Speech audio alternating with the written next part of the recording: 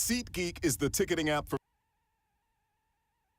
DK Oldies is back. Why? Because Joey is a man. No. And he's actually going to start following Brazio and staring at people to cure them. That's DK Oldies' next grift. Skip it up and that up. So the fever pitch of DK Oldies has subsided. I've moved on to live streaming pastures. Oh, by the way, May 1st. I can't believe I'm just announcing this now. I have no time management skills whatsoever. But May 1st, this Monday, we're going to be having a 12-hour stream celebrating Philip Rennell's 7th anniversary of when he accidentally helped himself on camera. We're going to have pulsating chicken sandwiches. We're going to be watching a whole bunch of Phil.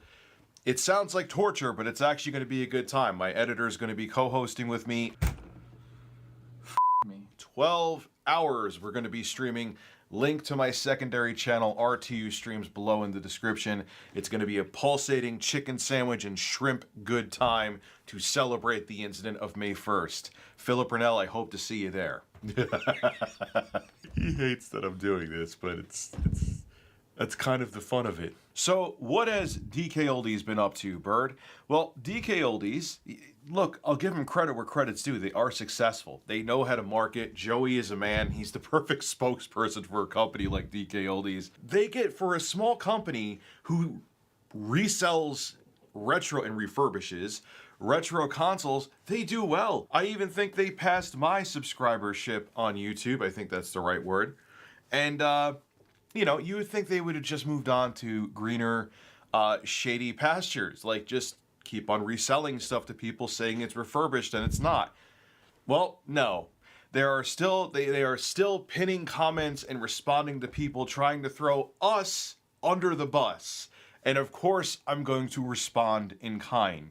Because I don't like when people say that I'm just doing something to slander somebody. I wouldn't have a YouTube channel if I did that. Anyway, here is the comment. So they have an unlisted video right now, which is very strange that they have it unlisted. It's kind of like they're trying to sweep this under the rug because it's not something that a professional company would do, is pin a comment like this called DK Oldies brings the PlayStation back to life.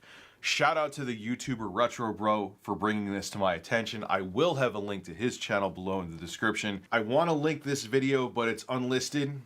And DK Oldies, I'm on their shit list, so they may say that I'm privacy infringing or privacy complaint, so I probably won't do that. But I assure you, I'm looking at the comment right now on their page.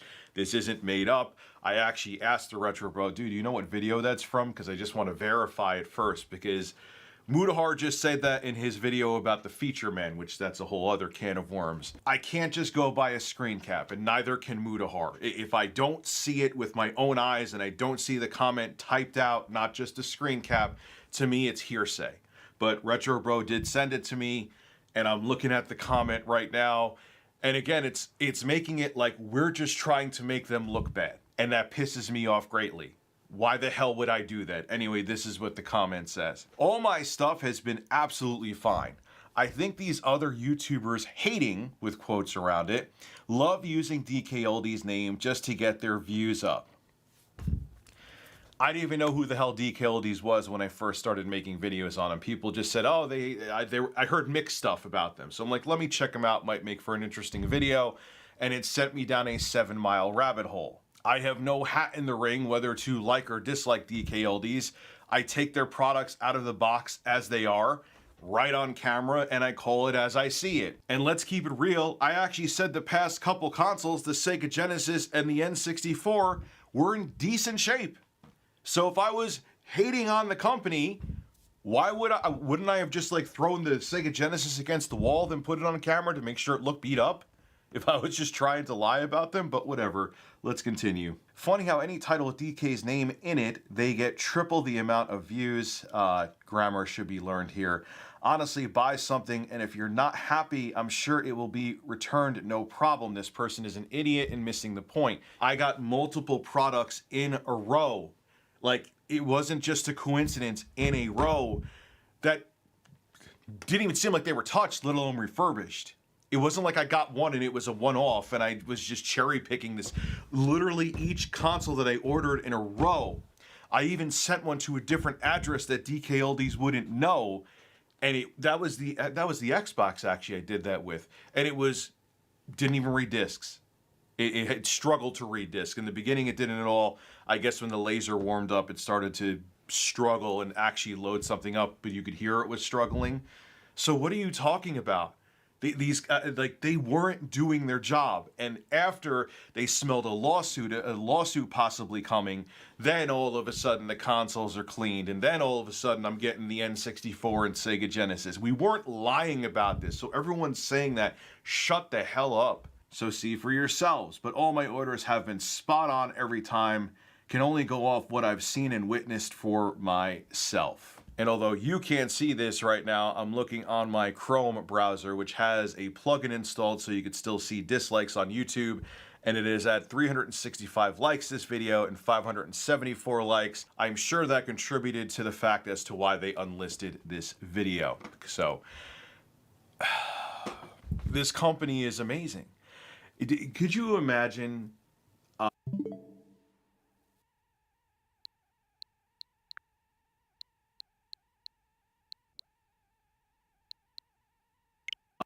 Sony coming out and pinning a comment like that, or Microsoft or Nintendo or Intellivision?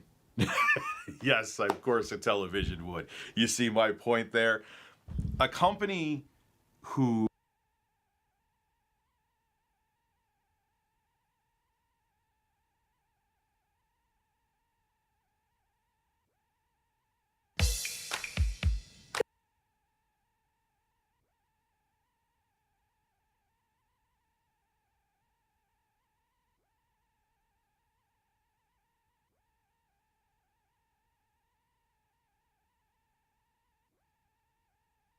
This video is brought to you by Manscaped.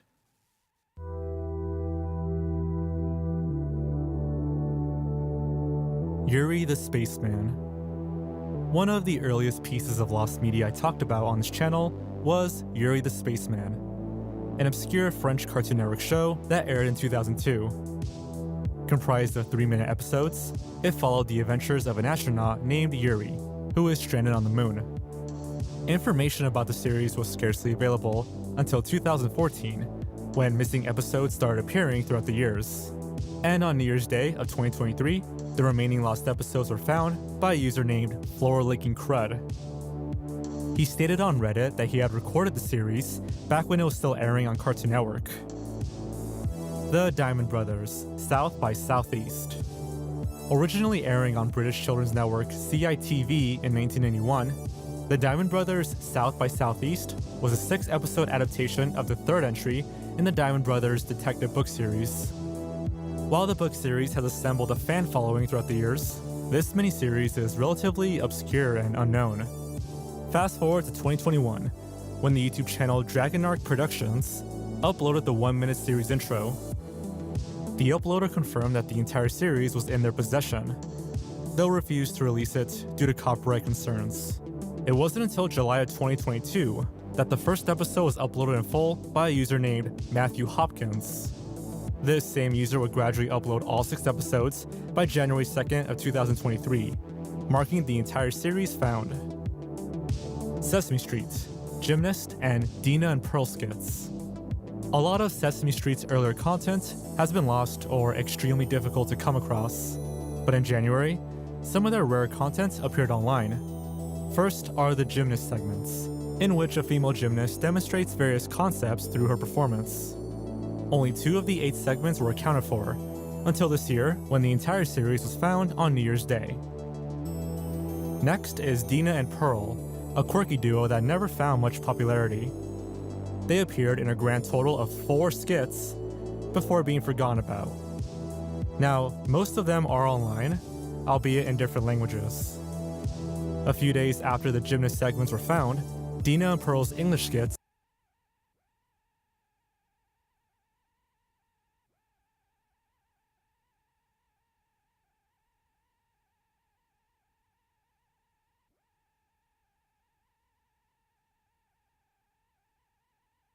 were also rediscovered. Landy NES. There is absolutely no shortage of modern game emulators around today. but among the very first to exist for the Nintendo Entertainment System was created back in 1996, known as Landy NES. It was created by a man named Alex Kravisky, known online as Landy. Despite only reaching the beta stage of development, Landy NES will later become the basis for the iNES emulator that pioneered the .NES file formats. After this, Landy became lost, as better emulators took its place. That is until 2023, when Twitter user WaluigiBSOD announced they had discovered Landy NES on Jason Scott's Discmaster website.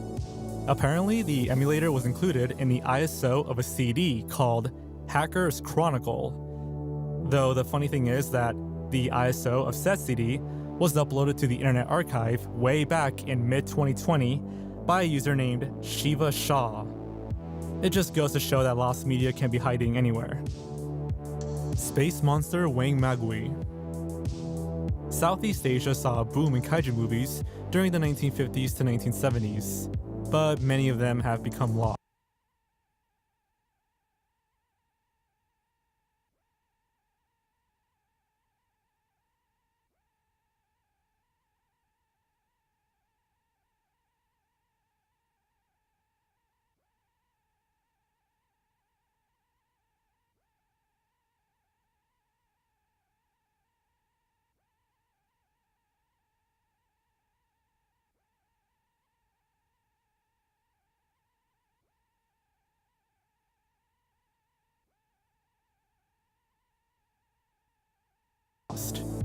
Space monster Wang Magui was among these films. Unlike other lost kaiju films of that era, it was well documented and preserved, being listed in 3 separate film archives and shown at film festivals on occasion. Despite that, this film never saw a home video release. While this movie was confirmed to still physically exist, it wasn't readily available to the public. The only footage online was a short 15-second clip, possibly recorded from a TV broadcast. SRS Cinema, a North American low-budget film distributor, announced that they had obtained the rights to Space Monster Wang Magui in June of 2022. Following this, the movie saw its first official Blu-ray release on January 13th. De Blob DS. Not to be confused with last year's A Boy and His Blob find, yet another unreleased DS game was recovered in January of this year. Also developed for the Nintendo Wii by THQ, this DS version was originally intended to release in tandem with the Wii game in 2008. While an abundance of articles mentioned the upcoming DS ports, no screenshots were even seen, and this De Blob DS was quietly cancelled. The little information given suggested this port may not have been far in development. On January 21st, a video by YouTuber Rebel Taxi unveiled footage of the De Blob DS that came from a debug build they received from an anonymous source. It's fairly short and only features 3 stages. The full ROM was made available by Rebel Taxi that same day. The Jenny Jones Show, Same-Sex Crushes. In 1995, daytime talk show The Jenny Jones Show taped an episode titled Same-Sex Crushes, in which a man named Scott Amador revealed his secret crush to his coworker, Jonathan Schmitz. A few days later, the two ended up going out for drinks, and it allegedly got sexual. Amador left Schmitz a suggestive note, but Schmitz didn't respond too favorably.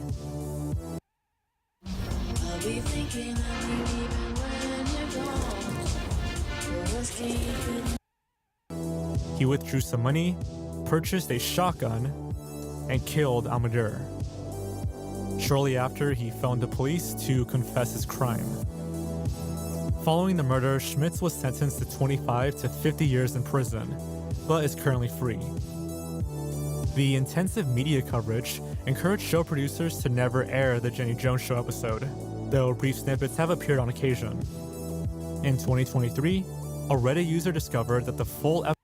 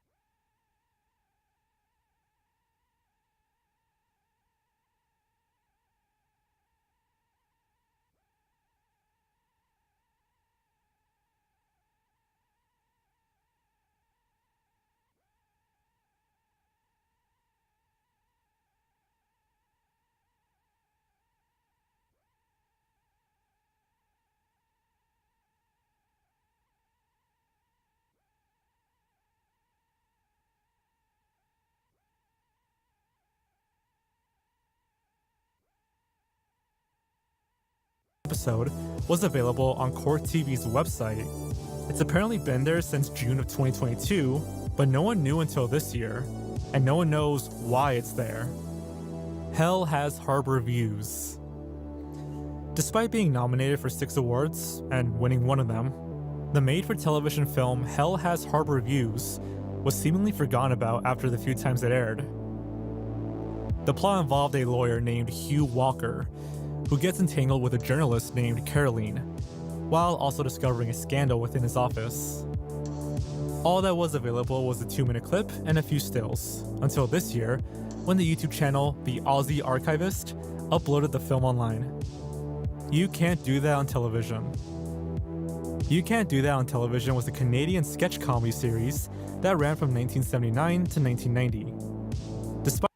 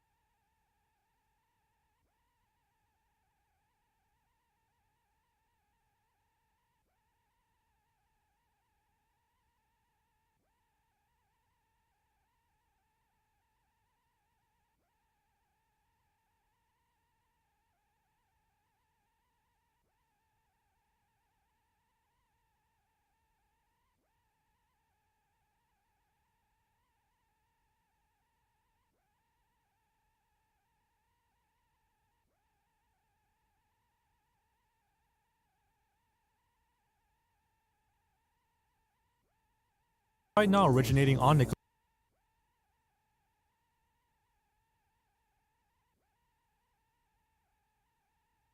Hey, random.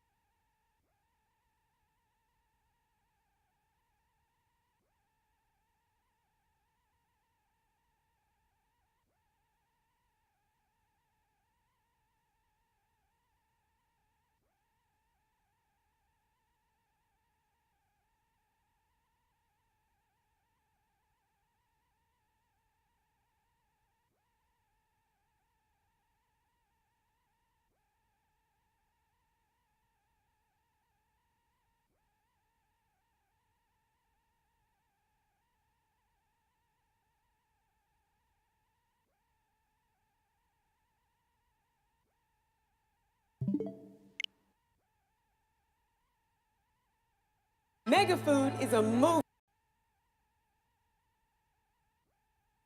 The pepperoni on Panera's new toasted baguette is sliced a little thicker to hold. Games every year.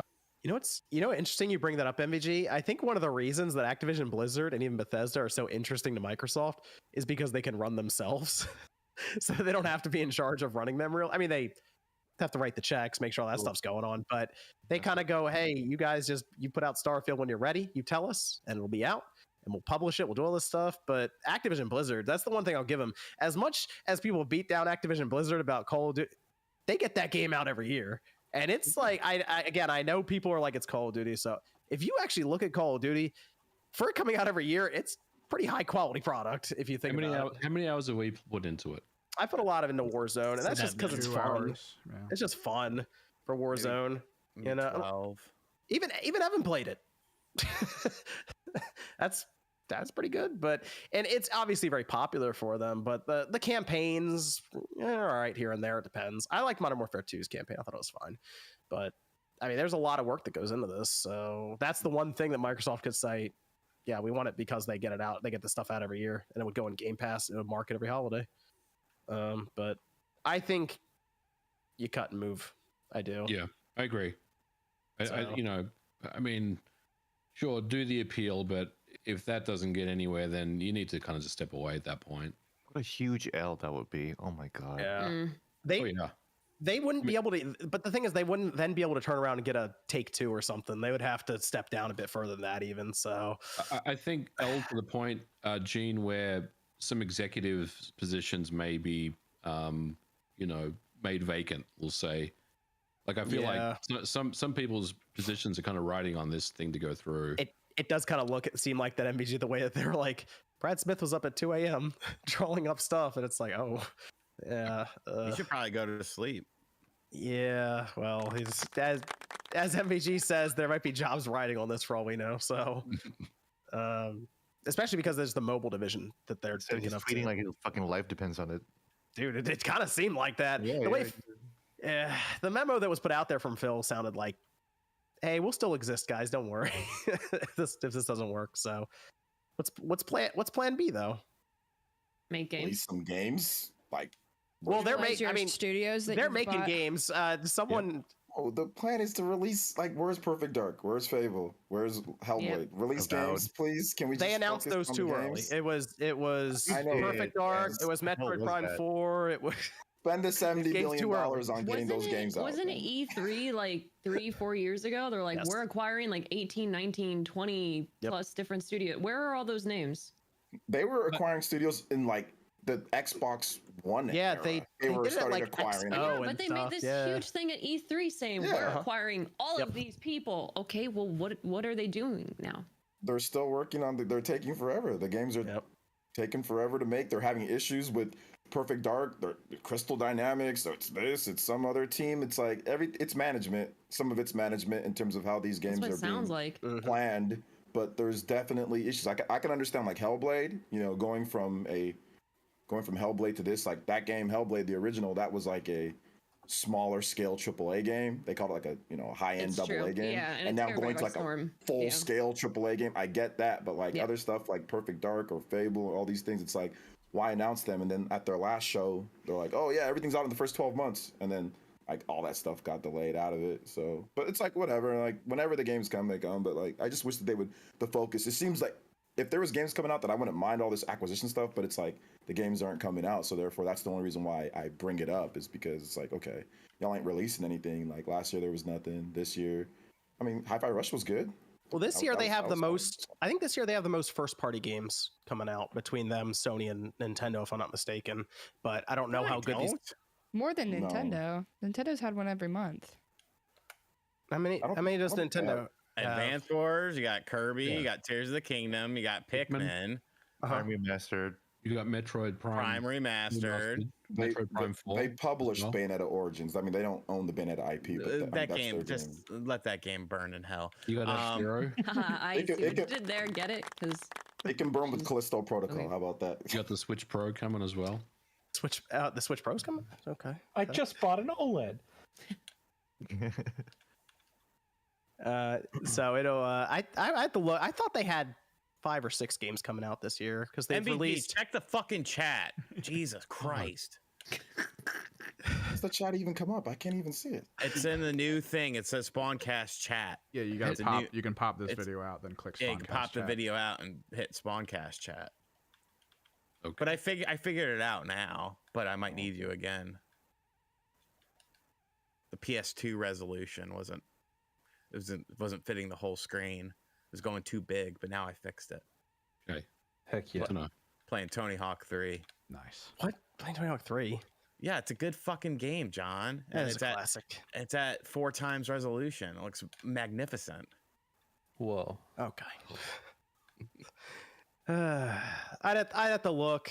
I think they have Hi-Fi Rush, Ghostwire Tokyo, Minecraft Legends, Redfall, Forza, Age of Empires 4, Starfield, and Age of Empires 2.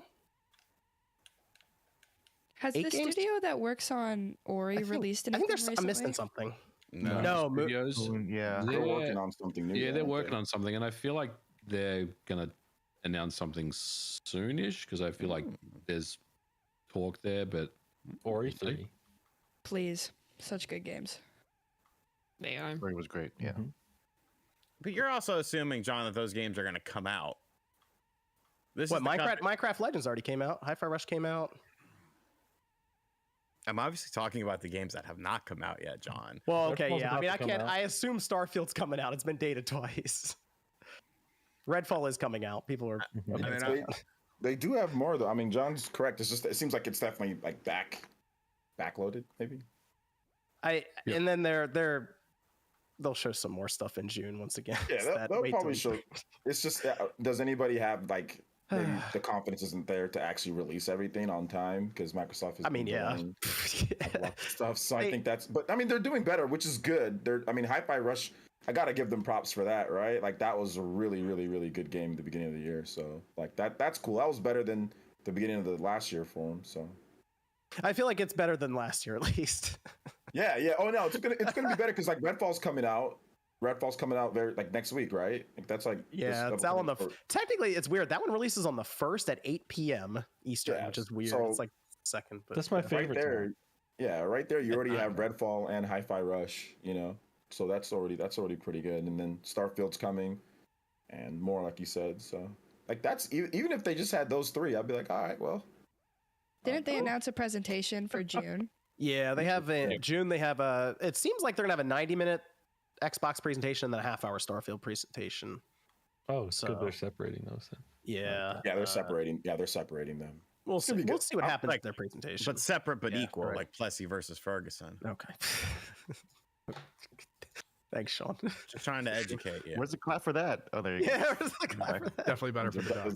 The duck. So I don't know if Microsoft leaves this, then tries to make another acquisition next year or something. They're But buying EA.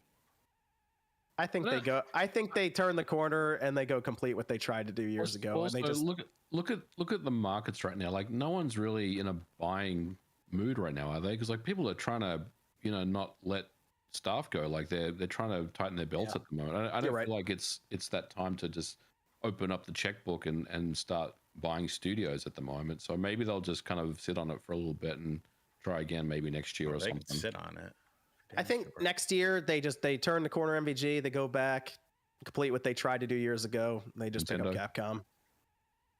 I just don't want them to You monopolize. just buy Capcom. Why would Capcom Get it done? I don't think Capcom's.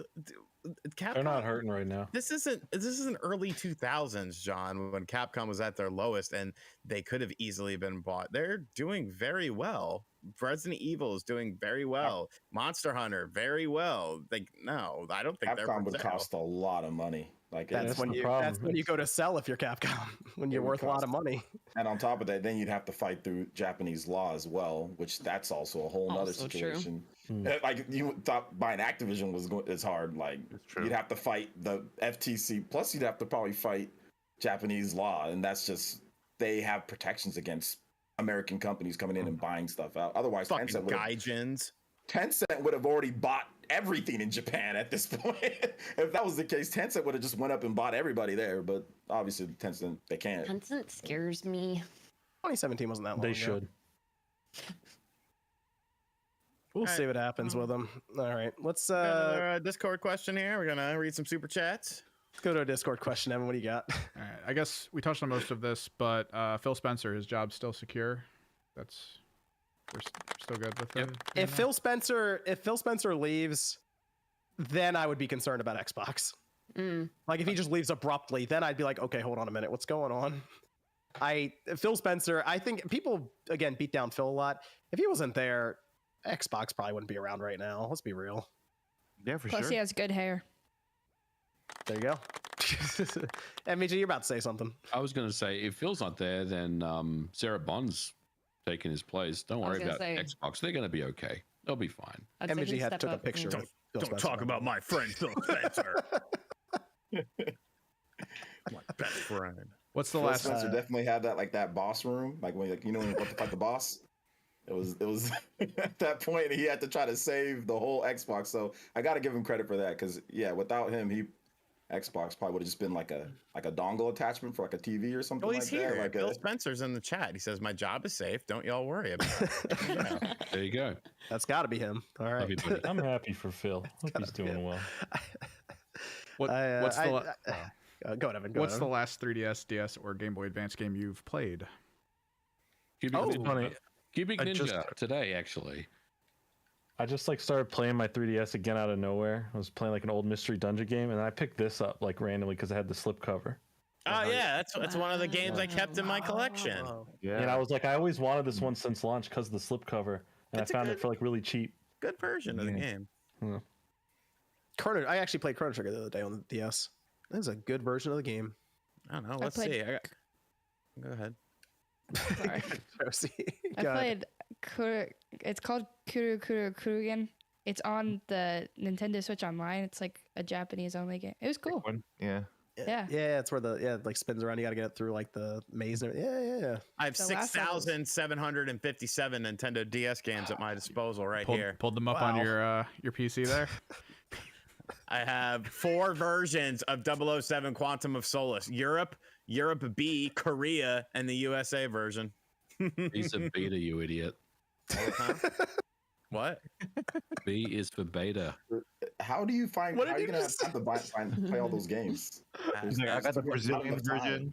You should play the Korean version for a video just to do When it. you have such a large collection of video games, it can't As be an very emulation overwhelming. guy, I'm trying to tell you that if you see the word B on the file name, it's a beta. Well, some of these aren't betas. They're alphas. I'll ask Mr. Sajano. I mean, she's like, okay. Sure. I'm trying to help you. You have another one, Evan?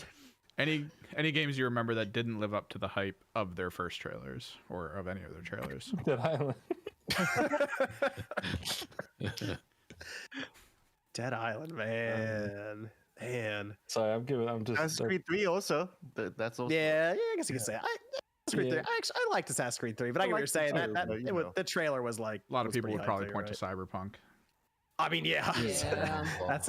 I'm gonna say low hanging fruit. I'll say. Well, I can't say that yet. I'll say Jedi Survivor. Interesting. Wow. Do you want Interesting. to go into that now? Jordan, you played it. I've been playing this game. You didn't right do the here. super chats? We're halfway through the show. You know what? I will do some super chats now. How about And that? I will Let's talk do a about the key, short Sean. version. All right, fine. It's Jedi Survivor coming up. Who played it, by the way? I Me and played it. Jordan. I Not yet. barely got into Gene it. played it. Okay, I watched a ton of people rage, people like it, people dislike. So I know all about the game at this point. I'm still waiting for my copy, John. But, I'll wait. Like I said, I'll wait. I'll watch other people play in the meantime. So it's all good.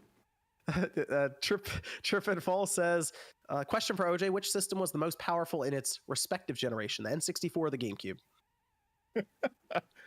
In its respective generation, most powerful.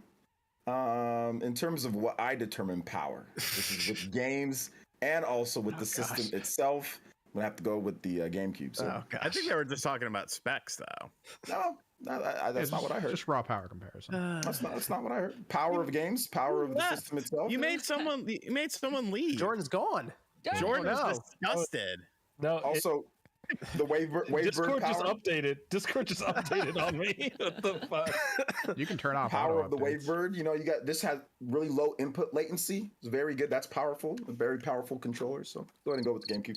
Yeah, no, I don't think that's how it works, sir. Leo says you don't know how to hold controllers at all. I Sean. do know how to So hold you have a controllers. problem holding controllers just in general. So I held controllers like a man.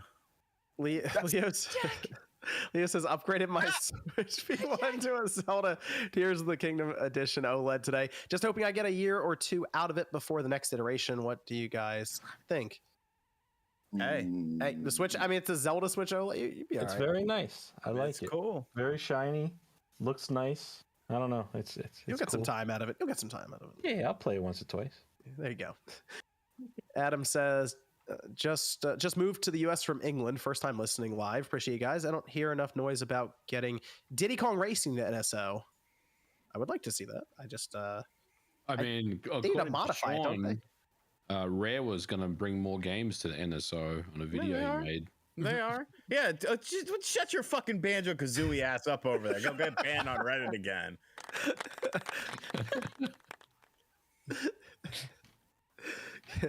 Cab says they verified Nate and banned MVG. Yeah, they did the right thing. That's what we call that. Yeah, but Nate's friends with the moderator or something. Inside politics going on over there. Yeah. So yes. Collusion. Kev says, watching from the comfort of my own home. Gaming says, Josie is being on the cast, kind of like hanging out with your dad and his friends, with your mom occasionally dropping in on the conversation. All right, man. I'm sorry that I'm young. My bad.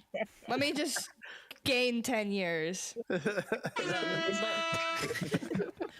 let you live it down, Josie. No, it's kind of true though. Like that's the funny. Bradley says when you buy a game on release, you are paying the most amount of money for the worst version of a game. Okay, Jordan. And we'll do it again. Let's talk about Jedi Survivor. First of all, I do want to point this out. Jordan bought it physically. I on did. The Xbox. I bought it physically. Did you? What kind of install was on that disc versus how much did you have to download? Yeah. It was like, it's like what, 20 something was on here, and then the rest was all. It was something like stupid small. It was all download. It was like 25 or 26 gigabytes, yeah. and you had to download 112 or something. Yeah, it was a very, very big install, and that begs a lot of questions for how the game. See, people were wondering how would they get Call of Duty on the Switch with that file size. They're gonna sell you a 70 megabyte cartridge. That's what they're gonna do. Mm-hmm. We're already getting used to it now. Yeah. So, how much you get to play of it, Jordan, so far? I've actually played a lot. I don't know how much you've been able to play with it. I don't know how to. The Xbox says I'm 4.5 hours in right now. Okay, I'm definitely further than that. Yes, I would assume so.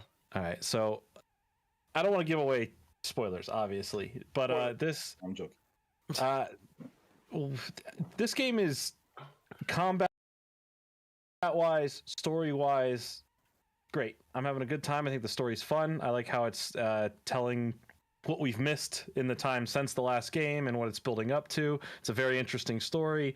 I like Cal as the main character still. I like his relationships to other people in this universe. The gameplay, it starts you off with a lot, and I don't even feel like I'm halfway through the game yet or close to it, but the amount of things you just get to do and unlock by the point that I'm at, it feels like overwhelming.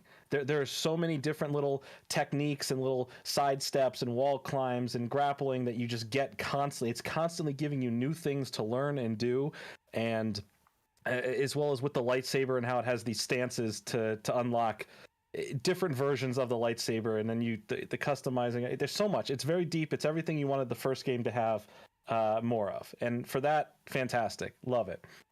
But the more you play the game, it feels like it's slowly like breaking itself in the background. Noticed this because I'm already noticing this 4 hours in, 4.5 hours in. And I will say, as far as game crashes, I always feel like every time there's like a stutter, I'm like, oh, it's gonna crash, and it's crashed one time, but that was more recently, so it was later into the game it crashed. Aside from that, there is a lot of audio glitches where the audio just cuts in and out randomly whenever it wants to, sound effects or the ambience or mid conversation.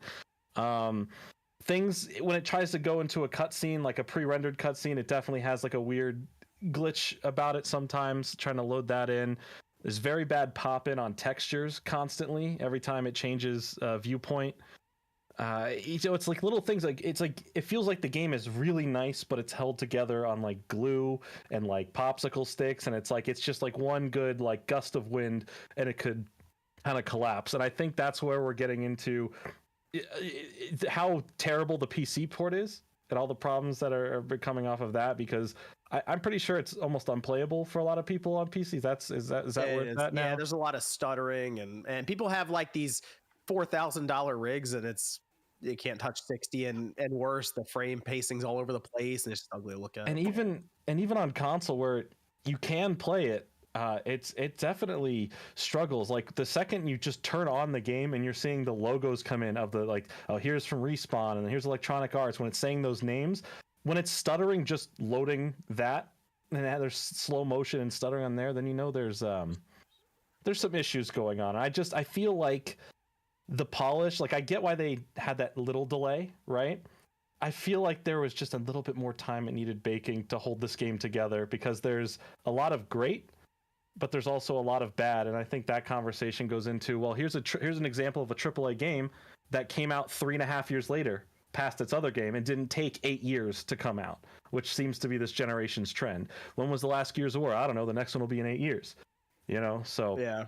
It's like, sure, they did it. They got this like game out in a timely manner, which is nice. I like having the next game, but at what cost? Is like, what are we sidestepping here? Where's the cookie cutter parts? Because this game it's definitely not optimized, put together as well as it can be, but it's a pretty game at some points. Give it that. It's a very beautiful looking game. Sean had a bit of a rant. I think, was it on Twitter? You had a rant, Sean, about this? Yeah, I really have a two-part situation. First and foremost, this generation sucks ass. The fact that there's games coming out for the PlayStation 5 and the Xbox Series X that are not at the bare fucking minimum 1080p 60 frames per second is a travesty. Fuck your 4K, fuck your 8K, fuck all this bullshit, fuck your performance mode, fuck your graphics mode. Make games that have baseline specs across the board, bare minimum specs across the board. But secondly, and not even, my question is, how did this game score better than its predecessor on Metacritic? This is a good question. If there's so many issues, and it's not just the PC version, it seems like console players are having it too. I watched Jermaine play the game, and he played it at midnight. He was very excited. He was a big fan of the first game, and he's playing it, and he's like, this doesn't feel, that's a next gen only game. Yeah. And he was like, it doesn't feel like a next gen only game. And it seems very strange. And I think my biggest problem is you have people, and I know this is no reflection on Gene, but you have people out there like Jason Schreier who are like, you're wrong if you're saying there's performance issues. It's the best thing in the world. Go fucking read my article where I talked about how it's amazing that they made this game in 3-year turnaround time. And it's like, well, no, like people are having genuine issues. Both people who have played it. What did you play it on, Jordan? What system? I'm playing it on the Xbox Series X. We're both playing on the Series X. Okay, so they're both playing on the Xbox Series X. They both had problems. So, yeah. I mean, how are you going to say that problems do not exist within this game? Something just seems, everything, I shouldn't say something, I should say a lot of things seem very off with this game, from the reviews to the performance issues to this, that, and the other. The problem is like the game itself, if you look at it gameplay wise, story wise, this so far is a very enjoyable experience, fixing a lot of the stuff or adding in a lot of stuff that the last game didn't have. I think it is definitely an improvement on the combat, the fighting, the handling, the flashiness. There's a lot of reused animations, but that's another thing for in this game, not just like, oh, they just copied and pasted from the last game. Just you keep seeing the same finishers over and over again. And it's like, all right, we can maybe do something different. Other than that, it feels great. It's a fun game to play as. It feels tightly controlled. There's even a few moments that really test to make sure you know how to use everything. And it's like, okay, there's a lot going on all at once. But it is held back because of the issues. And I feel that it's going to take a lot more than just a patch to fix these issues. Because it is playable. You know what gets me but about not on PC.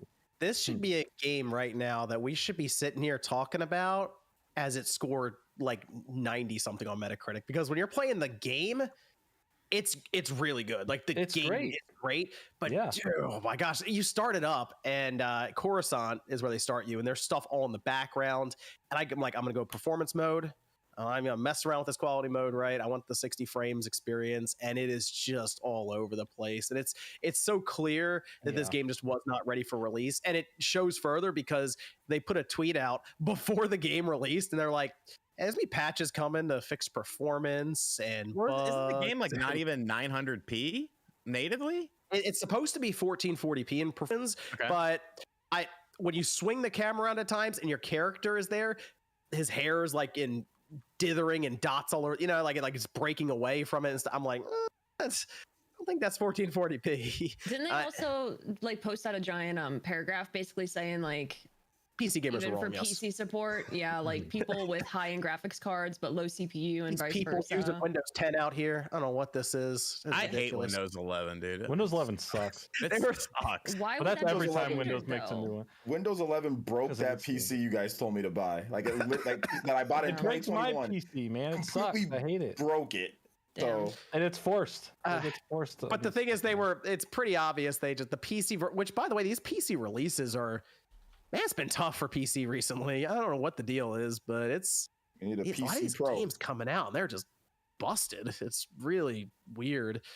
But the thing that gets me though, Jordan, is if this in a perfect world this ran as advertised, let's say 1440p 60 ish. Well, you expect at some point in the game a bunch of stuff's going to happen. It might drop from 60. Whatever. Okay. There's specifically one major fight that I witnessed where it was like definitely trying to catch up with it, and I feel that's where everyone's going to notice a very big hit, because there's literally you have to be perfect or you're going to mess up the whole thing. It's movement, man. jumping, running on walls, hitting stuff constantly for like a 5-minute stretch, and you cannot break or else you mess it up. Because it's a lot. I'm coming from Horizon Burning Shores, and that game performs really well. It looks awesome. I'm going into this, and it is night and day. And it gets me because, like, the first impression the game makes, they obviously heard people with Fallen Order, because the first thing you do is just hack up stormtroopers. You, like, cut their arms off. They're flying all over the place. You're like, oh, okay, the lightsaber is actually deadly in this game. And it's pretty vicious at times, which is great because back with, like, Force Unleashed, you basically had a baton. Like, you're just slapping people with it, This right? feels like there's weight behind it. It feels like there's power, and with how you can swap in and out the stances that you unlock for the different types of lightsaber things you can do. Don't want to spoil it. There's some really cool things that happen. Dude, the first thing that happens is and like it changes from like, okay, well now I have a regular lightsaber, but think if you were playing a different game and you went from a regular sword to like a giant sword like Cloud, and how that would handle versus the two-bladed lightsaber. Jordan, like there's how hype was that though in the beginning, where they're like, yeah, go ahead and turn that other side of the lightsaber on. You're like, what? Psh, no, both it is immediately. Like, and wow. how you unlock other stances sometimes, either instead of just finding things just naturally through gameplay, a moment happening, is really nice, and how things are unlocking and progressing. There's a bunch of Zelda-esque dungeons at one point. Okay, I was going to ask you that. If you went like earlier on, I went through a door and it's like, there's this Jedi temple. You don't have thing. to do this, but if you want to check it out, what do you mean? And I go through it. It's like a 15-second elevator, 10 seconds, something like that, right? And it's teleporting you basically to and it's a Zelda shrine. I'm like, this is for Breath, because you have to move these magnetic orbs around basically. I will say those challenges are a little repetitive and annoying, but they're very easy to do. They don't take more than 5 to 10 minutes at max for how complicated they've been, at least thus far. Okay. I do want to say the beginning of the game, that whole opening sequence, for someone who has been heavily invested in the story of Star Wars 1313, this is the closest we're ever going to get to that game ever being represented. Now, while it's not exactly the same as the gameplay that got shown off for that game years ago, there's a lot of little instances that are very similar, and I felt that was like a nice nod to like, okay, we can kind of build that into the story for a moment here at the opening. And just seeing, Coruscant in this much detail and learning more lore about it, it's a very good opening. It's a very strong opening, and it leaves a bunch of mystery to like, who are these people, what's going on, where are we at in the story. I believe it's 5 years. It's 5 years since the last game story wise, and you start learning quite a bit. And I would say again, the story is fairly interesting, and they don't waste a moment getting you right into some pretty big battles and getting really used to the. It's just lightsaber frustrating again. because I should just be telling people to buy this game, even if not Star Wars fans, because it's just a fun game. But I can't recommend it to anyone. I can't tell them to buy it. So It's got a great Metacritic score. it's just it's so messed up right now to where I'm just trucking through it because I liked Fallen Order. I like Star Wars. I'll live with it for now. But I bet you in 6 months, if they do fix it, that's when it's a good recommendation, because then it'll probably be even cheaper. But the other thing, Jordan, real quick, and then I want to see what Gene, if you said you've played some of it, Gene, just to see some of your thoughts. The platforming is better. The wall running and like this Mega Man X climbing mechanic where you're basically just kipping off the wall over and over again. There's you know what I'm getting vibes of, Jordan? Vibes of Prince of Persia. Yeah, no, there's specifically certain things in this game that will remind you of Prince of Persia, and the more that you're unlocking, the more you're getting. It feels like it's taking all these little things from other games that are known for them and just putting it all into what your character can do and unlock. And there's even times where it's not as, right in front of you, okay, you got to jump to that ledge and run over there and do this. It's like, hey, figure it out. How do I get over here and over here? Okay, if I combine these powers, I can get to over. It starts making it feel like I'm figuring it out rather than saying, oh, there's a yellow ledge over there. I guess I can grab that ledge and climb to that yellow ledge. There is a lot of that, but I think as the game's gone on, it's cut back on a lot of those. And I'm just like, wait, hold on, what am I looking for? And then I'll notice something in the distance. I'm like, I'm supposed to get there. And then you're like, oh, I can. And it's been a lot of fun exploring it. So, Gene, what are your early thoughts on it? Yeah, I already got past Coruscant and just a little bit past that. It did feel like even the animation blending just feels like a little janky. And I actually played in quality mode. I'm one of those weirdos who actually played in quality mode, and it was like okay, but like you can definitely tell like the dithering and everything like that.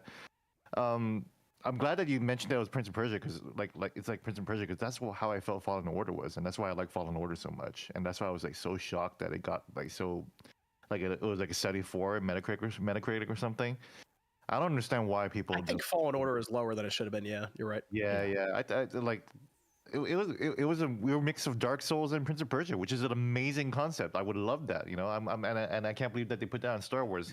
Frankly, I'm actually pretty tired of Star Wars, and I think the fact that I didn't just power through Fallen Survivor is a testament to how much I don't want to see any more Star Wars. I think it's just releasing after like Mandalorian. I feel like it is a lot of stars when you go from okay, I just watched Mandalorian and now there's a Star Wars game, and I feel like after I'm done with the Star Wars game, another Star Wars show is going to come out or something. It does feel like there's been a lot. Mandalorian game coming too recently. Thanks, Disney. I wouldn't be surprised. It's a 79 on Fallen Order for Metacritic. Yeah, that feels like something I would expect in the 80s, but nah. I would feel like an 83, 84 on that. Yeah. Well, lucky for yeah, them. Well, for them, Breath of the Wild will come out, so people will forget about this game, get distracted, and then when they finish Breath of the Wild, Tears of the Kingdom, Breath of the Wild 2. I still call it Breath of the Wild 2. Am I the only one? Anyway, I call it Breath of the Wild 3. Then they'll come. Okay. Wait, Click, you gonna play Jedi Survivor? I haven't played Survivor yet, no, but also I play on PC. So okay, why would I mess with it on PC right now? Yeah, exactly. It did get an 81 Fallen Order on the Xbox with 33 reviews. So it is. I mean, it was right around the 80s for Fallen Order. That's what I played on. I played on the Xbox. That's why I got this one on the Xbox. But if I knew Jordan, I played it on PS5 for me. Okay, yeah. If I knew Jordan was getting on the Xbox, I would have just got on the PS5, just get a different experience for it. But I played the last one on the Xbox, so I figured. Yeah, I was going the same way. Apparently the what's it called, the DualSense stuff in that game is really good, so I'm surprised you didn't get it on I thought about it, but because I already been playing Fallen Order so much on the Xbox, I was already kind of used to the layout for the controller, the asymmetric sticks, but I mean, I honestly got Fallen Order on the PS5 as well, so I might Jedi Survivor down the road when it gets heavily discounted because people dislike it so much, then I'll pick it up again on there. But the only thing I can take away from this is I don't know. Hopefully, people just become more aware of how busted some of these games are when they come out, and it's a great game that is held back because of technical problems not being fully addressed. The problem is you can't trust reviews anymore. It seems. I think reviewers, from the reviews that I read, some people did note that there was some issues, but they still have fun with the story. They still felt the upgrading was good, because you guys are all saying really good things about the game. It's just there's some stuttering and stuff. So that's what it seems like from the reviews that I read. It seemed like most people mentioned the performance issues, but still said the game was fun. So it's interesting because this is like an inverse of what happened in Cyberpunk. Because someone said, "Oh, this is Cyberpunk all over again," but remember, the Cyberpunk PC version actually was pretty good, and that was the version that they released for review, and that's why a lot of the reviews didn't really mention all of the cross-gen like hullabaloo, because we just didn't see that at all. Yeah, we played the PC version, and I played it on 2070, and it was fine, for the most part. This game, if it had come out better in terms of its performance and all, I honestly think this might have been like a Game of the Year contender, but. Early on, I would say it could have had a chance. I still think it's still gonna get nominated. What do you mean? I think it could be up there for action game or something, but Jeff's gonna put that in the noms. Fallen Order get nominated. Struggled to get any kind of nominee when it came out. I really have to see what else comes out this year. There's still some big hitters, No, But didn't Fallen Order come out like really late? It was like it was a November 15th game, like something like that. It was like after the cutoff.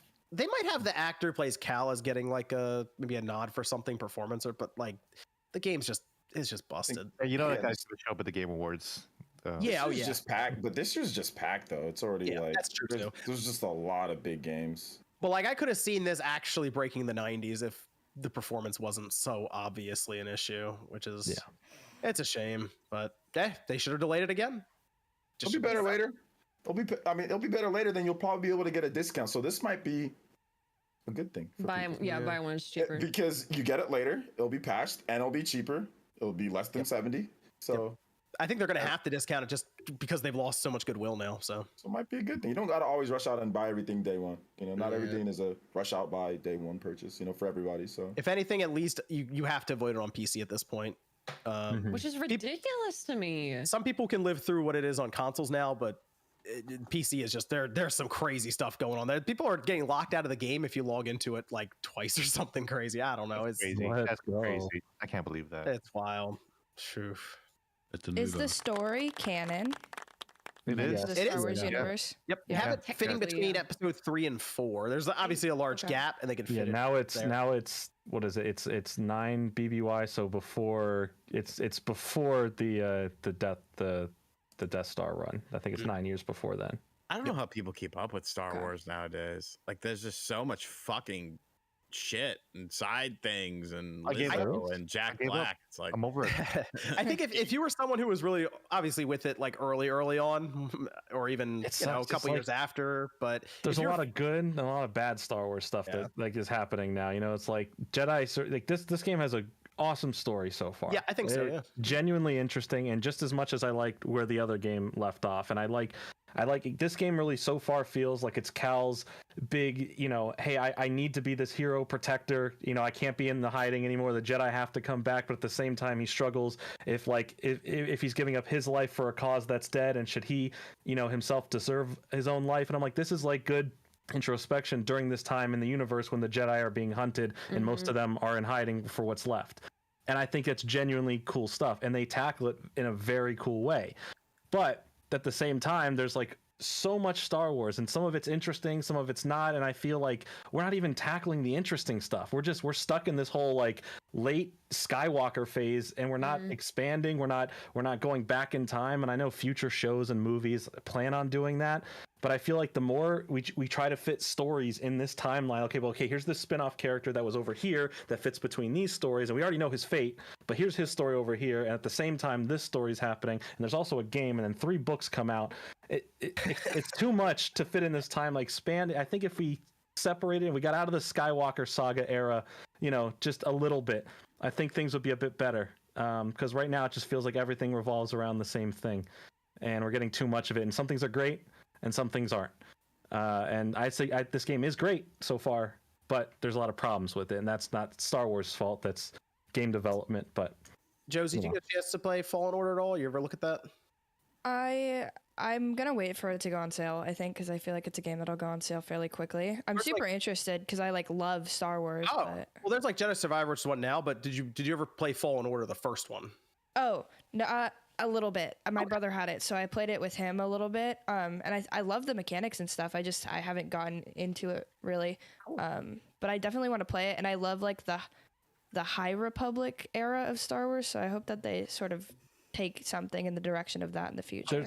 There's a lot of, if you like that stuff, there's a lot of cool stuff in Survivor. Okay. There's a lot of cool references and tying back into there. So I would say that's why I like the story, because we start talking about some stuff from then, and I hope we actually get some movies or some shows about then soon, because I'm tired of where we're at now in the universe. I would recommend Fallen Order though, Josie, if you kind of check that out a little bit. It is even in EA Play through Game Pass as well. Okay. So, Definitely do Fallen Order first. Like the story is really good, and like you kind of need to finish it before you get to this. and it works now. It's good. Yeah, it runs really well. Yep, they have a patch I think for the Series consoles now. If you have like a Series S, I think it even runs at 60. So Oh, perfect. Okay, Yeah, I'll check I it remember. Yeah, I remember when John bought me that game. He bought me Fallen Order, and I played it, and it was good. 'Cause John bought it for me. I'm just saying. I remember when you bought it for me, man. I appreciate that. Hey, Jedi Survivor, you might be picking that up for you in like 6 months when it's $10. There you go. Black Friday deal. Honestly, that actually might be one that's gonna be on sale around that holiday time period. Yeah. But Evan, we have Discord question over there. Let's go with the announcement of Inspector Gadget going everywhere except for Xbox. Do you think it was Gosh. marketing decision or a Sony anti-Xbox deal? I'm sure Sony had that up on the whiteboard, but the dart through it. Had to They're like, have we it. got to keep this off Xbox. Can't let Gadget. I'll get you next time, Gadget. Next time. Sean was actually hyped for that game. I think it looks cool. I like the art Yeah, style. yeah. Reminds me of the style's cartoon. great. Mike Yeah, was those old dudes who grew up with Inspector Gadget are super hype about it. Yeah. I'm not hyped. That game looks like shit, but I mean, it's Inspector Gadget, so I mean, it's cool. What's wrong? You've seen 4 screenshots, and it's all representative of the art style of a cartoon. It doesn't. It's a licensed Inspector Gadget game, bro. Nobody gives a shit about Inspector Gadget anymore. They don't care about it. It's not going to be a great game. You guys know it's not. It's just you guys like the show, which I like the show well as well. Nobody's saying it's going to be a great game. It's just it's going to be, first off, it's going to be a budget title because it's a microids game. So I mean, we're not expecting something fantastic here. It's just a nice little complimentary game. How do you think? How much money do you think Sony paid to keep it off Xbox though? They're probably 20 billion. Millions. $10. $69 billion. I High think five. publisher decision. So that's what I'll say about that. You have another Discord question, Evan? In related news to how Mega Man Battle Network Legacy Collection sold 1 million within a few weeks, while Mega Man 11 sold 1 million after 4 years, any theories on why RPGs are the most favored genre in Japan, like how shooters are favored in the West? Battle Network's just goated. Sorry. I think there's a lot of value in Battle Network anyway for people who looked at it, because there's a lot of playtime there. I mean, X is great because it's an older platform and all of that platformer, but Battle Network is it's pretty popular series. Battle Network wasn't re-released though. Mega Man games have been re-released a million times. Right. Battle Network was never re-released. It's something fresh. They added online play. It's just better than if you're looking at it like pound for pound. It's just better in terms of what they did with this. So that's why it's just people rushed out and bought it. Yeah, it's time to drop the Mega Man Legends Legacy Collection. All right. So here's how they do it: Legends 1, Legends 2, Misadventures of Tron Bonne, and the Mega Man Legends 3 demo that they pulled. Your Capcom's not going to do that, but you know that'd be probably not going to do that. Yeah, Get Phil Spencer on the phone. We're going to buy Capcom, and then we're going to put out Legacy Mega Man Legends Collection. That's how we're going to do it. First release. There's an engine that will run all those games. Is there? Unreal. It's Unreal Engine. Yeah, Unreal Engine, exactly. Yeah, with data and shader compilation. Right. Hell yeah. Have fun with that. Legends with Lumen. Better than the alternative. That's all I can say. I think that's I don't know where else they go with their collections, but that would be kind of cool just to do Mega Man Legends. Those games are still really expensive. Or hey, who knows? Just a new Battle Network game. There you go. I mean, I like that whole era of Mega Man. So, which is Mega Man 12 for fuck's sake. Mega Man 12. There it is. No. X9. X9. No. X9. Hell yeah. It's okay. A new Battle Network AA Mega 7. Man Legends, Mega Man Battle Network would be super cool. Like I think that would be really good. And I think it would do extremely well. Yeah, I think Battle so. Network 7. Mega Man Legends would be amazing too.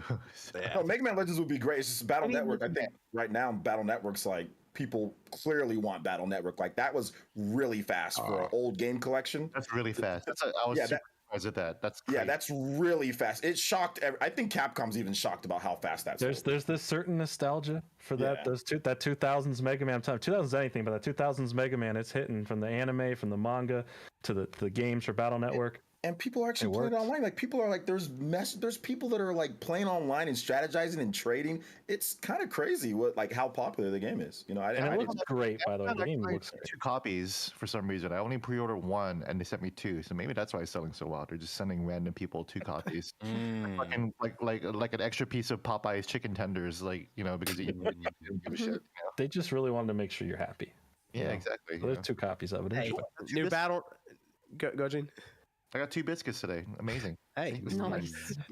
New Battle Network game and RE Engine. Let's do it. Oh my god. You're kind of crazy. A little overkill right there. No, they did an RE Engine. Monster Hunter Rise. Ghosts and Goblins. Yeah, also like if they made it look like what was it, Monster Hunter Stories 2, like that style with Mega Man Battle Legends, Mega Man, oh my god, Battle Network, yeah. Phoenix right into RE Engine. That would be Phoenix right. Yeah. Go for hyper realism too. Don't just go back. Let's do it. Realistic, Let's go over to the PlayStation 5 sales. We got some information from Sony to close out the week for the PS5, which sold a ridiculous 6.3 million, or shipped a ridiculous 6.3 million PlayStation 5 consoles. This would have covered their last quarter for the fiscal year, but for the calendar year, January, February, March, 6.3 means that it outsold the next best system in that time period of a calendar year, which would have been the PlayStation 2, I think in 2005. And now it brings the PS5 up to 38.4 million, which means less than 2 million behind the PS4 when you launch align them. And they're looking now to sell another 25 million consoles this fiscal year, which would be the most that PlayStation has ever done in its history. And selling at $400 and $500 for these systems at that.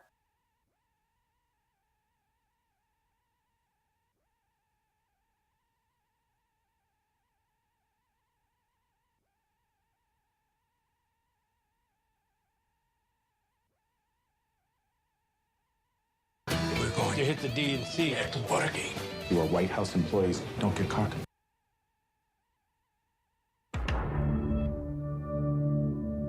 And the amount I was earning began increasing to about $10 to $20 a day. Then all of a sudden, out of nowhere, one of my videos got magically blessed by the almighty YouTube algorithm, and in a single day, I made $171 in ad revenue. So of course, I continued, and during my first full year of posting videos in 2017, I earned— What's hilarious is the guy was obviously already rich. Look where he lives, right? He lives in this mansion-like house.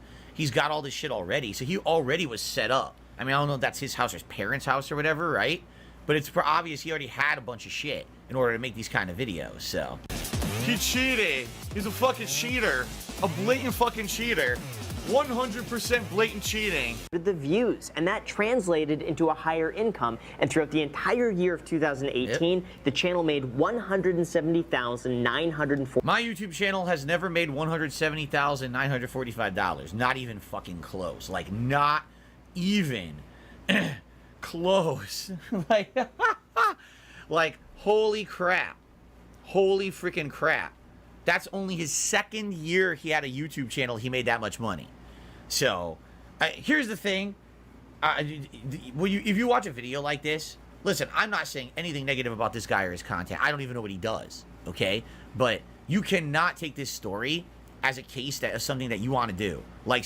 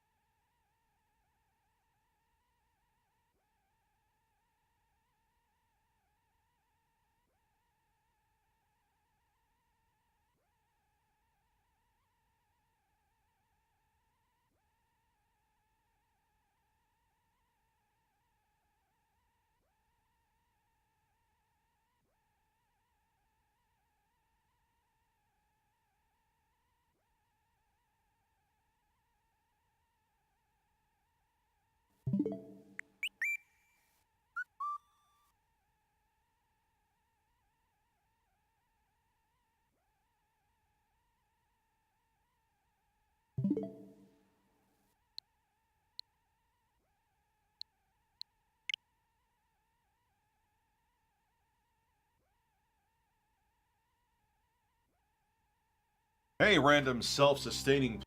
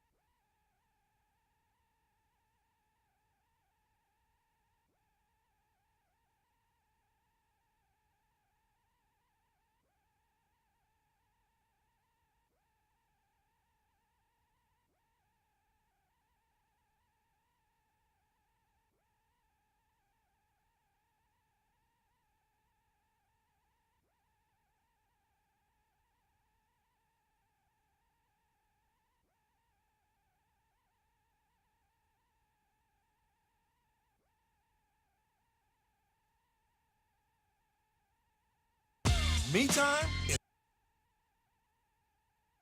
Welcome back to the channel, everyone. We have a very special video for you today. A lot of pranks, a lot of fun times with the boys. It's amazing. We also dropped some new merch, selling like crazy, you know, a nice new Frick Vape pattern. You guys are loving it. I asked if you guys wanted it, so of course I delivered. It is now live on BalenLevine.com. Enjoy it and enjoy the video because it's a great one. Luigi's right now. Luigi's coming through. Do not have my consent. Oh, there we go. Dude, all right. Oh, where's Mario and Luigi? Oh boy, am I excited to see this movie. Dude, I can't wait, man. Oh!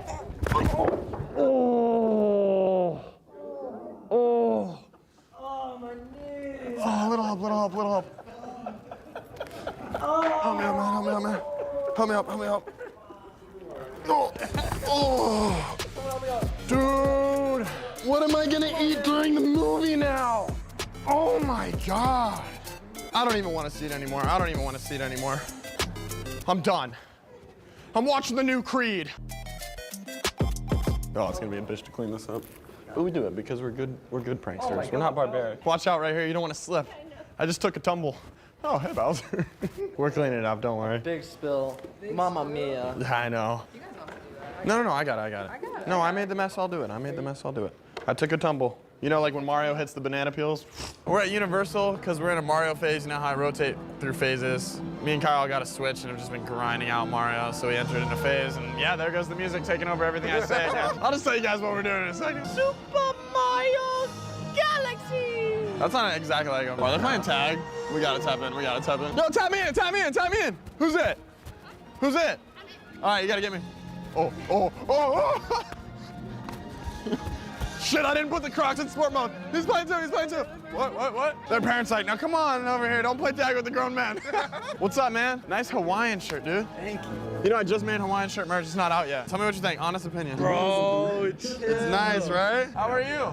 I'm doing good. Could I get a 1, 2, 3, 4 tickets? We're trying to go to Mario World. God. I don't know what we need for that. So for 4 of the general admission, your total is $616. Okay, thank you. $600. We better meet Mario himself. Thank you so much. Universal Studios! Is there a Shrek ride here? Not anymore. They took it off. Yeah, Who the hell's idea was that? I don't know who got rid of the Shrek ride. Fucking dumbasses. Shrek 40 is the greatest ride of all time. It's so funny because I would make my parents do it when I was a kid and they were like, dude, this is the worst, shittiest ride ever. The 4D is like blowing mist in your face. Yeah, I know. It was so fun. Thank you. It is fun. It is a good I remember everyone's like, it's not even a ride. All you do is sit there. It's the greatest ride of all time. That's Baron right now up there. Anyways, as I was saying, is we're in a Mario phase. We're playing Mario Kart every night. And then we just saw the Mario movie. I'm chilling in Georgia and I'm like, we gotta go. Where'd Baron go?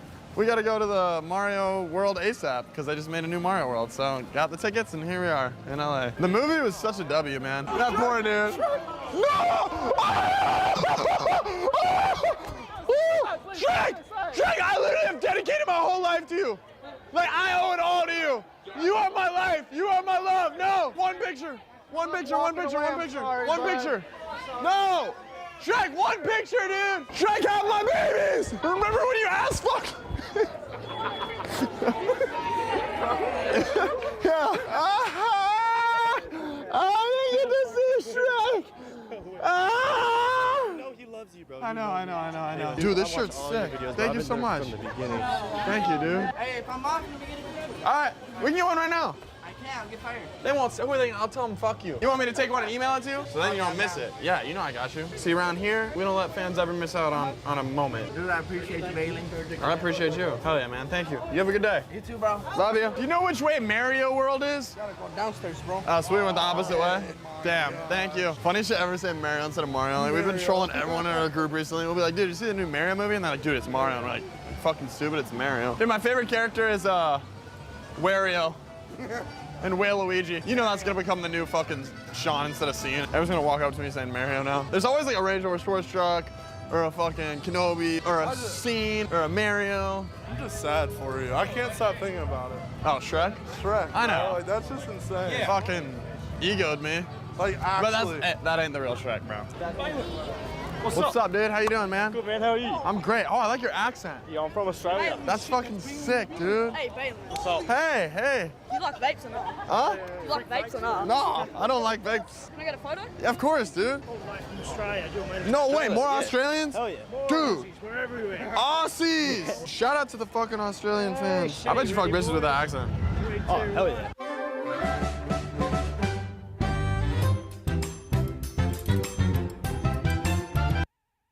The Jim Dean Simple Scrambles Breakfast Cup. Eggs, sausage, bacon, and cheese, all included in one simple cup.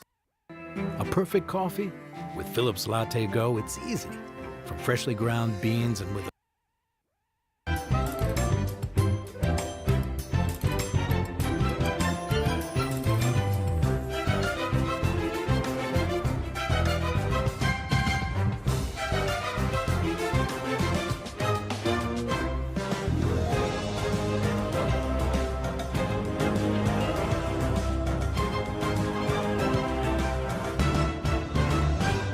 How is Mario music so peaceful? You know Yachty sampled a Mario song from 64. So good. Run my circle!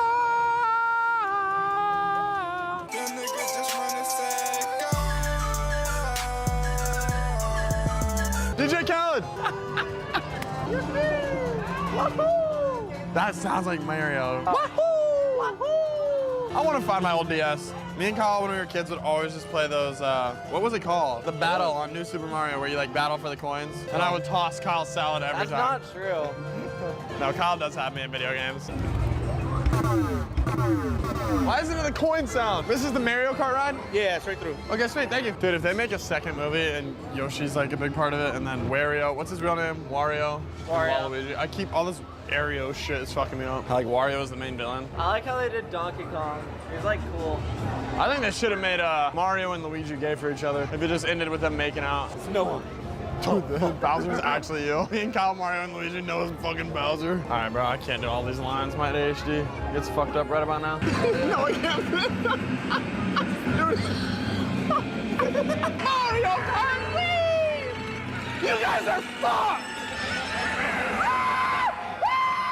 You guys are done for, man!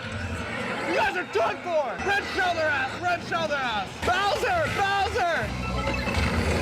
Rainbow Road! Rainbow Road! Shout out to the LGBTQ community!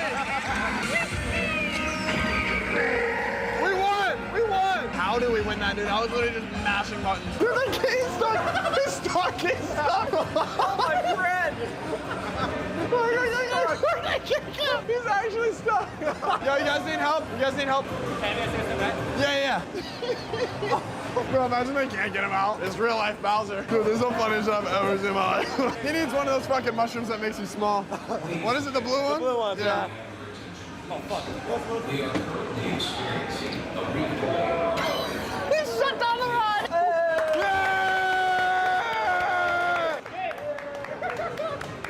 You think that I could keep it as a souvenir?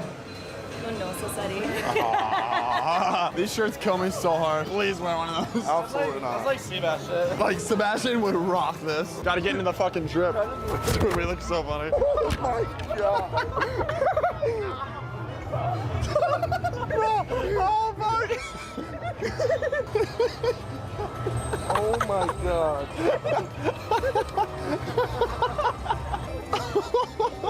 That is insane. Mario! Mario!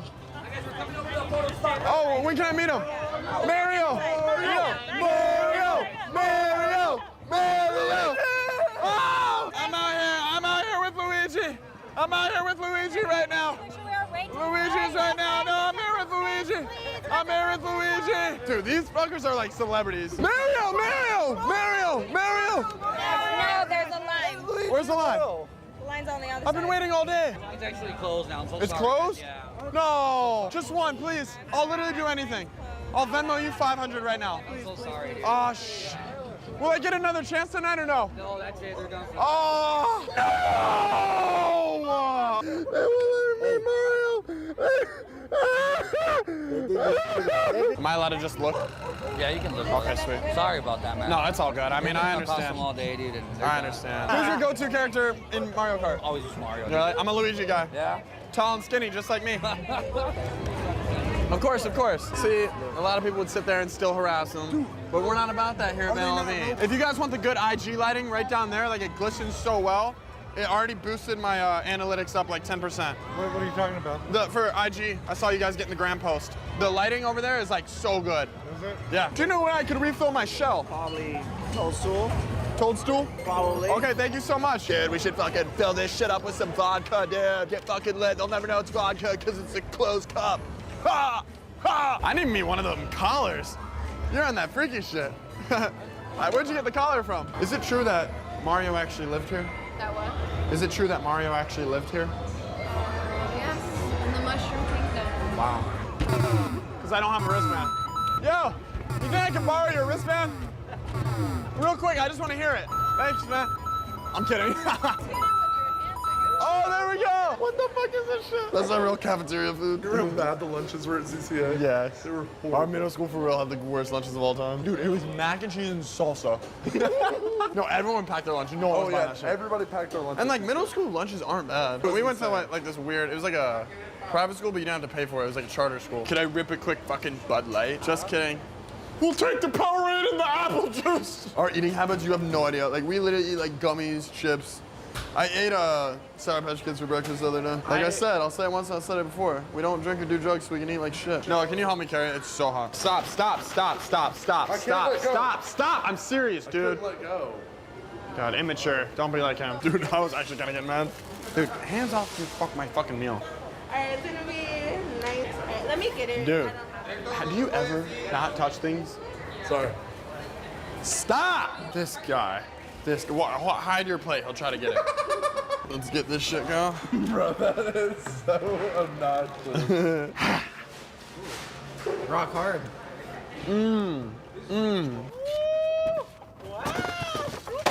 Oh shit. We're at UCLA, we're about to do a Mario lecture prank. You know how we did it with Spider-Man and Cobra Kai? We gotta do it every movie. So we literally got a Mario Kart, we're gonna ride in there. There's no way we have all the right shit. Yeah, so if you wanna go ahead and put this on.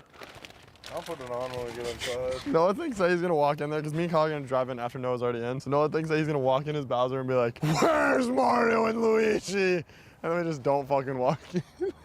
No, we definitely If y'all do that, I swear to God, I'm not doing another clip. No, we're not gonna do that. I just want to let you know. Yeah, right. Oh, fuck. I know I'm gonna walk in that bitch, make a scene, and then y'all are just gonna dip. And I'm gonna be standing in there alone. All right, let's see what you look like in it. I'm not putting it on. Dude, why? No, we gotta see how it looks. We gotta see if you fit in it. How fucking hard would you laugh there behind the camera if he says, where's Mario and Luigi, and then it's silent, and then we don't come in?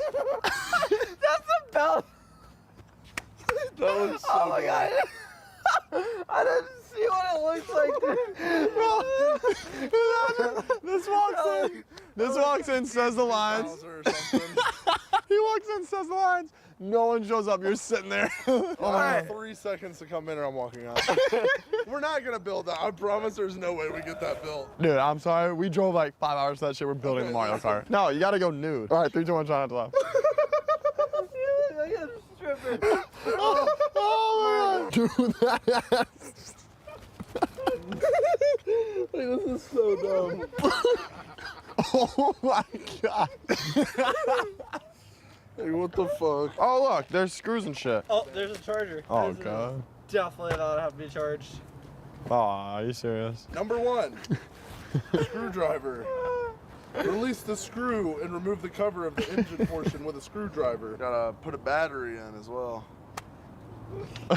Oh, and we need a wrench. Nice. Oh, would you look at that? We need somewhere to plug it in and charge it. Oh, yeah, how are we so dumb? Would you look at that? Takes up to 8 hours to fully charge. All right, looks like we will see you guys. You need 2 AAA batteries. We are the world's worst planners, so we're gonna go home, build this thing, and we'll see you guys tomorrow. On Monday. We're gonna get the screwdrivers to build the car. Get groovy, get groovy, Yeah. get jiggy with it, get groovy, get groovy. Oh! Woo! Dude, this is like futuristic. Yo, Noah, I know you're probably gonna need these. No. You know that one clip? I don't remember. This clip right here, bro.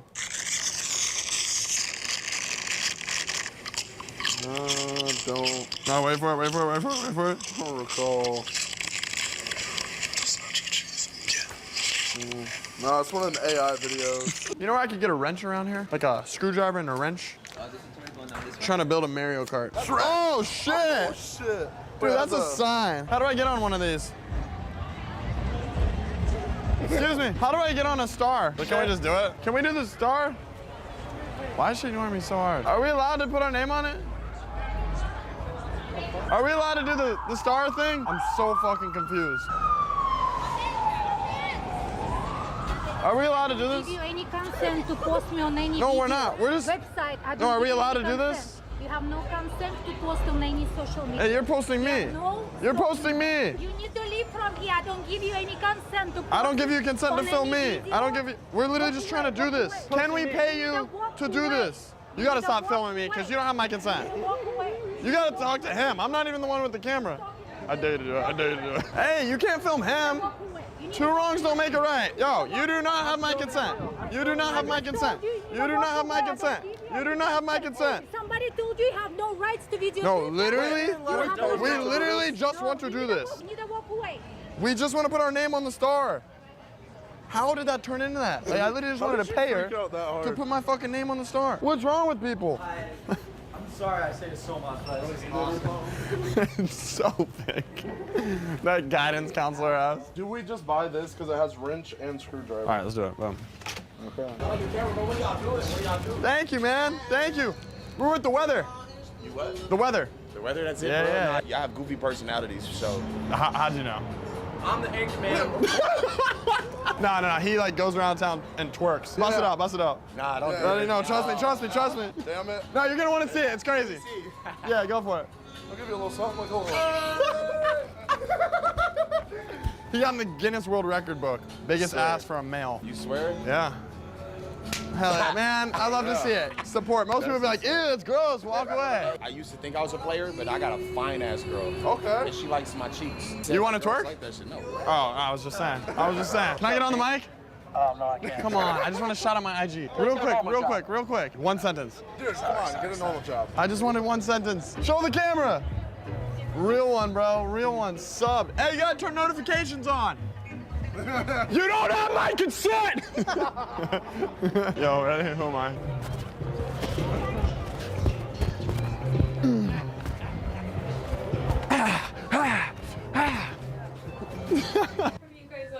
This is our trip to LA. We're making a video about it. Oh, really? Yeah. You guys want to say anything to it? We're out here. Just made some new friends. Nice to meet you. See you guys. Hurry. We've been playing this game lately. You know, in Wimpy Kid where Roderick drinks the milk and like you try not to laugh. We've been doing this game and it's so fucking funny. All right, ready? Fill up. We gotta do it to the brim.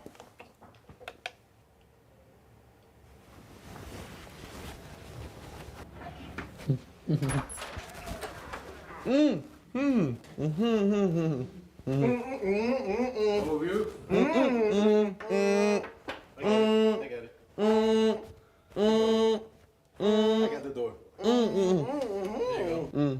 Just ready? Thank you. I got 3 picks, so that'll make y'all laugh. All over my bed again. That's impossible. That's impossible. Every single picture we show, we can't even show the fans. You know those inside jokes that like you just can't put out there? Dude, all right. Stop. On the I'm not even trying to. All right, there needs to be like a reward. Who's yours to build it? Bro, stop with the fucking bed. Bro, I can't hold my laugh. This is the hardest game of all time. Spit it on the fucking I will. floor. All right, sorry. Stop spitting on the fucking bed. All right. I think the phone's cheap. Just you, in the flesh. Any water in, dude? Dude, my bed's literally fucked. No, it's not. Feel how wet that is. No, it's fine. All right, last one. Final boss round. Where's Mario and Luigi?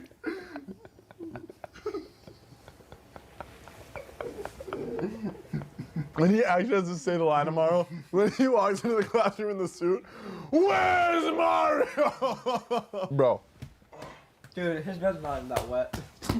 We bought the cart though.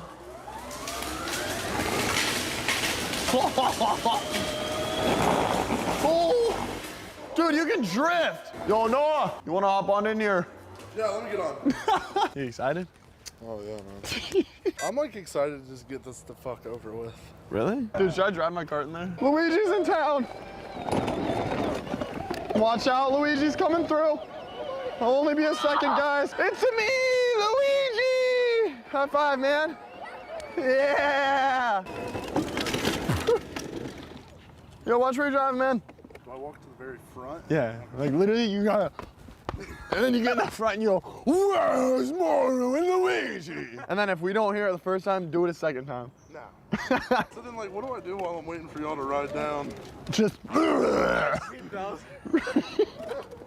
roar at the crowd, maybe. I've never seen Noah so unenthusiastic about a prank. Watch this drift. Oh! I laughed by myself out there. I guess I'm laughing. All right, guys, so it's become such a meme that Noah's like, you guys are gonna leave me when I do the prank. Like, I know you guys aren't gonna come in when I say, where's Mario and Luigi?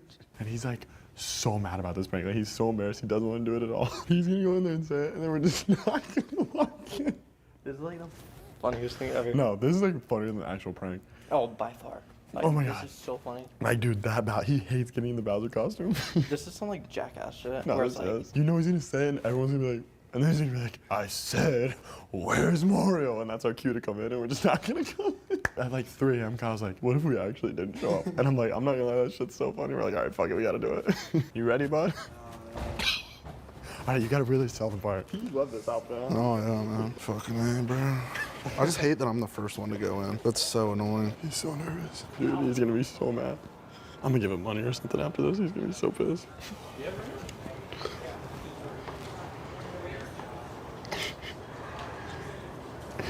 Fucking A, bro. All right, go. They're gonna see me go. To the walk.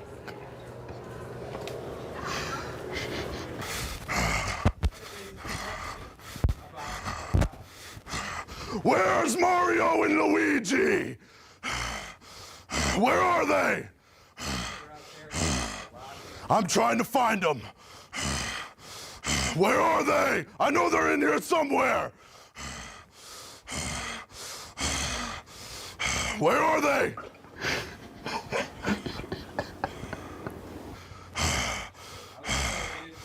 I'm trying to find them. They're in here somewhere hiding. Where are they?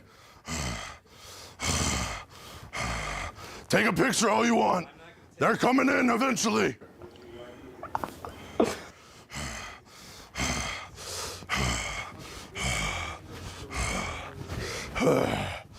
They're in here somewhere.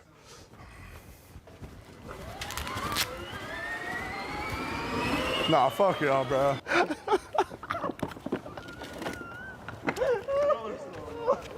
Fuck you, bro. I knew y'all were gonna do that, bro. You know what's crazy, bro? You put it in our head. Like, you kept being like, I know you guys are gonna leave me. If you didn't say shit, you're so annoying. Oh, I feel bad. I was standing there, and everybody's like laughing, and then the teacher's like, I said it like 4 times. The teacher's like, all right, dude, I don't know where they're at. Probably just go. What was going through your head? No, by the 3rd time I said it, I was like, all right, they're not coming. I knew y'all were doing that by the way you were acting. When you're like, dude, just go. All right, take your stupid ass mic. Fuck y'all. I fucking hate y'all. Noah finally gets to be done with this prank. Stupid ass outfit. Every single comment on your pictures on every video now is gonna be like, where's Mario and Luigi? Apostrophes, it's awkward silence. It is so funny.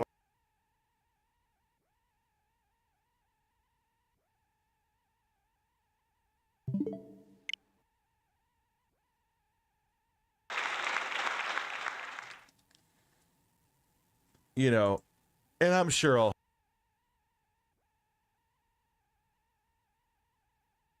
started. Emery, that is how I get the ladies.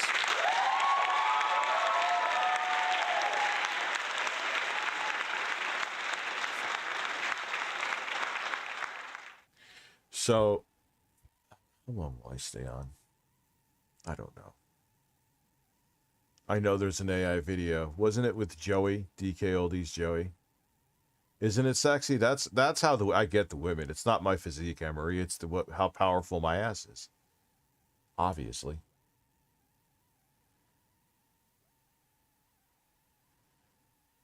Oh, stop saying what caliber she looks like. That's fucked up. Yeah, I think Dead Island 2 is pretty fun. I'll stay on for a little bit. Just a little bit. Tomorrow night I'll do a normal stream. You have a fart fetish? That is weird. I know you're kidding. I think.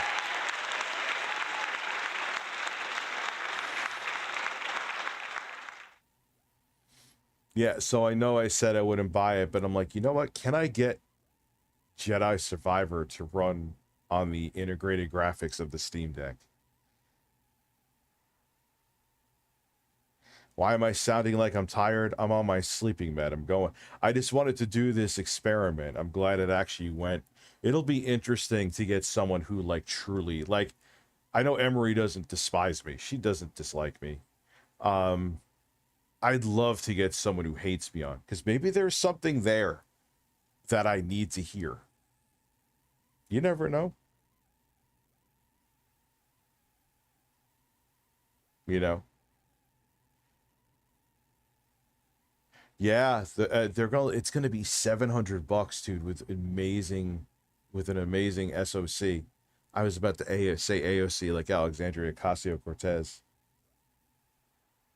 She's pretty hot though, so that's fine.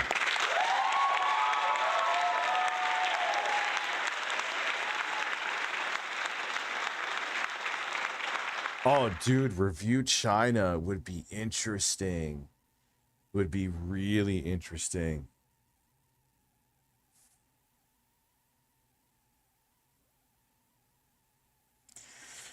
Yeah, so if a 4090 is having a tough time, what's happening? What does JFC stand for? Dojangles from the Real Weird Sickos podcast just saw my Jedi Survivor tweet.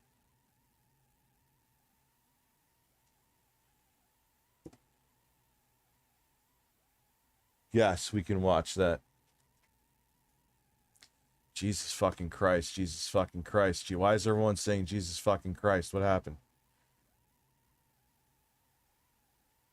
Well, dude, yeah, that's the thing. A lot of Rich, holy shit, Streamlabs bat. Why is it not doing anything for the Streamlabs?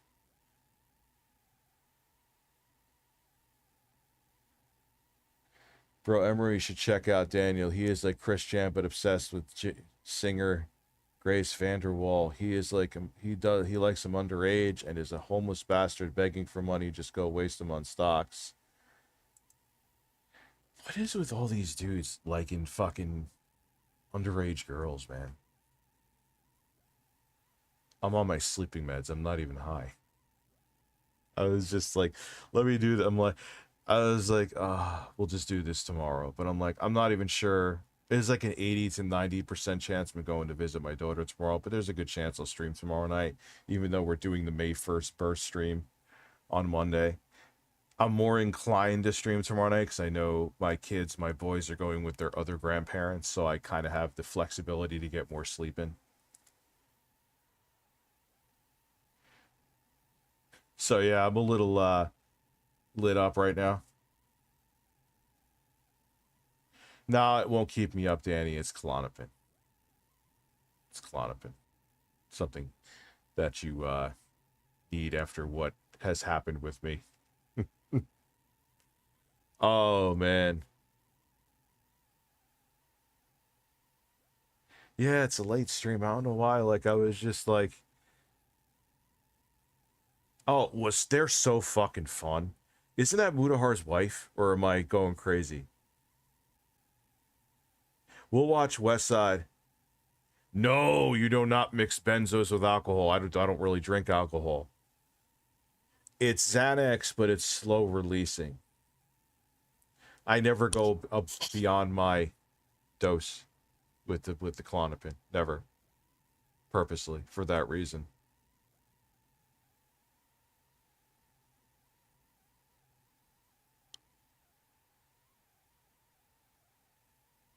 You heard what's bad.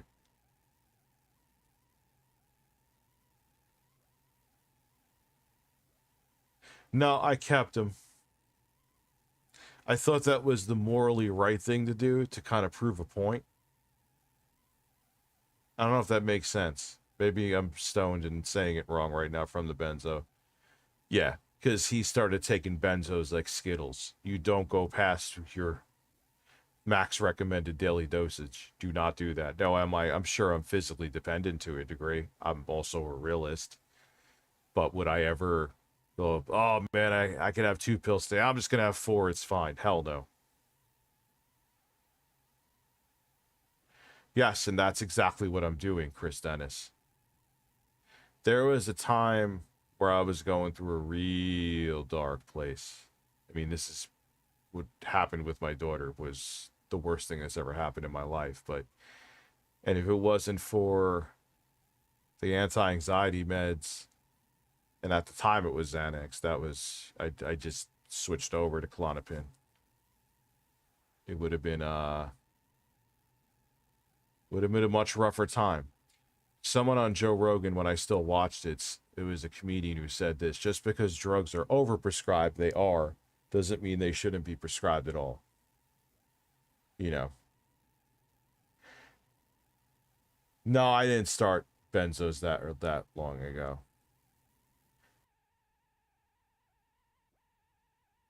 I also take a mood stabilizer, not to Jesus Christ review TMI USA, called Lamictal.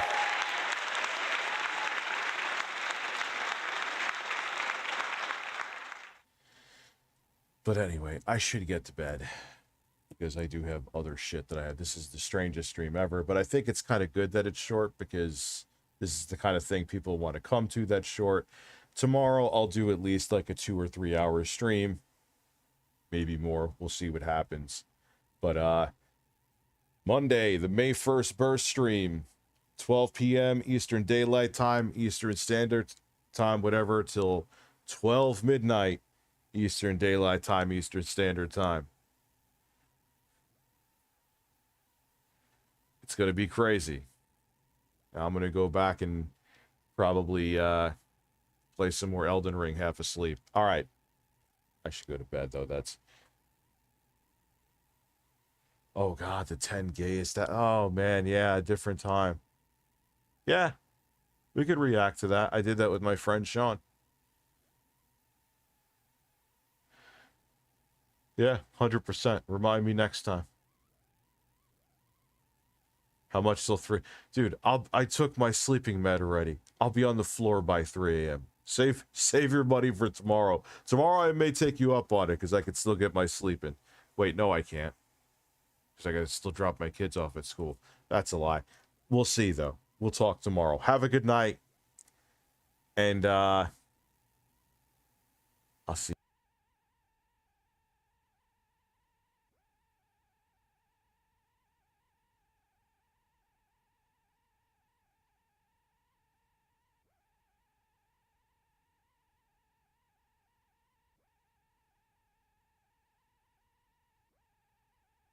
And now I'm gonna masturbate. Damn. Scullin's nipples. Hot damn. Scullin's nipples. They are firm and have 2 nipples. Matthew Scullin has nice nipples. Matthew Scullin has nice nipples. They are firm and have 2 dimples. Skip dip dip dip dip dip dip dip. Matthew Scullin has nice nipples. Matthew Scullin has nice nipples. They are firm and have 2 dimples. Skip dip dip dip dip dip dip dip. Matthew Scullin has nice nipples. Matthew Scullin has nice nipples. They are firm and have 2 dimples. Skip dip dip dip dip dip dip dip. Matthew Scullin has nice nipples. Matthew Scullin has nice nipples. They are firm and have 2 dimples. Skip dip dip dip dip dip dip.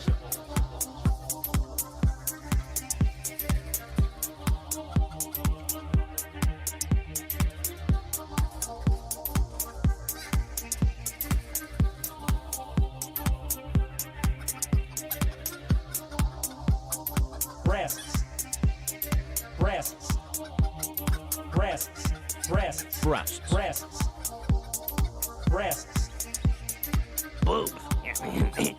Breasts. They are firm and have Breasts. 2 dimples. Matthew Scullin has nice nipples. Matthew Scullin has nice nipples. They are firm and have 2 dimples. Dip, dip, dip, dip, dip, dip. Matthew Scullin has nice nipples. Matthew Scullin has nice nipples. They are firm and have 2 dimples. Dip, dip, dip, dip, dip, dip. Breasts.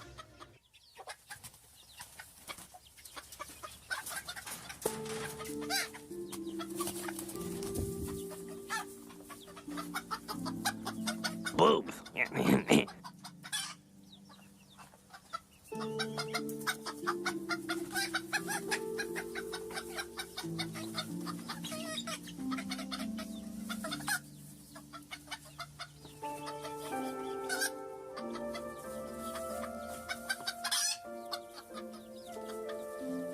And now I'm gonna masturbate.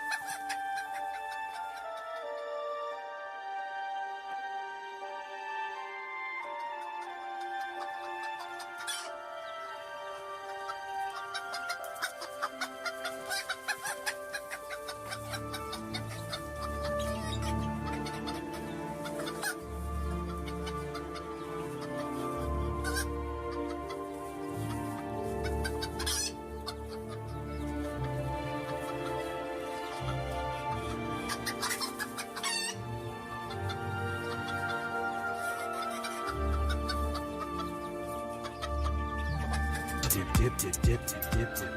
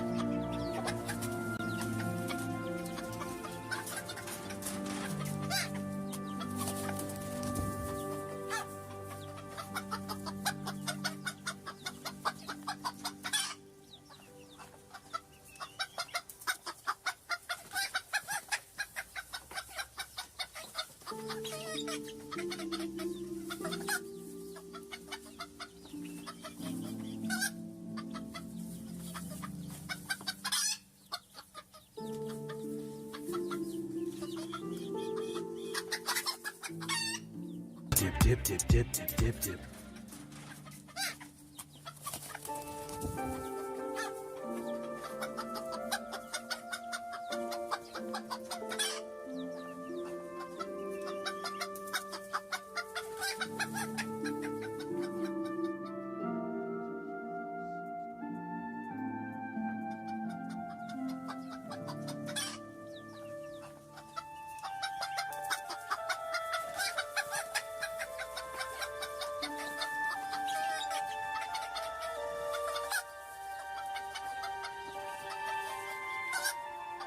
Breasts. Oh, wow.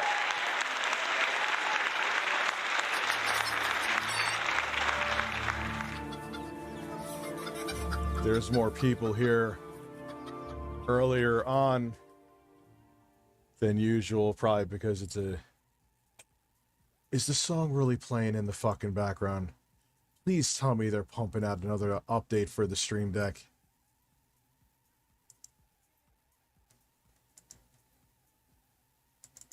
You could hear it. It's here. I hope this boxing match goes down. Intro guy will have to fly in from Cali to train you. You'll have to channel your inner bird to... Well, okay. I'll explain it when you know the deal. 500 people. My son will beat you soon with his washboard abs.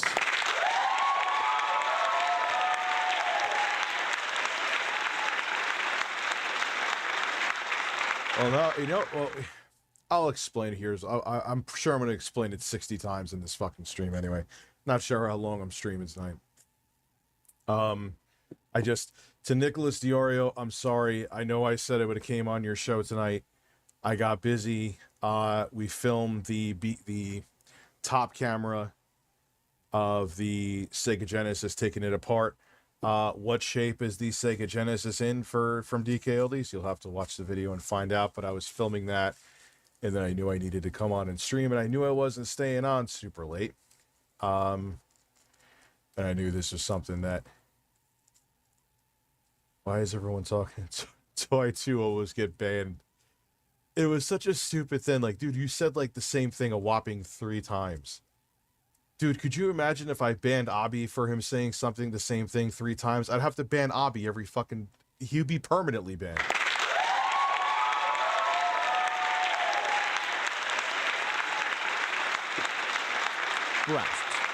Winnie's got a thirst on May 1st. Who's gonna burst? Philip Burnell. Well, the strangest thing is... Alright, so let me explain it. And I'll explain it again at 500 and 700. I just put stupid shit up on Twitter. Okay, I'm a 41-year-old man-child on Twitter. I treat it as a joke. I think that's why I enjoy Twitter. You should do a raw trading Rocky-style montage. I got some ideas. You know, speaking of Nintendo, have you noticed they haven't really went after other emulator sites for a while, which is good. Maybe they actually learned that something hosting a 15-year-old game doesn't hurt them? No. They'll get to, they just don't know about them yet, even if it's a bigger site. So, that's all I do. I just fuck around on Twitter. I don't have a lot of followers. I mean, compared to other people. So that's it. I just shitpost. Maybe I'll get a couple hundred likes on something. Like, I'm irrelevant on Twitter. So I'll fuck with my editor. I'll put up like a poll, who eats ass better, me or Jay? And obviously Jay does, so it's a stupid poll.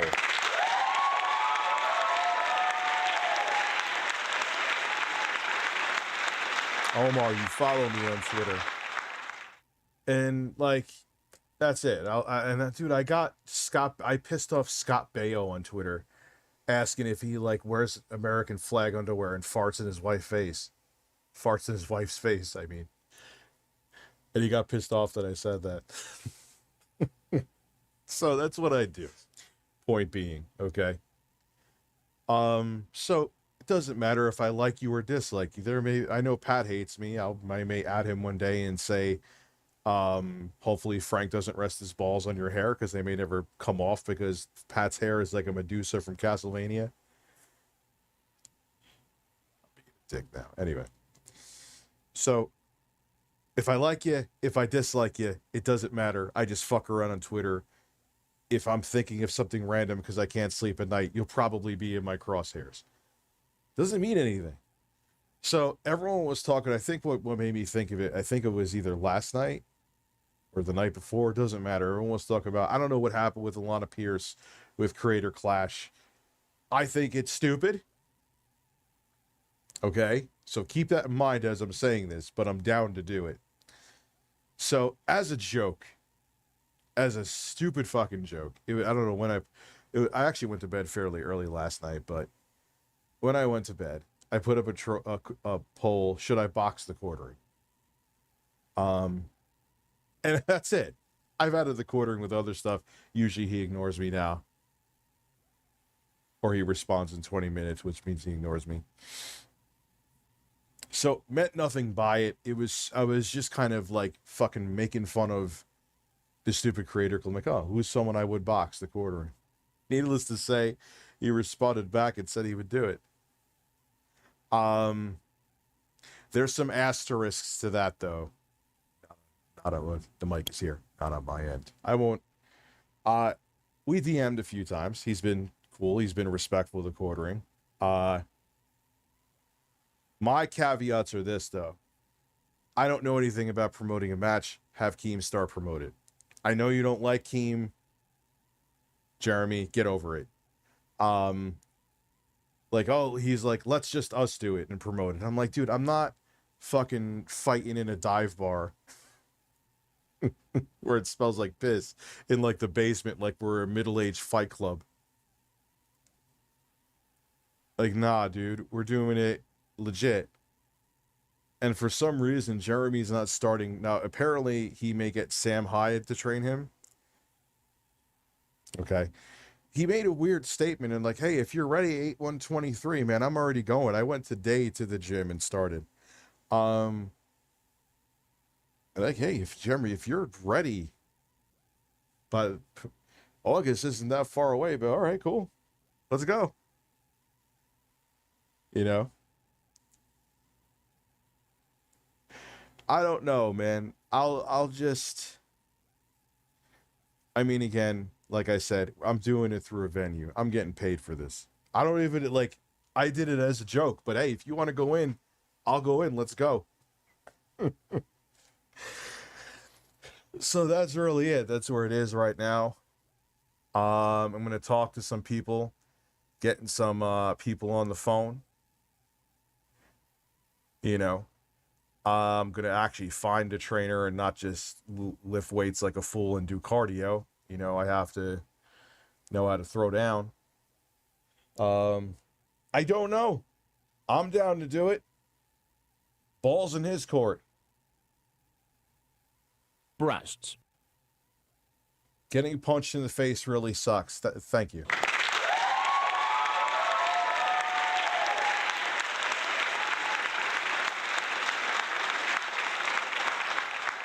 So that's a thing. Let me open up Streamlabs, because if I don't open it up now, I'll forget to like 75 times. Dude, 2023 has been a bizarre year in horrible ways and in interesting ways. Listen, Richards, I put up the idea of a VTech USA versus the quartering. I was one with the idea. I should at least get front row seats of this fight. I will have Phil's fat face on a sign and get it on TV after you knock Jeremy. Like, look, man, I'm down. I don't know anything about boxing officially. Like, the height is a thing. This is what I think Jeremy actually said this to me, because he's 6'5". I didn't know I knew he was taller than me, but not that much. I'm 5'10". Bust to Mike Tyson and bite his nipple. Oh dear God. No, I won't punch balls. I'll keep it above the waist. Butterbean USA. I like that.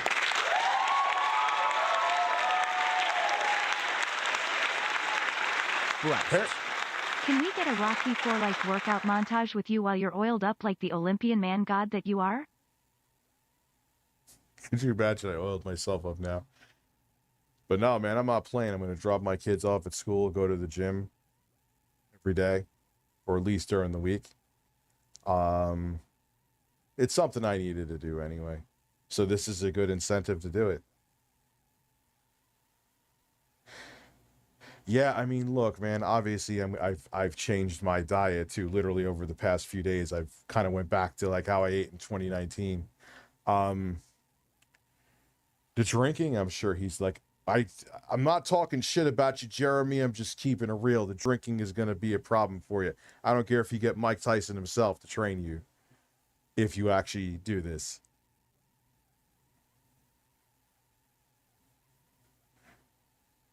Get Andrew Tate to trade me. Could you fucking imagine? I didn't see Mr. Medicare. What happened with Mr. Medicare? Is he still around? Like, I hope he's not gone. Dad can KO General. Well, I got to train, man. Yeah, we need to order you. That's it, Toy 2. You're banned. You said something I didn't like. Like, I've known Rennie, he's been severely ill for a while. I knew that. Yeah, and it was something that, like, dude, you were actually asking him.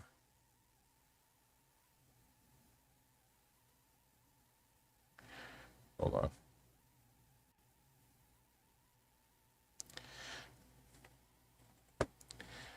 You know, you were just asking him something about the creator clash thing between me and the quartering. Like, what was... Like, he just doesn't even want to, like, mention me. He's so weird. He's so bizarre. To mud wrestling? Yeah, no thank you. I don't want to be skin on skin with that large man. No.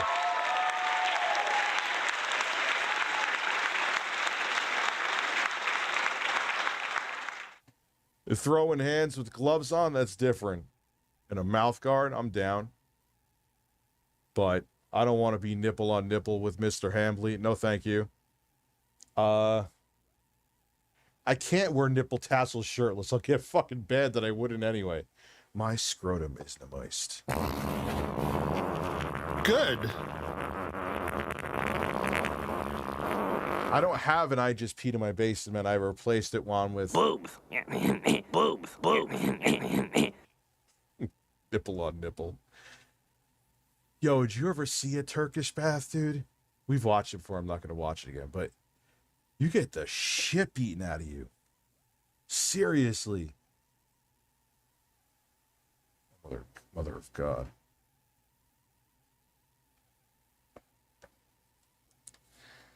You get the shit beat. They like slide you around and slap you around. Your herb dealer went to jail, and I don't know why. Well, probably from illegally selling herb. Mine's good, minus lack of herb to chill out with. How's your day going? I hope she's getting better. She is. The last, like, the doctor said usually, like, the skin progress with healing, she's healed. Her healing is the equivalent of what it should take 3 to 6 months. She did that in like 5 weeks. So, Rich, I got the bagels. Check my previous super chat. Let me see where it is. Whisper, I received the bagels. Clean my hole, inspect my logs, Father. I received the bagels. And clean my hole, inspect my logs, Father.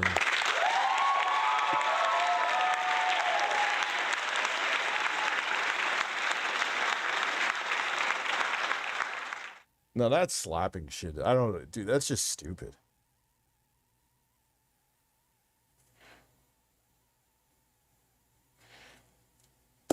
All I'll say is that it seems like he's leading in that direction. And like I said, I just put up that poll as a joke because everyone was talking about Creator Clash and I thought it was stupid. But then he said, I want in. Okay, let's go. I mean, all right, yeah, Jeremy, I get it. You're 6'5" with longer arms, but you're not fucking Muhammad Ali, dude, and neither am I. I don't really think it's gonna make a big difference. You know.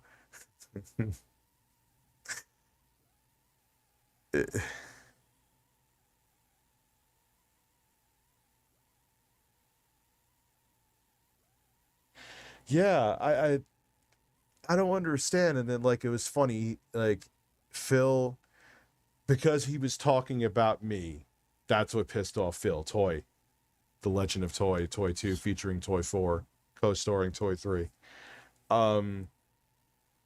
You asked 10 times, and it was like, everyone's like, no, he asked the same thing 3 times, and it's something pertinent, so what's the big deal? Like I said before, could you imagine I banned fucking Hobby every time? I'd have to ban him every fucking day. Dude, we'll see. The ball is in his court. I said to contact Keemstar. That's on him. I'm not doing no crazy ass venue, man. I'm not doing some like homemade sketch venue. This is what Keemstar does. Why not do it through him? Makes no fucking sense.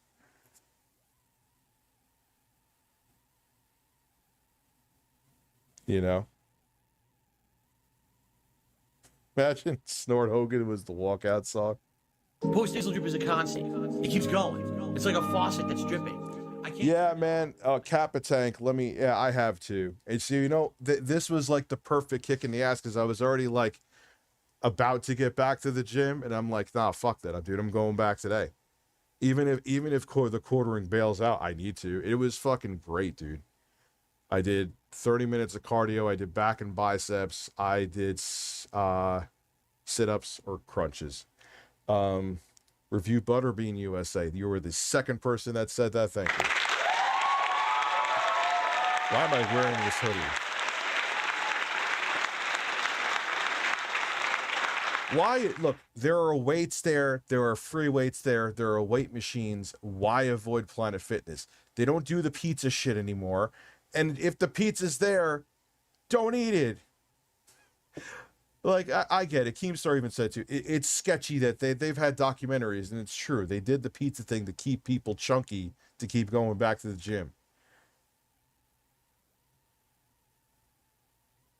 But no, not really, dude. I've quit memberships there before. I've never had an issue. If I sound like I'm like white knighting and advertising for Planet Fitness, I don't fucking care. You hate Planet Fitness, hate Planet Fitness. I could give a flying fuck. But it's not like they have people like force feeding you a slice of pizza as you're doing like the row machine. Imagine with like each rep, take a fucking bite. No, I don't want it. Put it in your mouth. Oh, okay.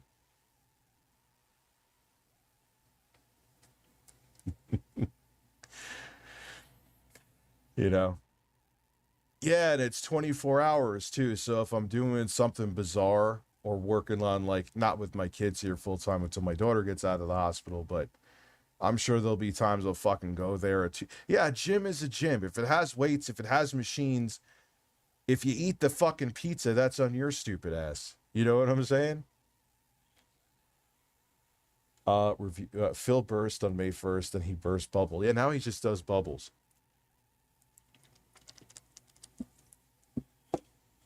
You know what's funny is that he was self-aware in that shower video. Not only was it kind of funny, except when he started talking about like picking dingleberries out of his fucking cracker, like it looked like he was, I should say. But like I said to you, I don't care he made the video, but he talks shit about me getting shirtless and kissing birds. And that video is, I would say, on par with or maybe worse than anything I've ever done. Okay. Their slogan, judgment free, is a contradiction because they judge people that make noise while working out. Nah, dude, I work there. They don't like, there are some people that sound like they're getting power fucked in the ass, and it is distracting. They don't care about, like, you're obviously going to do like a, oh, like that. That sounded like I was busting a nut. But you know what I mean, though.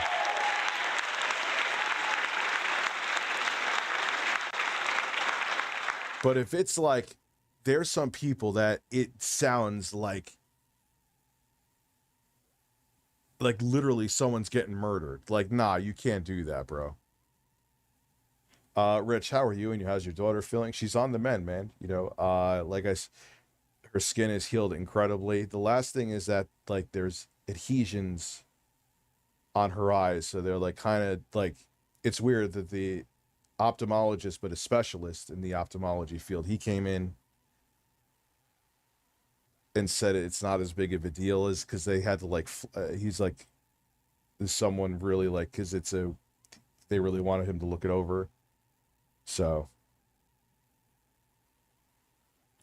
he's saying it's not as bad as he was told, so he may not have, I don't know, but that's like the last hurdle.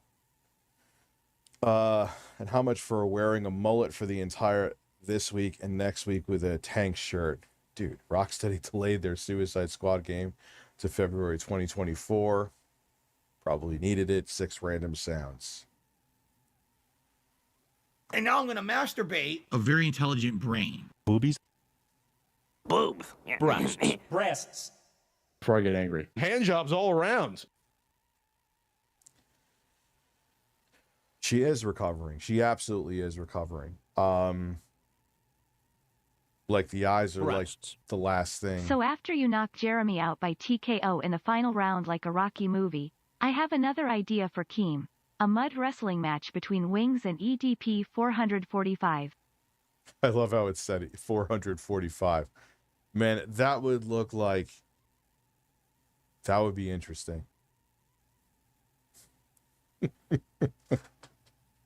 It would kind of look like half frozen.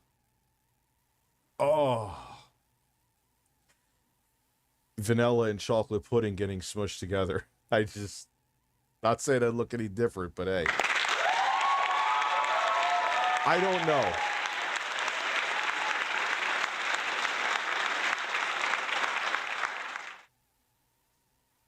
I don't know what's like. I'm gonna talk to Keemstar. We'll go from there. And again, we'll see what happens. My laugh track helped in a random drunk video I sent to my friend. Thank you, Rich. You're very welcome. I don't know what the fuck I did, but also, I'll glad play Don King for this build-up. Did I miss your super chat, Lone Star? If I did, I'm sorry. I seriously hope you take his head, Rich. Again, I am too sexy to fight. Well, obviously, too, if you do it above the belt, you got to get things like a physical, which I'm going to do. Stuff like that, so. The soundboard is just a stream deck, dude. It's all it is. It's just a stream deck. Holy shit, Mari. Hey, Rich, I'm glad your daughter is feeling better and getting stronger. Hope you're doing well, too. Rich, well, since Sexy Coco hasn't done this yet, I think I should. Off with the shirt with the snort song. That is an interesting mix. Chat, you can thank me later. Thank you. Post-nasal drip is a constant. It keeps going. It's like a faucet that's dripping. I can't turn it off. I can't make it stop. Then I'm like, damn, my post-nasal drip is going. My sinuses are inflamed. My throat is gunked up. What is going on here? Damn. Snort. Code. Drip. Snort. I got the drip. Go. Snort. Code. Drip. Snort. I got the drip. Go. Damn. I got the drip. Go. Filming, and I was like, I'm like, why the fuck am I wearing the poo hoodie? It's like 95. I mean, the air conditioner's on in here, so it wasn't unbearable, but whatever. Breasts. I'm just gonna go. Have to bed you watched naked. that new Sunny V2 video? What a way for a YouTuber to out themselves as a transphobe. DSP butt fucked and that hurts. Thank you, Christian. It's okay if I say your first name. I didn't even think. You don't want to be butt fucked. Trust me. Oh, it hurts. Oh. Yeah, people have been talking about this Sunny V2 video. Sure, I'll take a look at it. Yes, I'll switch the screen. Let me just get the video up on here.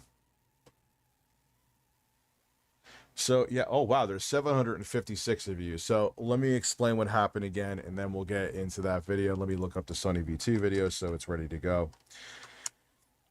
Yes, I am on Twitter at the Real RTU. I think it's in the description. I even think in Fatness Planet Fitness also serve. They still serve bagels. The fuck you serving?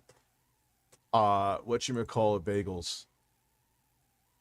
Carb-filled bagels? Seriously? Wow. The Chris.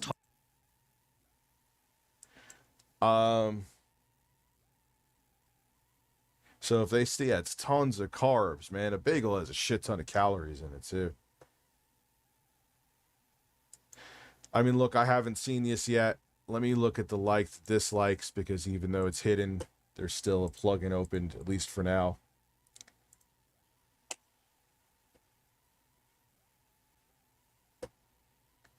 $60, 127,000 likes, 60,000 dislikes. All right, so I mean, it's anyway. Why Chris will soon be a nightmare for Mr. Beast.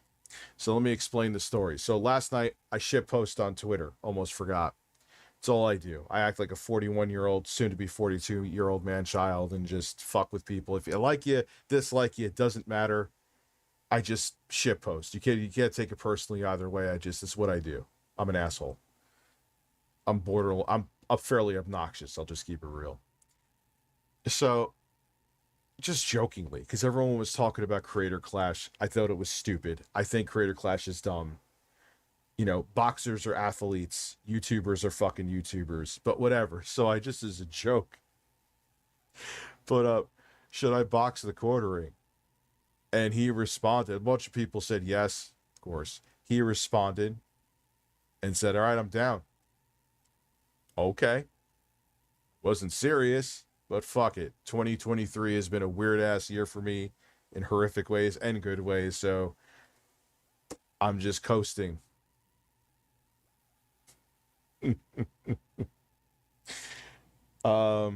So yeah, don't eat the bagels at Planet Fitness. I don't think they serve pizza anymore because they got too much flack for it.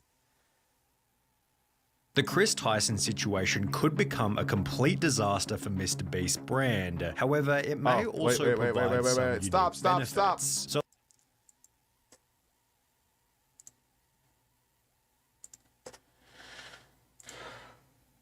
the Chris Tyson situation could become a complete disaster for Mr. Beast's brand. However, it may also provide some unique benefits. So let's begin by going over the drama before explaining exactly how this will impact the Mr. Beast channel. In mid-2022, fans began to notice that Chris Tyson was changing. In the early days, he represented the quintessential southern gun and truck loving dude. Yet beginning in March 2022, Chris began to display increasingly feminine traits, making tweets such as "I finally got my nails done at a nail tech." Additionally, Chris would highlight that his facial appearance had changed significantly since the start of the pandemic, which accompanied another post reading, "Okay, so in 4 different customs I had to prove I was myself because I quote look nothing like my passport pic, so much that I'm considering updating my passport. Do you see any resemblance?" Prompting replies such as "You went from man to boy." Chris responded by stating, "Nah, to be honest, I just really started taking my mental health seriously and eating better."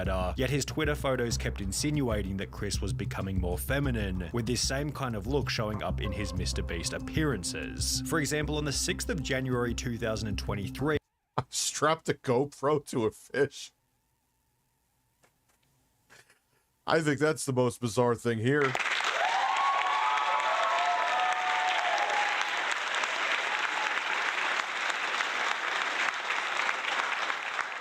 Why lie about it at first? You're watching a video as to why. Because they knew it was probably going to become a shit show.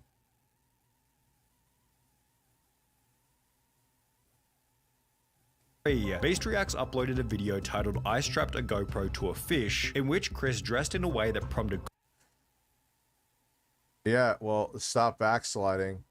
That's exactly what I'm doing.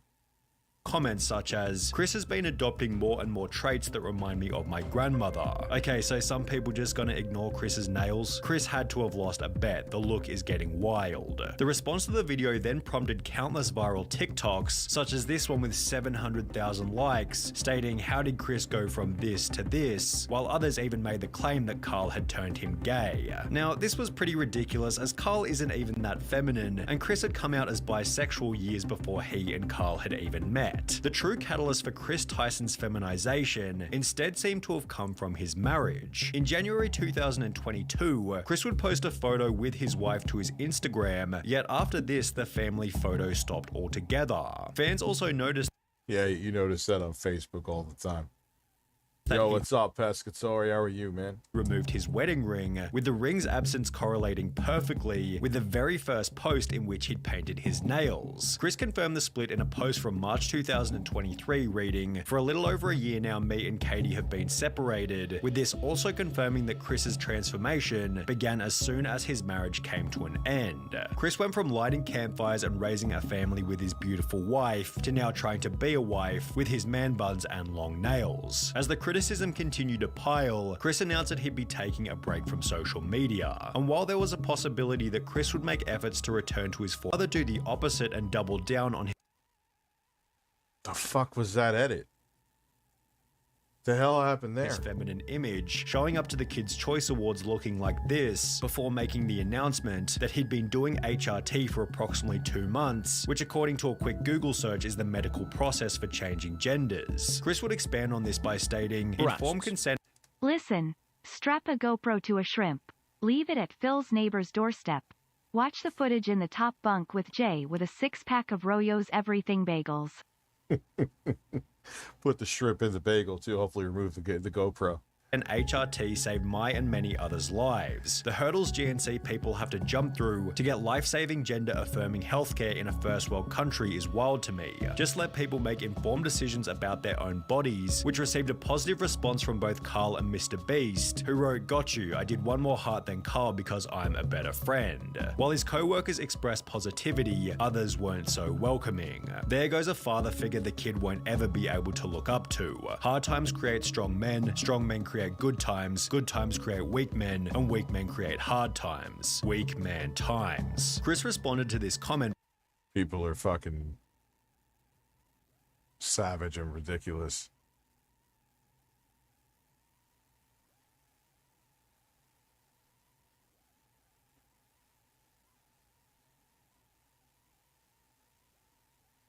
By stating, "This is just more dog whistling that somehow trans and GNC folks aren't safe around kids. Tucker begs for me to come back when I leave for like 2 days to film. He is so loved and happy. Kids aren't born with hate, it's taught by people like you, and my child will only know love. I know I'm going to be a great parent, and so is every other person who puts the love of their child before everything. I made this decision because I wanted to show up as my best and happiest self for him. In a way, this was for Tucker." Chris's response received some positivity such as, "I'm convinced you're an amazing father. Tucker is lucky to have you and also lucky to have all of those who surround and support you in his life, as well as I adore that. I'm glad you made that decision. It's so much easier to be a parental figure when you're not struggling with dysphoria." At the end of day, who gives a rat ass that Chris is transforming to a woman?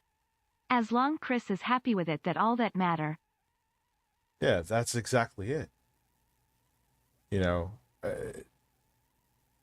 it's his or their body to do what they want to. If they went through, they did it the right way, which I'm safe to say they did. It's their choice. Yet he'd also receive an equal amount of backlash. You ripped Don't even compare this to Chris Chan. apart your family and took a father figure away from your son just so you could paint your nails and act zesty. Pathetic. Oh, dude, people break up and divorce all the time. Shut the fuck up. Whether it had something to do with it or not. What is the Hey divorce? Rich, you didn't answer my question. How much for wearing hairstyle mullet and no shirt except tank shirt for this week and next week? I mean, come on, it's getting hot. Also, there is rumor about Jeremy that he farts every time. There's a rumor about Jeremy that he farts every time someone tickles his... tickles his what? His balls? Hey, Jeremy, I'm going to tickle your balls as a secret weapon.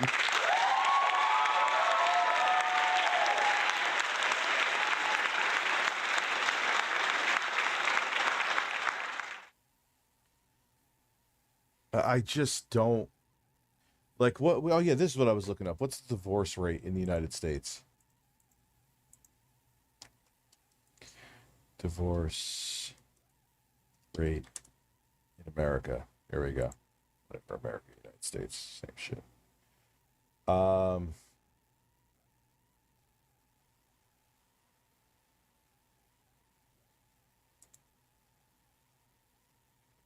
What is this data from? The CDC follows divorces? Ah, shit. Okay. All right, I'll look some marriage rate 6 per 1,000 population.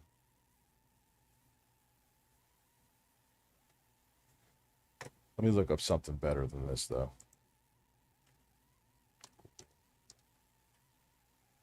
Fuck you. Fuck you. Fuck you. Fuck you. Divorce. If I could fucking spell today. Divorce rate in America 2022.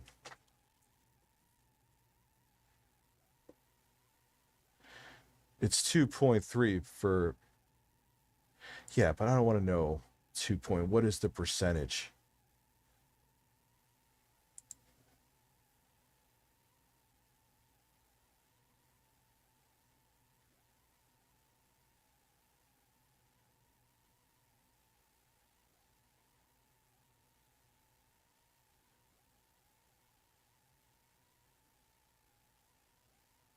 I'm not just losing my mind.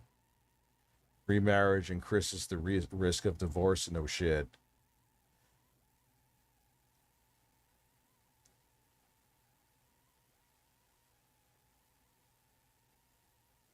The average length of a marriage is 19.9 years.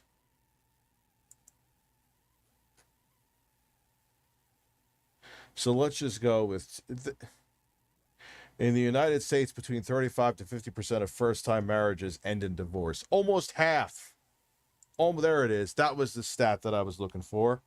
Because I knew that was, and that's by World Population Review. So to say that they could have gotten divorced if he didn't transition and was still a man. 35 to 50%. So to say, you know what I mean? It's just so stupid to use transgender. Like they would have probably gotten divorced for some other reason. He will get torn apart at school, won't want to have friends around his house, a life full of difference and being alone. Must have missed the point in that tweet. How's this for him when you're depriving him of a father figure? Although Chris wasn't altered by these comments, as he'd once again reiterate his certainty in a new post reading, "It's never too late to start being yourself," which received praise from Mr. Beast as well as Nolan and Carl. However, these comments also added extra fuel to the fire. In a few years, look back at this thread and remember they were never your friends, only yes men cowards. Hope you come out of this safe. Mr. Beast responded to this with a simple opinion irrelevant ratio, to which the original commenter would state, "I have 30 followers, so go ahead and ratio me. I'll still rest easy knowing that I'm not a coward who idly sits by watching my friend ruin his own life." In some ways, it was nice to see the boys standing up for Chris on Twitter. However, the situation has already begun to change the dynamic within the videos. For example, in a recent livestream titled "Opening 1,000 Mystery Art Boxes," Chris would once again dress in quite a feminine way, and while everybody participated as usual, the energy and vibe didn't feel nearly as smooth as it normally does. It felt as though there was an unaddressed elephant in the room, and therefore everybody was in their head, as opposed to being in the present moment enjoying each other's company. Maybe everybody was simply too busy opening packages, but Chris did make these bizarre jokes about Jimmy being female, making him incredibly uncomfortable. Oh my god, Jimmy, look, they drew you. Jimmy, they drew you so well.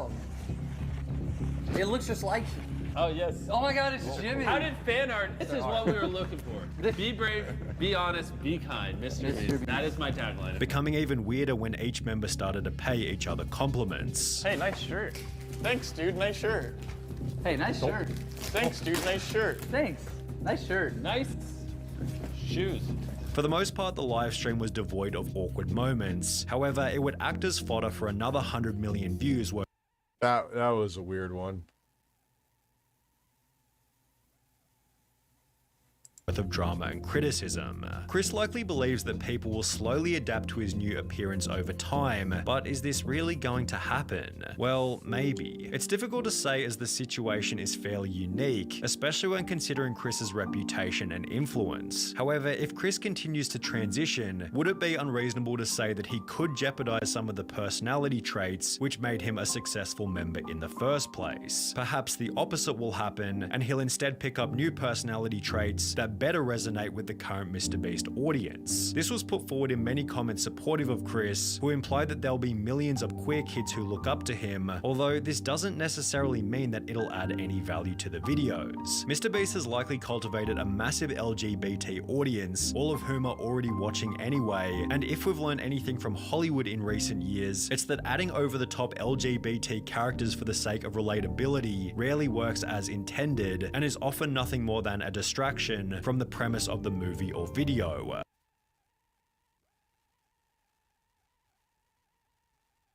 But it was already someone like, so what are you insinuating, that Mr. Beast is like, yo, become transgender?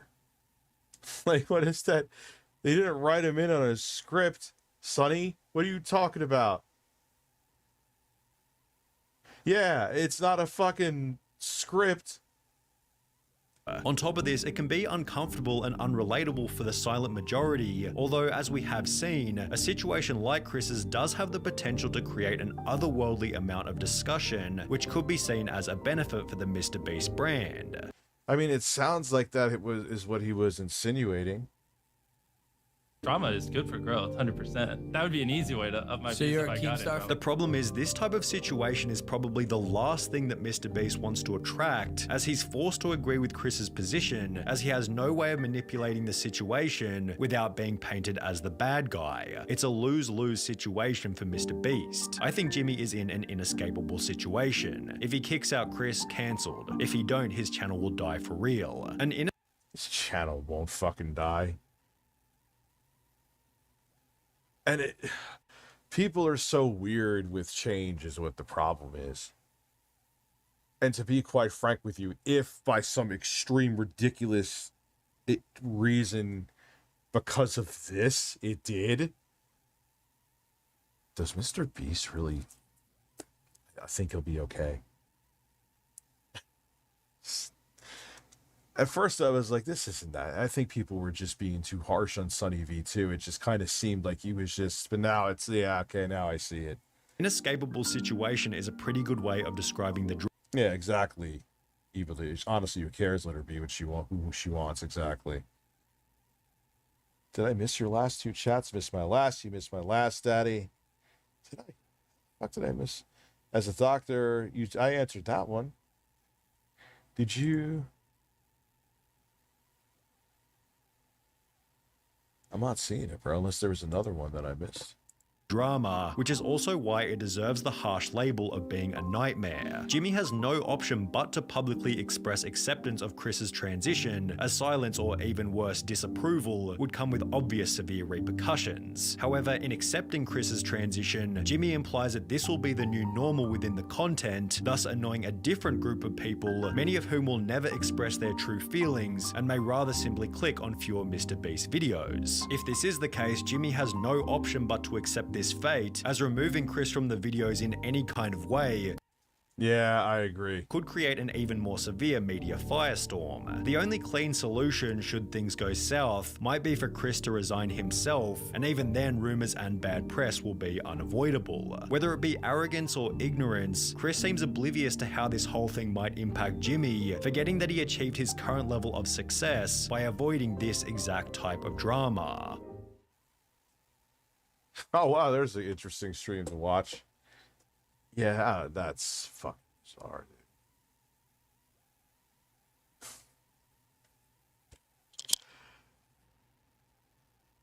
Philip Burnell. What happened? What did he want? Lil Wayne? Why? Who the fuck talks about Lil Wayne anymore? Why is he talking about... Later. Google fish. Later. I'll tell you, though. Yeah, exactly. Lil Wayne, in, like, the late 2000s, was on fucking fire. He's a rapper. Not early 90s. No, he was, like, I'm talking, like, 2007, 8, 9.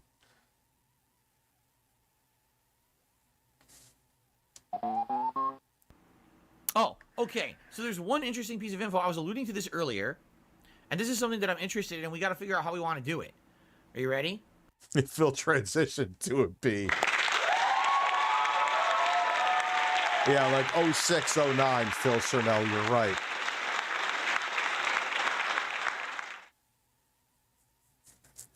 But okay, Lil Wayne is still around, but he's not, so is fucking...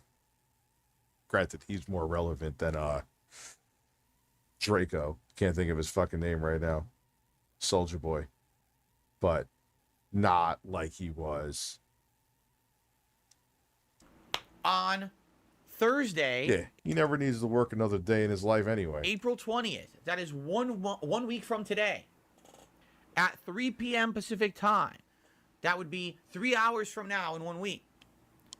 Capcom is doing a digital 1 hour long presentation on Street Fighter 6. During this presentation, they are finally going to reveal details on World Tour, Battle Hub, and Fighting Ground.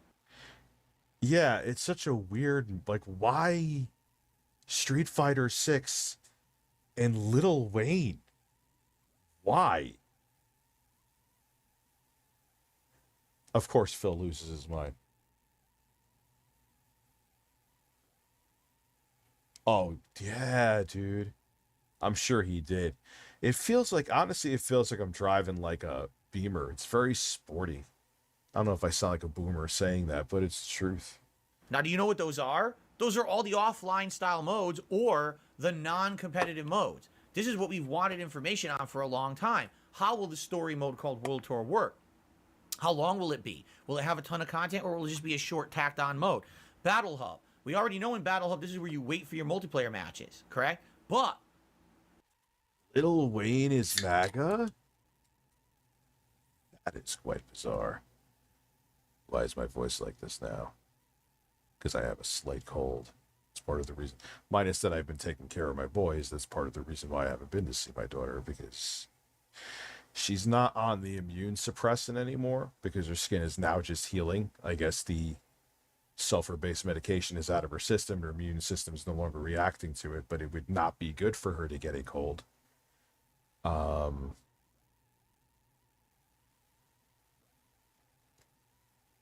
what else will happen in Battle Hub? Will we have opportunity to play other games? A lot of people have been speculating maybe we'll be able to play Super Street Fighter 2 Turbo in there. DSP's famous finish.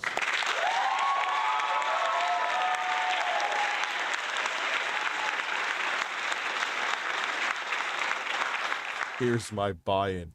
Dude, it's a bizarre situation. But whatever. I did that. The intro God bullet, I see it. I just put up that poll as a joke. That's all I do. I fucking clown people and fuck with trolls on Twitter and just post stupid shit. But, all right, Jeremy. But I'm not doing no half-ass venue, dude, where we're like 3 people are there. People are already fucking going crazy wanting to interview me about this. I was supposed to be Nicholas, I'm sorry. But like I'm sorry. I had to finish. How long have I been talking about that Sega Genesis DKLD video? 17 years. I had to get it done. I'm like, yo, Dad, you gotta it's such an easy console to take apart though. But like I said, I was sitting there while my dad was taking it apart and I was filming. Oh fuck. Oh no, they're all uploaded. Okay. There and or other retro games, retro Street Fighter games, while you wait for a match, or maybe you could just play those games. MG, let's not go too far. DSP's famous finish. But I just wanted to be like, all right, it's promoted properly, all the paperwork's in check, you know, things are discussed. I will not be doing it for free. And you may think I'm a dick. I ain't doing it for charity. If I am doing something awkward like boxing the quartering, you're fucking right. I'm leaving with zeros in my pocket, man.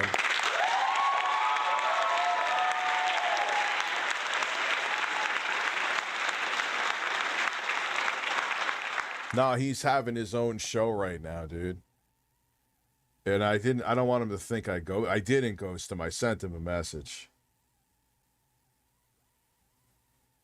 Yeah, Nick, okay, cool. He said he'll run by a different day for me.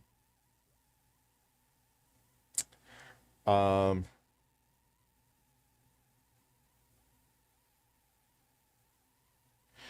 Mr. Beast wrote, yeah, this is getting absurd. Chris isn't my nightmare, meaning she transitioned. He's my fucking friend and things are fine. All this transphobia is starting to piss me off. Oh. You know it's going to happen, though. I don't agree with it. I'm 150% on Mr. B's side. But unfortunately, it should be expected. It is what it is. I don't agree with it. Chris was a grown-ass man and decided to transition to a woman, and into all the people saying to her, oh, that's the reason you got divorced. 35 to 50% of marriages end in fucking divorce. Get over it. What happened? What did Cliff Blazinski say? I get scared. Like, you're sending me...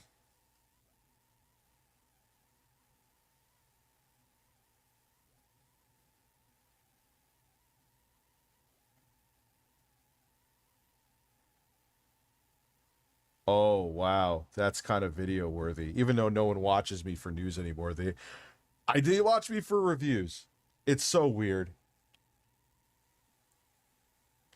Your daughter is a badass after listening to what she's been through. Mad respect. I think back to the day where she wasn't feeling well, and initially I first thought she had the flu. First off, the day before, perfectly fine. We just thought she had pink eye. Perfectly fine. Ate dinner. That was it. Put drops in her eyes from the doctor.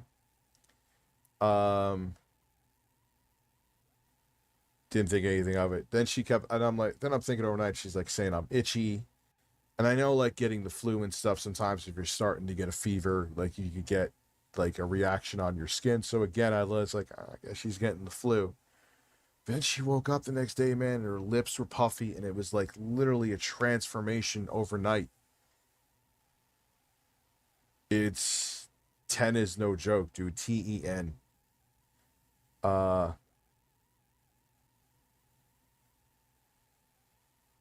Taking my driver's test soon. I'm not itchy on her eyes. She was itchy on her skin. Oh, it's a long time coming. My John Leone. No, what do you mean by select few? There's a select few of people in every group that are bad. You know what I mean? And thank you, Gathering Whole Live.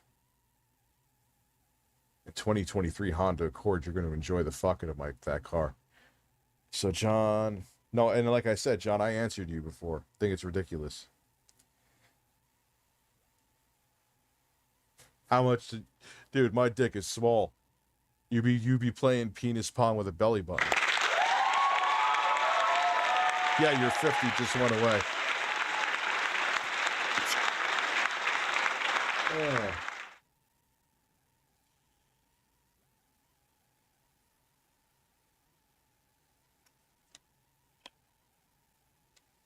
It's a mess of a fucking shirt to put back on.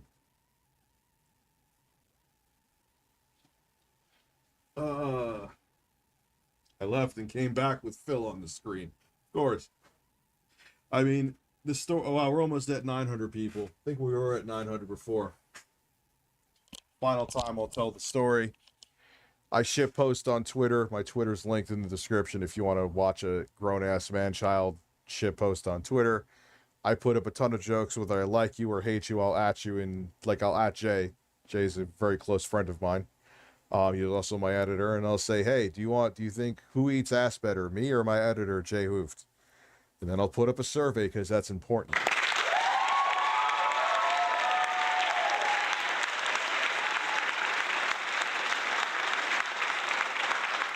My point being is that's what I do. I'm a fucking asshole on Twitter. It's part of my brand. Whether it's detrimental or not, I don't care. I have fun. When you can't sleep, it's nice. You could just shit post. So my shit post last night, actually I did go to bed early, but I still shit posted, was we were talking about Creator Clash. I think it's stupid. I think it degrades the sport. But as a joke yesterday, everyone was talking about it. Something happened with Lana Pierce. I don't know. I'm not going to comment on it. I don't know the whole situation. I barely know the situation. As a joke, I put up, should I box the quartering? He responded, let's go, let's do this. Okay. I don't know, but he's being like, oh, I'm too tall for you. And why don't we just... Anyway, I won't go. He was actually cool in the DM, to be honest with you. He wasn't rude or anything, so... Who smells better, DSP or Chris? DSP. DSP actually... I don't think DSP lacks hygiene. Has Rich been e-begging yet? I don't know. You tell me. What is up, ladies and gentlemen? I am completely pissed. I was going to write a script for this video. Breasts. Why am I still getting Breasts. paid? It was okay, scarcer. And so from now on, I'm going to report the news. Let's go inside the story. Exposed. Exposed. Exposed. Exposed. What are you? Wait, gory photo? I'll look at that later.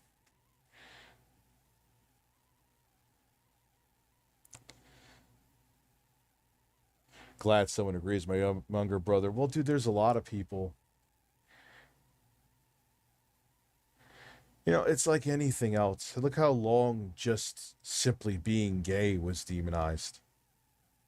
God, go back to, you couldn't come out of, it would be almost a death sentence. If not a death sentence, you came out of the closet in the 50s and 60s. Are you fucking kidding me? Dude, back then they had TV shows where the husband and wife slept in two separate twin beds because they didn't want to have them sleeping in the same, because that may insinuate they're having sex. I would hope to fucking God they're having sex, their husband and wife. DSP Boxing Tevin, never. Juicy Booch with the stealth super chat. Games in general, right? So what else will be available in Battle Hub? Finding Ground, I don't even remember what that is. I know they announced that at some point. I don't even remember what it is. Okay? So we're all kind of like, well, what are these? We want more information on these modes. We're finally going to get our answers. Okay? And some other stuff. They said there's going to be a big announcement at the end of the show, like something no one, I guess, had been expecting is going to happen at the end of the show. I don't know what that's going to be. You know, usually when they announce something like that, it's kind of like, it's probably going to be something stupid, like DLC skins or something, right? Yes, dude, separate beds, like, but that's how it was. So they didn't even want to insinuate that heterosexual couples were fucking, let alone, God, if you were gay, forget about it. Right, something's dumb. But anyway, this is happening 1 week from today, and ladies and gentlemen, it is hosted. Are you by Philip Burnell.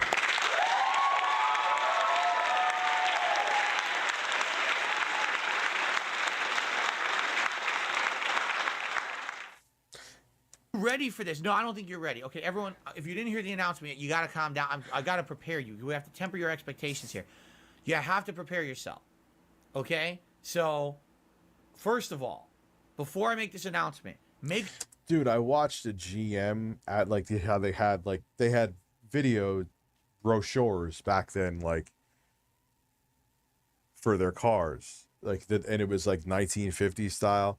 The men were sitting in the front, the wives were in the back. Everyone was straight and everyone was white. Make America great again, right? No, thank you.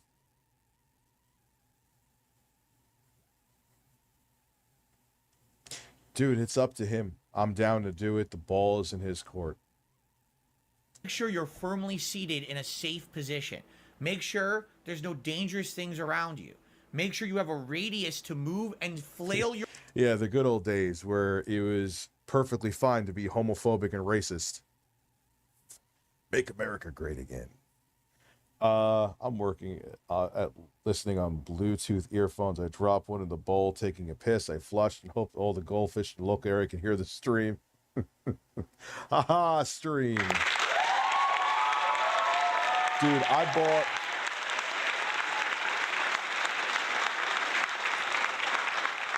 And it sucks because I love the sound of them, even though I kind of like my Sony headphones better. I bought the AirPods Pro. One of them bounced out of the case. My rug is clean. And there's no shit. I can't find it. Have no idea where the fuck it went to. It went to the moon. It went up Bill Gates' ass. The height difference could be a big deal. That's what people are saying. But would it really with him, though? God damn, it's a long nose hair. Sorry. I know that's disgusting. But geez, I went to go itch. Yo, this shit. I'm sorry. This is disgusting. Bro, can you see that? I just went to scratch my mustache. That is disgusting. That is. I gotta no trim my nose again. What the fuck? I'm 5'10". Oh God, those meant where they were giving people lobotomies. They were handing out lobotomies like candy.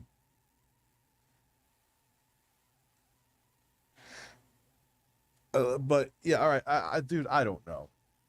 Yeah, if he ain't no Muhammad Ali, you know what I'm saying? He ain't no Mike Tyson. Neither am I. Okay, I'm self-aware. I assure you. So would it really? I don't know. Not Siri. Fuck off, Siri. Review the nose hair, dude. That shit was like 30 inches, or 2.5, but same thing. Your arms and enjoy at what I'm about to tell you, because so much positivity. In the year 2025, Rich changes from birds to lobsters and ends up in a sunny beach. Yeah, everyone was angry because I went over to lobsters. Excitement is about to hit your body all at once. That you need to be ready to be safe. You don't want to have any loved ones near you. Make sure you have no pet. If there's a cat near you, put the cat away. Push it away. A dog. All right, Phil, you're going way too far with this. It's not that big of a deal. Jesus Christ. Dog, no. Rover, go over there and play with your bone. Because. Go over there and play with your bone, Rover. Stay away from my bone. I'm about to make an announcement, and I don't want to hurt anyone inadvertently with my explosion of satisfaction.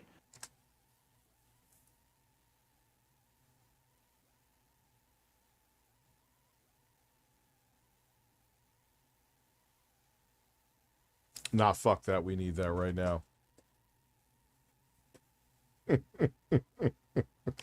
I can't. I usually wait and then I end up forgetting. There's so many banger sounds I probably just simply forgot.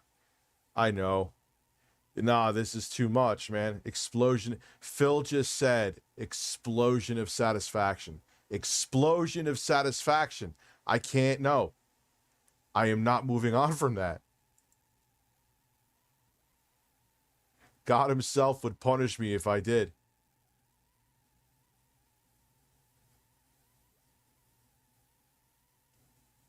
Explosion of satisfaction. I know exactly what I could get rid of too. Perfect, perfect, perfect. All right, open up this folder. And then we will open this up.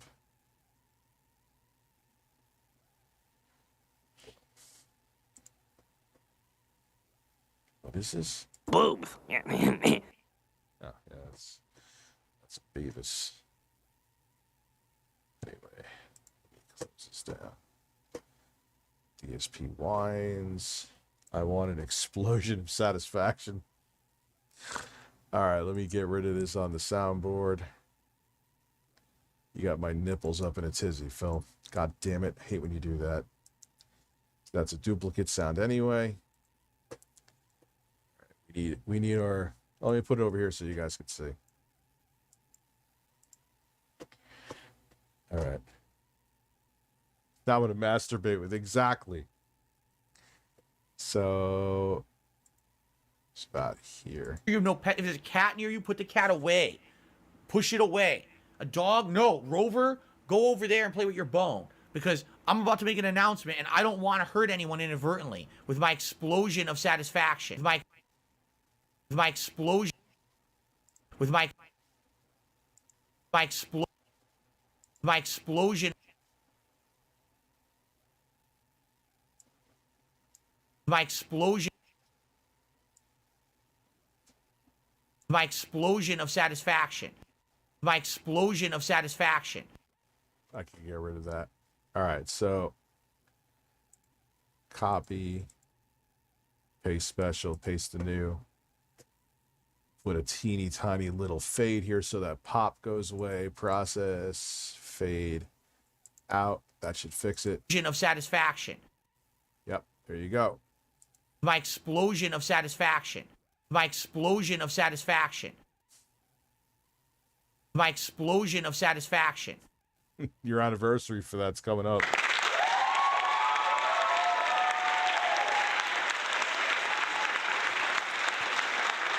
All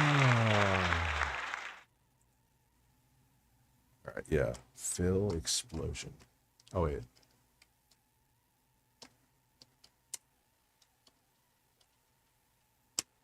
My explosion of satisfaction. Love it, man. Yo. I love it. I love it. Stream Deck soundboard.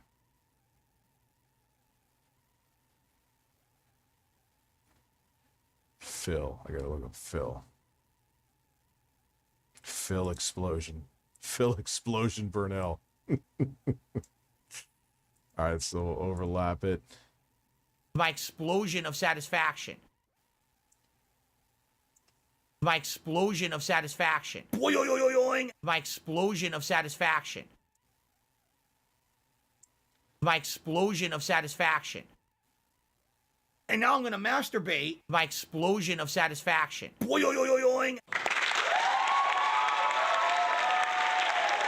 explosion of satisfaction. My explosion of satisfaction. Getting the volume. All right, there we go. Boom. Okay, you ready? All right, I'm gonna warn you. This Street Fighter 6 presentation is going to be hosted by none other than, I'll announce it in 3, 2, 1, Lil Wayne.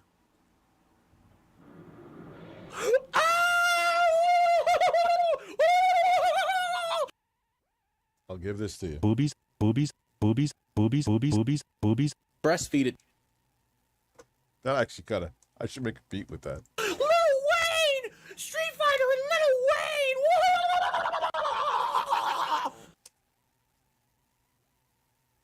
What the fuck?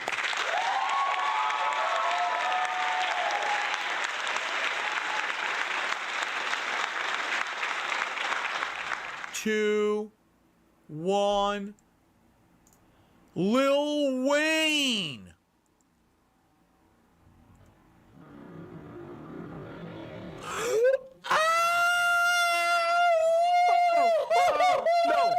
No, no, no, no, no, no, no. Street Fighter and Lil Wayne. No. The fuck? Wow! My explosion of satisfaction. What the living? No, I would clip that for what, dude? Well, how often would we use that fucking ear-piercing nonsense? I gotta watch it. 1. Yeah, let's slow it down. Lil Wayne.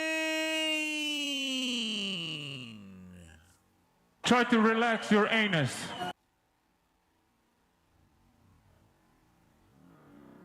And we'll do 1 point.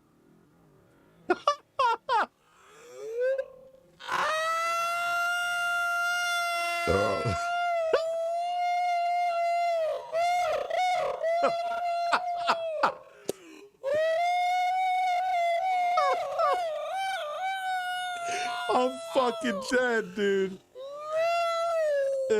Devour, yes. Devour.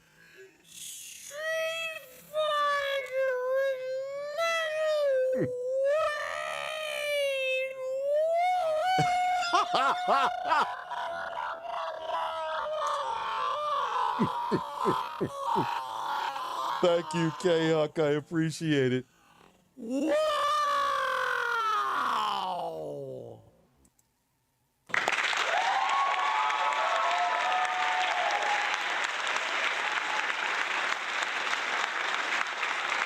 Yeah, we got to do that one more time. And I'll announce it in 3, 2, 1. Lil Wayne. Quantum TV, Stolen Valor. I ain't high enough for this either.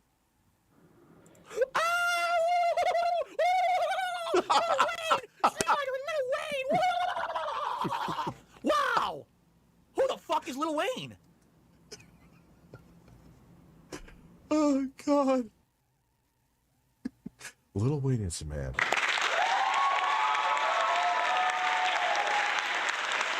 Yo, there is no speed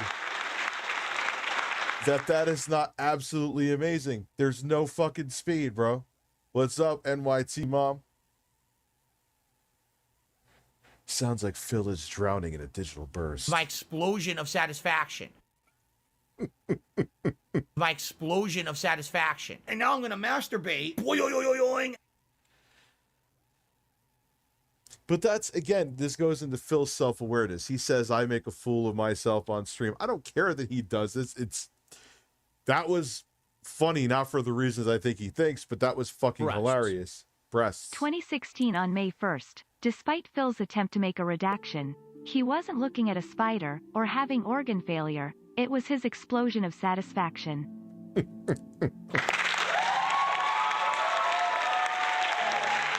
Yo.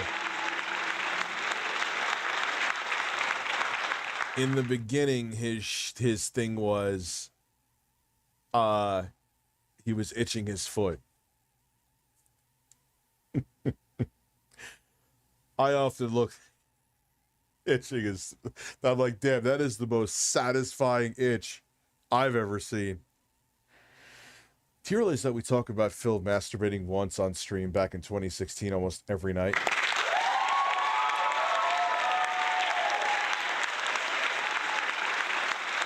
Mad Great Fox.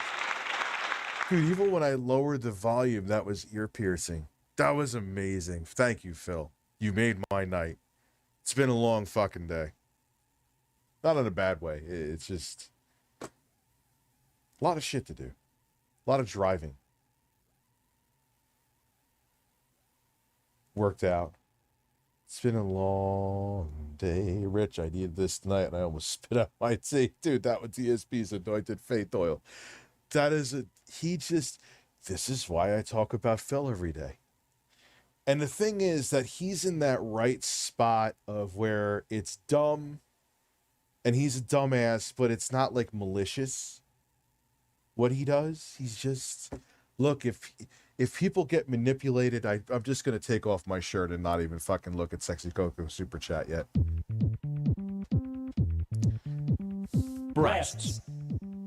Breasts. Breasts. Bill is an American hero. Bill took one for the team. What he did was bound to happen eventually. Phil went out of his way to masturbate so he could suffer with the consequences because he is a man. He deserves a Medal of Honor for his actions, and I agree.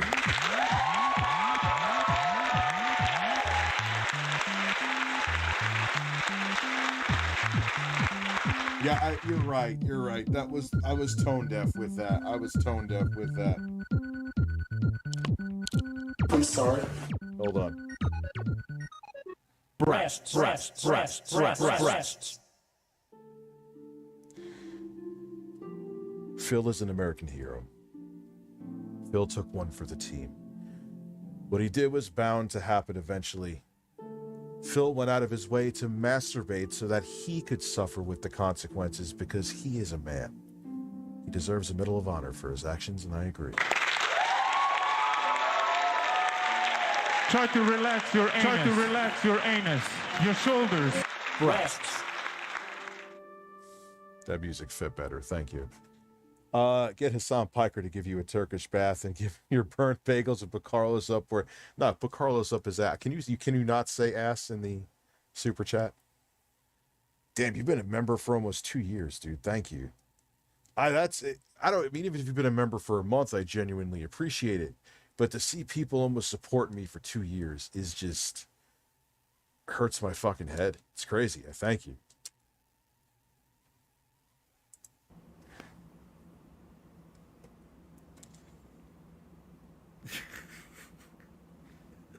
I mean, I do agree with Phil.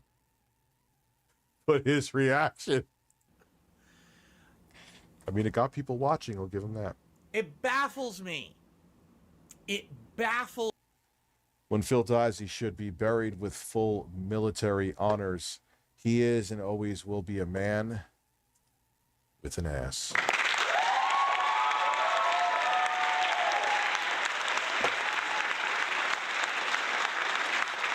Now, for those wondering, the requirement is still there. If you want the shirt off for 50, I do sound like a stripper. Fuck me. I know I always say that every time too, but it's still. It's sexy Coco. I just know he's gonna be like, yeah, tits out. Okay, cool. Tells me that we're in 2023, and these games. His lighting looks a little bit less terrible. Did he actually listen and get another light? I don't think so. Companies have not figured out yet that we don't need celebrities to present video games. We just were watching the Crow B Cat video making fun of E3 2016. Crow B Cat? I've never heard anyone call it Crow B Cat, but then again, people talk. Well, no, Phil pronounces words all the time wrong. He's like my editor reading super chats.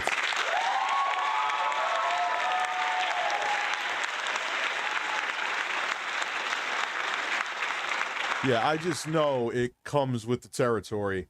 My pants are up really high. So I'm just like, yeah, sexy Coco. Jeremy Rubinstein, he wants the tits out. It's just... Mama, aren't you proud of me how I pay the bills? Do you remember in E3? I got to get a seat cover for my car if I'm going to be going to the gym on a regular basis, which I am going every day after I drop off my kids. Because I don't want my new car to smell like my taint. Because it doesn't matter even... Like, it's sweat, man. 2016, it was Battlefield 1 from EA. And they hired all these celebrities. He is right about this, but... Like Zac Efron, right? And all these... Snoop Dogg.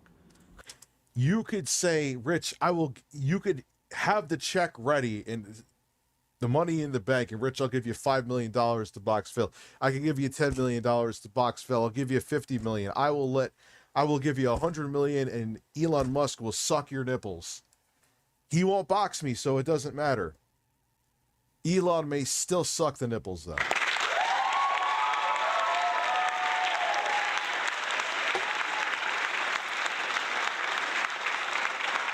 Wow. My explosion of satisfaction. Coming in to play the fucking game. Did that sell a single copy of the game? No. None of them knew how to play it. None of them knew what the fuck. That's so true. Like, yeah, no one cares, man. I'm going to send that sound clip to my editor. My explosion of... Listen. Enjoy my explosion of...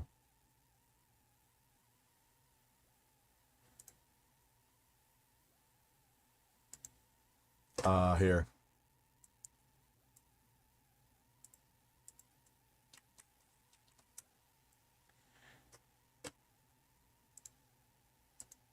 My explosion of satisfaction. What was going on? They were literally standing around doing absolutely fuck. So point being is you could offer me the GDP of the United States. It doesn't matter.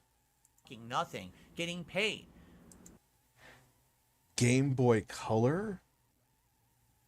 You're making a DSP Game Boy Color? These game companies are fucking asinine idiots. Why the fuck would you pay Lil Wayne, a rapper, to present the Street Fighter 6 hour-long presentation? Are you fucking stupid? Here's the answer. You ready? Whoever made this decision, yes, the fuck? You are fucking stupid. Again, he's right. It makes no fucking sense. Who's going to buy this fucking game because Lil Wayne is presenting it? There's not one person who will care that Lil Wayne is presenting it. You are moronic. You've wasted your time and money, and you're probably going to waste our time because you think that Lil Wayne is going to be the most informed person on this game, or you're going to have him dancing around probably saying catchphrases and dumb shit. It is the most stupid thing ever. These strategies don't work. We're not morons. I'm not going to run out and buy 8 copies of Street Fighter 6 because you got fucking Lil Wayne for this presentation. You're dumb. Good lord. Yeah. It really irks me if you can't tell. Yeah, you ever see like From Software doing shit like that? Let the product sell itself, man. To me, it kind of shows you sense weakness with what you're developing. That these companies treat us like we're fucking dunces, right? How stupid do you think we are? Yeah, but Phil, yes, you're right. It's stupid, but they do that. with everything, man.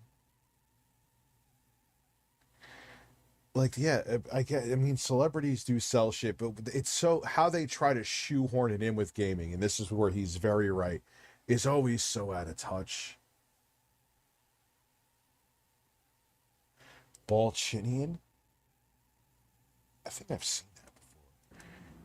I mean, you could literally have anyone else presenting this. Literally anyone else would present this and it would be better.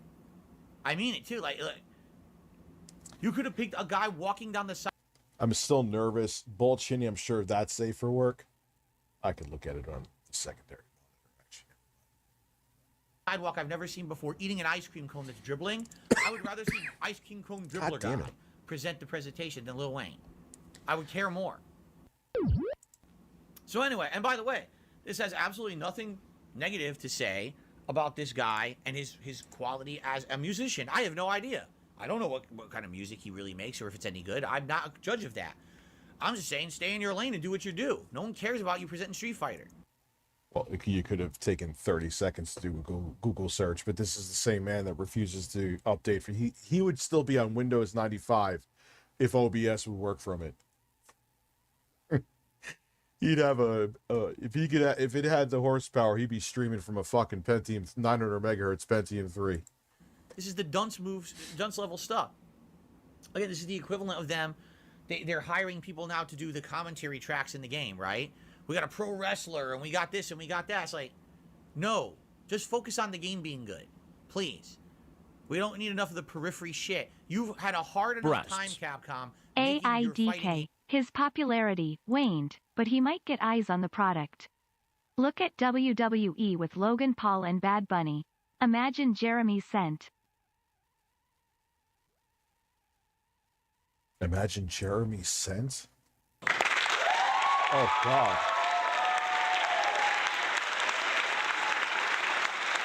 All right, let's look up Balchinian.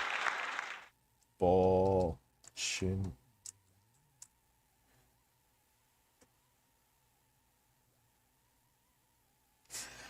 Yeah, I have seen that before, dude. That's kind of not safe for the screen, but yes. Game's good. Please just focus on that. Let's make the game good first. Then you worry about the nonsensical periphery shit. You don't do that first and before. Dude, I could go through that Saga Turbo Express like once a week, just so ridiculous. I refuse to watch it again. Before the game's out. Make the game be good, then do the extra. Okay? All right. That's actually a good episode of that.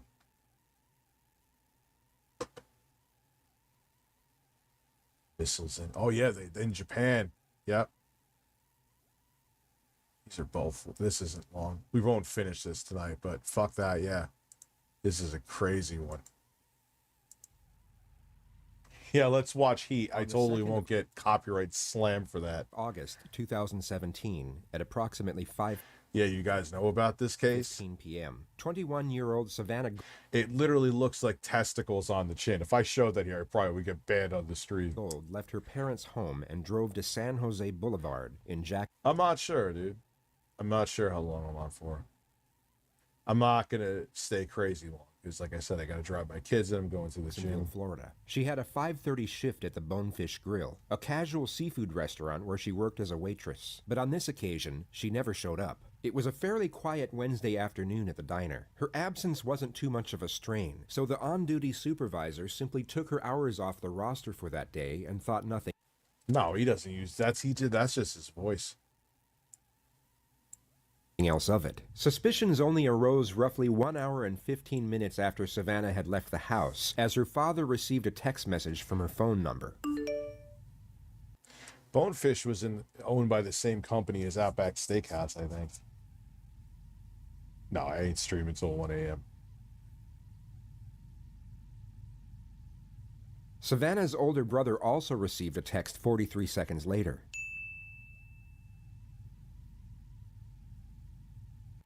There is an hour I have to make up. I'll probably do that tomorrow night. Although both texts came from Savannah's number, her family knew right away that something wasn't right. She had just left the house in what appeared to be very high spirits, but now proclaimed to be running away with an unidentified man without packing so much as a change of clothes. Not only that, but the text messages were riddled with errors and composed in a completely different way to how she would normally write. Yeah, because people write in a pattern. I'm sitting on a toilet for 45, terrified of wiping, had Kobe beef. It was explosive on the way out. Yeah, because there's more fat in the more fat marbling. Well, you know, Union Jack. It's life. Life can be horrible. Her phone was switched off when they tried calling just minutes after receiving the texts, so they immediately called her place of work and found out that she hadn't shown up. It was at that point they called police and filed a missing persons report. Savannah had been gone for less than 2 hours. Roughly 40 minutes later, her car was found unlocked and abandoned in the Bonefish Grill parking lot, and the only thing missing was her Damn. That's a red flag, too. phone. Her wallet, ID, and a number of other valuable items had not been taken. Investigators went through the parking lot surveillance tapes and discovered what would then become the primary piece of evidence for the case. The majority of footage... No, that's a known thing with Kobe beef because it has the fat marbling that it blows up your ass if you have too much of it. On the day of May 1st... hold on. What is up, No. ladies and gentlemen? I am completely... On the day of May 1st, Mr. Brunel had to burst. He made sure he had traction and exploded with satisfaction. And was able to satisfy his thirst. My explosion of satisfaction. He really does say the AH, action. remains undisclosed to the public, but a detailed description of what occurred has already been released. Yeah, my daughter's doing better. It's What we know is very that well. Savannah parked her car and stepped out of the vehicle at exactly 5:31 p.m. She then walked over to another vehicle and conversed with the occupant for 14 minutes through the driver's side window. She then got into the back seat of said vehicle at 5:45 p.m. 14 seconds later, the car began to shake sporadically as if some type of struggle was occurring inside. The rear door swung open 3 times, but was immediately and forcefully shut each time. It appeared as though someone was attempting to get out, but couldn't. This lasted for 49 seconds until the vehicle suddenly stopped moving. A male figure was then seen getting out and proceeded to walk over to Savannah's car that was 20 feet away. The surveillance was grainy, and the person could not be identified from the footage alone. All that police could ascertain was that he had short brown hair and was roughly 5'11". The I don't have bubbles to blow, man. I did, but I got a bubble machine, but the thing is that it would fuck up equipment in here. Identified person reached into Savannah's car and took out what police believed was her phone. He then slashed the front tire with a knife before walking back to his own vehicle. He got in and drove away from the scene at exactly 6:04. Yeah, it makes no sense. Like, you would think they'd want a higher quality camera, so if, God forbid, something like this happens, you could see who the suspect was. You know?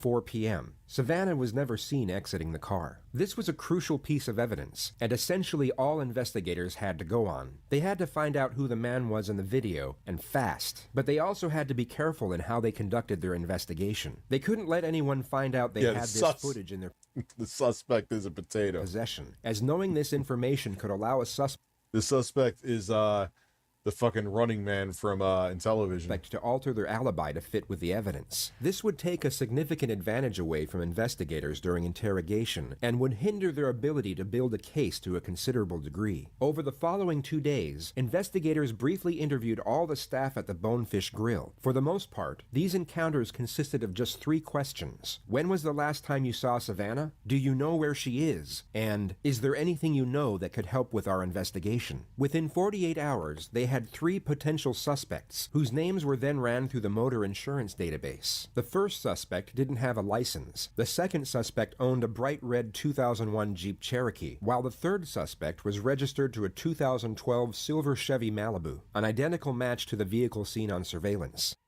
Yep. His name was Lee Rodarty. He was 28 years old and was both the manager and head chef at the Bonefish Grill. Coincidentally, he was the first person to be interviewed at the diner about Savannah's disappearance, where he told investigators that he hadn't seen her in about 3 weeks and knew nothing of her current whereabouts. It was only from his co-workers that police discovered he was having an on and off relationship with Savannah for the last 8 months, despite it being against company policy. From what investigators could gather, this God, this guy looks like a fucking douche, huh? was a very popular individual, rising fast through the ranks of his chosen profession. He was known for his charm and charisma amongst his colleagues, and also had a lot of success when it came to the opposite sex. On all accounts, his life seemed to be going Yeah, it's amazing how they find people, man. 8-bit toaster. very well. But he was now the prime suspect in a kidnapping investigation, and the Jacksonville Sheriff's Office planned their next steps in meticulous detail. At around 5:15 p.m. on August 5th, police arrested Rodarty while midway through his shift at work. They told him it was for an outstanding traffic warrant and took him to the JSO Police Department. Can you do me a favor? I'm gonna have you take that apron off too,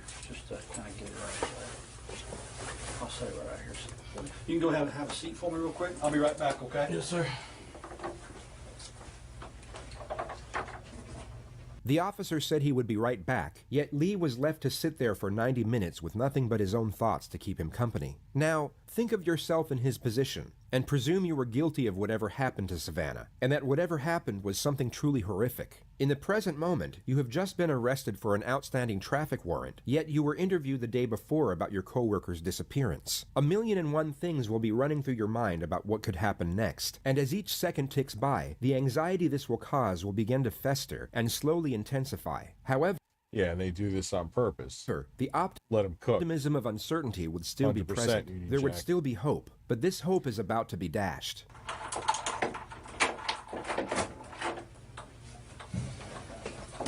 The sound of the door opening would have been a pleasant relief from the monotonous cycle of Rodarty's own thoughts, yet this brief moment of alleviation would have instantly converted to shock as Detective Ray Reed Yeah, there are some people that are straight up sociopaths and don't give a fuck. I won't spoil this for you, but I assure you this guy is not one of them. Reeves walked through the door, the same investigator who had interviewed him about Savannah the day prior. Hey, man. How you doing? Good, good. You remember me from the other day, Detective Reeves? Okay. It would have been at this moment that Lee realized his situation was far more severe than he was hoping. JC, yes. The relative optimism he would have felt during the initial 90 minutes on his own will now be gone, which in turn will greatly magnify the contrasting sense of fear he will now be experiencing. This is my partner, Detective Saley. She was interviewing some of the other folks, waiters and other staff people the other day, so she didn't get a chance Yeah, don't Seymour 100%. Don't just fucking speak to the cops. It's crazy. to come in at the time.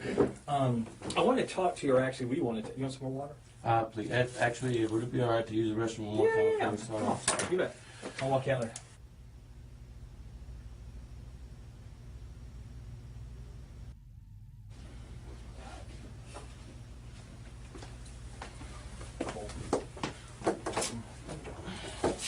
You want some water? Please. That'd be alright.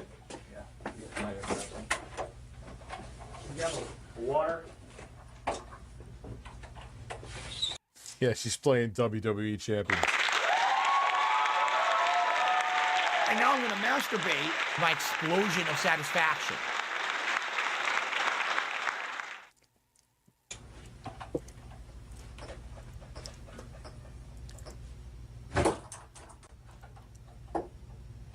My explosion of satisfaction.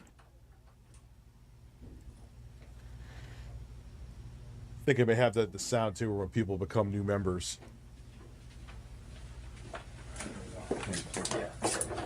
Yeah, she's kicking Phil's ass in WWE. Like I said, He's getting the rare polls, I think it's called. talked the other day just for a few minutes and had some concerns about a couple Yeah, she's things. watching And, porn, Googlefish. Oh, okay. With the camera right on her. There we go.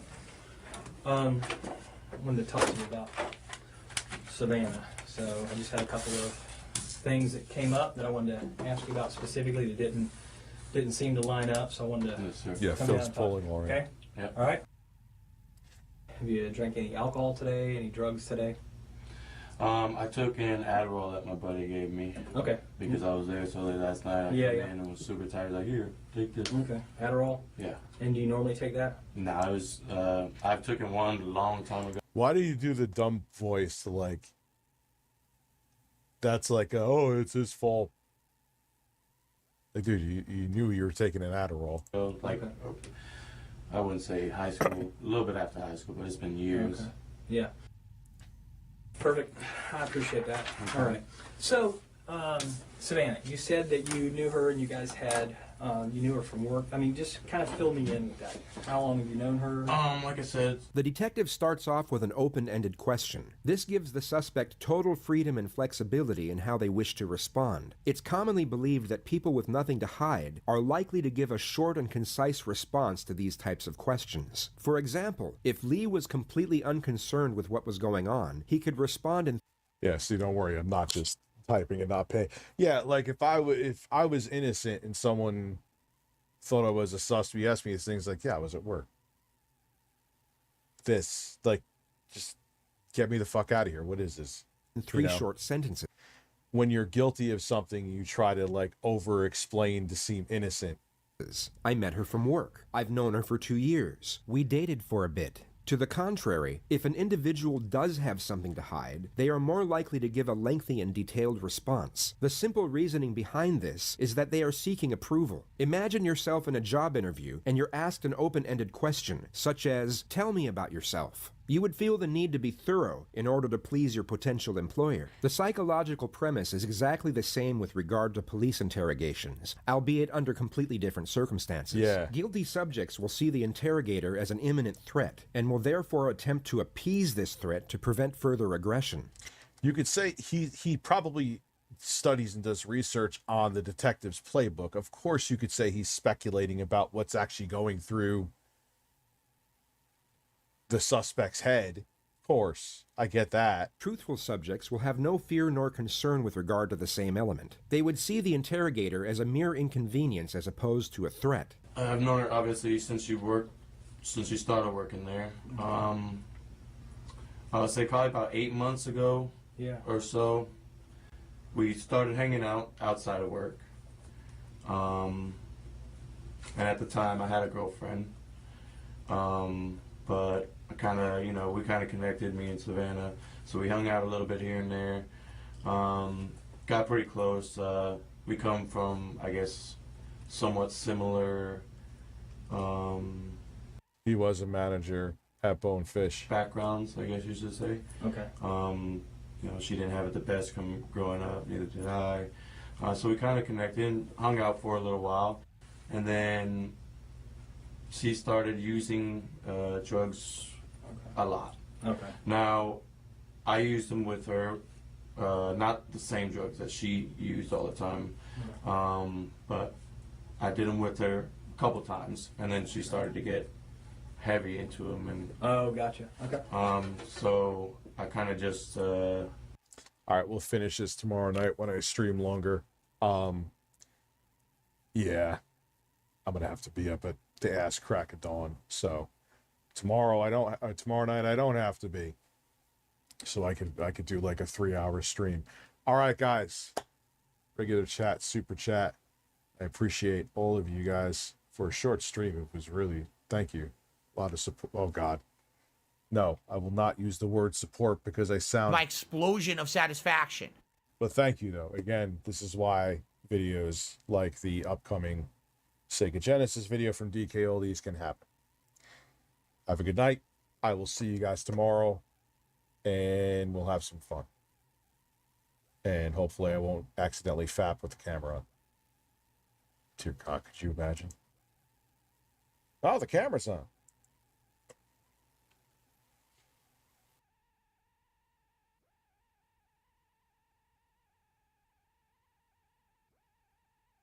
Ladies and gentlemen, welcome to Spawncast, episode 313. We have a special returning member of the Spawncast tonight. Miss Click is back. What up, guys? Hi. Hello. I've missed everyone. It's good to have Miss Click back. People have been asking when you're coming back, so it's good. Yeah. Good to have like you you had here. anything important to do. Excited in the chat, I'm sure. Miss Click's been very busy. Yeah. I mean, like, seriously, John did it. No problem. Yeah. Oh my God. No problem. That was me, just me. Lazy ass. It was Don't cool even. when they do it. It's good to have Click back. It's good to have. How's everything been, Click? Good, you know. It's been a lot, but we're doing much better now. So I've missed talking about all the trivial things with you guys. So thanks for having me back. Good to have Click here. Good to have Click here. We also have Josie, who is basically a member of the Spawncast now, joining us again tonight. How are we doing, Josie? I'm good. Thank you for having me on again. I appreciate it. You had a new video actually went out earlier. Was it this morning or last night? Oh, I did. Yeah. Yeah, I saw that video. I have some words about that. Yeah. No, I'm not mad. Actually, I actually really no. I really actually like the video you put together because it's I thought your take was good. I only feel like you probably should have scored it a little higher, and you didn't talk about the music, which is one of the best parts of the game. That's what I got a lot of comments about that, but I forgot. It was. I watched it. It was trash. See what? Damn. Dang. I'm joking. I like the video. I like it. Tackled Super Metroid. Yeah, no, I I'm a was big ready Super for the Metroid fan. feedback from it, so. It's interesting it was a perspective because a lot of people who probably watch that who grew up with it. So I think it's interesting to see people playing it for the first time now, just to kind of give, especially since you played Metroid Dread first and then you played Super Metroid. Yeah, that's why I made it, because I thought it'd be like interesting to have a different perspective like that. Mm-hmm. Some people appreciated it. No, Dread's better. Overall, Dread's better. Like, you can't even freaking wall flip. Like, who can you wall flip in Super Metroid? It's so difficult. That's what I talked about, and all my comments were like, "Get good," and I was like, "My bad." No. Come on, OJ. Let's be serious. Super Metroid is better than Dread. Dread's a great game, but it's not. It's not. Dread is better. Dread is I'm better. telling Dread's ending crushes Super Metroid's ending. Like, it crushes it. The music alone in Super just destroys Dread. I agree. The music is better in Super Metroid. I agree. Okay. Well, good video. Make sure you guys check it out. Thank you. Over on her channel. We also have Jordan. Jordan's back with us tonight too. Hi, I'm back. I was here last week. I'm back this week. That's 2 weeks. That's a new record. It's been a while. We're here. Look, Going for the high score. This place Wait a minute, is. Jordan was here last week. There's so many people here now. Just missing Nate. Yeah. Where's Nate? He's been kind of sick. Like, yeah. So he's having a hard time the past like week or so. But sometimes he just randomly pops in. So I don't know. Maybe he'll just show up halfway through. I find it hard to believe that Nate gets sick. I feel like if the virus walked up to him, he'd be like, "Fuck off and go suck a hot wiener," and then whatever. Okay, feel better, Nate. Got Max Dreamcast guy here. Yo. 10 times so far through Resident Evil 4? Yeah, I have now beaten Resident Evil 4 10 times. I have to take a break, I'll be honest. I sped run it multiple times. Yes, I beat it 10 times. You need to do like 6 playthroughs for the platinum, but I also beat it 4 times on Xbox. I'm ready to take a break. I've done everything. Done with it. Okay. Yeah. Okay, fair enough. We have Sean RGT here, despite the Almond's best efforts. I'm just not gonna eat after like 9 o'clock anymore. You got fruit and almonds working against you. Well, I don't know. Like I felt nauseous this morning, and then I drank some Pepto, and I was like, nope. And I just threw up the Pepto in a bunch of water, and I was like, okay. All right. So no food after 9 o'clock. Yeah, I ate 3 pieces of bread and some applesauce today. It's been great. Wow. All right. We got OJ here, Player Essence, holding up the pre-show. Man, dude's in the retirement home already, bro. I feel bad for you. I'm all right, man. Thanks for having me. I've only beat Resident Evil 4 twice, so I'm definitely lagging behind Dreamcast guy. So I'm here. Yeah, we got MVG. Hello. With us. I'm doing well. I've beaten Resident Evil 4 times, and I think I'm about done with the game for now. It's fantastic. But I've played it enough now. Okay, had to have you on because of the we got the emulation stuff, of course, to go over, and the center of that with your videos. So, did you not play the mercenary stuff? I may dip into it. I know we're going to talk about it later, but I may take a look at the mercenary stuff. I'm just kind of waiting for the VR patch, I think, for now. Oh yeah, that's a good point. And then we got Evan. Evan's here. Yep. Good to have Evan here. Okay, we as I mentioned, we do actually had more than I was thinking as we got through the week as stuff started to happen. Like midway through, we do, of course, have the Super Mario movie to talk about. I don't know how many people here saw it. Let's see. OJ saw it. Yep. I'm gonna assume Jordan did. Actually, I'm just gonna assume. Big movie go over there, Jordan. Yeah, I saw it. French. Okay, Did you good. say it was cute? Yeah, that was my review. I said, hey, Mario movie is cute. Okay. Okay, cool. So I saw it. OJ saw it. Jordan saw it. I don't know if anyone else saw it. Josie saw it. Awesome. Awesome. All right, cool. So we got enough people. Next week. Go over. Next okay. week. Awesome. Awesome.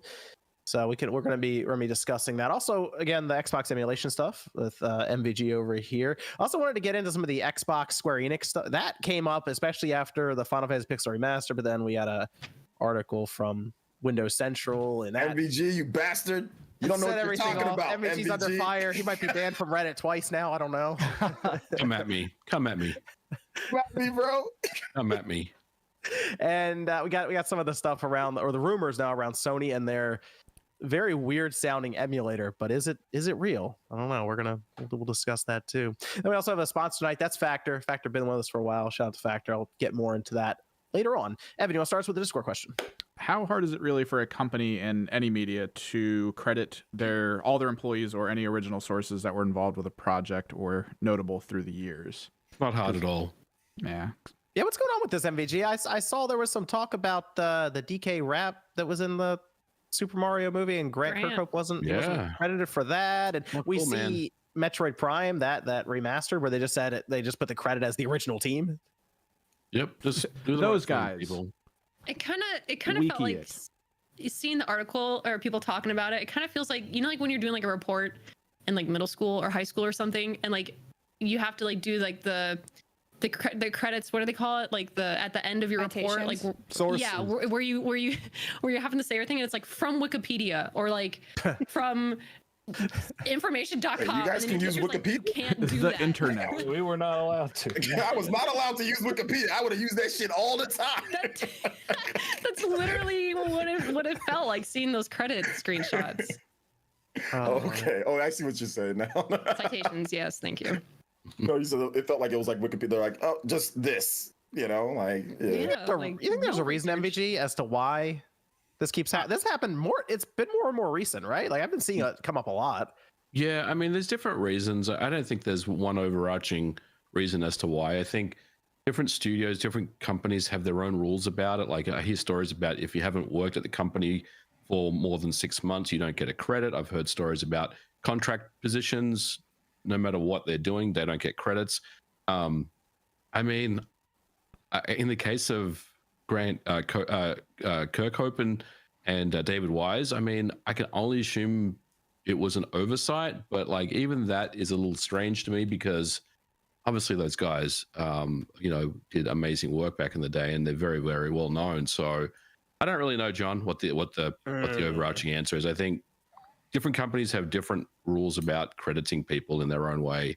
But I don't really feel like there's any harm in just going back and just crediting everyone that was involved, whether it was the original piece of work or if it's a remake or whatever it is, you know, or a movie based on a game or something. Right. Okay. All right. But so let's go on, Sean. I know you hate, Sean. I know you hate my take, so let me have it. No, you're fine. It's just it seems to me that people are making it a bigger deal than they like. Does anyone really care? Do you sit there and read through the credits of every game that you beat? Because I sure as fuck I mean, I like to skip past them. Like I get why the people involved can be upset, but all this other commotion around it just seems to be getting angry just for the sake of getting angry. Yeah. I don't disagree with that, but I mean, when you got Grant Kirkhope basically tweeting saying, "Yo, what the fuck?" Yeah, that's kind of a big deal. Well, there also have been cases in the last 2 years. It keeps popping up, thankfully, since we have the age of social media. But there's been times where somebody they like worked on a game for 3 years. It took 5 years to make, so they left the team 2 years before launch. It came out and they're not in the credits. And then they try and get the next job and they're not accredited. And it actually makes it harder to find their next job. So I think that's part of the reason people are defending it. Says you do see those posts where it's like, hey, I made Uncharted: The Lost Legacy collection, and now I am not in there, so it's hard to even claim this credit. So it's hard to get that pay boost to the next job. You know, minor stuff like that. Okay, that makes sucks. sense. Yeah. Okay. Yeah, but I mean, if there's wouldn't they just contact the HR person and be like, did this person work at this company? They can, but it's definitely, and it does still work, but people in the industry have spoken about the fact that if you're in like 10 unaccredited projects, it makes your whole portfolio look more weird than when you can point at, here's my body of work, I made those trees, these squill marks in Forza are because of me. Like when you're unaccredited, it feels weird that you're unaccredited. It makes it like more minimalization of all the work you're doing. Okay. Let's actually get into the first topic here. We're just gonna go right for this Sony handheld, like immediately, because this people got real excited for a minute and then it got real disappointed right away, because this is coming from Tom Henderson, who seems to have the report on all the Sony hardware. Who's noticed this? You're talking about a PS5 Slim with attachable disk drive, a PS5 Pro, and now what's codenamed the Q Lite. It's a PlayStation handheld that is going to focus around remote play for the PS5, as in you need a PS5 for this thing to have any kind of real functionality for you. So it's going to stream, I assume, over Wi-Fi, but they do mention the need for internet. I don't know if they necessarily mean it needs to check in with Sony as it's doing this, or if you just have everything connected on Wi-Fi, it can run through your local network. But 8-inch screen, 1080p 60 FPS, what they're shooting for, and it's basically going to look like a tablet with a half of a DualSense on each side. So a DualSense with a big screen in the middle. And that's kind of all the information we have, other than it's going to come out before the PS5 Pro. They're saying a PS5 Pro end of 2024 holiday. So I know we'll discuss the idea of this actually being a thing after getting into the idea of this existing in the first place, because I feel like a lot of people wanted a Vita too when this cropped up for the first time. Is anyone interested in a remote play device? And if so, what's the price got to be? But why would people be excited for a Vita 2 when you saw how Sony treated the Vita as far as a platform? Like, I don't understand where the confidence in Sony producing a handheld. Like, I love the PSP, I love the Vita, but the PSP definitely had a stronger shot at success than the Vita did, because Sony just kind of abandoned it like pretty quickly, and it was, it ended up becoming more of a niche JRPG machine towards the end of its life, trying to make it work. So that's kind of first and foremost to me, is like, I'll say JRPG, fuck people. To me, I would be, if this was a dedicated Sony handheld, I would be leery regardless of anything. But the fact that it's this weird sort of thing, it's like, I don't know, it's kind of weird, man. I mean, we did buy PSVR too. Hey, Sean and I. It's a write-off, though. The internet says everything's hype, and then the sales numbers come on. It's like, oh shit. Well, but I thought it was gonna buy it. I 95% agree with Sean, and I did a video talking about this, in that I think this is an interesting idea of a system, because my biggest concern is when Sony splits stuff up. Sony development cycles already seem so long, so if they were going to have a mobile division making handheld games and first-party big stuff, I feel like it would mean even bigger gaps between games.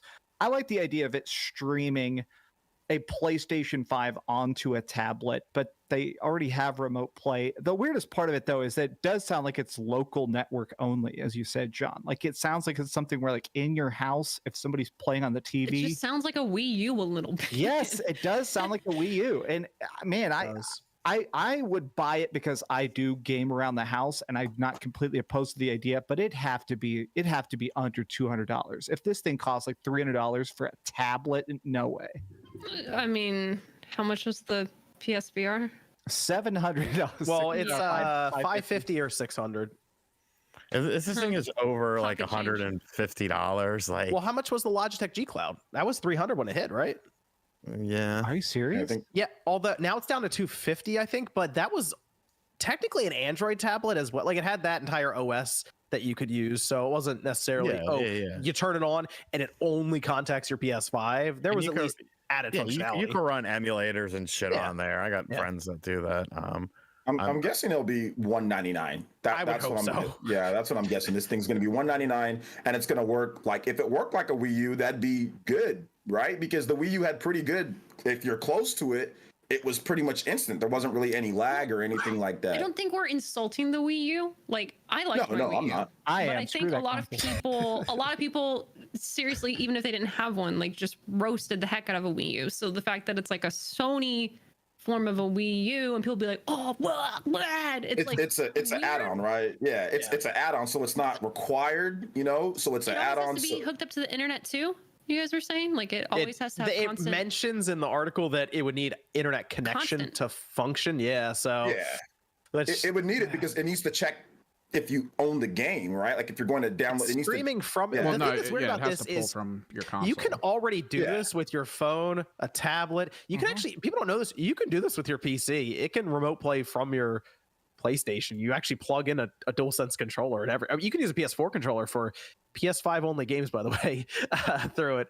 So that's the weird thing to me. The only thing I can figure here is they're thinking, one, we have our own hardware that can help push the PS5 by doing an add-on to it, I guess, and two, we know that it's going to have all the default controls from the DualSense attached to this thing, so it will have that functionality. But Josie, you were shaking your head at this remote play thing. It feels pretty pointless to me because we already have like a phone to do that, like you were saying, and then if we're gonna pay for this thing and there's not even gonna be like specific games for it, like it's just gonna be games that you would be playing on a better screen on your TV at home, which you are already at because it has to be connected to Wi-Fi. I just feel like there's almost no point. And like maybe to like super hardcore Sony people, like that's something that they want. But people like on the outside are just gonna see no value in it. It's gonna turn out to be what the Wii U was and just fail. Well, if you could choose games, right? Like you get approved that you own this game and then you could take it with you and you could play it on the go. Like it's saved like onto the device and then you don't need to be in your home to play it. I could see a little bit more because then that's like a Sony Switch. You know what I mean? But if it's something that you always have to be within a certain proximity or always within a certain network, And then, I mean, even if you wanted to do like the 5G, you know, you're still gonna be paying for like service charges and subscriptions and stuff like that. And that's a whole other mess too. So it's like, I think I understand why they're doing it though, is because they still want people to buy the PS. They don't want to like have you choose between. Like this way makes it sound like, well, you still need a PlayStation, so there's no either or. It's kind of you have the PlayStation or you don't get anything else. So business wise, if they feel like it's viable, that's fine. I don't know. Well, part of the weirdness of it is that we all remember the PlayStation TV or the PS Vita TV, where Sony got this idea. It was a little teeny tiny box, like the size of a slice of bread, and you'd plug it into a TV and connect it to your network. It would turn on your PlayStation 4 and mirror the image. So you could have a PlayStation 4 upstairs and play it downstairs. And it actually worked pretty good, but it was a total failure. Best Buy was actually giving them away. They just literally could not sell them. I got one for free and played it quite a bit. And so it's weird that they're trying that again with the next generation, but now with a little screen. I'm curious. I kind of hope this is real, but to me, it seems kind of outlandish. The buy-in to it is also super expensive because if you if you don't have a PS5 already, you got to get the PS5, then you got to get this thing on top of it. So I just don't think it's viable. We'll see. And that's part of that's a good point. And I feel like that's part of Tom Henderson's other reporting is that the PlayStation 5 Slim is going to be maybe $100 cheaper, like $400. I think maybe that's part of what Sony's plan is to sell this cheaper PlayStation 5 with an external drive you can plug in if you want for disc games. Maybe that'll incentivize people to buy PSVR 2 or this weird tablet. It's a weird, they're trying to do the Switch thing a little bit, it feels like, which is the Switch family of systems. I feel like they're trying to have the PlayStation 5 family of gadgets. But the difference between it is you don't need one to access all. True. Yeah, well, that every Switch is completely freestanding for sure. Exactly. Yeah.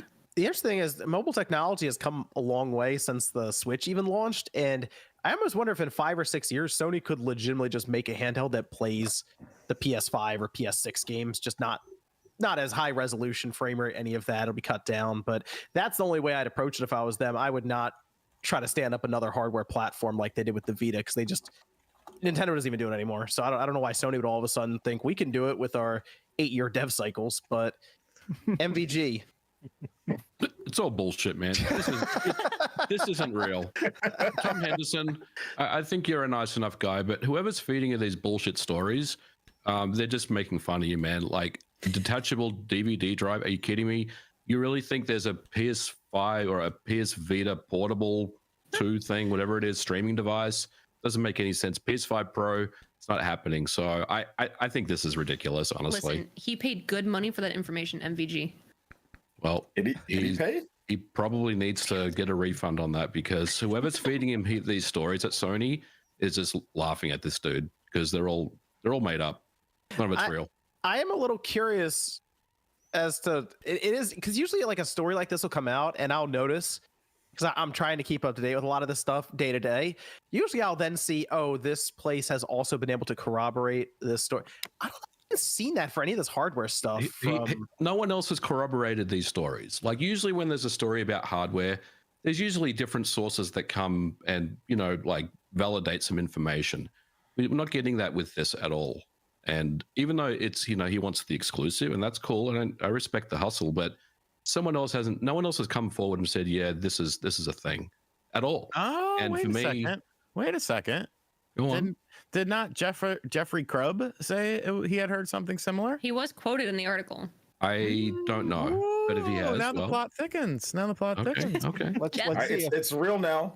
Thomas real. Jefferson Grubb. Let's see. Yeah, even the chat's saying Grubb did. Interesting. Grubb just bandwagons. That's what he does. He just waits for something to happen, and then he's, oh yeah. And then if it doesn't work out, he's like, whoa, I wasn't the first one. It was somebody else. It wasn't my fault. You got really nice hair. Yeah, when you type Jeff Grubb into Twitter, the first two autocorrects or finishes are Twitter and haircut. Apparently it's in the prototype QA phase right now, so it's even possible it doesn't get out of that if they determine it's not even viable for them to produce. I'm not really sure what Sony's doing right now with something like that, but the VR2 just seems to have its own problems currently anyway, so they might want to get that worked out first. What's the problems, John? No games? What's the problem? True. Doesn't seem like it's selling the way they want it to. Says who? You got any stats? Good reputable Apple insider who seems to be mostly focused on Apple insider. What does he know? Oh, because Apple's gonna unveil their own headset, probably I think over the summer. And they're people saying that might be the last push for VR. If that doesn't work, VR in general might be in some trouble. John, I don't know what the hell I'm talking about, bro. I'm just saying. All right, MVG. Well, hey, you know what? We'll see, because I think that they're mentioning that slim disk drive optional system is supposed to be out by this holiday. Okay. Well, if that drops, then I'll eat my words. I mean, I'm already banned on the Gaming Leaks Reddit. You are. What else? What else? Are you out? That's a good ban to Twitter. What did I miss? It's a good ban. Damn right. Hey, well, we just need Microsoft to announce Banjo, and then you're back in, right? I don't want to talk about that. Let's move on. I feel like there needs to be a statute of limitations on that, though. Because, like, if somebody says, oh, there's going to be a Banjo game, and then, like, 10 years later it comes out, it's like, that's, what the fuck? Like, it's like saying, it's like you guys with the Switch Pro. It's going to be a new Mario game. Hey. Get him, click. Hey. Talk to Wall Street, talk to Bloomberg, don't talk to me. Hey, even if you get something right, though, people forget about it pretty quick. Remember when that one person took to YouTube and said that George R.R. Martin was going to work with Bandai Namco and FromSoft to make an open world Souls game? Yeah, that was a fat L. Those were the days. You said Eric came for you. They came looking for me. a lot of apology DMs, though. Shout out to Reset Air for that. Let's Evan, we got a Discord question over there. Yeah, and people are saying audio sync issue. It's Discord. There's nothing I can do about this, so we're just along for the ride. But just to make sure with this remote play thing, we're all pretty sure it's just dead on arrival, right? Like, that's one of the questions. It's all bullshit. Hey, they're gonna sell at least one. Because I will buy it. If it's real, it's going to be pretty much just the tiniest little thing. I think it's going to be a little tiny gimmick thing that they maybe even box together with a PS5. If it's priced at $200 or less, I think they'll have a shot. If that thing comes out at $300 or more, it's over. It's just it's not even worth it. So, but the Backbone controller right now for your iPhone is $100. Listen, if it's over 200, if it's Whoa, Sony's already on. Oh, wow. So Sony out there. What the fuck, me? What I was gonna say is if it's over $200, it better be a fucking TV remote. Excuse me. Okay. I'm gonna beat my freaking lights out. Just leave it down. It's fine. No, I cannot. It's chosen its path. No. Wow. Triumphant return. Evan, do you have a Discord question over there? What do you make of the internet theory that mainstream outlets are holding off Last of Us PC reviews as a favor to Naughty Dog? Oh, I haven't even heard that one. I think some just legitimately can't play it. And that's it. Some of them I follow a lot of the major reviewers for IG and GameSpot and stuff, and they have said that straight up the game is just so broken. And also, what a lot of the major websites have said is that right now, while they're rolling out hot fixes, in the like 4 days, 5 days it would take them to edit together one of their videos, it's going to be a different performance. So a lot of them have said once they come out with a couple of these planned hot fixes, then they'll drop a review. 4 or 5 days to edit a video. But why? But hold up here. Hold up. Time out. Why are they waiting? Why don't they just review it like every other game gets reviewed with flaws? I agree. That's why I drop my video, is because a lot of times what I do is I'll start a video with saying I'm reviewing the game as it currently is. I think they should drop a review in progress. I think 1,000,000% they should. Buyer beware. You can't play it. Yeah. You should say like this is an unscored review because the game apparently is still in development. I 1,000,000% agree with people that they should. I don't think there's like a conspiracy. I think it's that these websites are just inept, don't like to edit reviews. They're not inept when it comes to other stuff. Not all of a sudden they're inept when it comes to a Last of Us. They were on it with those movie reviews. They were on it with The Last of Us remastered on PS5. They were on it with everything else when it comes to The Last of Us. But now this, we gotta wait for some hot fixes. There's a quote I love that says, "Do not blame on malice, which can be attributed to ignorance." And that's what I try to do. Is I assume that they're dumb and not that they're like trying. All of a sudden they're ignorant. I always say they're ignorant. Magically ignorant. They were fine with everything else. I'm glad they're not putting out videos. My video keeps getting great views because there's no videos by IGN or GameSpot, so I'll soak up all that those. Feels like something they should be like covering and warning people on, because that's not like a cheap game. Yes, they haven't even covered the glitches or anything. So my video, I did a separate video talking about the glitches, and they're talking about the update, and all my videos been blown up about it because all the major websites are not talking about it for some reason. I think PC gamers talking about it and nobody else. Okay, you have another Discord question, Evan?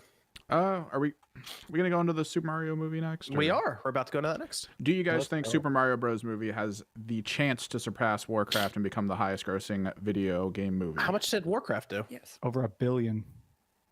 I think Super Mario movie is going to do over $1 billion. Oh, it's $1 billion easily. The Warcraft movie sucked. Okay, it's terrible. Yeah. Yeah. Whoa. I mean, that's obvious. I liked it. Broke my heart. What did It's you like? barely a movie. As an avid WoW fan, I was offended. It was so bad. I read As a all movie the. fan, I was offended. I remember the behind the scenes. They were like, "Yeah, this is the easiest movie ever." They told us to just stand there and read our lines. So when you watch the movie, they just stand there. I'm seeing it right now. The worldwide box office for Warcraft, unless I'm mistaken, is $438 million. Worldwide? No. Because China it made like something. Yeah, crazy that was the big thing. Was it was huge in China. Huge. In China, it made so many hundreds of millions of dollars. I believe I read they actually CG'd a couple of extra scenes just for the Chinese DVD release. Oh. So I'm looking at this. There's different facts that are going around, John. I don't know which ones you have, but it says Stealth put up that it's the biggest worldwide launch for an animated film at projected 368 million. That's over Frozen 2, Lion King, Toy Story 4, and Incredibles.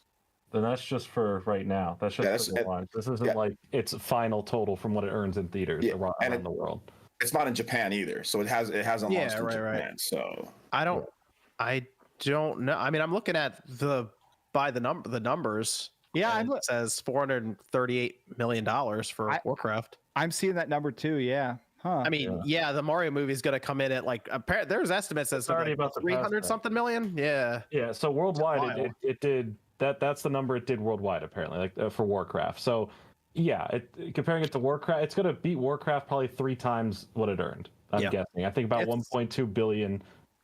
Yep. I think you're right, Jordan. Yep. Yeah. I think right around there. And it's going to beat Illumination's other stuff like Despicable Me. It's a successful project. But easily. The Super Mario movie. Came out this past week. I saw it in theaters. Jordan saw it. Josie saw it. OJ saw it. Saw it in IMAX with my wife. It was good. Yes. I saw it in Dolby Digital. I went to that Newark theater, Evan. First time going there since Spider-Man 2. The one by me. Spider-Man 2. Yes. Oh, nice. Yes, they redid it and everything in Wait, there. And John, yeah, you said it was the first time going since Spider-Man 2? For the Newark, the Newark one. Oh, And that was okay, before yeah. they redid it because they renovated it. So it's been 20 years since I've been there. Yeah. And it's very nice now. There's like other theaters around me that I'd go to. That one in particular, I was like, let's check this one out because they had it in Auditorium 1, which is like massive. Yeah, they do like, you're like 5 feet from everyone around you. It's crazy. They do half off on Tuesday, just so you know. It's good. That's how they got me. Yeah. It was the first time that I've ever went to a movie theater in like a decade plus. The last time I went I was like in college. The worst way. I forgot what movie I watched though. I haven't been in a movie theater in more than a decade. You remember what year? What time of year? Yeah, it was when I went. Yeah, your last time. It was spring 2010. Spring 2010. 2010. Yeah. Tangled. Interesting. No, I saw some. I don't want to get into it, but you saw some what? Huh? You saw what? I saw this. I forgot it was this movie, but I don't remember. It had Janet Jackson in it, but I don't remember. I think it was like one of the Tyler Perry movies. I was dating this really ghetto chick, and we went to go see the movie.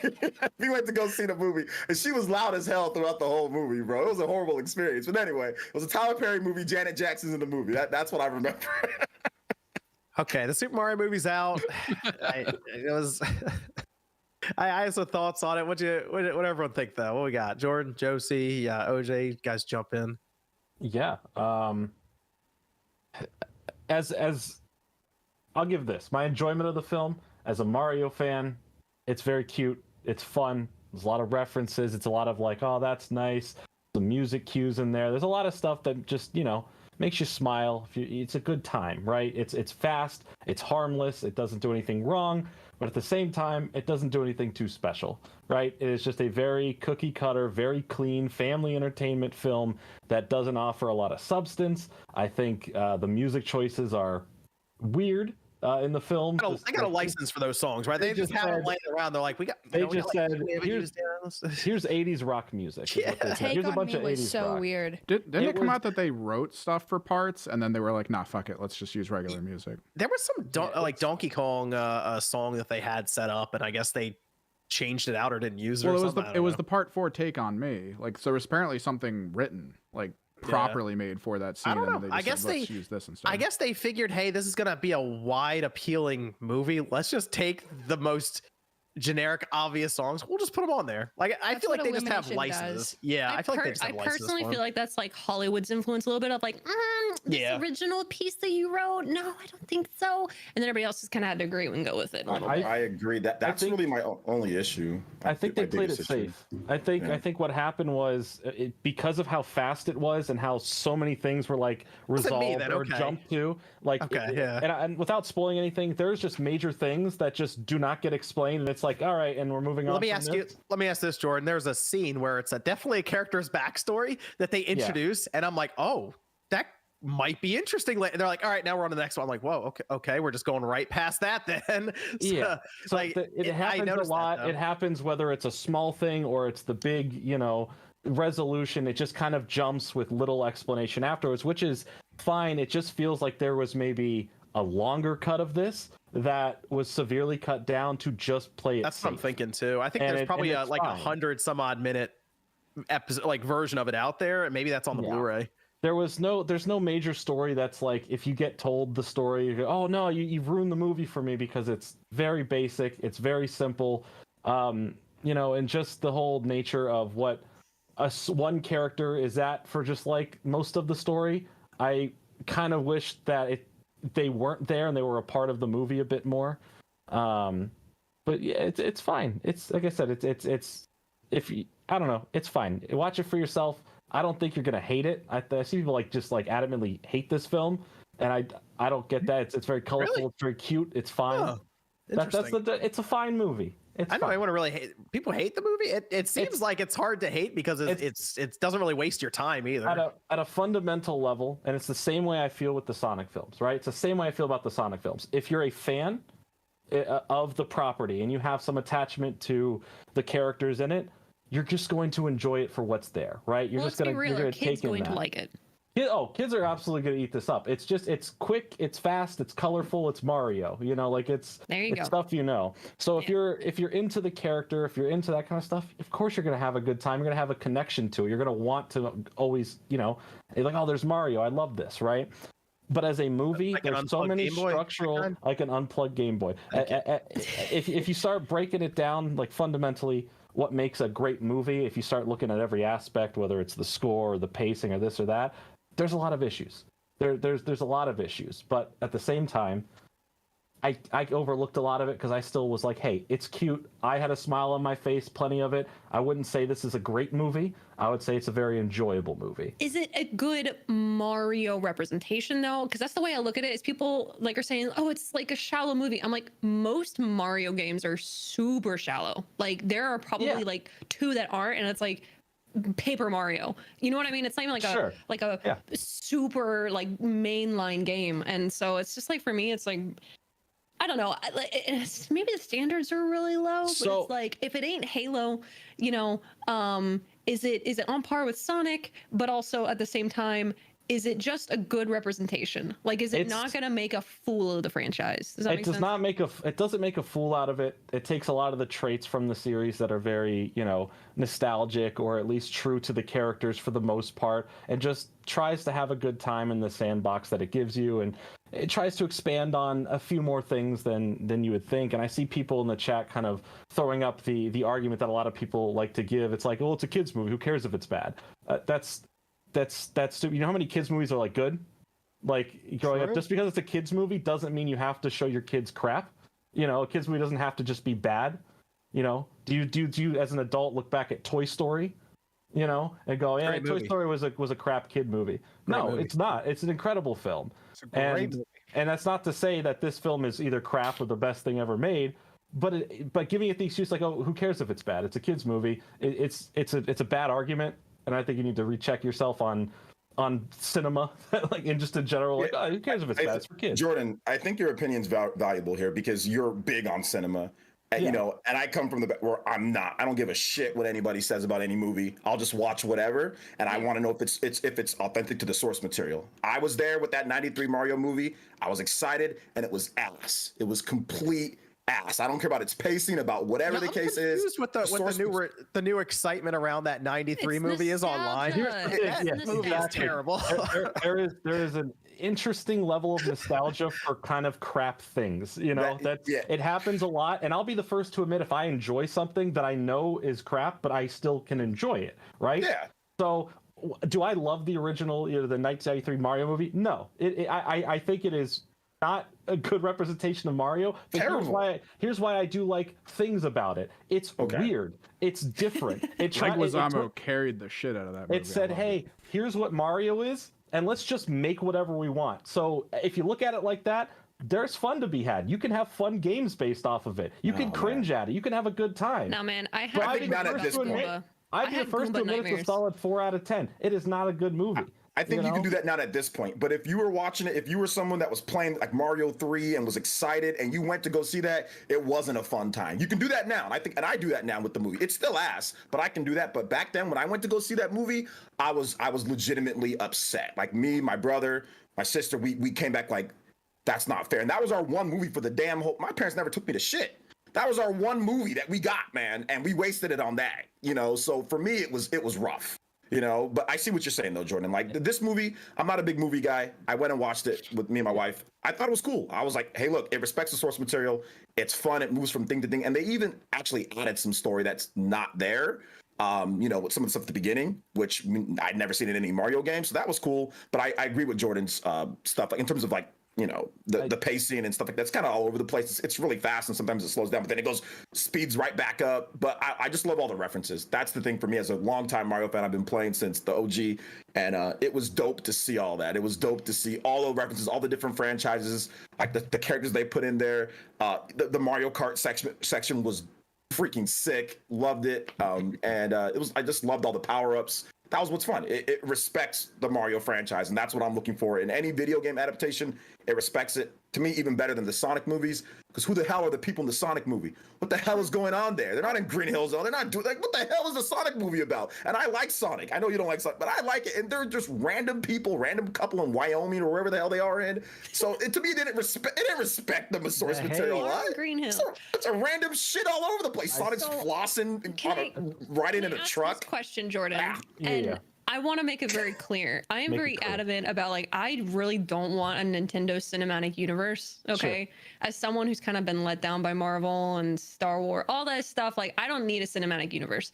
But if they are thinking about it, right, if they're going to kind of do this like Sony's doing things, is it at least a good foot in the door to say, hey, we can trust Illumination with future projects that can then go into more in-depth, where then maybe they can warrant more critique in future projects? Because I feel like from what I'm hearing and from what the numbers are saying is that it definitely is a good foot in the door. Would you agree? Yeah, at the bare minimum level, yeah, it's a good foot in the door. I think animation quality wise and what they were trying to do, all that there, it's impressive. There's a reason why people are going to enjoy this film, and just visually, at a visual aspect, this is the best looking Illumination film they've done. Like Nintendo, I feel like Nintendo really made sure that's okay. It has to look like this. We have to stick to a certain guideline. Don't try and head more towards the Despicable Me look, or for the other stuff like the Secret Life of Pets that they do. Just kind of very much make it unique and have a style that fits for what Nintendo is looking for. And whatever they do end up connecting it to, if they do or do not, sure. I don't necessarily want a connected universe either. I don't think it needs to be all leading up to like an Avengers level Super Smash Bros. Brawl movie or anything. Yeah. But for what this is and what the future is teased for it, it seems like it's just kind of Mario focused, and like that's fine. And I would like to see what else they can do. There's a couple different teases in direction of what a sequel could be that's throughout the movie, and I'm like, okay, either of these ideas I'm pretty fine with. I think that's interesting.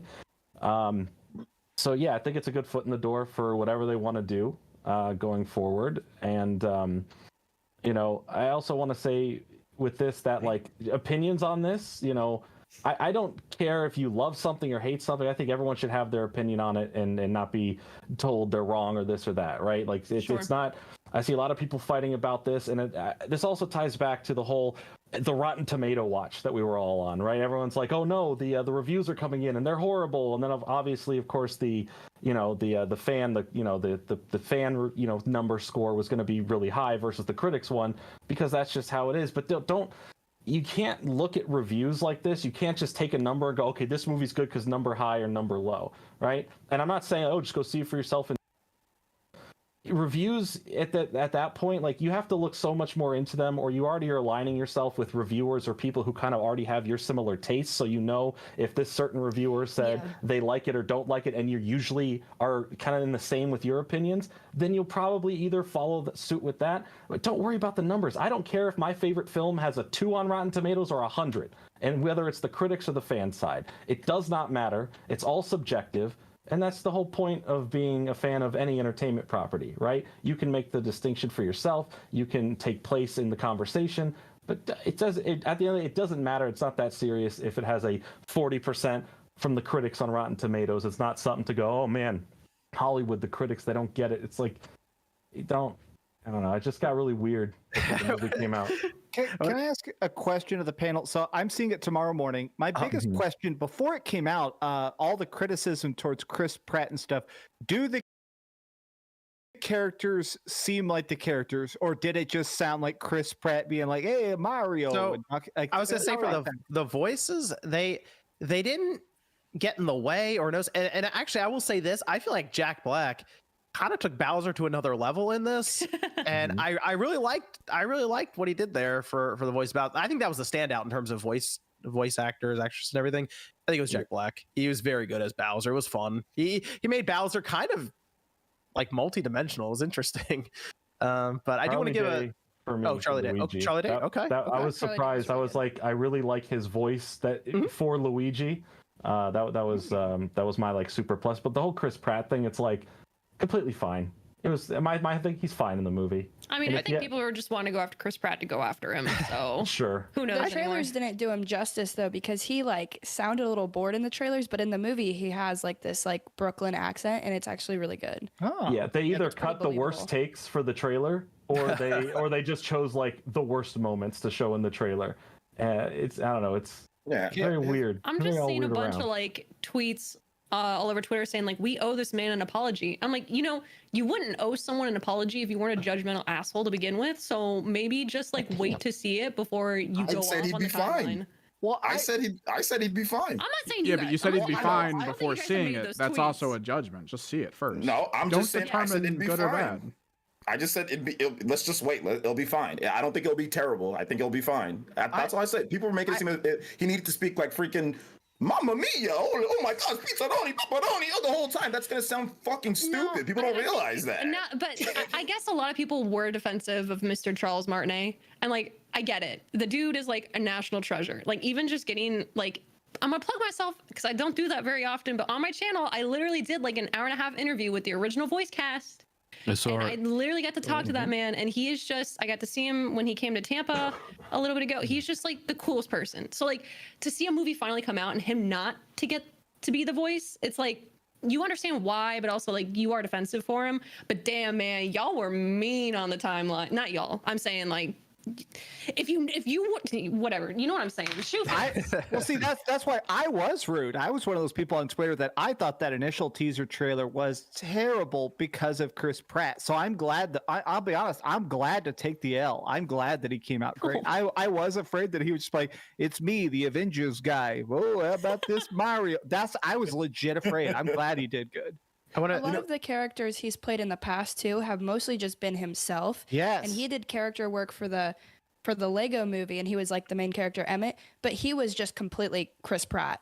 And so I think for me at least, my apprehension with him being Mario You were thinking was of like, Emmett. Yeah, I was like, is he just going to talk exactly how he did? And in the trailers that we originally saw, he was kind of, his lines were like, Mushroom Kingdom, here we come. Like, here it was we just like, go. I really it wasn't like super special, but actually seeing the movie, he does a very good job. So the voice that kind of threw me off the most wasn't any people that it was like Cranky's voice. That was the one that's just yeah, was I didn't love that one. But he wasn't in the movie enough, I guess. But I don't know. But it was just kind of weird. I saw someone on Twitter putting like casting that if like Larry David was the voice, it'd be pretty funny for that. Which that would have been pretty fun. I did like his character though. I like the DK franchise. I've been playing a lot. They definitely took some liberties with the war with Donkey Kong and Cranky. They took a few liberties. Seth with Rogen it. laugh made it in too. So that was interesting, but no, it was fun. The DK part is awesome. You guys have seen the trailer because I'm not ruining anything. Wait, this is important. How was Toad's voice? How did he do? Very good. Very funny. If you didn't know it was Keegan-Michael Key, you wouldn't know. You wouldn't know. Yeah, Actually, I was right. surprised because I was like, I don't remember it sounding like this high pitch when we first heard it, but it definitely sounded like more Toadish in the film. Really? Yeah, it was very funny. It sounds like the marketing team needs to get fired because y'all didn't do. What happens with trailer cuts is like the trailers are made by trailer houses most times that just are given what they're given early on to make a trailer. So a lot of stuff that is not in the final cut, different takes, other stuff just gets in the trailer because that's all they're allowed to have. So it happens sometimes. Really? That's why Because it's I hard feel like to judge off a trailer. I feel like some trailers that we see for movies though, like I feel like you watch the whole movie in the trailer. Like I feel like that's like the whole movie. On the trailer companies that have to do it. Yeah, sometimes they're the ones who edit it bad, and the studio's just like, all right, we put it out. Yeah, or sometimes they're just given literally nothing. I have seen times where they're given like, all right, we have 10 minutes of this. It's an action movie. It's like, well, we got to cut up this conversation as action packed as possible. I do want to give a shout out here to Scarlet Vixen with a large super chat. It said people keep claiming the Mario movie is just a kids movie, but it's really not. There was way too many references that dug deep into Mario's roots that only adults that grew up with the NES would get. And then they followed up with a question asking, anyway, what did you guys think of how they changed Peach's representation? They did not change. It did not change Peach's representation. Damn it! Me and Jordan thinking that they did not. I'm so tired. I literally put out a video. I was talking about Super Princess Peach, a game from 2006 where she is the one saving Mario and Luigi who are captured. Every time we have seen Peach after Super Mario 64, every time after that, Peach has been involved in some way of being Mario a tough 2 character. Or even in Mario 2, that's true. Do you think maybe they just mean that they're not like, oh, Mario? You know what I mean? Like she's kind of like. But I feel like she hasn't always been that. Look, Mario 2, she's a playable character and she's kicking people's ass. Super Mario RPG, she's a playable character and she has a frying pan. She has a golf club. She's kicking people's ass. Smash Brothers, she's kicking people's ass. She's been kicking people's ass since the 80s, guys. Yeah. Like, this is ridiculous. But I feel like Super maybe Mario because 3D she's World. actually getting like a voice though. I think is what's probably also throwing people off though. Like you see her kicking ass in Smash Brothers. You see her, tearing up the freaking track on Mario Kart. The people who are, calling political alliances because they don't know the Mario series, that's one thing. But I feel like as how we've heard Peach for so long, you're like, Mario, you're like, that's very different than how she is in the movie. That should be the same for all the characters because every character has always had a couple words. Two grunts. Yeah, right. no, I understand. Donkey Kong doesn't even speak. Personally, I think Anna was like a really good call for Peach though, just because I feel like she's such a baddie in the movie. Yeah, like I don't know. I think it's really cool, but I feel it's just exhausting when people like argue over Peach. She's literally been like the most prevalent female character in like any video game franchise. So like to see people like fighting over it when they probably it's annoying. It's annoying because Peach has been fighting and has been sometimes she don't feel like dealing with the bullshit, bruh. Koopa be coming, he be threatened to toad the kingdom, so she just rolls. She's like, all right, Mario will come around, I'm good, I do wish Daisy was featured because I really feel like they would have a really funny dynamic. Maybe the next movie. Yeah.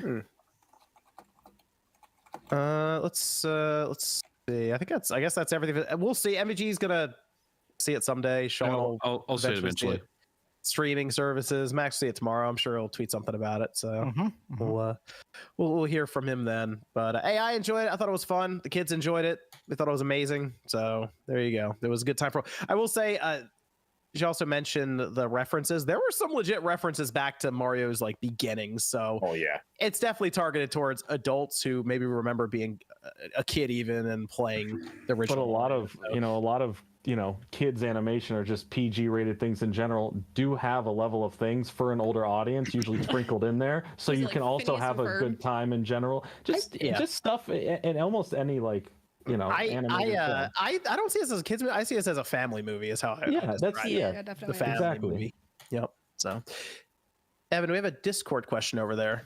Yeah. Retro game collecting is expensive, but within that, those of us that collect text-based adventures from the early 80s, specifically by a company called Infocom, have been paying hundreds, even thousands for their big box releases. Do you think the collector market for retro games will ever cool off? No. Ooh. No. I used to. Okay. I'll be honest. About 8 years ago, there was a lot of rumblings. The bubble was going to pop, and here we are 8 years later. It is not. I mean, for this type of thing, it requires the people with money to lose interest, and that doesn't seem to be the case. Nostalgia is king still. So I was gonna say, are you asking for nostalgia to stop existing? That's kind of what it comes down to. I am. Yeah, I mean, even the 3DS is like blowing up right now, so I feel like it's just going to get bigger and bigger. Okay. Yep. I do need to segue over though, because everyone heard of Sean's troubles with the Pepto and the almonds fighting back, grapes, fruit. It was all over the place, right? Well, I gotta let you know, Sean, it might be time to make the switch to tonight's sponsor. That's Factor. Could be. Make meeting your nutritional goals easy using Factor. Spring is right around the corner, meaning you might be too busy to spend time cooking. If you're out and about more often, Factor will deliver fresh, never frozen meals directly to your doorstep, and you can prepare these meals in just 2 minutes. Factor offers tons of options for a menu of over 34 chef-prepared, dietitian-approved weekly options. You'll always have something new to try. There are also over 45 different add-ons to pick from for those in between snacks. It's cheaper and faster than takeout, and to me, that's the best part. Having a meal ready in 2 minutes lets me plan out and get on with my day in no time, and there's less time spent at the grocery store, which with current food prices, that's probably a plus. Head to factor75.com or click the link below in that description and use code SpawnWave50 to get 50% off your first Factor box. That's factor75.com, code SpawnWave50 to get 50% off your first Factor box. Thanks again to Factor for sponsoring the video to this podcast tonight. All right, I'm gonna try to fix the video real quick. Thank you, Evan. That was the smoothest transition. Good job, John. Hey, Sean. Although I don't know, hopefully they like the idea of introducing them with Sean throwing up, but we'll find out. They'll send me a letter. Yeah, legit good. I've had Factor. Love it. We got you, Sean. I'll talk with the people. I don't know. I don't think they do almonds. So let's go over. I do want to talk about the Xbox emulation stuff, MVG, and then I'll go into some of the super chats after that. See what was going on there. But MVG, what's going on? I have my Xbox here. I turned it on and I wanted to play PlayStation on it, right? I know it sounds weird, but there were emulators. I had them in retail mode and it came up with a message. It's unavailable now. Well, the jig is up, man. Microsoft finally decided to pull the plug on it. But it's not really like the end of the world. I made a video about it yesterday, so check it out if you want to learn more about what happened. But, you can still switch over to developer mode, which is essentially where this stuff was meant to be in the first place. So I think the way that games ended up on retail was through some type of loophole, which is tied to an email address and something. I never was one that advertised that on my channel when I did videos on it, because I always felt like eventually Microsoft would just come in and just like disable it, right? You know how I knew that was going to happen? Because they kept pulling the pages down. So the way it worked, because I got them all on my Xbox, it actually took about 3 weeks, because there was a Discord and they would occasionally post up a link that you would go to from your Xbox. You have to type it in, like tiny URL, and then it would initiate the install on your Xbox. So I had DuckStation, I had Dolphin, I had an Xbox, Xenia, the Xbox 360 emulator on there. So I could play games that were not technically backwards compatible on there. And they came in and they disabled it, even though I have it on my Xbox, which is weird. I thought I had control in the digital future. But you do. Just use dev mode. I think a lot of people have hesitations about using it, but it's a one-time fee. I think it costs $20.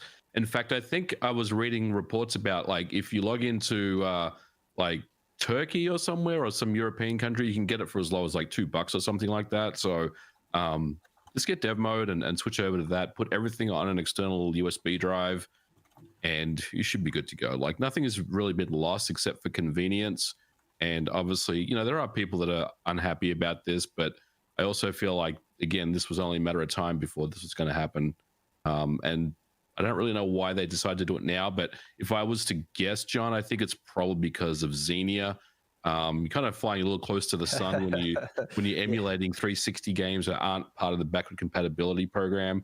So that's just my guess, though. I don't know if that's accurate or not. There was that email that was kind of floating around, the copy and paste email. It seems like that may not be 100% now, as people are questioning and throwing it around currently. So I think more information is needed there, because they did bring up a bunch of reasons. One was security. Yep. One was Nintendo. and there was another one that was, I want to say it had, I kind of feel like it had to do with Xenia, like you're saying, in a roundabout way. Hey, we're going to try to figure out how to get some of these emulators on there. Yeah. We're going to talk with the developers on those emulators. But it's not hard to believe that Nintendo would say something. But security is interesting. I didn't even think of that necessarily. Yeah, there was some rumors about maybe getting high elevation access to parts of the system that you're not supposed to. And I mean, that could well be the case, of course, but look, at the end of the day, like I said, it just go to dev mode. Nothing is slower there. In fact, you get more power on dev mode than you do on retail mode with these apps. So just jump over there and you'll be good. Dev mode it is. Okay. They did say, at least again in that email that's circulating, is that they're not planning on taking it away from dev mode because it's sandboxed. Yep. at least for now. I mean, I assume they're going to leave it. They'll leave dev mode in. I mean, I think the only thing they may consider is the next generation or the next system that comes out. They may do away with dev mode, but like for now, on the Xbox Series and the Xbox One line of systems, it's there to stay. It's not going to go away. You know what's interesting though is this. After all this, I did kind of have a little realization once again, reminder maybe, that if the company wants to, they can just, even if it's on your system, they can just take it away from you. It doesn't matter. Yeah, I mean, interesting. That's the scary part. They can just remove licenses for pretty much anything and block anything. Right. So if there's a game that gets out there that has some issue in it that they deem, okay, we got to unrelease this game, they can just take it back. Wasn't there like a discussion about that with like PlayStation Store stuff a while ago? Like I mean, they're delisting old PS3 games right now, Xbox 360 games. They kind of just do them stealthily sometimes. They'll grab a handful of like 10 or 15 games and just start delisting them. So you can't, even if you like own them, if you want to try download them on a new system, in some cases they won't even let you do that. So the delisting of games is kind of an ongoing thing that obviously is not very well liked in the industry, of course, but yeah, it's definitely a thing. Okay. Well, I think about that was what you talked about, because I watched your video, MVG, and I didn't get it at first of like, okay, emulators being banned makes sense, but then when you said like, yeah, now they could just deactivate stuff, I was like, oh, that's the red flag. Because I think about these games with like music license and stuff. I play a lot of games with like, big poppy soundtracks, and I do think, oh, what if they don't want to re-up that soundtrack in 5 years? I guess I just stop owning the game. I don't know. I'm curious about that going forward. If we see this pop up with something that was paid for or even a free app, because I know YouTube gets pulled off of platforms at times and it's like, okay, this app's just not available anymore. But it does make me think about that future where there's no physical copy. It's all tied to servers, digital, and they just decide that you don't have this anymore.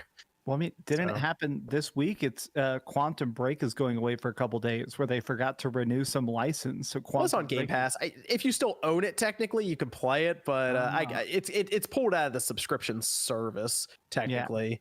Yeah. But I get what you're saying with that one. Technically, it's weird to have the idea of having a game and then it disappears for like a week while they like redo some paperwork and it comes back. I don't know. I feel like it's just so weird, and I'm sure people who are hardcore physical gamers right now are like, I can do it. But it's just weird to me. Like you pay a full amount for something, all of a sudden it's like, no, never mind. You can't have it. But I think physical gamers are praising a little bit right now. They're like, haha, the paranoid paid off. Weird. The government does that shit to us all the time. Yes. We should be used to it. I'm not touching it. Let's let me go to Evan. You have a Discord question. I'll pull up the super chess. Do you expect Mortal Kombat 12 to be announced this month, and what features or improvements would you care to see? This month? Interesting. I kind of feel like that might be a Jeff Keighley Summer Game Fest Productions thing, maybe. Sounds like it. Yeah, he had the reveal for Mortal Kombat 11 at the Game Awards, I thought, if I'm not mistaken. It's a big stage. You see, Ed Boon has just been tweeting about it subtly as a joke, and then finally on April Fool's Day, he was like, "Should I go ahead and release? Should I announce Mortal Kombat 12 on April Fool's Day?"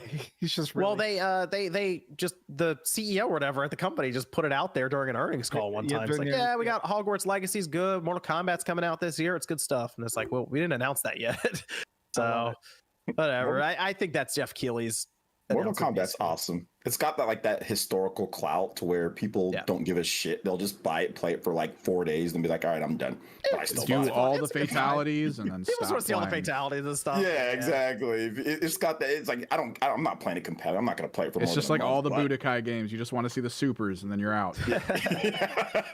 I love that though, because Mortal Kombat should do well. Like it should. Like all these fighting games have been, it's been tough for a lot of fighting games, but Mortal Kombat comes out and sells like crazy. I wonder if they would come up with a new concept similar to remember when they did the X-rays, right? That was awesome. That was like game changing. Yeah, I don't know if they're gonna have anything that feels like that game changing. I mean, they've surprised me with that. So, dude, I was surprised with the last Mortal Kombat because, like, listen, I don't have a problem with like the violence and all, but it seemed even like crazier to me. I agree. They're getting away with a lot, and I'm wondering if they're gonna push the envelope much more. My stomach physically turned when I first I couldn't watch it, and then once I got used to it, it was fine. But there was a period in between. I was just like, dude, this, nice. Yeah, this is nasty, man.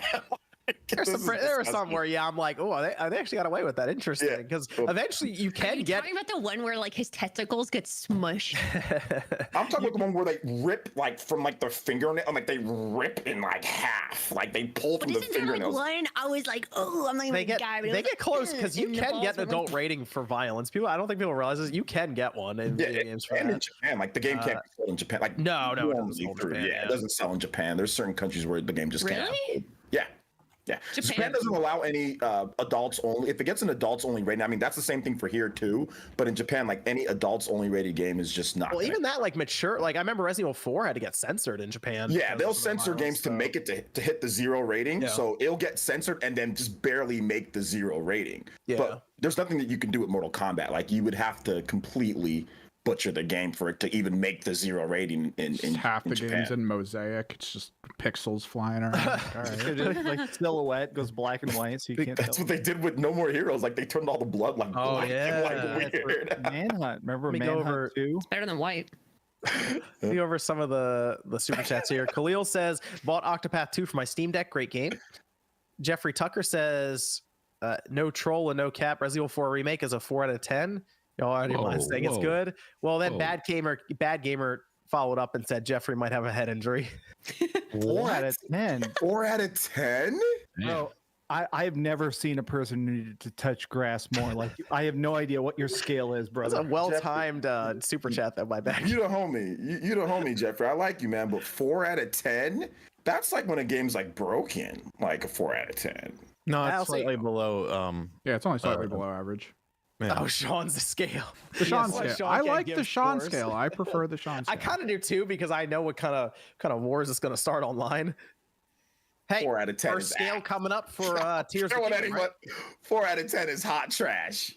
Man, I legitimately think, as a person who beats a lot of horror games, I think this is legitimately the best horror game ever made. So I think it's a horror game.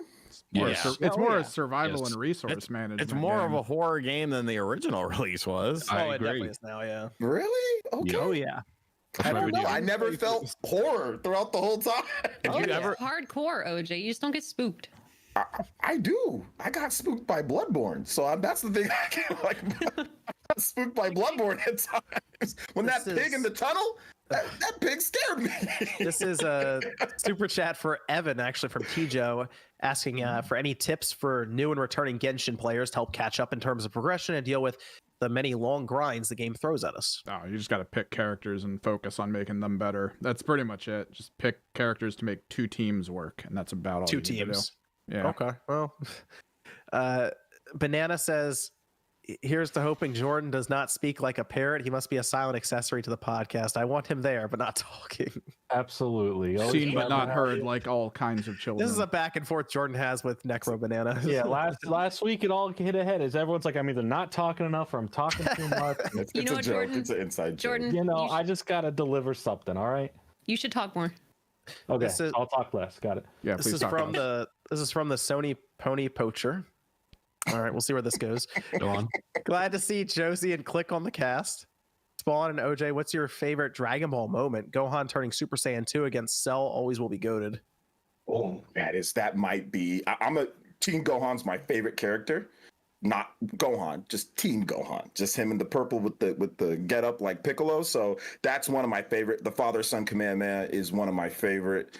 Moments is when he just blew his ass away with Goku and the looking on. That was great. So going with the proud Prince Vegeta's sacrifice against Boo. That was a good ending to the episode. Here's trolling. No, that was legitimately good. One of the more legitimate moments in that series. But it was all for nothing. Because no one expected it at all in that It was moment. all for nothing. He blew his ass up for nothing. It was so well done though. That episode ending. Okay, you're not trolling though. And if you have kids and it hits different, that is a really good moment in Dragon Ball. Okay, you're right, because before that, like when he blows up half the stadium because he really wants to fight Goku. That whole setup was awesome because he truly felt he was like the most powerful at the time. He's the only one that can stop Boo. So yeah, I see what you're saying though. I mean, he asked Vegeta if he was going to heaven or hell, or he asked Piccolo, and Piccolo was like, I mean, you look at what you did. He's like, all right, well, that's that. That's my favorite thing about that, is that his sacrifice gets him to heaven. I love that. That's such a good gift. Yeah, technically they did, because they turned it around and he came back. So yeah, that was good. No, you're right. You're right. That John Bob in his head, remembering. Oh, so good. Yeah. Awesome. Pickle juice. Pickle juice. You said Piccolo or Pickle juice? Piccolo juice. Yeah. That's a good episode. Don't milk Piccolo.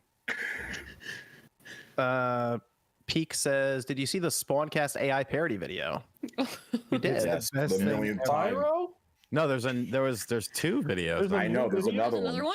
Yeah, there's two now. Jesus. I subscribed. We're replaced. The same guy? Yeah. Subscribe to Okay, the channel. I'm gonna watch it.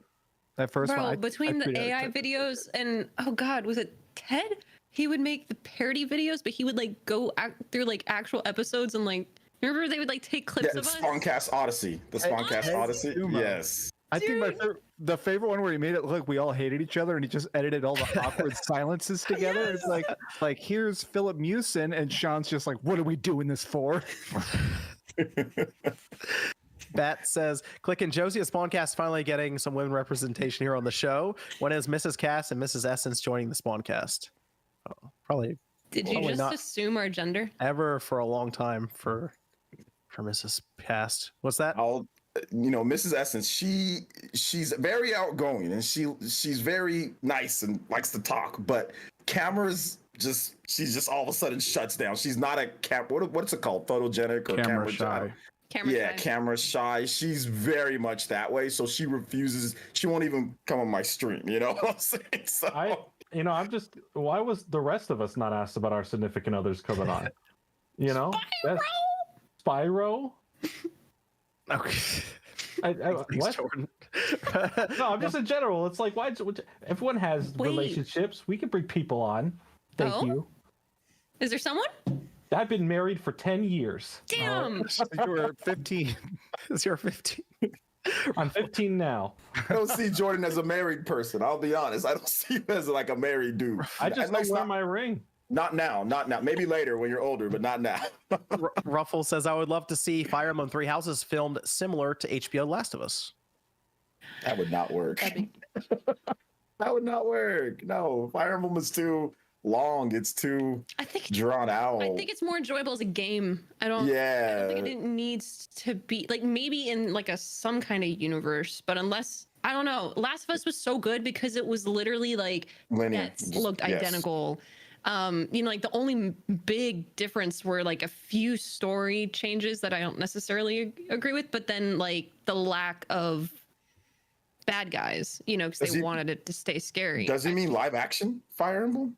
It doesn't. I mean, I'm gonna say no. An anime series would work, like an anime series with like Castlevania Netflix. That would work. Yeah, but the Castlevania maybe was good. But like, I'm not even sure if that would be like incredible. Like, maybe it could, but Fire Emblem Three Houses is too dense. It would need to be in a universe. I don't think it could be Three Houses. Yeah. Devil says, "Welcome back, Click and Jordan. Can you say Spyro loudly?" Peter Jordan. He muted himself. Spyro. Is that loud enough? Or can Jordan say Spyro loudly? Oh, hold on. Is that good? That was good. It's a good soundbite. Roland says, first time live listener, really love Dreamcast guys' opinions and views. I've only seen him on Griffin Gaming's channel. Nice to finally hear him live. This is how I actually talk when I'm actually talking. Wait a minute. He's actually normal when I'm not being portrayed in some type of weird edited way? When it's not 10-second clips. Yeah. M Crazy. says, do you guys think that in a few years Nintendo will start putting their movies on Nintendo Online as part of the expansion pass? No. Probably not. Hopefully not. It's gonna be funny that you could watch the Mario movie on your PlayStation, your Xbox, but not your Switch. Oh yeah, because they don't have the streaming apps. Oh, yeah. No, there's no no Blu-ray. And they sign a Yeah. 10-year deal with Xbox. Yeah. That's Remember when we thought Netflix was gonna come to the Switch? Yeah, that was like a rumor. It's weird that that's like a remember. rumor. It's like this hyped up thing. It's Netflix. It's weird that it's not true. It seems like such an easy, like, why would they not? Well, bro, we had it made during the Wii era. Do you remember how many different channels were on the freaking Wii, bro? On the browser. We've There was an actual backtracked. web stats. browser. I do not like the Wii era. I'm sorry. I do remember the I have the Wii. Netflix DVD somewhere. I actually hate the Wii era, so that's just me though. The games was just everything was motion. They never they had a pro controller. They never used it I half the forgot you're not time. coordinated. Damn. I'm coordinated. I can play basketball. I can use both hands. I'm coordinated. But the Wii motion era, man, it was too much. Yeah, then we had Travis with a cool sticker. Cristobal says, great faces tonight. Super Mario Bros. Movie was an 8 out of 10 for me. Was Mario foreshadowing a potential future game in his room during movie? Oh, I know which game we're talking about. Maybe. Oh, that'd be an interesting way to tease it. Nope. Adventures says, loved when Mario came out and said it's Mario time. Oh gosh. Orb says, can you talk about the absurdity of Monster Energy targeting indie devs and now the Pokemon Company and Monster Hunter over the use of the word monster? That's one of the stupidest things I've ever heard, by the way. No one's confused about a Pokemon and an energy drink. Apparently that happened a while ago, right? And it's just coming up again. We because own the it happened patent to the previously. question mark. But now they're going after some indie dev because they just have monster in the title. Apparently, Gods and Monsters, people were mentioning it was changed because of Monster Energy. That's crazy. That is isn't that weird? I don't know. That gets in the vague territory for copyright stuff and trademark. Yeah. You're not supposed to copyright one word. Like that's not supposed to be a thing. What were you saying? Well, what were you it's saying, a Josie? word that's so common. What were you I saying, Josie? said, why are they even going after the Pokemon Company though? Because their games aren't like pocket monsters. You know, that's it. Right. I don't even think most people know it stands for Pocket Monsters. Yeah. Right. But so exactly. So why are they even going after them? That's so I think- stupid. Nintendo's going to obliterate them if they even try. I think they had gone after them, and that's at least what they were mentioning. There were I guess filings and stuff they found that was like, oh, they had tried this. Oh, okay. I guess it didn't work, but now they're looking at smaller indie devs who are probably not interested. Yeah, they're not interested in going against them in court or It's just fake publicity for their shitty energy drinks. Well, I mean, to me. It's that, but the other part of it is that if you ever actually read into copyright law is built on enforcement. So you have to do like slap suits. So it's this type of stuff. It's not like they're trying to change the name of Pokemon or change the name of Monster Hunter. They're just doing it because it enforces it so other people can't make a drink called Monster something. It's a stupid thing where they have to do lawsuits that they know they're going to lose. They're not trying to win. That's why Red Bull's better. True. Zach says, what is the best platform to play Diablo 4? PC, Xbox Series X, or PS5? Which one is the best and worst? It's not out yet, right? No, but I put a lot of time into the beta, and I got to play the multiple betas in the alpha. I still say it's best on PC, but I did enjoy it on PlayStation 5. I have to imagine PC is going to be the Did the they place keep for in Diablo. the trick between PC and console, where on console you have like the dodge roll you can do? Did they keep that as a difference, or did they take It's it on out? all of them now. The one thing that people are really asking for is controller controls are fantastic on all things, but there's no WSAD. If you play it with the keyboard and mouse, Well, you it's have like to click to MOBA, move. right? It's click. But then why is it not a It- twin it stick is, but- shooter? It could just be played like a twin stick. Exactly. Since it's playable as a twin stick with a controller, people are asking for WSAD so you can move your character and then click items. That's so weird, man. I guess I get it because like not everybody plays a MOBA, but for me, it's just so MOBA-like. It's anything else feels really weird to me. I don't know. Include it. Why not? Yeah, when you play it, this one feels much more like an MMO. Like I've played a lot of Blizzard MMOs. What and it about like feels Lost so Ark or much- something? To me it feels much closer to World of Warcraft to me, in that there's like living cities Really? and lurking for group and guild chat and stuff. It feels So much more. the top down doesn't affect that at all. No, it feels like merging Path of Exile and World of Warcraft. People are even calling it an MMO light, which I didn't know was a term. So it's apparently where like you can play it by yourself, but it's very able to, while you're just running around, you'll randomly have people join your party and stuff. Let's talk a bit about Resident Evil 4. It came up earlier as 4 out of 10, but this is about an update that took place. The Mercenaries mode was added, right, Max? You had mentioned that. And they also added in microtransactions, which it's always interesting when these things get added after the review period has ended. And they also fixed the Xbox version with the dead zones. Yes, the dead zone, and I checked it. It is much better to where fine tuning or moving the reticule around for sniper shots stuff. It's just better now. So good news there. I was told I was crazy. Turns out, I guess I was right. Anyway, we do have microtransactions now, and the microtransactions, from what I can see, is basically for accelerating progress with tickets. Yes. Yeah. So the tickets are very weird. So you can buy them. They're 23 separate shop items, and basically what it is for the 23 guns in the game. I bought one to see how it worked. Basically, whenever you max out a gun, you buy every single upgrade for a gun. It upgrades a final tier, which will do something like 10 times damage or infinite ammo. It does like a super ability attached to the gun. By buying these microtransactions, you can get that instantly. So the Chicago typewriter or hand cannon get infinite ammo. The Blacktail does like 10 times headshot damage, so you can kill bosses with a pistol.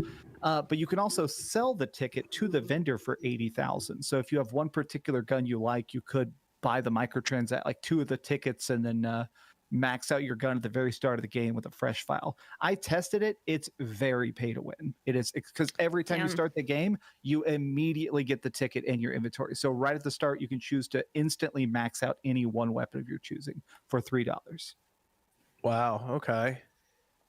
Yeah. And I made a video talking about it. And what's really kind of surprising to me is my video kind of blew up, and it started a lot of people saying that this is, to them, good microtransactions because it is a single player experience. A lot of people in my comment section saying, okay, at least you're not buying a gun that's stronger than your opponent. There is no online leaderboards. It's you just playing against yourself.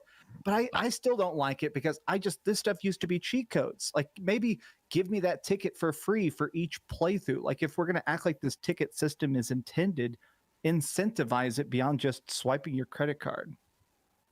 It does feel like that's what they're charging for cheat codes, Max. You're right. 'Cause I kind of feel like this would have been a button combination in the Xbox, GameCube, PS2 era, as opposed to swiping a credit card for extra credits. And I guess that's just where we are. The thing that's still interesting to me is they added it in after launch, as in it feels like they were trying to avoid something with it. In their rating, did it say that there would be microtransactions? Because I thought there used to be legal issues with this where you keep them out at the beginning and then you put them in later, because some countries just don't like that in general. I think that was for loot boxes specifically. Just loot boxes. But, yeah. Can't you unlock all the stuff in the game that's available for microtransaction? Yeah, you can play it and unlock it. I tested it out. So the thing is that this is stuff, these are the end game unlocks. At the very end of the game, you get the master ability to defeat the strongest enemies, to survive the island and stuff. By paying $3, you immediately get the end game unlocks. So I'm not saying that it completely destroys the game, but it is very weird that a person who pays $60 is going to have a very different experience from the person who pays $63 and gets one ticket. I feel like people who pay $63 though, maybe they don't get the intended experience, but that's like on them. I feel like when it comes to, again, if it's single player, you're not affecting anybody else but yourself. I feel like for the most part though, like if you're going to speed run, like, is that something where it's a requirement that you have to buy the best gun for that run? Or is it something that you're not allowed to, and it has to be like a fresh vanilla run? You know what I mean? Like, I feel like that's what it would affect more than anything, is like speed running more than, you know, like who cares if someone just wants to save time and play through on easy mode because they bought the OP gun? You know what I mean? So it's like, if it was a multiplayer, I feel like it'd be a completely different story. Or if it was stuff that you couldn't access in the game, period, and it was only available via DLC, like, yeah, okay, I'd have an issue with it. But I mean, if it just saves you some time and you don't feel like doing all the requirements needed to unlock it, I don't think it's a problem. I'm annoyed with it because Ubisoft has done this in the past with their time savers system, where it's like, all right, here's a grind, but you can buy an XP booster, and that is my double fear. XP. Was it? Yeah, I remember that. That's my thing, is that I'm not saying that this is the end of the world. I'm saying that this is, to me, a slippery slope, to something that would suck. Because it'll affect the structure of the game, because you feel like you have to develop with the idea of an artificial grind and then a told basically to bypass it. Yeah, if you're told like, hey, you're stuck on this boss, if you pay $3, you can beat it right now. That to me is bad game design. And that's what I feel like this is the first tiny step towards. And to be fair, after I posted my video, people actually sent me, they apparently did this with Resident Evil 2 Remake and Resident Evil 3 Remake as well, which is a month after launch. They made it where you paid $2 and you'd unlock all the super weapons. I think people forget Capcom's been doing this for a while. I remember Devil May Cry 4 had microtransactions in it, and it would just, I think they just give you orbs. Like, here's currency for the game here. Back in 2008, right? Back in 2008, 2000. Yeah, back in the 360. I remember that. Yeah, they did. And people didn't like it back then. It's just that now at this point, I think people are more, it's more tolerable now, I guess, maybe. Yeah, it's just, I think we've just been beaten over the head with it so much that it's like, well, all right. That's kind of the sentiment I see now is, you know, we've seen many more egregious examples that this is like, whatever. I think it affects game design though. I'm with Max. I think sometimes like when you're thinking, hey, I can get a buck off this instead of being able to unlock it normally. I'm going to program it this way. I'm going to do it this type of way, and it can be dangerous heading forward in the future if developers say, not cheat codes, not something that you earn, but just do it fast. Like, hey, look, it takes forever. You got to grind in order to get this, but if you just pay, you can do it quick. So I think it does affect actual game design, like for people just want to play the game that already spent the 60 or 70 or whatever. Do you think there's anything to them adding it later through an update? As in, like, they were trying to avoid potential publicity or bad publicity, or do you think it just wasn't ready yet and they're like, it'll come out? No, Capcom's been doing this. They let us know, like they did this with the DLC with RE7. They're like, oh, everything's complete. Then all of a sudden, a week later, hey, there's DLC. You know what I'm saying? There's extra stuff that's added on. So they don't say things purposefully. You know what I'm saying? And like it's like a little unlock, right? Like you just download a little megabyte unlock in it. So they've been doing this, but I mean Capcom's games are really good. People like them, so it's fine. Also, what's weird is that by doing the Mercenaries mode, they also unlocked simultaneously is great. It's super fun. It's like an arena thing. 150 enemies drop down. You got to kill them, get a high score. Very fun. By even doing the 3 maps, you immediately unlock the best weapon in the game, the hand cannon, in the normal story, and it's free. So it does feel like in a weird way that they had this plan all along to release the game and then make it 20 times easier 2 weeks later. The whole situation is just very baffling to me. If that, it's like those of us who beat the game initially are getting a totally different experience from the people beating it now. It kind of reminds me, you remember WoW? When they kind of made it to where you basically can just buy like a caught up character versus doing the grind. The character boost. Yeah, no, it's kind of the same vibe. I can see the rage on Sean's face right now with that. Definitely. Oh, he seems like a total WoW player. Definitely a WoW guy there. He's looking at a picture of grapes on his screen right now. He's writing hate messages. Just writing loser across. Screw you, you damn grape. I don't like you. I want corporate's number. Sorry, Click. No, I was just gonna say he seems like a fury warrior kind of guy. I don't know why. There it is. True. That's a good joke. Somebody in chat's gonna get that. That's a good joke, Click. So yeah, Resident Evil 4 microtransactions now. Excited for what could be with Street Fighter 6. That'll be fun. Oh, there's gonna be a ton. We have Discord questions over there, Evan.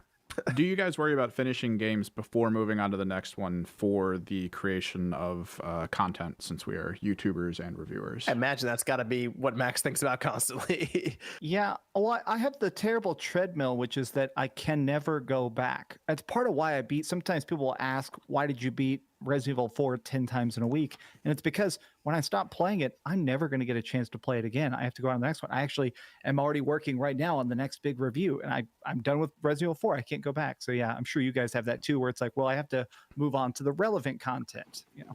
Yeah. I don't think that's not that severe, but I do feel the need to at least check out and play games that come out that week for whatever system is in front of me at the time, even if it's not a genre that I'm like super into, but I'm like, I'll check it out to have some sort of conversation on the podcast and stuff. So. I think that's why I have so much respect for you guys and like your type of content, like having to stay on top of the ball and like also have to, you know, like have experience with what you're doing. That's why like sometimes I'm behind like a week or two well, before I took a break. But it's like I feel like the difference with live streaming is like your people are watching you experience it for the first time. So it's like you kind of get that leeway, you kind of get some more time, and if another game comes out, you can like divide half your time to each of them. You know what I mean? So I mean, somehow MVG's over there developing games, beating games, times faster than me, and then still putting videos out. I don't play anywhere near as many games as you guys do throughout the year. I usually have like 10 games, like 10 quality games that I just kind of like to go He through. He showed up one night and was like, I beat Resident Evil 4 times. It's like, what when? Last week.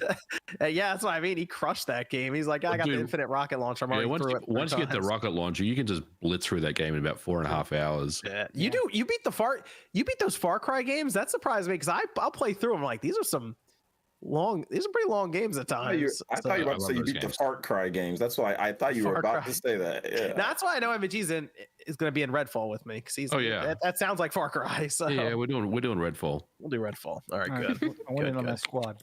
We'll do Redfall. But hey, good stuff there. Good stuff. We'll talk about that, I'm sure. There was a video that got downvoted pretty bad on IGN, but I don't think we have time to really go over that right now. Let's. You have another Discord question, Evan? I guess we'll backtrack a little bit. What are your favorite instances of playable Princess Peach? This is for the Mario movie stuff. Super Princess Peach on the DS. Yeah, there it is. Is that Mario video on it recently? Mario 2 was great. The fake Mario 2 and Super Mario 3D World was awesome. And Super Mario RPG that's probably my favorite because she's actually really good in that game. So very fun to use her in Super Mario RPG. Bro, it's gotta be Smash Brothers. Come on. She's incredibly good in Smash Ultimate. I used her in Smash 4. I did not use her as much in Smash Ultimate, but she's like a top 10 for sure character in Smash Ultimate. She's very, very good in that game. Okay. Let's no, I'm gonna hold that for me. Go, Evan, any other Discord question? Last one. How are you folks going to feel if the Tears of the Kingdom ends up being the same map structure and mechanics with very little change, but instead has 160 brand new shrines and new 900 Koroks? No thanks. That's not the game. So no, it's not all that. That's not the game. They already showed us. So in a hypothetical world where that's a thing, I will have a lot of questions. They added the floating islands. It's a lot more room for the shrines. I will have a lot of. I'm sure people online will have a lot more questions than me based on some of the speculation and analysis videos I'm seeing now. But I imagine that's not a world we're going to end up. But we'll see in a month. If that was a reality, I would do only what I needed to do to progress, and I would do nothing more. I'm not much of a completionist, to be honest, so that's already not been a thing for me. But I would just keep my head down and just how many hearts you need to get the Master Sword, and then you're good. Yeah. Okay. Got it. And okay, this is from Chris says the Mario movie was terrible, went in with low expectations, still disappointed. Don't get positive reception from fans. The critics were right. Damn. If that's how you feel. How you feel. I saw one critic, she was like, why is Mario wearing a cat suit? Oh gosh. When does he ever do that? Oh, this movie's terrible. Hey, those are the Grace Randolph has a very bad reputation in the movie pundit industry. So I've read some people. I don't it's not think like a Trisha kind of thing. No, based on. I'm not going to talk ill of that. Okay. I'll just say, not a very informed take. Let's do that. Let's say that. She has like every 2 years a clip goes super viral of her. I think she's just one of those people that like lives in a cave and comes out and watches a movie. It says it's bad. It goes back to the cave. This is from Tijo, who says. To be fair, there's another song from Bowser's Fury that was similarly uncredited. Also, the Mario movie was overall a good time for me. Let's see. Hole says, thank you, MVG, for getting me into emulation. Or thank you, RGT, for getting me into emulation. Sorry, MVG. No problem. I'm glad that I can help. Oh, what? Damn. Dude. That's the swerve right there. Disrespect. Wow. That's a good swerve. I have an emulation video going up tomorrow. There it is. What? All right. Yeah. Let's go. They're not I'll be critiquing that. We'll see how that goes. I'm going to be in the comments being like, actually, this is not true. I kept it very simple. I saw this video. Did you I was like, steal here are any the more footage options. from I don't. MVG? No, this is all my captured footage. Just I like stole that. my That's footage nice touch. again. That's nice touch. That's nice touch. Captured from the MVG video. He just said stolen from MVG is what he said. That was I great. can't. You just Steve Harvey'd him. T-Joe says, never forget the Vita memory cards that made the PS Vita prohibitively expensive. $400 with 32 gigabytes, which I believe is what ultimately killed the thing. Well, it didn't help. I'll tell you that. It was a combination of things. It wasn't just that. Gregorio says audio does not match your mouth movement. That is correct. Luis says, shout out to Josie. Love the new Spawncast inclusion. Also, when is Nintendo announcing their cinematic universe? Yeah. Hey, live action Zelda, what could go wrong? No, stop, John. They cast Tom Holland. Nothing. Oh, I want live action Metroid. Are you kidding me? No, Live are action you Metroid kidding would be me? good. No. What's wrong with that one in live That's action? gonna be great. What do you mean? I'd rather have that for that one. Come on, Bro, Yoshi's Lara Island. Let's Croft- go. Laura Yoshi's Croft got Island, ripped apart live because she action? wasn't this, she wasn't that. She didn't sound like this. She didn't look like that. Her boobs weren't big. Bro, we don't need that discussion. Samus doesn't got to deal with that. It's She's gonna wearing a power happen suit. Regardless, it's gonna happen Bro, regardless no. if it's animated, if it's not People are gonna be like, animated. she talks too much. She doesn't talk enough. She's too much emotion. She doesn't have enough emotion. Bro, it's already a thing within But the people game. are doing that right now with the Mario movie. Where's my story at? No fucking Mario game has a story. They're complaining about having a fucking story. We must make it animated. They're gonna announce a Metroid movie, and then they're gonna cast Brie Larson, and everybody's gonna be mad and unhappy. No! And I'm gonna watch. Better it 6 not do times in that. theater. They better not do that. Newtonian says PSVR 2 is only on website, no demos or hardware in store. We'll see when they get that in the stores. I don't know. Something tells me Sony needs to drop some games. That's on that thing. disgusting. Do not ever put on a PSVR headset in the store. You've got problems if you do that. Savage says, I met Miss Click the other day, so glad I did. Glad you're back on Spawn Wave. Glad you guys are my connection to gaming with toddlers around. Haven't had much time to game anymore. Much love all. Yep. You meet. Yep. I was grocery shopping with the baby, and it's like, yo, you're Miss Click. And I'm like, I'm Miss Click. There you go. Okay, there it is. Cool. It was nice to meet you. Shout out to Savage. And Saint says Josie N64 versus GameCube. Oh no. Didn't we she answered this before, but Yeah. you know, they might be just double checking just to make sure. GameCube, because I There think it the is. games hold up better. My girl. There it is. There it is. That's the facts. All right, I'm gonna stop holding off, and we're gonna move to the topic that's gonna get MVG and Sean in trouble. Whoa. What do we do now? What do we do?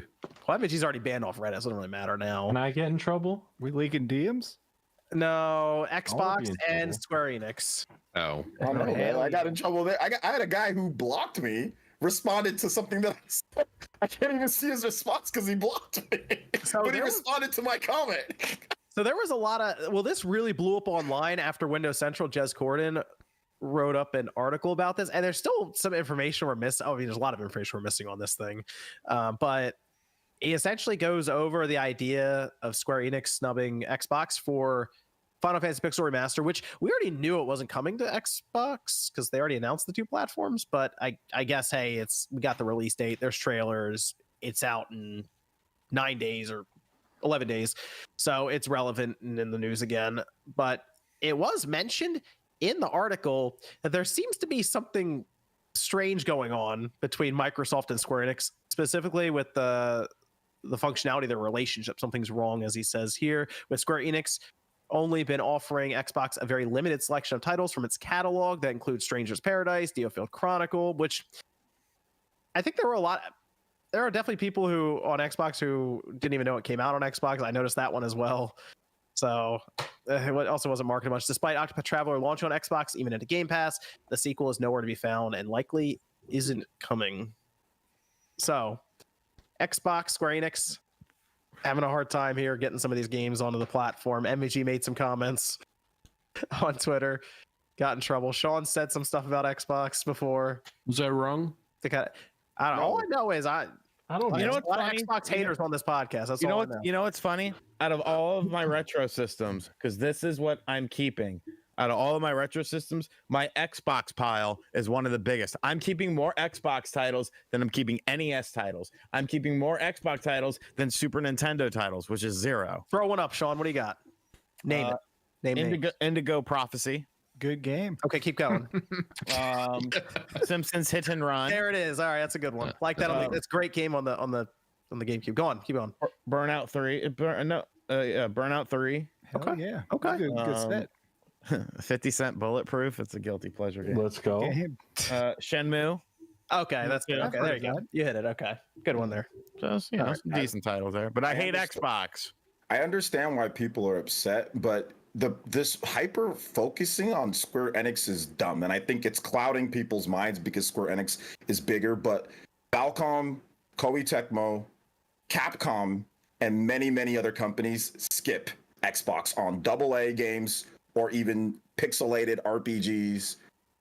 John, you pointed out the Mega Man Battle Network collection. Yes. Classic games isn't coming. Let's talk about the Atelier series. None of them AA RPG. Falcom, they released Legend of Heroes games that are classic games. Those aren't coming. Like, the list goes on and on. Like, it goes on and on. So it's really like MVG said, it's an ROI. It's a return on investment. They're looking at the sales of classic games. They're seeing that they're not selling this type of game, but maybe if a game has like better graphics, or if it's more of like polygonal 3D, like Crisis Core or like Deal Field or like Star Ocean, those games have a better opportunity to sell on Xbox. So those games come out on Xbox. But the stuff that's like more of the, hardcore Japanese type of titles or more of the pixelated games, or those games don't do as well. Microsoft provides no sales numbers. Okay. Square Enix, they provide no sales numbers for anything. We see how bad the Xbox sells in Japan. It's really just a business thing. It's not anything more than that. If there's an opportunity to sell, trust me, they will. Like Crisis Core came out, right? That was great. It was on the Xbox, and there's other games. Yeah, Star Ocean came out. That wasn't on the Switch. Star Ocean was on there. But like something like Neo 20, which is more stylized, that type of game probably isn't going to sell as well on Xbox. So they didn't release Neo 20 on Xbox. It's just a business thing. It's nothing more than that. Because if there's a big, I don't know, game that's not Sony doesn't poach, like let's say Final Fantasy 16, they're going to get that. But if it's another big RPG like Monster Hunter, right? Monster Hunter from Capcom, that's on Xbox, right? Final Fantasy 15 was on Xbox. So it's really going to be based off of if they feel the game's going to sell, right? It's not based off of they hate for some type of thing against them or anything like that. Now, I'm privy to some sales numbers. I've seen some stuff. And from what I've seen, the Xbox sales in classic AA RPG is pathetic. It's very low compared to Nintendo, like Sony, and even PC. It's like really low. But it's pathetically low. Like it's in the hundreds or like in the tens of thousands. How low are we talking? Depends on the game, but the classic games, Final Fantasy 7, 8, 9, those all came out on Xbox. Okay, those all came out, and there's no downloads. It's not selling anywhere near as well as what you would see on even PC or what you'd see on Nintendo or PlayStation. And once again, you got to look at it in Japan as well. Look at the Xbox Series sales in Japan, guys. They're atrocious. Like they're selling 1,000 units a week. There's no retail presence. It's not Square Enix is out to get them or something like that. It's not that at all. The interesting thing is that Jez Cord mentioned many times on Twitter through responses that it's an ROI issue that's kind of on Microsoft's side even. Like he's sort of alluding to the idea that there is quite a bit of fault even to put on Xbox when it comes to this. It's not. It's just how it is. It's not Microsoft's fault. It's the fans that buy a certain type of game. It's like complaint. Like I've said this before with like certain big AAA third-party games and like Nintendo. People got mad at me for that, even when I was saying it back around the 27. I'm like, listen, it's not going to get everything. The system itself, the fans who are buying things, some developers are going to opt not to spend the money to put their games on Switch. That's fine. Some developers are going to say, hey, that's a better business for us. It's all about, for the most part, the business and what they can do. It really is about that. I don't think it's Square Enix holding some type of grudge against them, or they would have never put Star Ocean and Dio Field and Crisis Core. Those are all recent games that all came to Xbox Run and look great on Xbox. So, well, I'm still confused about stuff like I really got addicted to Final Fantasy Theater Rhythm Curtain Call. It's like a stupid rhythm game, but it's really it's good. fun. It's good. And it only came to Switch and PS4. It never came to anything else. And something like this, it's pretty much moving backgrounds with tempo beats. I mean, it's hard to even call it a game. I mean, I feel like this was run on cell phones, but it's not on cell phones.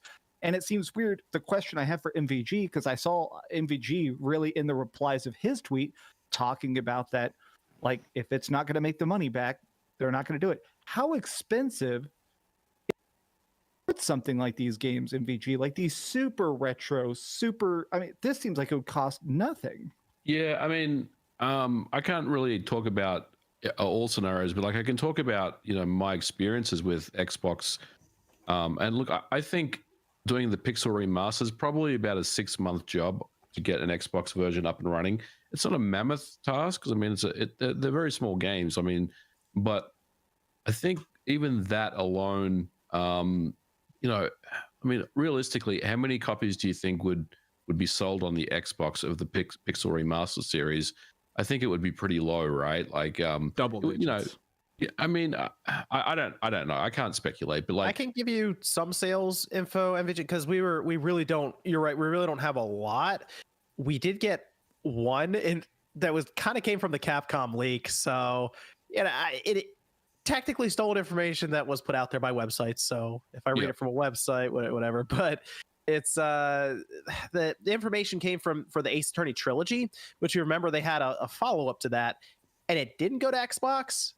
And people were wondering why. Well, the sales figures: Switch 462,000 units, PC 245,000, PS4 103,000. The Xbox was 4,800 units. Yeah, I mean that sounds about right. Look, at the end of the day, OJ mentioned it. I tweeted about it the other day as well. There is, even though it's Square Enix and they have a lot of money, people say, well, they can afford that. There should be no reason why they can't do an Xbox version. Look, these big corporations, they never want to lose, ever. Like if they lose, if your cost center is losing money, then your cost center will be eliminated and replaced with someone that can actually turn a profit. So, look, I think that's the underlying reason here why they just passed on an Xbox version.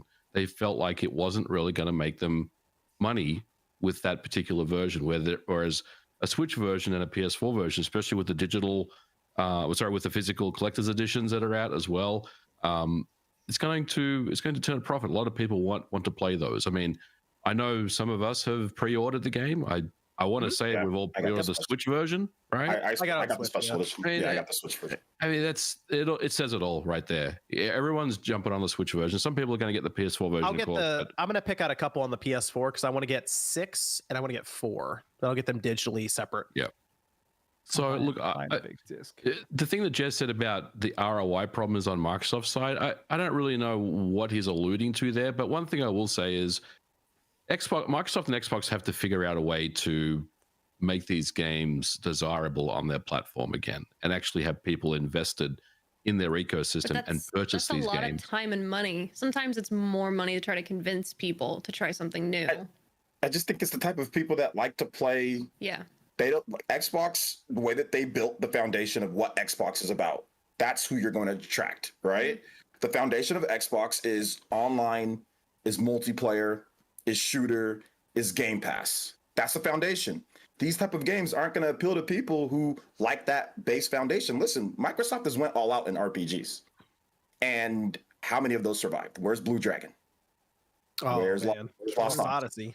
They spent a lot of money, and that the result was 2 sequels on the Nintendo DS for Lost Odyssey, for Blue Dragon, and Lost Odyssey was killed. It was never brought. So they tried it, and with high budget, super high quality RPGs, and it didn't work. Now games are good, and they're very good. I love those two. And they tried it with lots of. They did Star Ocean. They invested into Star Ocean. They invested into Eternal Sonata. They invested into all these different things, and it didn't work. So if those aren't working, why are they? It's not on Microsoft. They tried. It's just the fans. It's just what the fans play and what they buy. A lot of people listen. Persona Game Pass, right? It went to Game Pass. Was it at the top of the charts? Were all the it wasn't. Persona 3, 4. These are some of the greatest RPGs of all time. And people were like, okay. And how's the sales for those? Like, are people buying them off the Game Pass? I don't think so. Most of the sales are from PlayStation and Switch with the Persona games. So it's just, guys, let's just. It's numbers. I mean, the numbers speak for themselves. Yeah, let's be honest about it. That's all. That's what I'm most curious about. Sorry to cut you off, John. I think I'm most curious about the Game Pass problem is what I call it, because in my comment section, I've been talking about the fact that games have not been coming. I love Square Enix stuff a lot. I'm a big Final Fantasy fan. I wish this stuff was coming to Xbox because I want more people to play it. Do you think that it does feel like people wait for stuff to come to Game Pass more and more, especially indie stuff. Do you think if that Microsoft footed the bill for porting Pixel Remaster and put that on Game Pass, do you think anybody would even play it? Yeah, some would. Yeah, we can't even be sure if that scenario didn't actually happen. Like maybe Microsoft has tried to negotiate a deal and get it either on Game Pass or on Xbox, and Square Enix just turned around and said, we don't really want to do it. I mean, we don't really know if there were those things happening, but look, I think, not every game belongs on Game Pass, right? Like, everything doesn't have to be there. And, Square Enix are probably thinking to themselves, well, we don't really feel like this game belongs on Game Pass, at least not in the beginning. Is it something potentially that could get there later on? Maybe, but I think, like I said, not everything needs to come out on the Xbox if there's no good ROI that the publisher thinks they're going to make on the game. Square Enix is also kind of crazy, John. They're kind of crazy with the Final Fantasy games. Are they not? We kind of know that. Yeah, they're kind of nuts with they're really kind of nuts with those games. So go ahead. Sorry, I didn't mean to cut you off. I mean, I was gonna say the Pixel Remasters is an interesting situation because they're technically all separate products and they're sold as a bundle. So they could actually say, hey, we're gonna put 1 through 3 on Game Pass, and 4, 5, and 6 will just be separate. You have to buy them. It seems like there are avenues that if Microsoft wanted to make it happen, they could. And maybe that's what the ROI thing that Jez is referring to on Xbox side, where they're just like, is it even worth us doing this? Bro, I'm telling you, if Final Fantasy 7, 8, 9, 10, 12, if all of those did really well on Xbox, we wouldn't be having this conversation. I 100% guarantee you. If those did well, we wouldn't be having this conversation. It would be, Pixel Remaster's on there. Here's the question. Is Josie going to play any of these Final Fantasies? And if so, which one does she play first? Crisis Core looked cool. That's a good one. That is a good one. And Final Fantasy VII Remake looked cool. Also good. Once I eventually get the PS5, I'll be going through them. Okay. Well, we have the Pixel Remasters coming up. Those are from a long time ago, but they're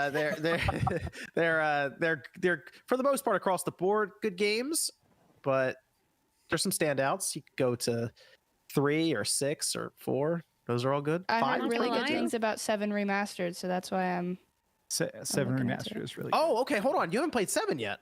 No. Yeah. I haven't played any of them. Well, I've heard of all of them. Okay. I know about them, but okay. Perfect. I'm super obsessed. No, this is with good. the This is series. good. Play the 7 remake and then Crisis Core, and then if you're wanting more story, play the original, the remastered version of FF7 because it's great. But I think going into it knowing the characters and kind of already being emotionally invested actually heightens. You can play the Switch version on like 3 times the speed. Yeah, Josie, so you can just breeze through it and just kind of almost button mash. So. Don't even read what they say. Just go. I'm gonna give you a suggestion. I think doing a review of Final Fantasy VII would be really good. I agree. I think your perspective on that, because we all remember it from like the PS1 glory days. I'd be real interested to see what someone thinks about it now for the first time. I will retweet. I think that'd be really interesting. Well, especially if you called it something like playing Final Fantasy VII for the first time in 2023, I'd watch the shit out of that video. Yeah, I'd definitely watch. I wouldn't. A modern take on old junk. Sean loves Final Fantasy VII. Don't listen to Sean. He loves that game. I wouldn't watch it. He loves that game. He'd watch it.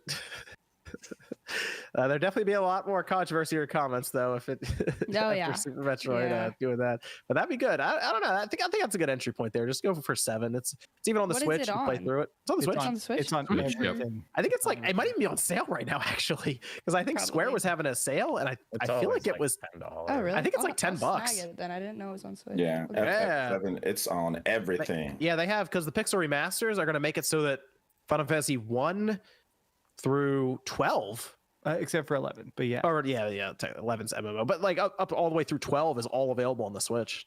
Okay, I'll literally get it right now. Yeah, 7's a good one to go with. See what you think. I'm curious. And then after 7, you can play Crisis Core because that links to it. Crisis Core is fantastic. Very good. That's what I've heard. That's why I was looking at that one. It's pretty good. It's not fantastic. It's pretty good. It's pretty What? Crisis Core is not fantastic? That's fine. I gotta give it a name. I played and beat it. I thought it was good. I wouldn't say it's fantastic. You could tell it was a mobile game originally, right? on the PSP. Yeah, that was a PSP you could tell. game, yeah. You could tell it was a PSP game originally. I think I really like the remaster. I thought the PSP game was just good. But I thought the remaster was the remaster solved a lot. It was incredible. But yeah.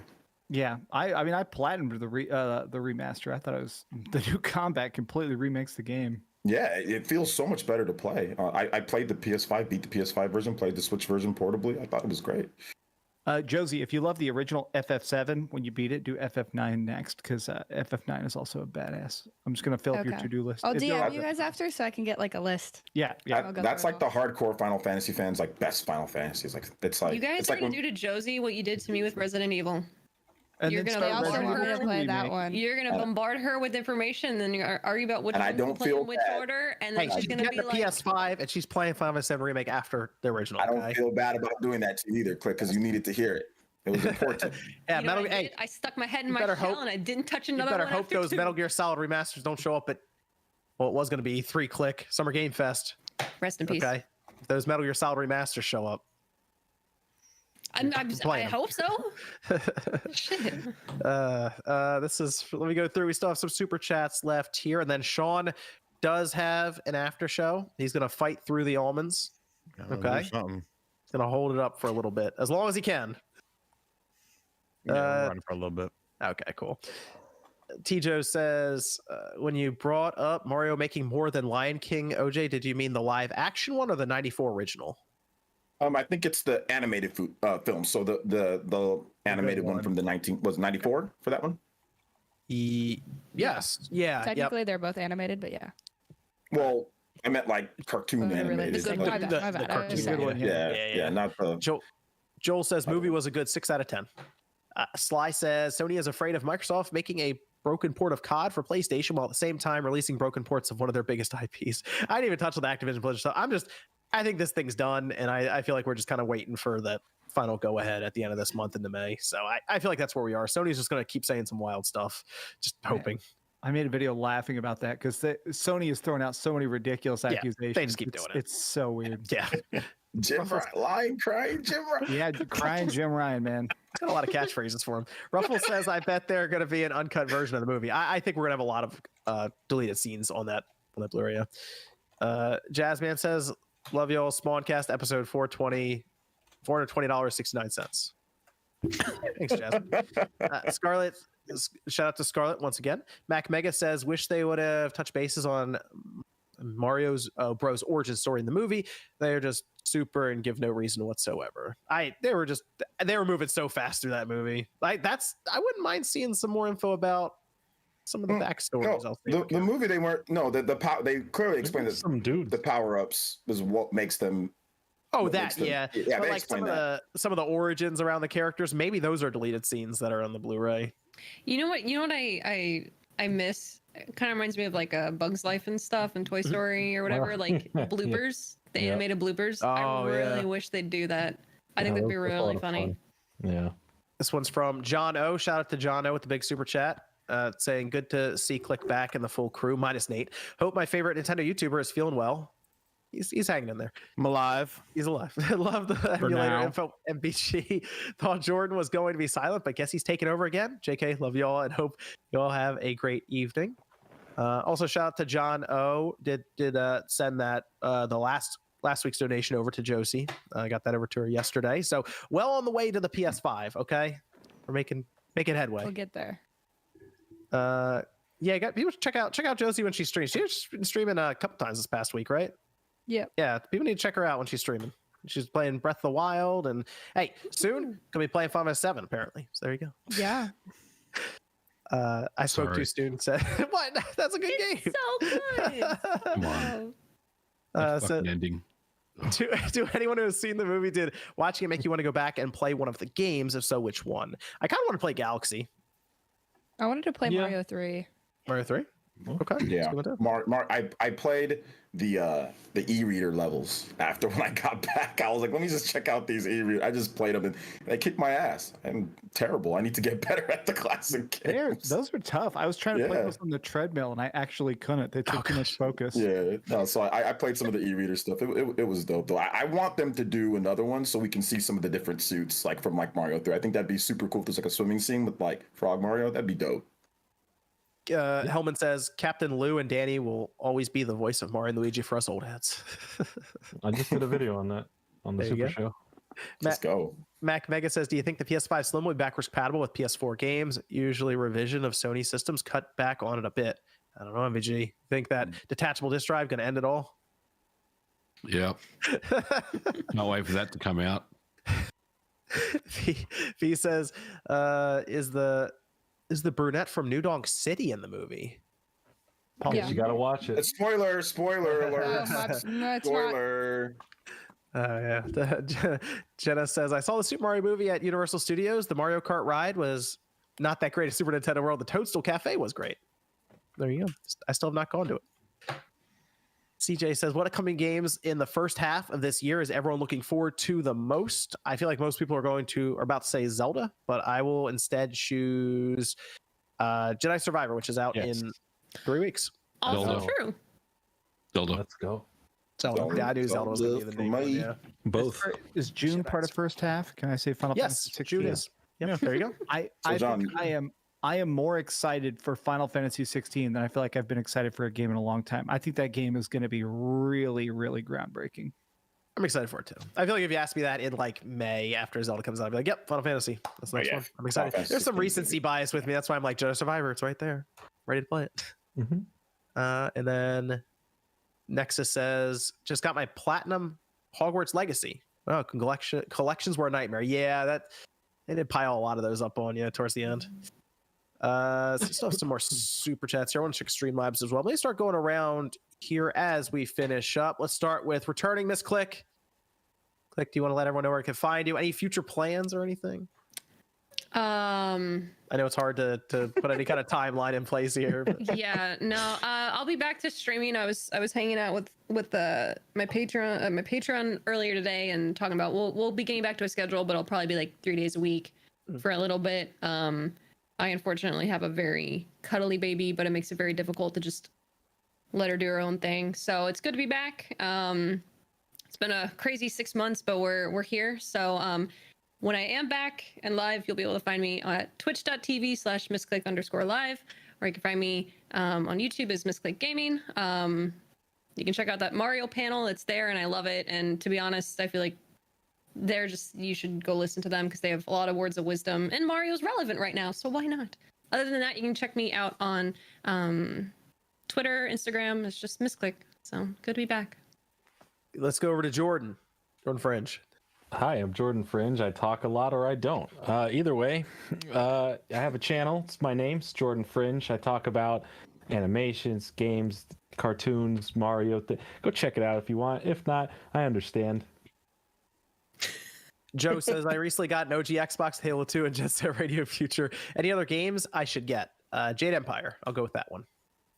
Jade Empire's good. KOTOR. There you go. KOTOR it is. Jade Empire. Oh, Panzer. Ooh, that's yeah, okay, that's a good one. Yeah. 16-bit Retro says, what's your favorite anime? Got to go with Dragon Ball. Recently, I think Dragon Ball because of how long it is, but if we're talking like just short and sweet, I'm obsessed with Cowboy Bebop. I think that's got to be one of the shortest, most perfect pieces. That is a Dreamcast guy anime. It technically doesn't end there, but it's good that they did. Yeah, Gun X Sword, because similar thing, it ends. It's done. Okay. And it's just great. No, short, sweet, to the point for me. It's got to be only season 1 of One Punch Man. Okay. Yeah, I get what you're saying. Yeah. Listen, I'm basic when it comes to Death Note. I love Death Note unabashedly from the manga to the anime. I love you like it. the live action that Netflix dropped? No, we don't talk about that. Willem Dafoe, great casting. Other than that, it was good casting. But I want to looks say, confused too. From an aesthetic point of view, something with from the theme song to the look to the outfits and styles and how fresh it was. Yu Yu Hakusho is such a good show. Such a good show. It's such a '90s like infused like the fashion. Yeah, the fashion, the different outfits. It's so unique and so stylish. I love that. I love how Tenkaichi 4 got announced, right? The new one, and MVG was basically his message was, "What's going on?" Because I'm just thinking about that now with this conversation going on, and Sean's probably upside down right now. Who knows? Just lost on me, man. Yeah, I'm so basic. I like Naruto a lot, so that's my favorite. You know, OJ, during my time away, I've been watching Naruto. I'm like, I just got to the war. You can watch like the last 10 episodes. One of them's a full season, like a full recap of the whole story, and then you're just done. I like that, but I'm a huge fan of Hunter x Hunter. That's probably like neck and neck with Naruto. Hunter x Hunter is incredible. It's so good. Can we give Boruto some props now? No. Yes, we can. No, I caught up. Do you see what just happened? That was good. Incredible. It was worth the build up. Okay. Yes, it was slow. That was. I'm not gonna spoil anything, but look, I was a Boruto hater, and I like it now. It's good. It's good. I think it sounds like a great topic for Sean's after show. All right, we're gonna go through some of these super chats here as we finish Let's up. talk about raisins. Bryson says, "Happy Easter, Spawncast." Thank you, Bryson. Happy Easter. Andrew says, "Shop 412, copyrighted 412, then tried to sue Pitt." Enrique says, "How did Spawncast start and everyone meet? Curious about the lore." We've gone on a few times. Evan and I knew each other from way back in the day at a store where we repaired and sold video games and consoles and stuff, and then it kind of went from there and just slowly brought people on. So pull these guys off the streets. Don't listen to anyone. I'm trapped here against my will. I was at 40,000 subscribers when Spawnwave was at 30, and he was like, "Come on my show," and I just kept coming on, and so it's crazy now. You're like getting close to 1 million. Bro, John and I were on a different podcast together, and John poached me. John told me, he was like, "Man, there's a lot of white people here. Let me go ahead and let me add a brother." You know, we did have to spice it up. John was like, "Damn, this was all very vanilla." And, I was gonna say, it's like Mayo is about to have some complaints. Bringing in Josie now. It's about damn. We're gonna have some complaints here. I'm not in danger. J2 Blue says, "Welcome back, Miss Click. What were your thoughts on the gameplay from Tears of the Kingdom?" Still haven't seen it actually. You know, a kid and everything. No, I've kind of been waiting to even like sit down and record. It's just kind of one of those things. Like I really don't have much time for myself. So the only thing I've really had time for any future questions is literally been me with the baby napping, rotating between dad taking care of her, and then when she's finally asleep, grinding WoW. That's been it. That's it. Okay. That's it. MTS said, play through the PS5 patch of Fallen Order. It was rough. Last 2 hours had terrible audio desync and it stuttered a lot. Yeah, that's why we got Jedi Survivor coming. We can hopefully get Respawn's better funded projects. What I'll say. Banana says, "Miss Click calling Diablo a MOBA like is sacrilegious, and I will do the low tier God lightning on myself." I'm sorry. Don't do anything to yourself. I'm sorry. It's hard for me to play with controller. I don't know. I just Lee asks, "Is the Sony Z9K TV good for gaming on the PS5?" I would like to know more about that TV before I recommend it, Lee. I just know the ones that we know now, which are the LG. So I'm curious though, the Z9K. I might look into that just because I might need another TV soon. The little tiny bit I've read is that those things are overpriced for the quality. They're way too. I've noticed. I don't pay attention to TVs unless I need to buy a TV soon, and then I'm like, let me start paying attention to TVs again, and that's kind of it. Isn't that funny how it works? Because like you normally just like walk. Like if I'm in Costco, I walk past so many things, and when I need it, I'm like, wait, this section's been here for how long? No one? It's just me? Okay. Yeah. What? Andy says, "Josie and Dreamcast guy shop for some LEDs together." Oh, for the backgrounds. Got it. Cheat codes are for losers. I like cheat codes. Big L microtransactions in a game like tattoos on a girl, red flag, next, and then, I don't know, just trails off. It keeps going. Thanks, Andy. Yum says, "Imagine Emma Watson will play Samus." That'd be phenomenal. That'd be cool. I disagree, but this is what I'm talking about. Hey, it sounds like some really good after show talk. Crow says, "I wonder if anyone will attempt a video game on stage musical. I know they have Persona 3 to 5 in Japan, but a video game musical in the West would be cool." Tommy says, personally, I blame the undeserved praise of HBO's The Last of Us for why critics are stingy towards the Mario movie. The undeserved praise. Wow, that's a good show. Completely different things. Two completely different. It says, thoughts on game reveals years before we get the game. I've been looking forward to Dragon Quest 12, but hard to stay hyped with no news for so long. The title card one is what always gets me. It's exciting to know, and then it's like, oh yeah, that's still a thing. But I wish they would show it a year before it's ready, and then we get a bunch of reveals. Because I've been thinking about how weird it is that we have pretty much a leaked release date for Spider-Man 2, but zero gameplay. That game is maybe coming out in 3 months, and we have literally 0 seconds of gameplay. So I want something between title card 5 years out and flooded with gameplay. We need to find that happy medium. Max, where can everyone find you? I am youtube.com/Dreamcast guy. I'm working on a big secret review right now. If you saw what this is, you'd probably not freak out too much, but I promise it's a good game. So go subscribe to my channel. Okay, there you go. You are youtube.com. Let me go over to Josie. Where can everyone find you? Find me on YouTube at Josie Will. I talk about the Nintendo Switch. There you go. And Super Metroid. Super Metroid. And Good Super video. Metroid. Go check it out. Final Fantasy at some Switch. point. We got a link down in the description with everyone else. Make sure you check her out there. MVG, where can everyone find you? You can find me at Twitter at Modern Vintage G and YouTube Modern Vintage Game. I have a video coming out on Monday and hopefully Nate the Hate next week. Thanks, Adam. Oh yeah, we do need Nate the Hate to come back. Whoa. Light says, would Mario's parents be considered Super Mario makers? There you go. I like it. That was good. Bob Wolfden joke. What is your opinion on old Microsoft RPGs like Age of Empires, Age of Mythology? Would like to see another game in Black and White series. That was a time long past. I'll tell you that. Oof, man, those are the days. I'd like to see another one. Sure. Let me see. Let's go to OJ. Where can everyone find you? Hey, find me right here on YouTube, Player Essence. Got some cool videos coming up about RPGs. I also stream daily. So yeah, check out the channel. Appreciate you guys. Omar says, thinking about the Fire Emblem Three House suggestion from earlier, I'd like to see that done on HBO with the pacing of the first few seasons of Game of Thrones. Strawman said, oh, there's a cue for Jordan quickly. Video review of Spyro show when? This Spyro show, you talk about if you talk about the Skylanders show with Spyro, already have. If you're talking about reviewing Spyro the games, I did it on my game channel. There's an hour-long video over there. Keep up. Where have you been? All right? That was last year I did that. Where are you at? Truly Epic says, anyone picking up those new deluxe arcade one-ups? Sean, are you picking it up, and where can they find you? You can find me on RGT85, and no, they're a waste of money. They need to release new games and better games. If only there was a video on that, it could explain why. Ruffle says, nice to see Iwata in the credits of the movie. Yes, that was nice moment to see that there. And T. Joe says, you guys getting the Xenoblade soundtrack sets they announced. There's a set with all 3 game soundtracks, including expansions, except for one where only definitive edition tracks are included. Pre-ordered. Rolling with the crew. Nope.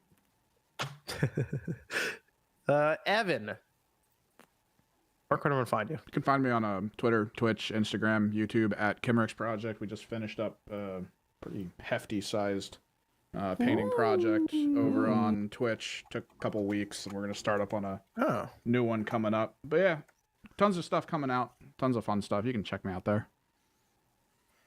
And I just double check Streamlabs. There's 2 or 3. Yuck says, good show as always. Let's see. And then Next Gen says, here we go. Hey friends, I hope everyone is doing well today. Thinking about the gaming industry today, imagine if movies came out without the special effects finished or a music album missing instruments. It's a shame that gaming gets away with these practices today. They can patch it later.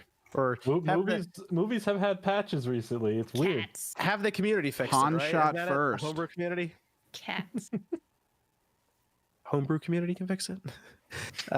Then Jen says, newswave.com when? Oh, you never know. Never know when it's not a money sink. JJ says, hey, Spawncast, have you all read the Super Mario Adventures comics for Nintendo Power? It also adds on to the point that Peach has been awesome for years. Have a good one. I have not read those. There's several different comics, a lot of just manga in Japan that depicted Peach being a badass way before this was even thought to be a discussion. So then Jen asks, for everyone in the cast that edits their content, what tips can you give to keep yourself focused and efficient when editing videos? Just want to hear your perspective on the task. I love procrastination. Adderall. Something on the side screen and crushing depression. For me, breaks, I think I'll edit audio edit green screen and then edit gameplay. Doing it as 3 separate passes. Okay, that's not a bad idea. And take a break. I definitely Sounds think a way to quit to me. watch What's it a with break? fresh eyes. I think if you make a mistake in your editing, sometimes you can't see it till you step away. So sometimes I'll That's literally. true. That's take why a lunch Sean break leaves them all in. He's a hard worker. Exactly. Yeah. Yeah. You ever see the times where Sean's making a video and he's just like, "We're gonna do this," and then he sits there for a second and starts talking again? It's because he doesn't. He's like not taking his proper breaks. Banana says all the Spawncast missing is a Puerto Rican. I do it, but I have a face for radio and opinions for the underbelly of the internet. Thank you. I got a radio face too, brother. It's all right. Thanks to everyone for joining us tonight on the Spawncast. We are going to, well, Sean's going to have his after show going. I'm going to go over there because I need to finish editing a thumbnail. But we'll continue on over there. We'll be back next Saturday night, 9 p.m. Eastern Time. We'll see you guys then. Kill them all. I'm going to Challenge kill them. authority.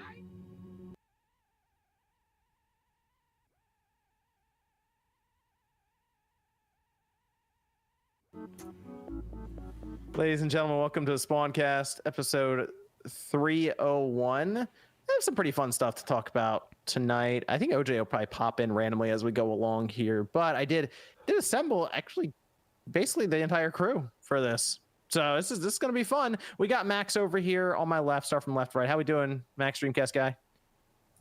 I'm here to hate on Callisto. Good. Good. Then we have Jordan Fringe. Glad to be here. Thanks for having me. Good to have Jordan here. We have Miss Click. Hi, I'm here.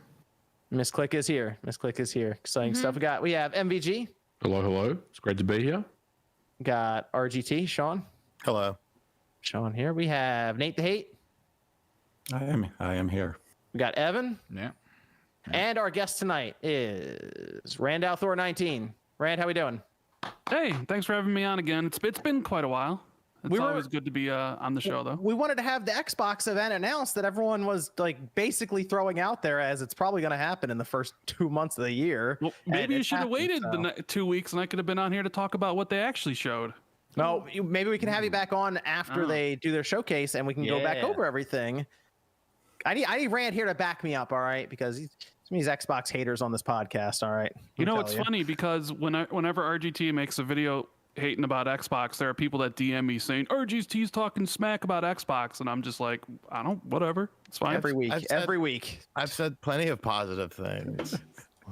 Yes, you were quite there's a little known secret. A little known secret about but I mean I slapped around Pentiment too. A little known secret about RGT is his most played system is my Xbox Series. It's his Xbox Series X, and no one knows that about him. That is his most played system. Yeah, it is. It's really funny.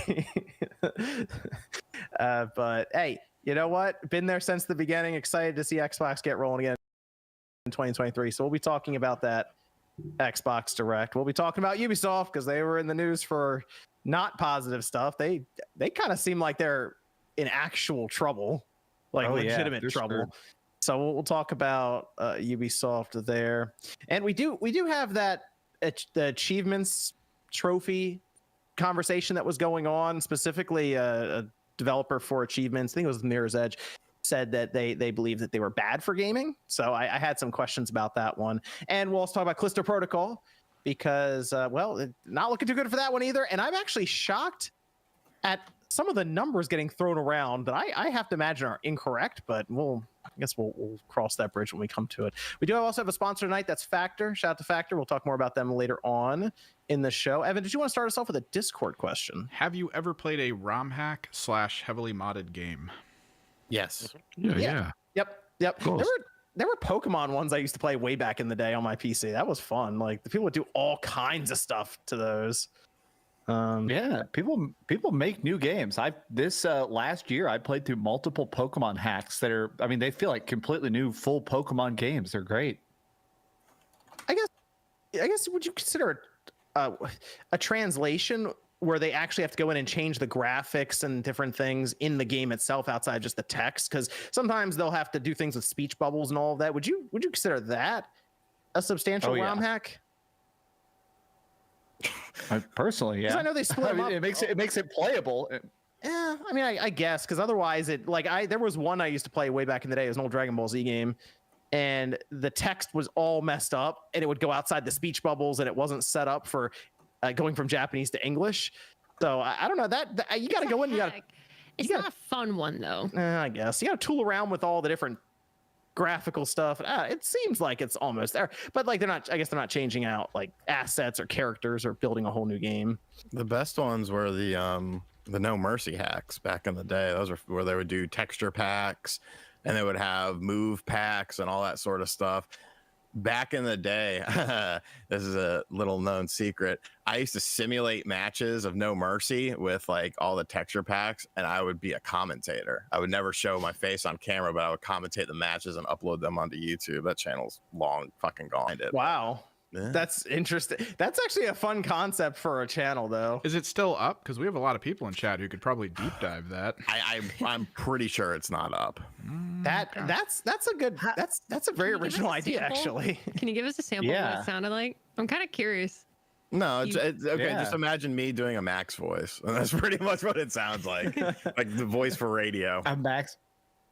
The voice for just radio. doing like, oh man, oh from the top rope, here it comes Undertaker. There you go. There you go. It's perfect. You have another Discord question for us, Evan? Which do you prefer, PvP or PvE? It depends. Always depends PvP. on the mode. Yeah, I like PvP. I love PvP. Yeah, I do. I mean, I get PvE is that fun thing because they throw it into where it's more like an adventure overall. But I don't know, something about just, I mean, absolutely wiping somebody out on the other side and just making them consider quitting or anything like that. That's it right there. If it's like a ranked reward to where you feel like not only are you doing better against other people, but you're also doing better against yourself in the PvP, sure. But other than that, like, and I'm saying this like getting back into WoW too, like I'm having a lot of fun just doing the PvE like Mystic raids and stuff like that with the new stuff. You know what I mean? So I think it depends on like how the reward system plays out. But for the most part, yeah, I love PvP. God, Click's all about World of Warcraft right now. Man, it's good. It's addicting. Sean, why did you super chat $50? That wasn't me. It wasn't him. He needs to come back to the after show. It says RGT 85. Just suck account. There's no space. It just says RGT. You think I'd give you money? I don't think you can. You can't impersonate people online. Doesn't make any sense. On the internet? Whoa. Well, shout out to RGT 85. Thank you. Let's talk about this Xbox developer direct. Rand, you guys. I mean, it was basically over. Jez, I know, put it up on Windows Central. You guys had alluded to it quite heavily, by the way, in your own podcast, Xbox 2. Yeah, we had heard about it literally the night of the Game Awards. Okay. That something was in the works for the end of January, and we heard more strongly about it like middle of January, and then Jez got all the info basically that Monday, and I argued with him not to do it. I said, don't you dare leak this. Don't do it because they're going to announce this in 2 days. But Jez decided to leak it. So here we are, right? Well, they announced it 2 days later anyways, but yeah. Yeah, they put it out there. Apparently, it's going to be just over 40 minutes, I believe is what Aaron Greenberg said on Twitter in a response to a person who was just kind of asking about the duration of it. But they also gave us an outline of the 4 big, I guess you'd say, pillars of the presentation: Elder Scrolls Online, Forza Motorsport, Minecraft Legends, Redfall, which is good because we're just expecting release dates for, well, Elder Scrolls Online's, I guess, some kind of expansion, but Forza, Minecraft Legends, Redfall, are we just expecting release dates for all 3 of those? I mean, I would hope so. I would hope so. Yes. If we don't get them, there's a problem. I mean, Jez already put the Redfall. Yeah, Jez already has put the date for Redfall out there, which is May 2nd, with early access on the April 28th, I believe. For people, I don't know if it's for people who buy like the more expensive version, but that's supposedly the plan. I mean, Microsoft's been doing that for a long. I mean, they were doing that like Forza Horizon 3. I remember selling. We had the $100 version that would come into the store, and if you came in, you'd be able to get it 4 days early if you pre-ordered it. So that's been going on for a long time. It wouldn't shock me if there was like a 4-day instead of Friday, it was Tuesday, for example. Gears 4 and Gears 5 both did that as well, and I did that for both because I'm a Gears fanatic. Yeah, so like that wouldn't shock me if they went that route, and I'd actually expect it. for something like Redfall. And out of these games here, okay, so Minecraft Legends, Forza, Redfall, sure, I'll throw Elder Scrolls in. Which game is everyone most interested in seeing then? We can go around. Forza. Most Forza, are. okay. Redfall. Okay. Out of those four, Forza. Yeah. Redfall. Something about Redfall. The more I look at it, the more I think Redfall is actually going to be really, really good, and I think it's going to be in a lot of lists of like 2023 surprises. So I'm really curious to see a bunch of that. Hold on a minute. Everyone just turned around to Redfall. I'm the one over here like, yo, Redfall might be something. It could be good. It's Arcane. All of a sudden, everyone's I was never hating on it. Well, but also they said in that interview like a week ago, and people were talking about it, that it was. I wasn't hating on it. Like Far Cry. Yeah, it's more like Far Cry. So they had that interview, and maybe they talked about it because everyone was thinking it was Left 4 Dead, or it was like Left 4 Dead, which I guess we were thinking it's instance based, where you set up a room, people join in, and then they put you through a mission, and then you go to the next mission, and it sounds like it's going to be more like as they said, Far Cry, a little smaller, I assume, because Far Cry 6 was pretty big. I think it's gonna be that big because they're talking about walking and running to each place. I think they specifically mentioned Far Cry 2 though. Okay. In the interview, so. Which is the best one, by the way. Can you light stuff on fire and watch it spread to things? Because that was awesome. That was pretty impressive back then. Yeah, Far Cry 2. What are you saying, Click? See, you're saying PvE. This is like right up your alley, right there. I feel like MMO is a little bit different. Like I played was it Back 4 Blood that just came out? That was the latest thing. Yeah, Like, that one okay. was It's trying to kinda- be Left 4 Dead. Yeah, and it was kind of forgettable. It was Left 4 you know Dead, what I mean? technically. Yeah. I agree. I mean, it needs memorable aspects to it. You know what I mean? Like I understand they're giving us pre-existing things to kind of give us an idea. I think now that they've tried to make those analogies, I think now I'm a little bit more interested than before. But I don't know. I need to see something memorable to keep my attention, because otherwise it'll feel like more of the same to me. That's all. Okay. I'm hoping Redfall has good AI. Like that's something that crossed my mind. Is I feel like if the enemies are actually smart and have cool abilities and magic, because honestly, I think art style wise, I think it looks good. The island looks great. I just think that, man, if those vampires are as dumb as zombies in Left 4 Dead, I do think it's going to just be like it's going to become real paint by numbers. There's very few games that get serious with AI because they want to try to allow everyone to be able to play it. So I mean, How was the AI in was it GTFO? It's GTFO's AI is extremely basic. It's just the fact that you're underwhelmed. I think in some of the first-person shooters I've played, I think Rage was still some of the best AI since they interacted so much with the world around them to try to fight you. It was one of the first games I saw where someone with a shield would have people run behind him to get into cover behind the characters that moved forward. Like, it was just cool stuff like that. A lot of confidence in Arcane for this one. I've been thinking about it more and more with what they've turned in with Prey and Dishonored, now moving to this online multiplayer aspect, PvE style. I think they can pull something off here. They talked about Diablo as well, kind of throwing that in there. Like, I guess they want to have loot, character progression, all these different things with it. But Rand, is that out of these, which one is the one you're most excited for, or to see more about, or even play? I mean, it's Redfall, because Redfall has kind of had that cloud of Left 4 Dead hanging over it since the reveal. And I think it's kind of an example of poor marketing when you need to come out there and be like, no, it's not that game. It's this other game. So I'm excited to actually... The developer direct is kind of exciting because I want to see more gameplay, because CGI trailers really don't excite anymore. So I'm really looking forward to getting a deep look at the game and having it explained by the developers about what their goals are, what they're trying to accomplish. And I mean, Arcane hasn't had a miss, in my opinion, from the 2 Dishonored games to Prey. I know some people are iffy on Deathloop, but I really enjoyed it. Deathloop was good. But I've been looking forward to ever since the announcement, and I can't wait. Hopefully, I think the big thing everybody wants, and I know you guys want it on the panel, is you want release dates for all these games. Yes.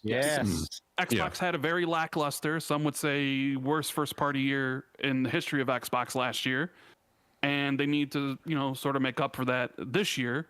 And what better way to start the year than taking a deep look at their games and being like, by the way, Minecraft Legends is March. Redfall's May, Forza Motorsports June, and off we go to the races, right? Well, we're missing something, Rand. Yeah, where's Starfield? Starfield was mentioned in this presser as we're going to talk about it at a later date, and that makes sense. You could easily fill up 40 minutes with just Starfield, I'm sure, but it was supposed to be first half. It says right on their website right now, first half of 2023. Yeah, Nate, where's Starfield? What's up with Starfield, buddy? What is up with Starfield? That was the million-dollar question. Tell me MVG and I are right. Tell me this thing's holiday 2023. What do you mean? Wait. Why did I get excluded from that? Because I've been saying that just as long as MVG has been saying that. Yeah, but you're the Xbox hater. Everyone figured you were going to say 2025. To be fair, Sean has been saying it. That's a weird thing because just earlier this week, MVG said it wasn't going to be holiday 2023. He actually said it would be very likely come out in October, in his opinion. So 2024. It sounds like you and Sean might be all alone in that holiday release. No. I was saying that it was not going to be, but before June. I said September, October. Go back and watch the tapes. I've been saying that the whole time. Watch the tapes. I like November release. That's fine. Was Halloween not a holiday? It's the best holiday. So that's fourth quarter, right? You could say that'd be holiday season for releases. I would like a Halloween release date. I'm so excited for Starfield. I just want the sooner the better, honestly. As soon as it's ready, fucking mail that bitch out. Rand, when do you think Starfield's coming out? I think June at the earliest. At the very, very earliest. But probably if I had to put money down, I would guess September or October. Okay. So a lot of people are saying it's going to be in the second half of this year. So why is the message still first half? No, there's no. So we ran a poll on the Xbox 2 yesterday, and I said, hey, when do you think Starfield's coming? And I said first option was before June 30th. Second option was, July or August. Third option was September, October. Fourth option was November, December. And we had 800 votes, and 60% thought it would release before June 30th. So a lot of people do think it's coming. People have DM'd me and it's like, hey, I'm hearing rumors that Xbox is going to have a Super Bowl ad for Starfield. That'd be big. Announcing that the game is releasing 3/23/23. Because apparently Todd loves numbers, right? Which, hey, like Dreamcast guy said, I would want it as soon as possible, but I also want the game as polished as possible. Because I did watch RGT's video about him being concerned about the game. I do think Xbox knows that. No, I actually give it a like. Actually give it a like. I'm not. I actually never dislike videos. I do all the time. Sean does all the time. That's why I asked that. Because Sean, you'll just hear very quiet.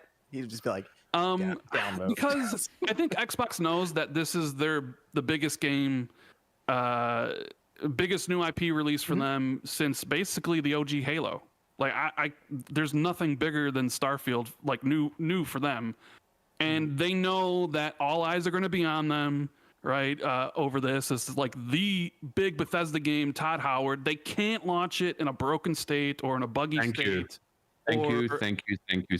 That's my point as well. Yeah, Jez basically has been beating the drum that you delay the game as long as you possibly can, so it comes out as perfect as possible. Because you need to give people an impression that, like this is how we're going to do it. I do think if Bethesda was independent, like if they never were acquired, I think we'd all be playing Starfield already. I don't think they would have delayed it the first time. I think it would. Well, we'd be playing it to the best of our ability. I don't necessarily agree with that. I think because we have Game Pass in the mix now, shit has to be rock solid day one, because you're going to lose your audience like very, very quickly if it's a buggy mess, a typical Bethesda game that has a lot of bugs. they have to polish that shit and get ready on Game Pass. So I think even if they weren't acquired by Microsoft, but it was still a day one Game Pass release, I think that'd still be using the same timeline. I don't think it would have been a day one Game Pass game. I think probably not. It was. It would have been on PlayStation exclusively for a year. Yep. Yeah, it would have been time exclusive. But the point is, they can't fuck this up. Like, this has to be polished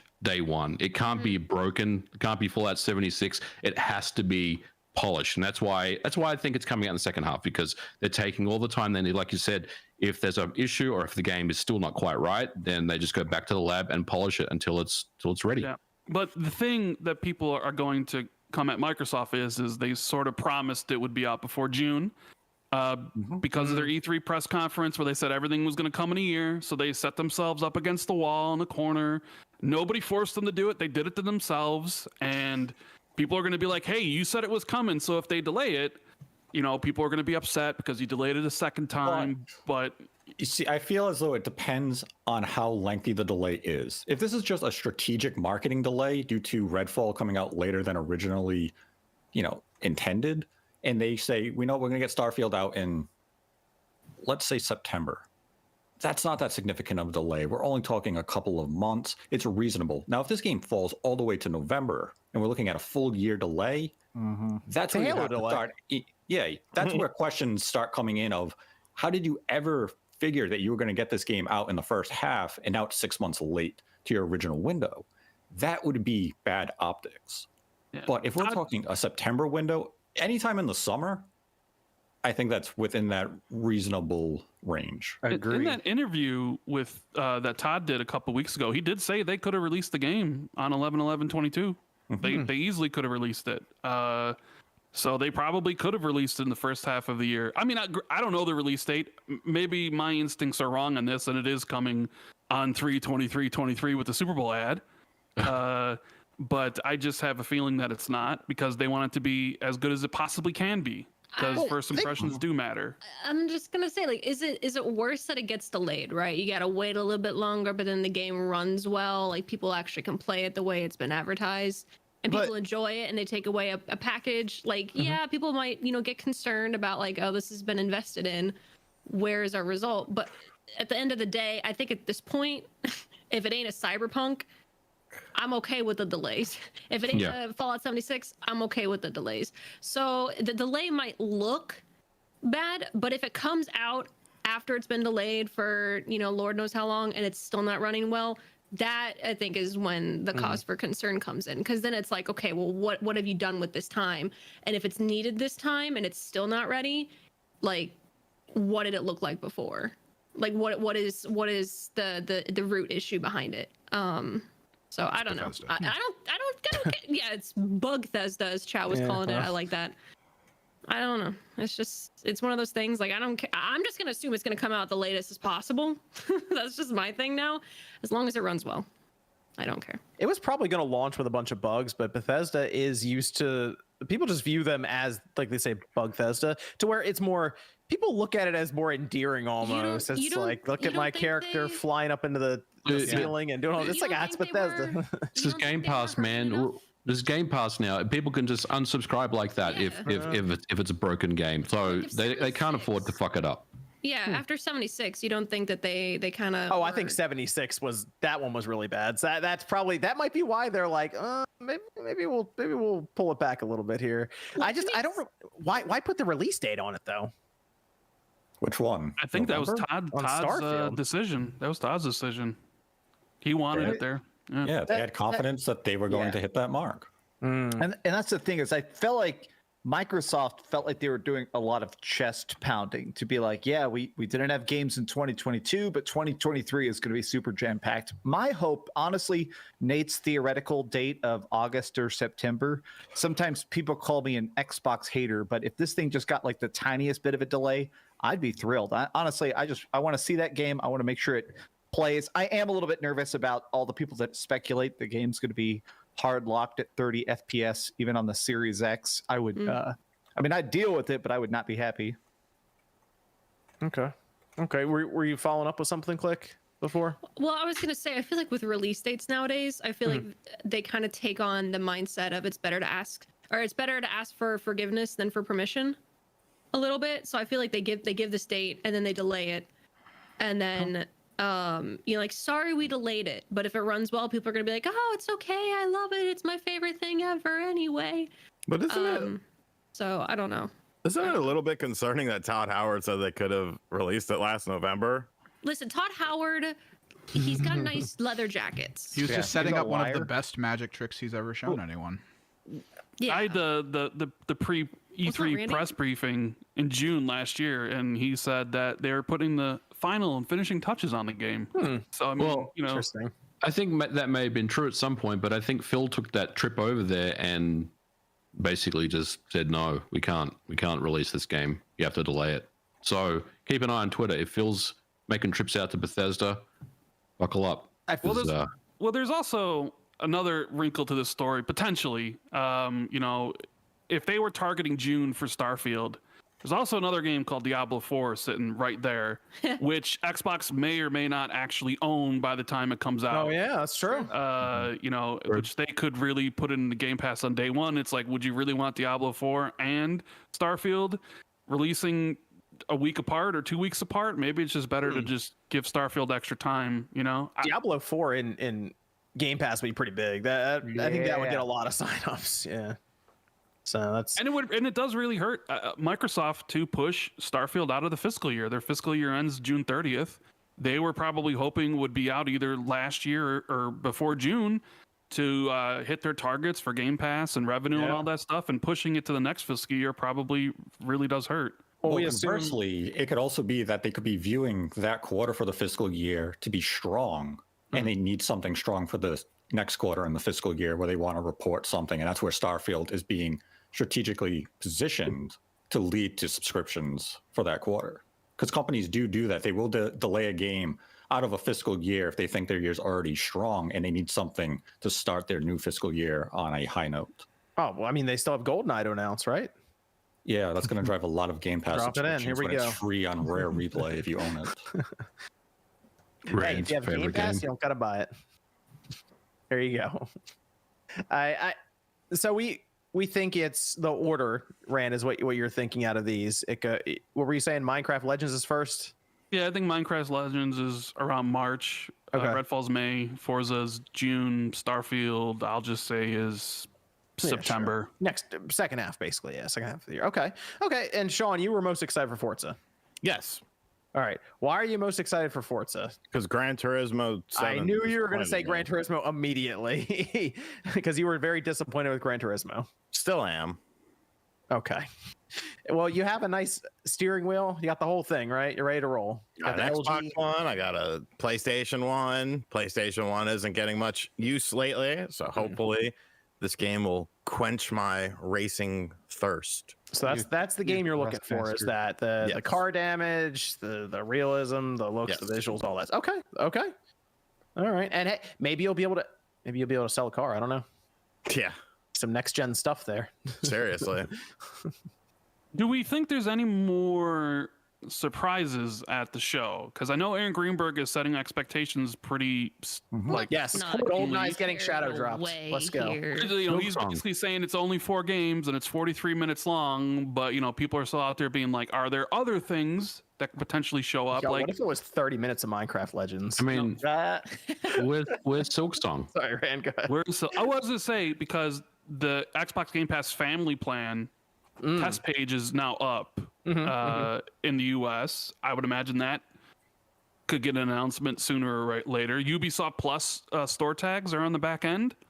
They did announce Ubisoft Plus for Xbox a year ago, so that seems like it's coming. I don't know if he's listening, but my favorite gaming journalist, the Grubster, Jeffrey Grub, he did say that he had heard that Tango Gameworks was going to reveal a new game at this event. That's right. Pentiment or level game, right? Is the idea like that kind of makeup, where it's not like a huge budget game? What was it rumored? The Reddit rumor, Nate. It was like Hi-Fi Rush or something. Yeah, Hi-Fi Rush. It was the arena shooter. I thought it was a rhythm brawler with the art style of Jet Set Radio Future. Yeah, something like that. And it would make sense. Bethesda is one of the developers showcased here, so you could see that be announced here. But at the same token, that's something they could easily wait till June. If the intention, I believe that game was intended to come out in November of this year on the original internal docket. That could easily have changed, obviously. But let's say that is still the intent for Microsoft and Tango to have the game out in the second half of this year. You can wait till June. Is there really any benefit to announcing it now with these big first quarter games if this is something coming out in the third quarter? Do you think they shadow drop something here? Just GoldenEye. Into Game Pass. Other than GoldenEye. They should just delete GoldenEye. Oh, whoa. Damn, man. What the hell? Damn. I'm sorry. I will die on this hill, but your nostalgia is playing a big part on this. People don't realize that when they're going to load this game up and play it, they're going to delete it in 10 played minutes. GoldenEye. I played GoldenEye last year. I mean, I played through you're not wrong, Rand. that was the build that got leaked. I played that one. That was good. I want to play it with you specifically now, Rand. I want to play it just to see you have a bad time. That sounds very we can. entertaining. The Xbox version doesn't have multiplayer. Oh my God! Well, Well, play on that the case. Switch version. My Nintendo Switch isn't hooked up. Sorry. Come on, right? It doesn't have to be plugged in. It's portable. What are you doing? You waiting for the Pro? I've never used my Switch portable. Wait, what? Yeah, and I've never used the Switch portable. I always hook it up to my TV. You know, Okay, but here's you've one also for you, booted it up Rand. A total of like 7 times, right? I have a theory that haven't Rand really is an played it. AI. Rand is not a real person. Rand is just an AI that leaks things for Microsoft. That's what everyone thought about Nate. I don't leak anything, sir. I never leak anything. That's not me. That's other people. How about this one, Rand, as a potential shadow drop at the show? The return of 1 versus 100. Ooh. Damn. I like that. I like 1 versus 100. You can push Starfield to next year. Then we got that. It's all good. that is the week they would announce the second drop of Game Pass stuff, and I mean it's always possible they could have some sort of montage or something. I mean, Age of Empires 2 is hitting console. What is it like the night? Right. Is it next week? Is it I forget. this month? Or is it February? No, Age of Empires 2 is this month, isn't it? Yeah, I thought it was this month. Wow. They're gonna have more. I mean, they already said they're gonna do more Game Pass stuff, obviously for the month. So that's kind of what I was thinking. It coincides with the 25th with their show here, where they put some stuff on screen and they're like, "Hey, it's in Game Pass right now. Go check it out." And you could probably throw it like they were saying indie games. I don't know if you see Silk Song. That seems pretty big, but you could have some smaller stuff maybe just get thrown in there. You know what? You might as well just go ahead and shadow drop Minecraft Legends. Really? Anyone, I'm actually curious. Everyone's talking about Forza and Redfall. Is anyone here looking forward to Minecraft Legends? I want to see it because I still don't understand it. Jez played it at Gamescom and he said, imagine Brutal Legends like RTS battles where you had the bands or whatever, and it was like an RTS thing. So like imagine that. You like control a character that goes around, and I feel like if I was more into Minecraft, I'd be excited for it, but I never got in. Minecraft, I just missed the boat on that whole thing. Yeah. We're too old. Maybe. Although I did beat Pokemon, so maybe I'm not too old. I don't know. Too many corners. Too many corners. Too many corners. Hey, you know what? I mean, Minecraft's big. I gotta acknowledge that. So it's we'll see how that one does. But that's what I'm saying. You just go make that live. It's fine. We'll just get that done and out there. And let's hear about Redfall and Forza. So anything else we're expecting out of this? Oh, you know what? My question is, it seems like everyone is kind of formulating their own direct style now, with obviously Nintendo Direct, State of Plays, and Microsoft's thing now. Developer Direct. That's what they're saying. Sounds more like it's Treehouse versus a presentation. What do you call, or what would people call Microsoft's actual State of Play or their Nintendo Direct? Because I assume Developer Direct would not be their final. Inside Xbox. Yeah, I was gonna say Microsoft mixes. Yeah, but those weren't very good. You're not talking about quality. You're just asking for a brand. Branding. Yeah, I guess. Inside Xbox. I like Inside Xbox. I think is a great name. Like they just got to make the shows not suck. They could probably bring that back and revamp it a bit. What? I do like that this one. I love the 10 people they pay to be at the front and just have Oh a time of yeah, their lives. I do like that this one isn't. I guess isn't gonna. It's not gonna be live or anything, pre-recorded, and it'll be no host or any of that. And they don't really need a stage or host or live event, any of that for this kind of thing. So I guess Inside Xbox would be fine. And you have Developer Direct as like their treehouse where they just play games and showcase it. I like Direct Xbox. You could do that. Just play with the logo so it's like their original code name for the first system. I'm looking forward to it. It's good to get things rolling in 2023. Good that Xbox is going to have some games and release dates to talk about. I was trying to think, Rand, was Halo the last release for Xbox that was like, for first party wise, that was like notable for the big release that would push Game Pass? I'm trying to think if I missed something. Pentiment was first party, but that's of a smaller scale. Yeah. And Grounded was also Obsidian, which is first party, but that was a 1.0 release, and it had been in early access for 2 years. So yeah, it would have been Halo Infinite in December of 2021 with the release of the campaign, I guess. Jesus. Yeah, that's what I was thinking. So if we go to, I guess we're thinking March when something like a Minecraft Legends releases. Although I already know a lot of people online will be like looking towards Redfall or Forza. If that goes to May, as we're kind of anticipating now, that's a year and a half gap. That's pretty. That's like Wii U like, I guess, for that regard. Although they have a lot of third party stuff going on, so that does help them. But at that point, you would assume they'd get on track, because then they'd have Forza, and then we go into the holiday for Starfield, and maybe Hellblade 2, maybe something they haven't announced. But it seems like I said 2023 is the year that Microsoft gets moving, and I think they're going to start off strong with this developer direct. So I'm looking forward to it. I'm excited. Redfall. Oh, and you know what? I will say this. So some talk about this. You know what? I wouldn't be shocked if Redfall is the highest rated game from Xbox this year. You think it's gonna be higher than Starfield? I kind of do. Maybe. Forza higher than Forza? I don't think it's gonna be. It's gonna be below Forza. Forza's gonna get that 92 or 93 or something like that. I could see Redfall getting higher than Starfield. That's true. Okay, let's go Starfield. Yeah, okay. I think it could rate higher than Starfield. I think it's possible. I guess it depends. Because I could see Starfield being rated very highly, but then also, if it's not good, being really hit hard. What was Fallout 4 rated? Like, isn't it like a 94 or 95? Yeah, it's up there. And like Skyrim's like a 96. But then again, reviewers don't really. They're not as generous with the 10s and 9s anymore. So yeah, that's a good point. I mean, Forza, you're probably looking at like RGT said, like 90, 91, probably right around Forza Horizon 5. Fallout 4 is an 88 on Xbox One. 88, okay. I think on PS4 it was an 87, and then on PC it's an 84. PC I think was kind of pretty buggy though. That's I'm thinking. I think you might see an 88 or 89 in a Redfall. I think it's possible. I don't think it's going to happen. I think it's possible just because Arcane has that track record, and they're getting more time for it. Whereas maybe you're right about Bethesda. They might have just pushed that game out in the last year. So, but Wolfenstein happens. See, Bethesda just has a hard time hitting dates, don't they? Deathloop delayed a year. Ghostwire Tokyo delayed. Yeah. Redfall delayed.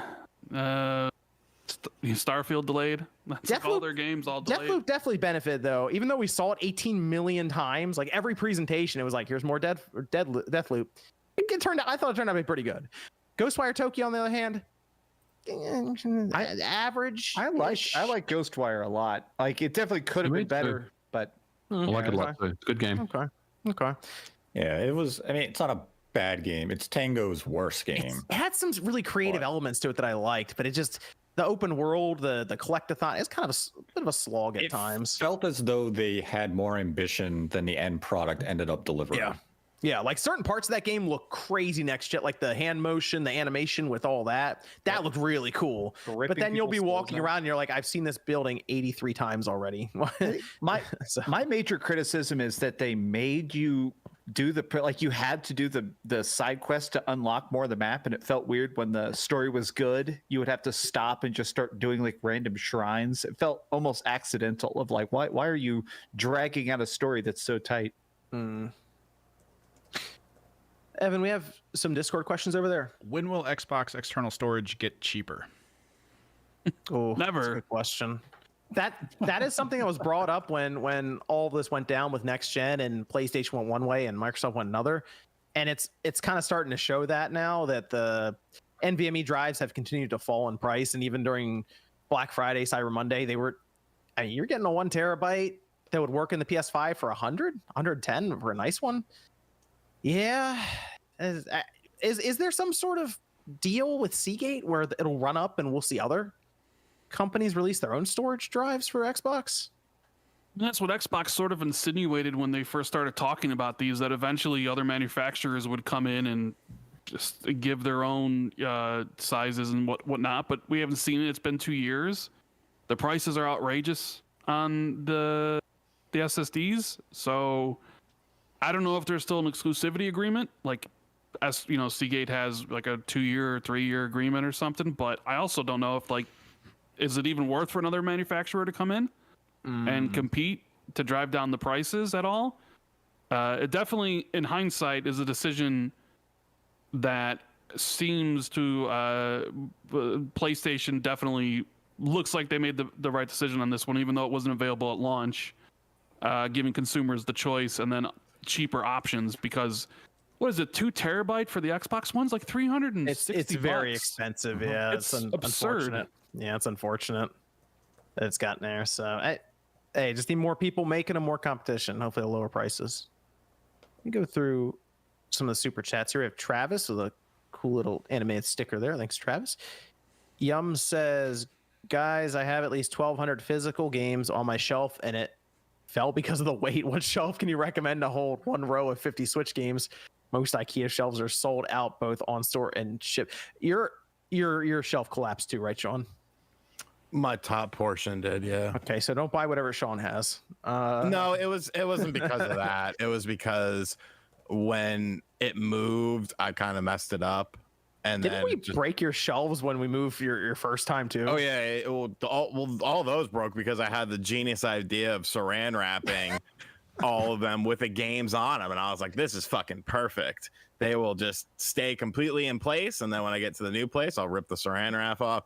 And I remember when my dad and I were unloading that truck, he was like, what the fuck is wrong with you? I was like, I thought it would work. He's like, these fucking things are breaking. The games were, because it was dark as shit out when we got there, and the games are flying all over the place. He was so mad. I was just laughing though. Are we doing an after show, Sean? Yeah, we'll do an after show for a little bit. Okay, because Liam had a super chat here. I'm gonna save it because MVG, out of respect for MVG, but they asked about the limited run games controversy. So we can talk about that on your after show, Sean. Oh, so MVG's not doing the after show? Interesting. MVG is gone immediately and is like Warzone, boom, gone. Me and Nate are playing Warzone after. Fuck Warzone. Damn. Warzone 1 or 2? 2. Warzone 1 is up? I thought it was still up, is it not? Oh. For some reason I thought they Overwatch 2'd it. I thought they just murdered the original. Oh, I don't know. Travis with a nice little sticker here too. Thanks, Travis. Riley says, hey everyone, hope you're all doing well. Thanks, Riley. Then we have RGC85 in here. Super chat. Johnny says, I'm revisiting the DS after 15 years by using an R4 card and absolutely loving it. In your opinion, what is the best Nintendo handheld? Best Nintendo handheld. I mean, I feel like I want to go DS Lite. I'm going to say the DSi because the screen is like the best. Yeah, the DS Lite has that Game Boy Advance card. And the DSi games, yeah. We're talking OG. Can I say Analog Pocket?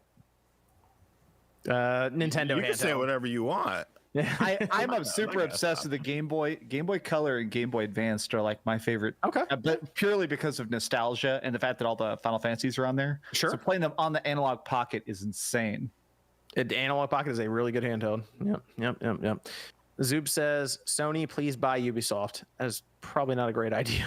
I don't think anybody's We'll talk about buying that soon.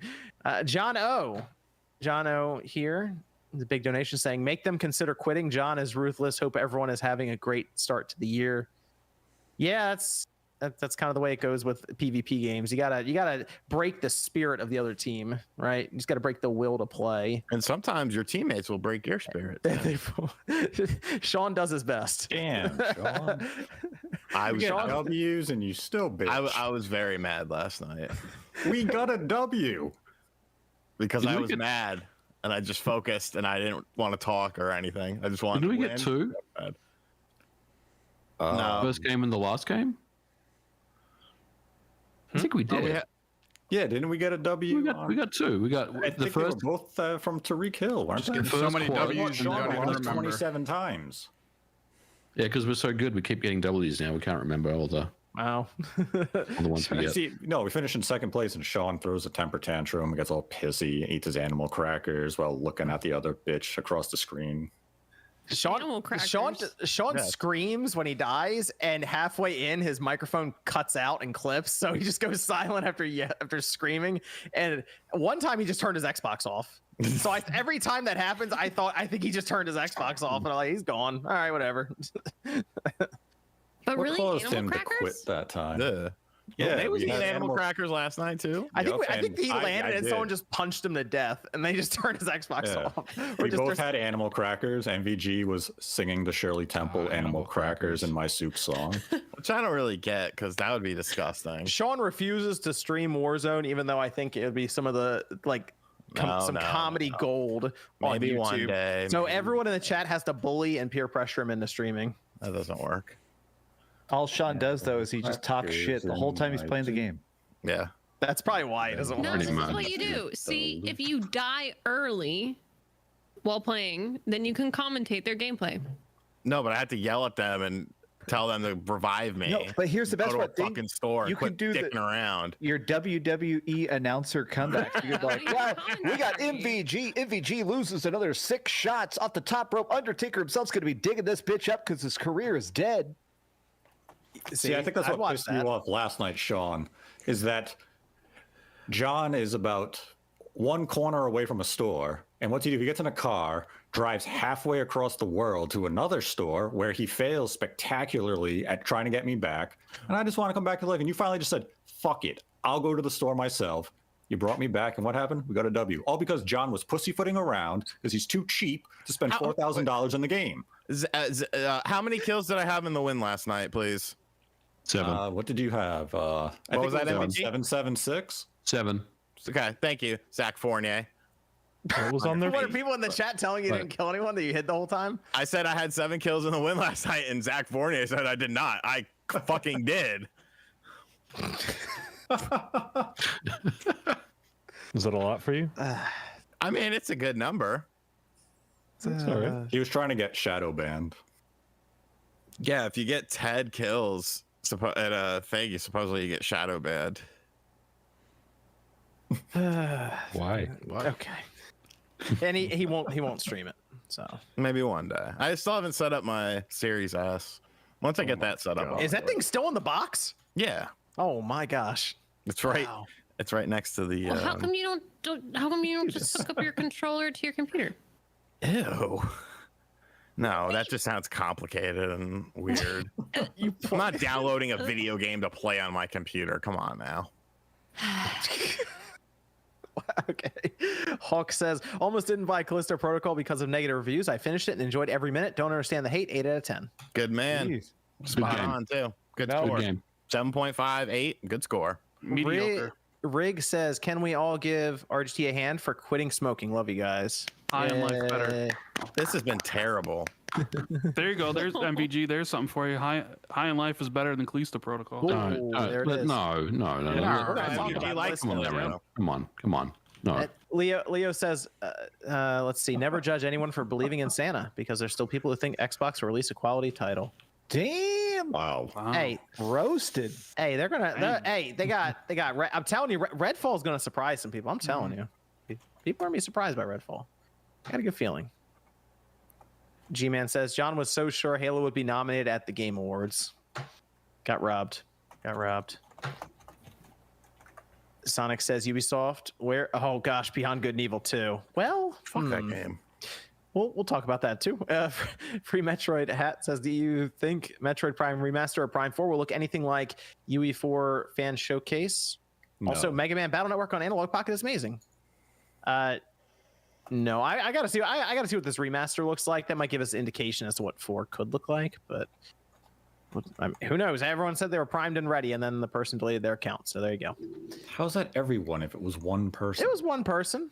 Was it you? 100%. It was all of the one You know person. what I was thinking about for the Prime 1 remake?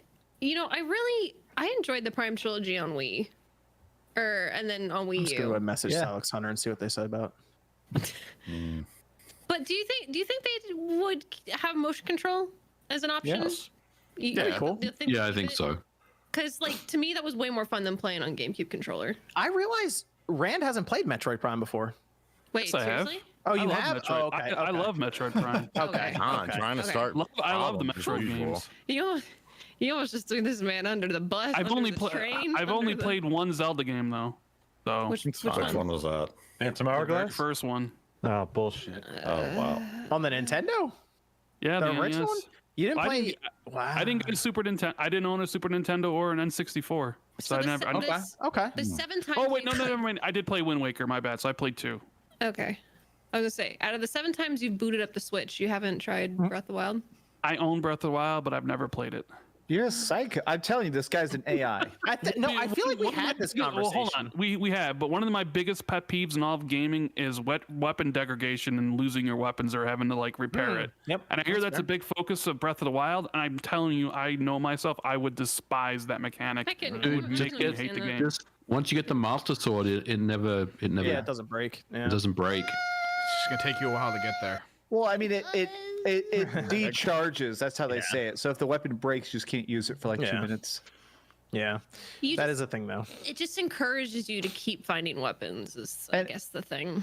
And there's That's the weapons grind. everywhere. You're never without a weapon. You always have tin swords. I'm not trying to justify it. It can be annoying. I was like, this weapon is awesome, and I'm never going to use it in my inventory. I'm gonna hang it up in my This house. looks and really look at cool. it. I would hoard the laser weapons, and then when there was a fight, I had to like get out the laser weapons every time. Man, I'm telling you, they just need to add like a freaking like a Monster Hunter whetstone or a blacksmith. Okay. You know? Yeah. Steve says, "Hey John, waiting for that Spawn Wave studio tour. Yeah, we'll do that at some point. I'm still setting a lot of stuff up and getting things together. We'll get there. We had to one for MVG too. Look at that room. MVG did one 2 years ago. MVG a year and a half ago. That was at my old place. Yeah. I'll do one eventually. Maybe over the summer. Yeah, there you go. You compare them. Yeah. That'd be cool. That'd be cool. Okay. Let's talk about Ubisoft. Ubisoft is in some trouble. So this was, man, Ubisoft canceled 3 games. Apparently, it's on top of other games they canceled before, and there are a few reasons apparently for this. Specifically, people started pointing out things with live service games and their sole focus on trying to turn most of their larger franchises into live service games, and how development is taking, I don't know if longer than expected or what, but they're not rolling out as fast seemingly as they would like them to. So we're talking hundreds of millions of dollars in terms of asset, basically depreciation write-offs. It looks pretty bad for Ubisoft now. There was one thing that was kind of put out there. I think if Jeff Grubb's listening, I think it was something he put out on Twitter that I don't know if it was more or less hearsay or just, hey, this was a thing that did happen and it didn't work out. Ubisoft even seeking out potential buyers or someone to acquire them, and it didn't work out for them. It seems like Ubisoft is in a pretty bad spot right now. Skull and Bones, that got delayed again. And the only reason they're doing this is because they have investment, almost an agreement with Singapore to release the game. So they're kind of locked into that. And am I missing something with Skull and Bones? Does that game look good or anything? Like, am I missing it? Because that game just looks boring. I don't know if it's just me, but they show gameplay for it, and I'm like, I don't get it. This is the game where they took the ship combat from Black Flag, right? And they tried to make a game out of it. This game looks terrible. There's no reason for this game. I played some of it. It is a confusing game. Okay. Because I have no idea what looks fun necessarily about it. And that game is definitely costing a lot of money. So it's been in development. It's been rebooted over the course of 6 years, I think now. $200 million in cost cuts. And the CEO at Ubisoft sent out an email. It was viewed by Kotaku from, I always mess up his name. How do you say Yves Guillemot? It's Yves Guillemot. Okay, good. That's what I've been saying, I think. Or I said Guillemot. Either way. He said, I need your, this was to staff, So MVG, picture this showing up, let's just say, in your email box from the higher up, the CEO, person steering the ship. They say, I need your full energy and commitment to ensure we get back on the path to success. I'm also asking that each of you be especially careful and strategic with your spending and initiatives to ensure we're being as efficient and lean as possible. Ball is in your court to deliver this lineup on time and at the expected level of quality and show everyone what we are capable of achieving. I'd be updating my resume and and getting feelers out for my next place of employment. That's what I'd be doing if I got an email. Talking to your fellow employees about starting up a new company together. Just do what you guys want to do. Start telling people about the carbon engine and come work for you. But the fact that they're bringing up like expenses and hey guys, be careful with how much money you're spending here and your initiatives. It's basically like reel it in. We got to be careful. We can't just be throwing out too many napkins or anything at in the break room, stuff like that. It sounds like there'd be some serious financial concerns then behind the scenes. I mean, it sounds like they're set up to fail right now, and I think that's very, very concerning. If you work at Ubisoft, I think I'd be feeling pretty nervous about my time there over the next 12 to 18 months. Yeah. Oh, OJ's here. OJ. Hey. Good to have OJ here. He's in. Hey, had a birthday party for my nephew. It was lit. Oh yeah. Nice. I saw that pic. Yeah. He was playing Mario Kart. He was happy. Is that what he got? Is that what he got for the birthday present? I got him a Switch Lite, Mario Kart 8 Deluxe. I got him a Paw Patrol truck. I got him a Jurassic Park book. I just spoiled him. That's some king shit. That's awesome. Yeah, that's good stuff. He's my favorite. And then he kicked his butt in Mario Kart, right? We were just playing single player, so I was just trying to teach him how to play. He doesn't have the motor skills to like play. Well, it's good because you can, with Mario Kart in particular, you can turn on auto accelerate and auto steering, and they can just kind of look at it and and they'll just win. And that's cool for that, you know. That's what he was doing. He was getting first and second, so he was happy. But yeah. Yep, that's all it is. Good to have OJ here. Sorry to come late. My bad. We talked about the Xbox show, and now we're going into Ubisoft now and their struggles currently. Don't mind me. It doesn't look very good. So we've gone with Ubisoft in the industry for decades now. What do we think was the biggest issue that they've run into? Because they definitely have a successful franchise with Assassin's Creed, right? Like it does well for them, sells plenty of copies. They have a lot of engagement with it, but I've noticed that Far Cry kind of lost a step. Not that 6 is bad, but it definitely doesn't have the same kind of, I don't know, shine or luster or whatever from several entries ago. Like Far Cry 3 is what I'm thinking of. Mm-hmm. What's the issue with Ubisoft? What do they do? So my thought, I did a video about this. I think that it's just exhaustion. I have played a lot of modern Ubisoft games. I've played the latest season of For Honor. I beat Watch Dogs Legion. I played a bunch of Assassin's Creed. Like, their games aren't getting worse, I think. I think if anything, they're getting better, but they're so much the same. Like, you just can't get excited anymore because it's like, I mean, people talk about the Ubisoft formula. There is definitely an Ubisoft formula, and they just print it out. And man, after playing so many of those, like every year, I thought Watch Dogs Legion's like pick a character hacker thing was cool, but after a bit, you're like, okay, like I've done it. It's just another giant map with 8 billion tiny dots on it. That's just their problem. They're formulaic. That's it. Yeah. And once they get comfortable with one thing that works, they apply it to everything until it's exhausted out and they have put themselves in a corner of not knowing what to do. And Assassin's Creed is kind of like their testing ground of trying to expand past that, make it more of like The Witcher for the last couple games, and now they're going back to a smaller Assassin's Creed game for this next one, you know, citing that, you know, fans want a smaller Assassin's Creed game that isn't 130 hours of fluff. So, you know, they're in a bad spot because they rather than trying something new or doing something different, they go with what's easy and what they can do, because they can do that a million times and replicate it against all their games. Okay, go to this, go up a tower, see part of the map, do a few missions, go to another tower, and that's about it. They feel very cookie cutter in that sense, and you're right, they do start feeling the same, or at least you know what to expect. Whereas even years and years ago, it wasn't necessarily like Assassin's Creed. Remember that broke onto the scene with the Xbox 360 and it felt new and original and interesting. And then 2 was even better and they were often running there. But even before that, with their Prince of Persia series that they kind of turned into that 3D action adventure series, and Far Cry was this visual showpiece on the PC, but then they transformed that into this interesting open world style that we were just talking about Far Cry 2, and remember the mechanic of the fire spreading on the ground, stuff like that felt new and different, and now it's all the same. Ubisoft got stuck where a lot of Western companies found themselves stuck about 5 to 10 years ago, is that budgets have increased, so the cost to develop games is higher than ever.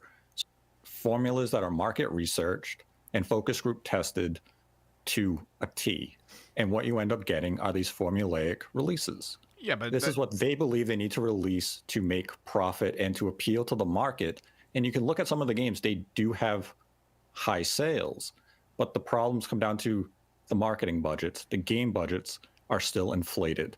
And they're hoping that by making these focus tested, perfected games, that the market and the audience is going to respond positively to these releases.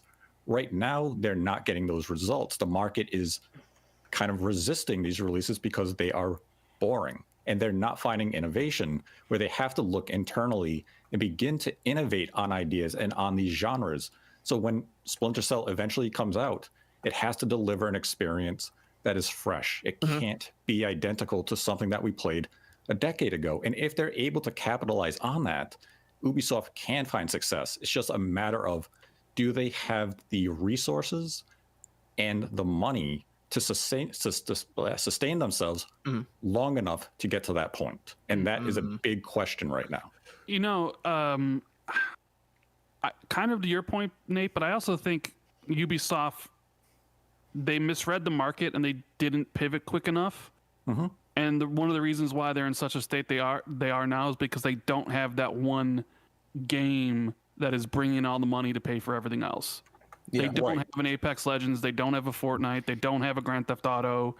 They don't have a game that is, you know, a live service, games as a service that does so extremely well. Yeah, I mean, Just Dance. That's about it. Yeah, so like you're right, the budget's ballooned and all these things, but I think also what gamers wanted also shifted, and the market shifted, and Ubisoft I think didn't realize this until too late, because then they realized it and they're like, all right, well, we got X Defiant, we got this Tom Clancy other game, and we got the Division free to play. And then they basically like make all the free to play games we can possibly do because that's what people want. But it's all just creatively devoid, and none of them are going to be hits. So now you're in a situation where the video game industry shifted, very much like a shift under Bethesda, right? And I just don't think right now that they've been too slow to react. Do you think they're just? And that's the thing. Like, you can look at Skull and Bones. Probably would have been a good game had it released a year after they announced it. At this point, it is far too antiquated to find success in the current gaming market. 6 years ago, probably would have sold fairly well. They've had some success with that free to play or, you know, games as a service with Rainbow Six Siege. Yeah, 300. Was a huge success for them. 300 million last year in that. Yeah, I think all the stuff they're developing is just bleeding them too hard. Like, honestly, it's just not coming out. Like, the stuff's just not hitting the shelves, and nobody wants to buy them because they own 42 studios with like 20,000 employees. Like, who would want to acquire them? Certainly not Microsoft or Sony or any of those. Just way too much to take on. And it's and even though they do have some IPs that are very valuable, Prince of Persia, Assassin's Creed, all the Tom Clancy stuff, it's just a huge headache to probably absorb probably some debt, and then to have just that amount of employees that you now have to manage. You now have to go through so much tribulation to find what is going to be successful for you. Well, I think they're just really spread thin. I think they cover like too many things at once, because, and chat was bringing it up soon. I was going to say, like, they had Hyperscape, and they actually like brought a lot of the creators and streamers side.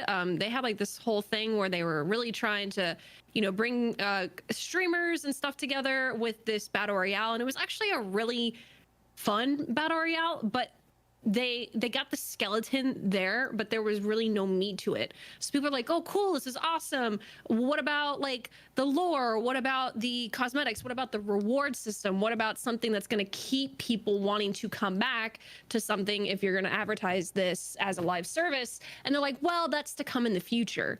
And it's like, but this game is supposed to be launching for beta literally in like 5 days. What do you mean this is something that's going to come in the future? Like, they didn't even have good integrations. Like, you know, they wanted a bunch of us to promote like fun emotes or like integrations with the audience, which was a really cool concept that other games hadn't done. But they weren't fleshed out properly to where they felt rewarding enough. So it's like they had the intention, they had the roadmap, but I don't think they actually had the manpower to make it happen in time. And then it kind of just became this thing where it disconnected from the devs to the Discord community and then to the streamers.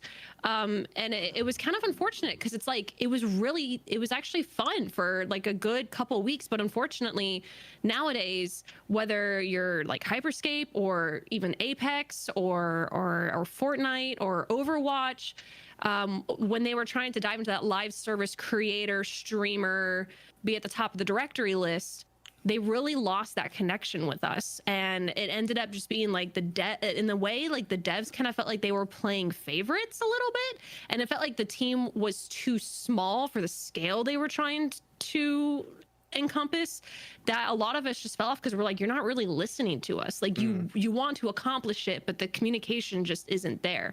And maybe it's just because the manpower isn't there. So it was unfortunate because they had something fun for a very, very short time, but it just fell flat. And I just think again, it's just they're doing too many things at once. I just remember immediately hating that game.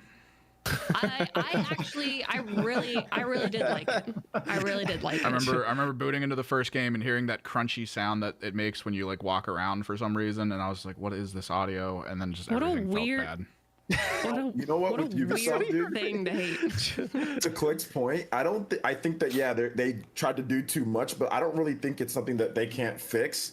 We've seen some companies kind of get into this, like Capcom to be exact. And, you know, whether we like it or not as gamers, what they did was just double down on what works, and kind of the secondary stuff, DMC and Street Fighter, those are like every now and then we get something new. But so just double down on what works, and you're going to have to probably, you know, cut staff. But if they really seriously work hard on Assassin's Creed and making that into something more, then maybe make like an MMO with like Assassin's Creed, or make an MMO on something else, Rainbow Six. I don't know. Just pick something else and make an actually good MMO and have that as that incoming revenue. MMOs, even in themselves, OJ, are it's so hard of an expectation to live up to, especially when you've had games that have been around for decades. I understand. It's also the most expensive genre to make. But it's possible. Look at Square Enix with Final Fantasy. Look at Bethesda. They have Elder Scrolls. Yeah, but the few and far between Fallout 76. Fallout 76 is now making money. But for every one of those, you have hundreds of thousands of failures. That's the problem with MMO. Yeah. They have a big IP that can be more successful. They have Assassin's Creed. They have Assassin's Creed, yeah. They have Assassin's Creed that can be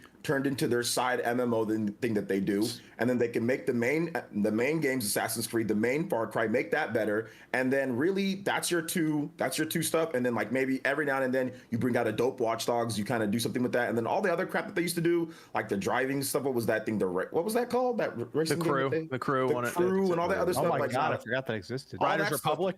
Yeah, Riders Republic. All that stuff's got to go. All that stuff goes into legacy content, like Capcom. All that stuff is just legacy. Maybe you bring it out every now and then or something remastered. Capcom they did get their one game. That was Monster Hunter World. That basically saved them. Monster Hunter Resident Look at the company now.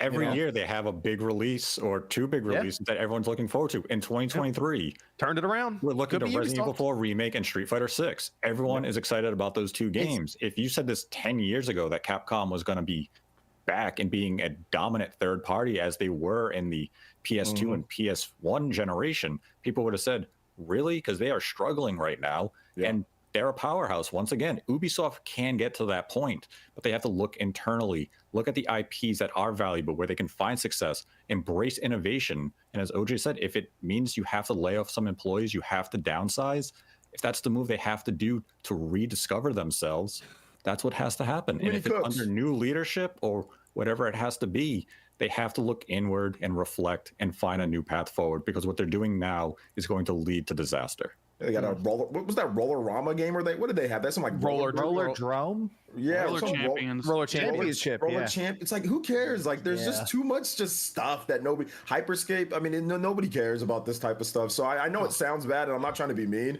with all the developers and stuff, but like, this type of stuff is going to get you, like, in today's day, it's going to get you cooked. You know what I'm saying? Like, it's going to get you bodied in today's day. Ubisoft even like sent out an email a while ago saying like they wanted to get a bunch of people together who had worked previously with them to basically like sit down and be like, what are we doing wrong? What can we do better?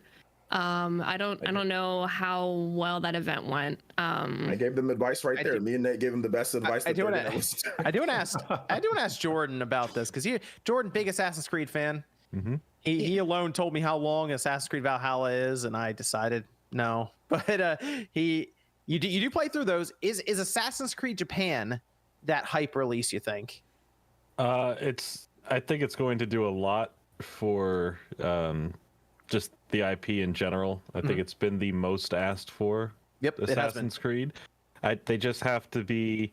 There's going to be two things that happen. It's going to come out and it's going to be very close to Ghost of Tsushima, which is also it's a good and a bad thing, right? Because it's like, well, we have this game already, but at the same time, it's also a really good game to just have a similar formula to. So, yeah, I think that one's going to be big. I'm interested to see how this Assassin's Creed does first here, right? Mirage, yep. Because it is making it a little bit smaller, more like a classic Assassin's Creed before they changed everything up. So I'm curious to see how that's a message could be sent to Ubisoft. If that one does well, because they're going to build out this Assassin's Creed platform, is what they're calling it, Infinity. You might get more of those Mirages thrown in with the big Assassin's Creed Red is the code name, I think, and Hex and that kind of stuff. So yeah, and Hex sounds interesting. So like I think they're having some good ideas that is just it's taken forever to flesh out. Like this whole like connected Infinity thing has been 10 years in the making of just whatever it's going to be and coming up with it. So I'm hoping that they it seems like they're starting to treat over the last like 5 years, maybe 6 years. It's felt like they're trying to treat Assassin's Creed with a bit more respect, because there is gaps in releases. There isn't a new release every year. It feels like they're taking their time. Whether I think that the last Assassin's Creed game should have had 70 hours worth of nothing filler. It's still a very quality game. There's still a lot of good in the game. After Assassin's Creed, they gotta put some respect back on Ghost Recon. You gotta fix that.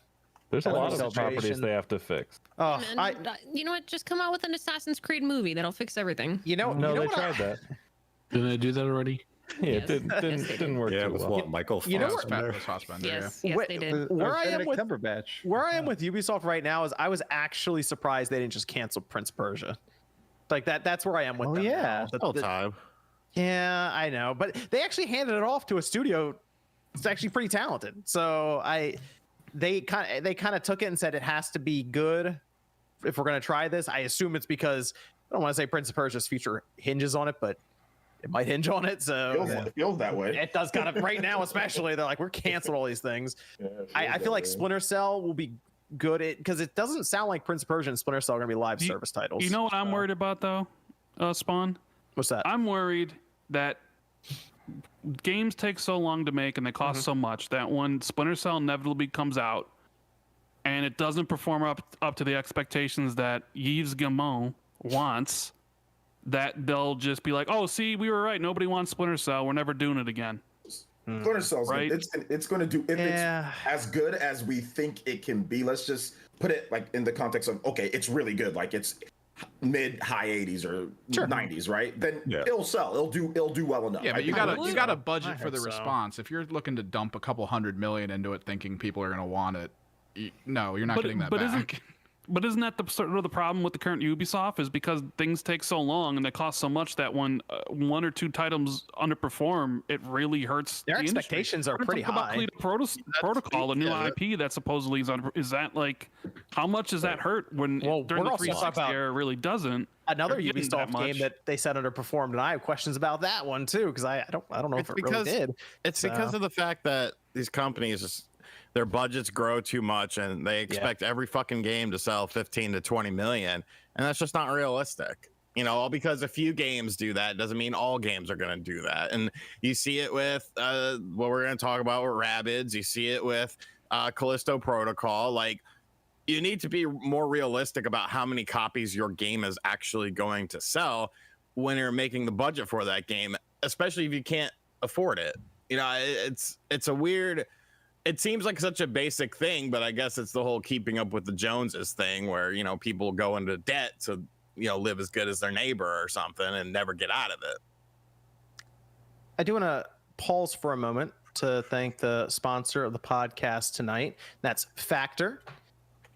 Evan's got a nice little card for Factor right there. Factor's a great way to meet your nutritional goals while saving time doing it and spending less time dining out, less time, money, all of this.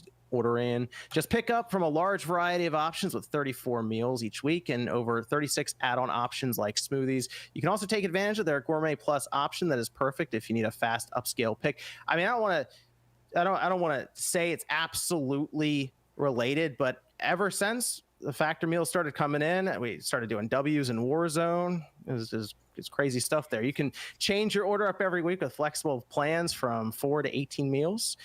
If I need a quick lunch because I'm running late in the day, I just pop a Factor meal in the microwave and I'm good to go in just a few minutes. Don't stress over the trips to the grocery store, the cooking, cleanup, all of this. Just have it delivered straight to your door.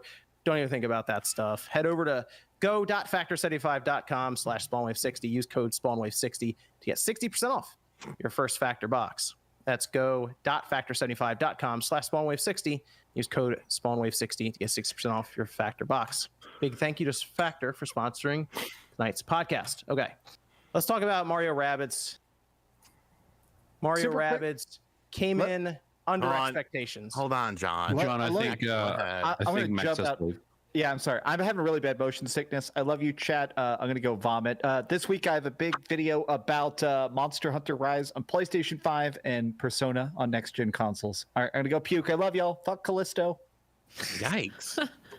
Damn, man. That's Factor. Check out Factor. Link down in the description. Shout out to them. Let's talk about Mario Rabbids. And we'll also talk about Callisto as well. But Ubisoft has said that Mario Rabbids, with initial sales, specifically through the holidays, and it seemed like it was covering that last quarter of the year, basically, came in under expectations or underperformed for them. But they did say in the long run they think it'll end up panning out. But I think they were expecting more upfront for Mario Rabbids Sparks of Hope. And this was just part of that really bad overall financial report they put out there, discussing cancellations, Skull and Bones still being around, Beyond Good and Evil 2 still being a thing, and asking everyone to kind of cut back a bit. But this brought up the question, what exactly happened here? Because Mario Rabbids Sparks Hope, it's a good game. I enjoyed it. I thought it was pretty good. I don't know if it still had the same effect as that initial one did, because it was weird seeing Mario with a gun and having it thrown into this XCOM tactical style. But Sparks Hope was more of that, just better. Like, so they did some good stuff with it, but came in under expectations. And this is, once again, we just talked about it. Expectations, are they too high because of these budgets? It's a combination of budgets and also shareholders. You come in wanting to boast that you're going to have, X amount of sales to get people excited and investing into your company. And then the game comes out and it sells well. But when you're expecting 5 million sales in 3 months and you come in at 2.5 million sales, well, it underperformed. Most companies would be happy with that type of success.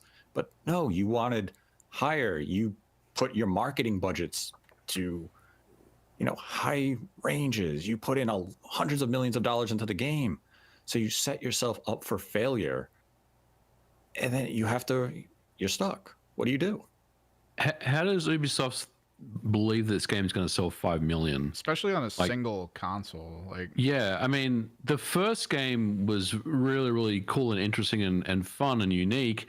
This one is really good. It's a good game. I have it. I really like it, but it's just kind of more of the same. Like, I never really felt like it was going to, sell gangbusters like the first game did. And I don't know. I just feel like they completely just misjudged the amount of sales they were going to make from this game. The first one definitely sold well as it got cheaper. Like, there was a point where I don't say they're giving it away, but that thing was like $10 at one point on the eShop. It sold a lot after it got discounted, and I agree with Nate. I'm looking at it. I think that there was some competition, and I know Nate feels that it's not really that big of a deal, but I do think that if you looked at that MPD sales chart for that following month, which would be November, or in November, where they talked about October's, there was multiple games. There was Bayonetta 3, there was Mario plus Rabbids, and Mario plus Rabbids was the top. It outsold Bayonetta, and I think it did better than Persona as well on the Switch charts. On the eShop, it was right up there. On Amazon right now, it's right up there. At the $40 price point, it's still selling really good. So it seems like their expectations was pretty high, considering they didn't have Assassin's Creed, they didn't have anything else, and that was a Mario game, and there was no other big Mario game or no other big, Nintendo type of IP outside of Pokemon. So I was, maybe they were thinking that since, hey, there's not anything outside of Pokemon that's really huge, that we could really sell like maybe 3 million copies or something like that, and they probably sold like half of that or less, or a little bit less. They probably sold like 1 point something. I wouldn't be surprised if when they were originally giving projections on this title, that they were operating under the assumption that the Mario movie would have released around the time of the game. Oh, that's a good point. Yeah, that would have helped. Fair point. Yeah, with marketing. That would have helped. Because even how Nintendo kind of treated this game, it was in almost every direct in 2022. This was getting a huge marketing push. This was the Mario game of 2022. And then it came and went. There wasn't a lot of conversation immediately following its release. Even review coverage and following coverage was very muted in comparison to the original release. And it can be because it's an iterative sequel. It didn't really offer that much in terms of innovation. Because when the first game leaked and was shown at E3, it was it was a big deal. Look at this game. This is way better than I was ever considering it could be. And people were excited about it. They were, enthralled by what they saw. This game came, and it was like, it's more of the same. It'll be fun. And then Ubisoft has the stigma of the game comes out in October. By January, it's going to be $25. Yeah. Mm-hmm. Why are you going to buy it at full price, knowing full well it's going to be 65% off in 2.5 months? Does that mean that it's not a gotta have a game then? No, it's one of those games. Consumers are just educated enough now that they know they can wait. It's like that with all Ubisoft games. Because Madden was like one of the top performing games of the year. Because EA has an unfair, and we all know, no competition, and they buy the NFL license. You know what I'm saying? Like, they buy the NFL license. So if you want to play football, American football, it's the only game. If 2K was still allowed to make a football game, it wouldn't be like that for EA, but they're cowards and they're frauds and they need that, so let's just keep it real. Like NFL 2K5 is still better than any of the shit. It's pretty good. Yeah, it's still good. I'm getting angry because I really like American football and I love to play the Madden games or the games back in the day, and they suck now. They're terrible. 2K5 is still better than all the stuff that they released today. So that's the reason why Madden still sells. It's like, okay, well, there's no other option. Well, I think in the case for Mario Rabbids is people were intrigued with the idea of the two, the two franchises coming together at first. And it was kind of something that was like a WTF moment. And I think the sequel now, it's like, oh, that's cute. But I think a lot of people were like, I'm just going to watch someone else play it. Or like, I'm just going to I'll catch it in bits and pieces, but I don't really care to play through the whole thing. And the genre is not even necessarily everybody's like the most popular of genres. So I don't know. I just think it's one of those. I think it's one of those things that I think it's like a fun one-time thing. But if you're expecting it, I don't know. I think it's. I actually do think it's kind of similar to how Avatar was, where the sequel for Avatar: Way of Water, has done drastically less. Not only A, was it a substantially more amount of time for the sequel, but B, it's just like, it's not as enthralling anymore because oversaturation of games, and the idea has been done. So Isn't that movie doing like crazy good? Yeah, Avatar's not the best example. For Avatar, Yeah. the first Avatar took forever to make its money. This is hitting almost 2 billion really fast. Yeah, I was about to say, hold on. I mean, in the sense, no, because like from what I'm experiencing, is I have a lot of people that were absolutely 1000%, like they were Avatar. They're like everything. Their entire personality was Avatar, and now they're just like. Yeah, but Like, I've people seen still it. going to see the movie. There's people going to see it multiple times. Like I see people going to see it like 3-4 times though. I think our feed's different thing because I see a lot of people being like, it was good, but like it's just more of the same. But they're making way more money. Like they're making a hell of money though. That's what I'm trying to say. I mean, that's not necessarily the reception that I'm experiencing. Like I'm telling you, when people have literally like they would sacrifice their child to AWA if they could have, like that's how much of their personality it was. That's not the experience that they're having now. Now they're just like, when you first okay, it's good. when you see Avatar 1 back then when it came out, regardless of what like people thought of the story or anything like that, you experience something new that you've never seen before, a world that looked as tangible and real as anything you could ever imagine, with some of the craziest new invented technology at the time. And now 13 years later, it's that same technology, that same world, but now perfected in a much more crafted light, but it's still the same thing we experience, so it's not as seeing it with fresh eyes again. So to an extent, it's a little bit different. That's literally what I'm saying, though. It doesn't hit as hard. I'm saying Mario Rabbids is not hitting us hard. That's literally what I'm saying. It's also a boring I game. was just So talking about like financially. Like, I don't care about finance. I'm talking about the wow factor. Is it? I don't I care wonder how about many people. finances. Do you think people bought Mario Rabbids Kingdom Battle at first, thinking it was just a Mario game, and then they got it and they're like, "What is this?" And then they didn't some look in a people sequel. Potentially, but also what percentage of the sales ended up being heavily discounted when they were selling it for $19.99 with the DK expansion, where people were getting all this extra content with. Yeah, you can play as Donkey Kong. Yeah, but if the game is good and you're like, "Wow, I really like this game. I'm buying the sequel day one when it comes out," then. But how many people? Yeah, well, that's people saying day one. That's what I mean. I mean, we That's what talk I feel about like the Ubisoft formula being a problem. What if the true Ubisoft formula is cutting your game's price after a month? Like, Could what if be. that's the biggest of the problems? Like Sparks of Hope could maybe it sees a sales surge once we get the Rayman expansion coming to the game. Maybe I'm that wondering if brings in is this it? Rayman fans to the franchise. Is this it for the Ubisoft and Mario like tactics game? Is this the end of it? It Yeah, I think so. I think this is it. You think they continue with Rayman? I'd be cool with If that. they want to lose some Depending how the money, expansion sure, go goes, ahead. maybe. Sure, they can just use the same engine, use the same thing, Snowdrop, and just they want to make a maybe not as big of a game because Mario plus Rabbids Sparks of Hope is pretty substantially bigger than the first game. Like when it comes to certain things, they just want to maybe cut it down a little bit and make a smaller tactics game with Rayman. I mean, it won't do anywhere near as well, but it can still be like a fun little side thing for them to do if they feel like it. Because like the game is good, the game is like solid. It's fun to play, and I think it'll do well over time. I think that type of game is going to do well, but like Evan said, the real problem is cutting your game. You're not going to make as much money if your game is always discounted all the time. That's a problem that they're dealing with right now. People just look at numbers. You also got to look at how much it actually brings in and like what you're actually selling back to the retailers. If they're only taking orders at $30, $20 or whatever, you're not making much off the game. So that's a big problem with Ubisoft games. And anytime people have mentioned to say, well, no, it's all about day one. It's like, well, no, like the games, people wait for Ubisoft games. That's a big issue. They gotta take care of that. I don't even think they can change it because if they drop a game and it doesn't go on discount after a month, Well, there'll people are still gonna be say people it's not like, worth it. when's it happening? And then it just won't keep happening, and they'll be like, you know what, I don't even want this game anymore. And then just move on. How you fix that is the quality of the game needs to be higher. I mean, right now they have good quality games, don't get me wrong, but none of them are game of the year type. None of them are up like, let's say like Monster Hunter or go back to Capcom. None of them are up to Resident Evil or like, stuff that's like the highest, right? So they need to increase like their Metacritic score, or they need to increase the quality of the game, so therefore people value it a bit more. So I think that'd be the only way that they can try to fix that. See, that's the thing with Mario Rabbids is I think you could look to the first game and you could say this is innovative, this is creative. The second one just felt formulaic. I can see that. Yeah, could just been that's the Ubisoft problem. I don't really have much of an opinion on this, but I wanted to say I think they'll make another one for the Switch 2.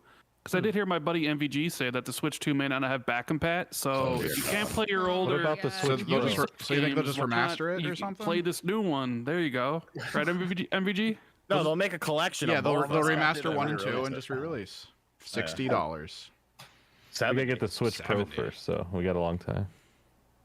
There were a couple of videos today about backward compatibility. Like 3 people on the Chaos made videos. Thanks for the olive branch, dude. That video's doing good for me. You're welcome. And I linked you guys' video too, so people went and checked out your there you go podcast from it. Evan, we have Discord questions over there. After a mini fridge, controller hoodies, and cookies, what do you think the next oddball Microsoft announcement will be? How dare you forget the soap? Games. Dude, the body wash, the American Girl dolls. Yeah. Xbox got some off the wall marketing, man. I like MVG's answer. Though. MVG, say your answer again. Xbox scale look pretty legit. What do they need? Games. That's a good answer. That's a good answer. That's the number one answer. I don't know if I'm old or not, but putting like the hoodie on the controller just seemed. It's that seemed cozy real gaming, weird, right? Come on, it's cozy. Oh, don't it's say that cozy to Sean. gaming. Don't say that to Sean. Sean, what's your take on get a little chilly? You know. One day I'll start that war. Not You today, just don't but care one about your day. controller enough to keep it warm. Oh, well, okay. All right. Yeah, another Discord question. Are the days of game hunting for deals in stores, garage sales, pawn shops over, or are there still opponents out there? It feels like it's over.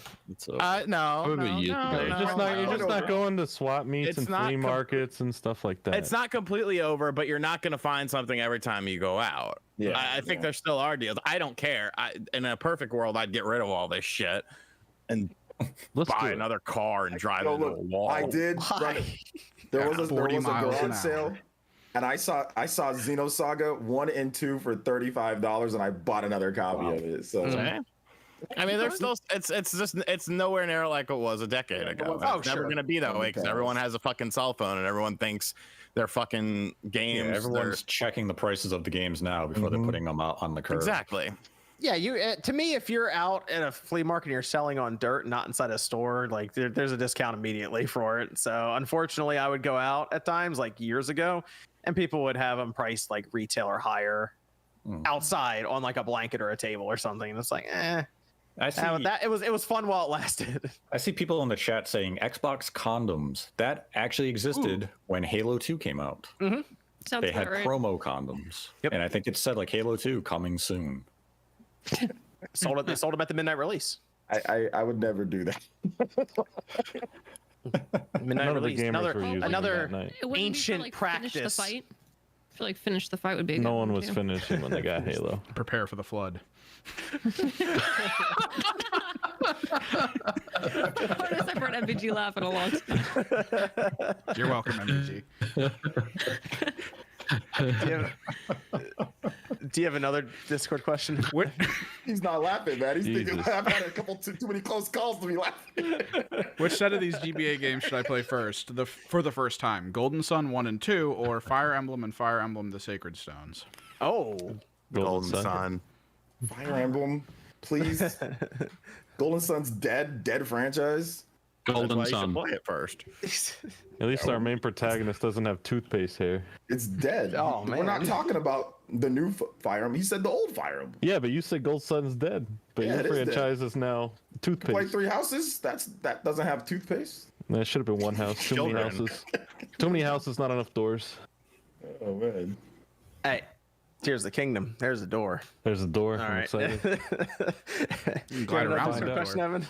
How do we feel about the public interest of each of the major console developers' big 2023 games? Specifically, like Starfield versus Spider-Man 2 versus Tears of the Kingdom, or like whatever we assume is the big one for Sony, Microsoft, and Nintendo. How do we public interest, like what people seem to be really interested in?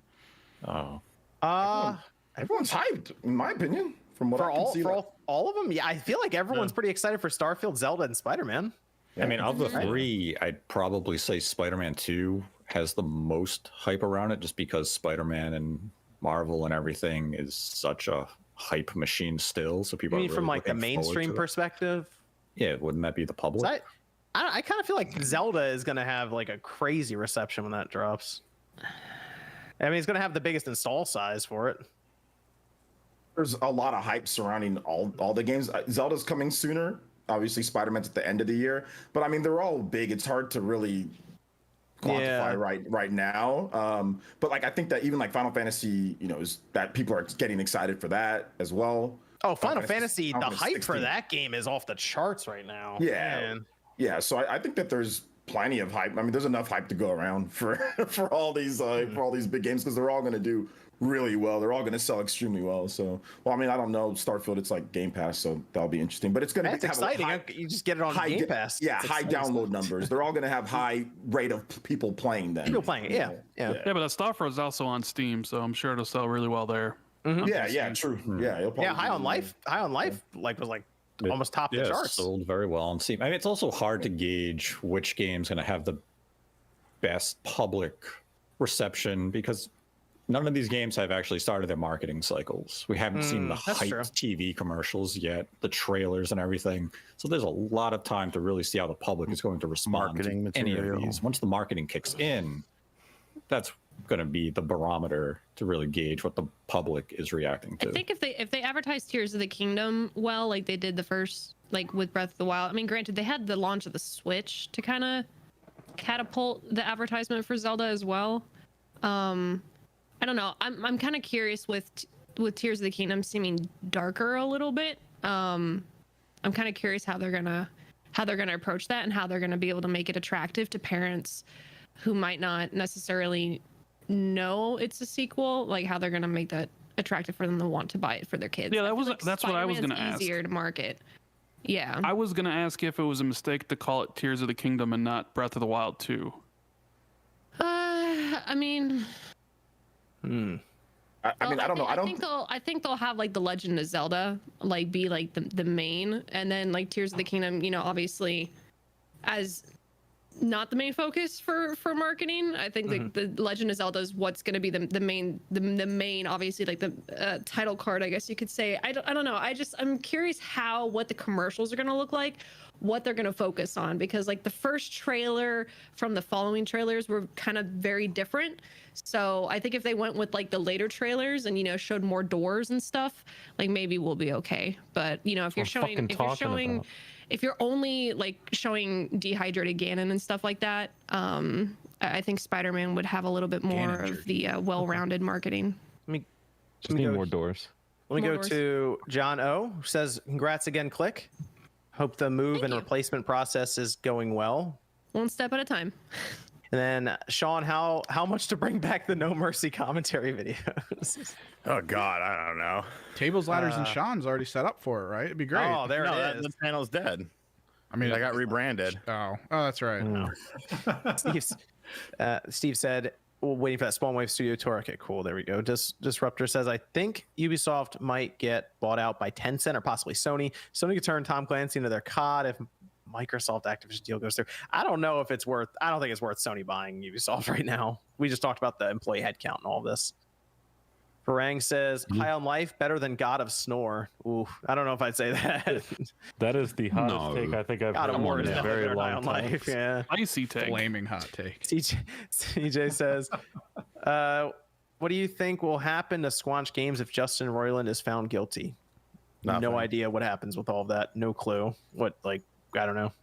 Not sure. Rick and Morty ends. Oh.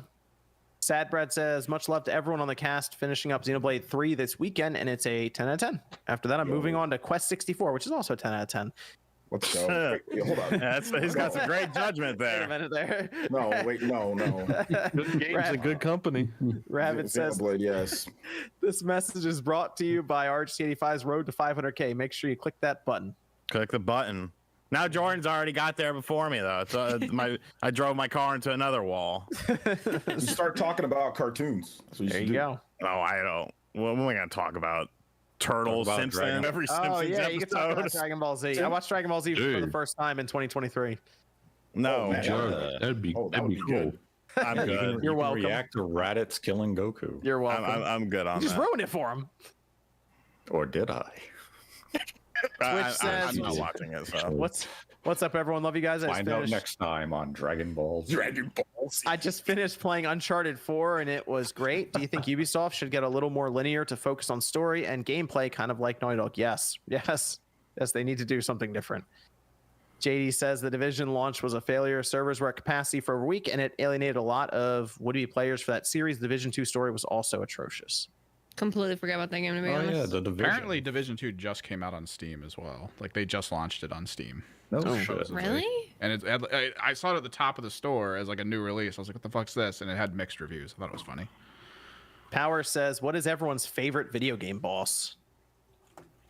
Wow. Favorite video game boss. You know I mean, I feel like I can get weird with it and say Psycho Mantis just because of the weird stuff they would do at the time. Yeah. But like actually fighting a boss? I have to say, it's probably got to be like Noah Prime from Astral Chain. Do you remember that final boss of Astral Chain? I didn't like the final boss. The angel from before it was way better. I stopped playing after the motorcycle. The final boss was a rhythm fight. Take a giant shit all over my personality. It's how I bro. live. Like, you're gonna be like, These are the moments I wake up for. Evan has never felt so alive. Evan comes into my chat. Brush he's my like, teeth, "Fuck look in the you." mirror, and I'm just like, who am I going to screw over today? Click his stream. That's my target. I mean, I don't know who the best boss fight is, but the one that I've probably had the most trouble with that when I beat, was like, fuck yeah, was Ishin, Sword Saint from Sekiro. Oh, okay. I thought you were gonna go Elden Ring and say Melania. I was going to say Melania. Yeah, Melania. After the patch, by the way, Rand. After the patch, not the before the patch. When you Not beat the before game. when I beat her like the third time with minus the nerfs. Yep. Yeah. No, but I remember going through that boss. I think I spent 3 hours trying to beat that boss. So it was pretty memorable for me, and that's like the last one I really remember. Odie from the first level of Garfield Caught in the Act, because most people can't figure it out, but he's a vampire, so people just try to hit him as he's going from coffin to coffin. But you got to go on you got to pull up the blinds. When you pull up the blinds, the sun will hit him, and then you hit him. Okay. Right. Top tier strats right here. Yeah. Persona 6 in college, P3 remake for people upset. Oh, P6 isn't high school. And then Tijo says, I think they have too many cooks in the kitchen for every project. Just have one studio on a AAA game and maybe 2 others run support. Also, the Guillermo family needs to give Ubisoft to someone else. It sounds like they were kind of trying, so I don't know. Myth says, Heroes of the Kingdom will launch with $30 expansion and, have that spread out for the next year and a half. No, they'll do 60 and then they'll still do the expansions. No, that's what I mean with a $30 expansion. Like they'll have an expansion pass with Tears of the Kingdom. Like, will they reveal that? I assume they would. That they would have like a $25 or $30 expansion. Yeah, like they did with Breath of the Wild. Yeah. I think they would reveal it like a direct or so after the game already comes out, so people have time to play it, and then they're like, "But your journey's not over yet." Well, it's like what they did with the Champions thing at the Game Awards. Tijo says the expansion pack was revealed before the game. You were able to pre-order it, and like you can get like that Switch T-shirt and all that. So they were already taking the $30 beforehand. Tijo says Ubisoft is a horribly mismanaged company, and I think that's the big reason, coupled with the abuse, why Beyond Good and Evil 2 and are delayed to infinity, Skull and Bones. I think employees are scared to work on these games. There was talk, I think, in one of the articles or reports about bonuses and things being tied to the games. And if you work on a game that's just not coming out, then you're just not getting a bonus. So there might be something to that where it's like hot potato who's working on it right now because it's not me. Hiot says the most common thing I saw online was people were waiting on a deep sale with Rabbids. Ubisoft puts their games on sale so much that people will return or wait until later to return and buy them. Who can blame them? Well, it's a good strategy with Ubisoft. It's shown time and time again.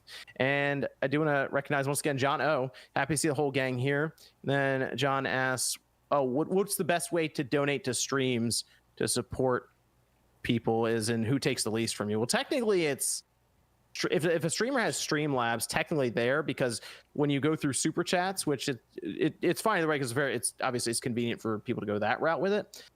It's YouTube takes 30%, and then they generally give you like payout like a month and a half later or something. So, but either any of that's fine, John. But about Mario Rabbids, I'll support a game day one if it looks good, but Ubisoft I won't, because I know it'll be a third the price in a month. So what if they just kicked out the door on that game and just dropped it at $10 day one? If people would be like, is it going to be $3 next month? Yeah, waiting for it to drop. When will it be $1.50? $3.99 special. Let's and then Mike Odyssey. Shout out to Mike Odyssey. I feel Mario plus Rabbids would have been more successful had they made it with the Mario RPG battle and leveling system. The Mario RPG 2. It wouldn't really be Mario plus Rabbids. It wouldn't really be what they were building off of, you know. Let's talk about Callisto Protocol. Good Callisto game. Protocol. It came in actually well underperformed what they were expecting. We talked about expectations. This one was a little surprising though, because they apparently thought 5 million copies. This is based on a report, by the way, from mk-odyssey.com. It's a news article that went up. So I guess this is correct, although we'll see. But they were expecting 5 million, came in less than 2 million to close out the year. In fact, they're not expecting to hit 2 million within the year. And according to MK Odyssey, $161 million for this game. Well, what was their gauge? What gave them the 5 million expectation? Hopes, dreams, market research, data, focus groups. I don't know. I guess they were just looked around. They're like, this should be 5 million. And that was, $161 million for Callisto Protocol. That feels like a lot. It looks expensive, though. Insane amount of money. It looks expensive, right? Yeah, I mean, they got a bunch of B-list actors and mocapped them all. So, you know, like I feel like they went completely overboard with the amount of spending they had to do for this game. And I don't know. I mean, I don't know where that money, that dollar amounts come from, but that is serious amount of money that you're spending on your first game as a new studio trying to kind of get a foothold in the industry. I think they really misjudged a lot of things about the game. And by the way, I really like the game. I'm one of the people that like the game quite a lot. So, but I am quite concerned that they spent so much money on that game and got hardly anything in return. Marketing was good. Like they had, like I saw it on TV. I saw it on TV quite a bit. And they had that chick from The Boys. Dude, I saw they were playing Callisto commercials during the World Cup. I mean, that's pretty big. That's gotta be where most of that budget was. They paid didn't they pay Jeff Keighley? They were paying Jeff Keighley left and right too, right? For all the who isn't paying ads and stuff they ran. Ads. I mean, they spent a grip on marketing. So who bankrolled this game? That's the other question, because this is the studio. It's their first game. Yeah, but it was Elon published. Musk. Yeah, but It was published by Krafton, who does PUBG. Yeah. So they have a lot of money. But if you do just some very quick math with the price the game sold at, with the reported figure of 2 million, after all the cuts, licensing, and all that, the revenue would have been in the area of about $98 million, which means you lost $62 million on this project. If this were a normal game company, they probably would have gone bankrupt on this release. Yeah, that's what it done it, right? Krafton they just have a lot of money that they can probably weather this hiccup in the road. Now, you obviously have to wonder, are we going to get a sequel now? Or is this kind of put the franchise on pause? What's next for the studio? I mean, you have to say this is a failure. Say so. Yeah. I mean, Callisto on its own was average game. 7.5, 8, around there. I mean, I feel like that people are gonna. I think there are a lot of people consider that high. Even it's just. Yeah, I kind of already forgot about it. The ending wasn't good. I think it's a $70 game in today's day, like how people look at review scores. They look at, and if they see that yellow on that, I know you shouldn't look at that, guys, but it's a part of it. It's just it is. I mean, bonuses sometimes are apparently tied to Metacritic, which is crazy. Yeah. So when they see that low 70s, $70, no multiplayer, that's an instant. Nope, I'm good. It also launched on PC in a dreadful state. That was pretty bad. Yeah, you're right about that. But like, I think that if the score was higher, maybe it would have maybe more people. But at $70, I mean, I think people are just going to be we like, figured out "Nah, how some of these that's it." games like this come out in that state to where it's basically unplayable on a platform. Isn't that crazy? We like, does no one like think about that? Like, how in the world did this game come out in this state where you can't even play it? Dragon Ball Z Kakarot launched the other day, but it didn't launch because it doesn't work on the Xbox. They had to delay the launch after it came out, and people figured out that it does not work. Because it's rushed to hit a certain date to meet within their fiscal year. But they announced that it was happening like months ago. Like with the release date for Dragon Ball Z Kakarot, it was just an update to the already existing game. Like I don't understand. Well, I can't even play it anymore. So I'm blaming MVG. I can't even blame it. I'm calling out Bandai. They said they'll All right. patch it. I'll take the blame for it. Thanks a Calling lot, out Bandai. MVG. You ruined Dragon Ball Z Kakarot. Damn it, MVG and your developer friends. Fuck that game. Hey, Bastard. Man, why didn't you like Callisto? Why didn't I like Callista? I think my expectations were a little high based on the pedigree, and I think I was expecting Dead Space more, and what I got was a game that was like almost fighting orientated with the dodging and the focus on the melee, which I didn't really care for the beginning. I did feel the game got a little bit better when you got the weapons, but I also felt the enemy variety was extremely lacking. All the enemies basically were the same. They all did the same attacks. It's like one punch or one punch, two punch. And I didn't find the story interesting, and I thought the acting was pretty substandard, especially for like a $70 game. So my enjoyment was very muted. Like I mean, I thought it was okay, but I didn't enjoy it as much as I thought it would. And if they don't make a sequel, I wouldn't be heartbroken. I actually wouldn't either. I'd be fine with it. I'd be like, yeah, whatever. They tried. Hey, Dead Space coming up soon. We're good. We're good over here. We got We're we got the real one coming The soon. real we got, one. We got Dead Space, the better one. Thank So- you. Thank you. People over here tell me I'm crazy. And then please remake Dead Space 2 as well. I really hope we get remakes of Dead Space 2 and 3 in this quality. Well, you don't have to remake 3. You can just make a brand new Dead Space 3. No, you can remake 3. 3 You gets split the much shit. timeline. Just do alternate timeline for that one. Just pretend 3 didn't exist. I don't get the hate for 3. It's not as good as the other ones, but it's not as bad as people like Didn't to they make lock guns behind microtransactions? Yeah, in theory? microtransactions was the problem. it. Yeah, you can shit on that. You can shit on EA. That's their fault. Yeah. Yeah. Well, if they remake it, maybe they wanted to do that. Man, I would love Dead Space 2 remade as well. That'd be so sick. Let's see how this. From what they've shown, it's looking pretty good. So I'm excited for the Dead Space remake. And wow, that's soon. That's 2 weeks. 2 weeks. Wow. So do we think it's mediocre reviews plus $70 price tag, which scared people away? I think those reviews, and when people figured out what it was, that it's. I wasn't expecting the melee rhythm or combat single. I wasn't expecting any of that. I thought it was gonna be closer to like a Dead Space, but well, see, that's right there. It was I think Punch-Out. is the real thing that hurt. It's word of mouth. Is that there was nothing after launch to compel people to give the game a shot after seeing negative reviews. So after the holiday season concluded, sales dropped off, and now why would anyone be saying, "Oh, you got to play Callisto Protocol" when Dead Space is just 2 weeks away? They're going to say, "You got to play the Dead Space remake."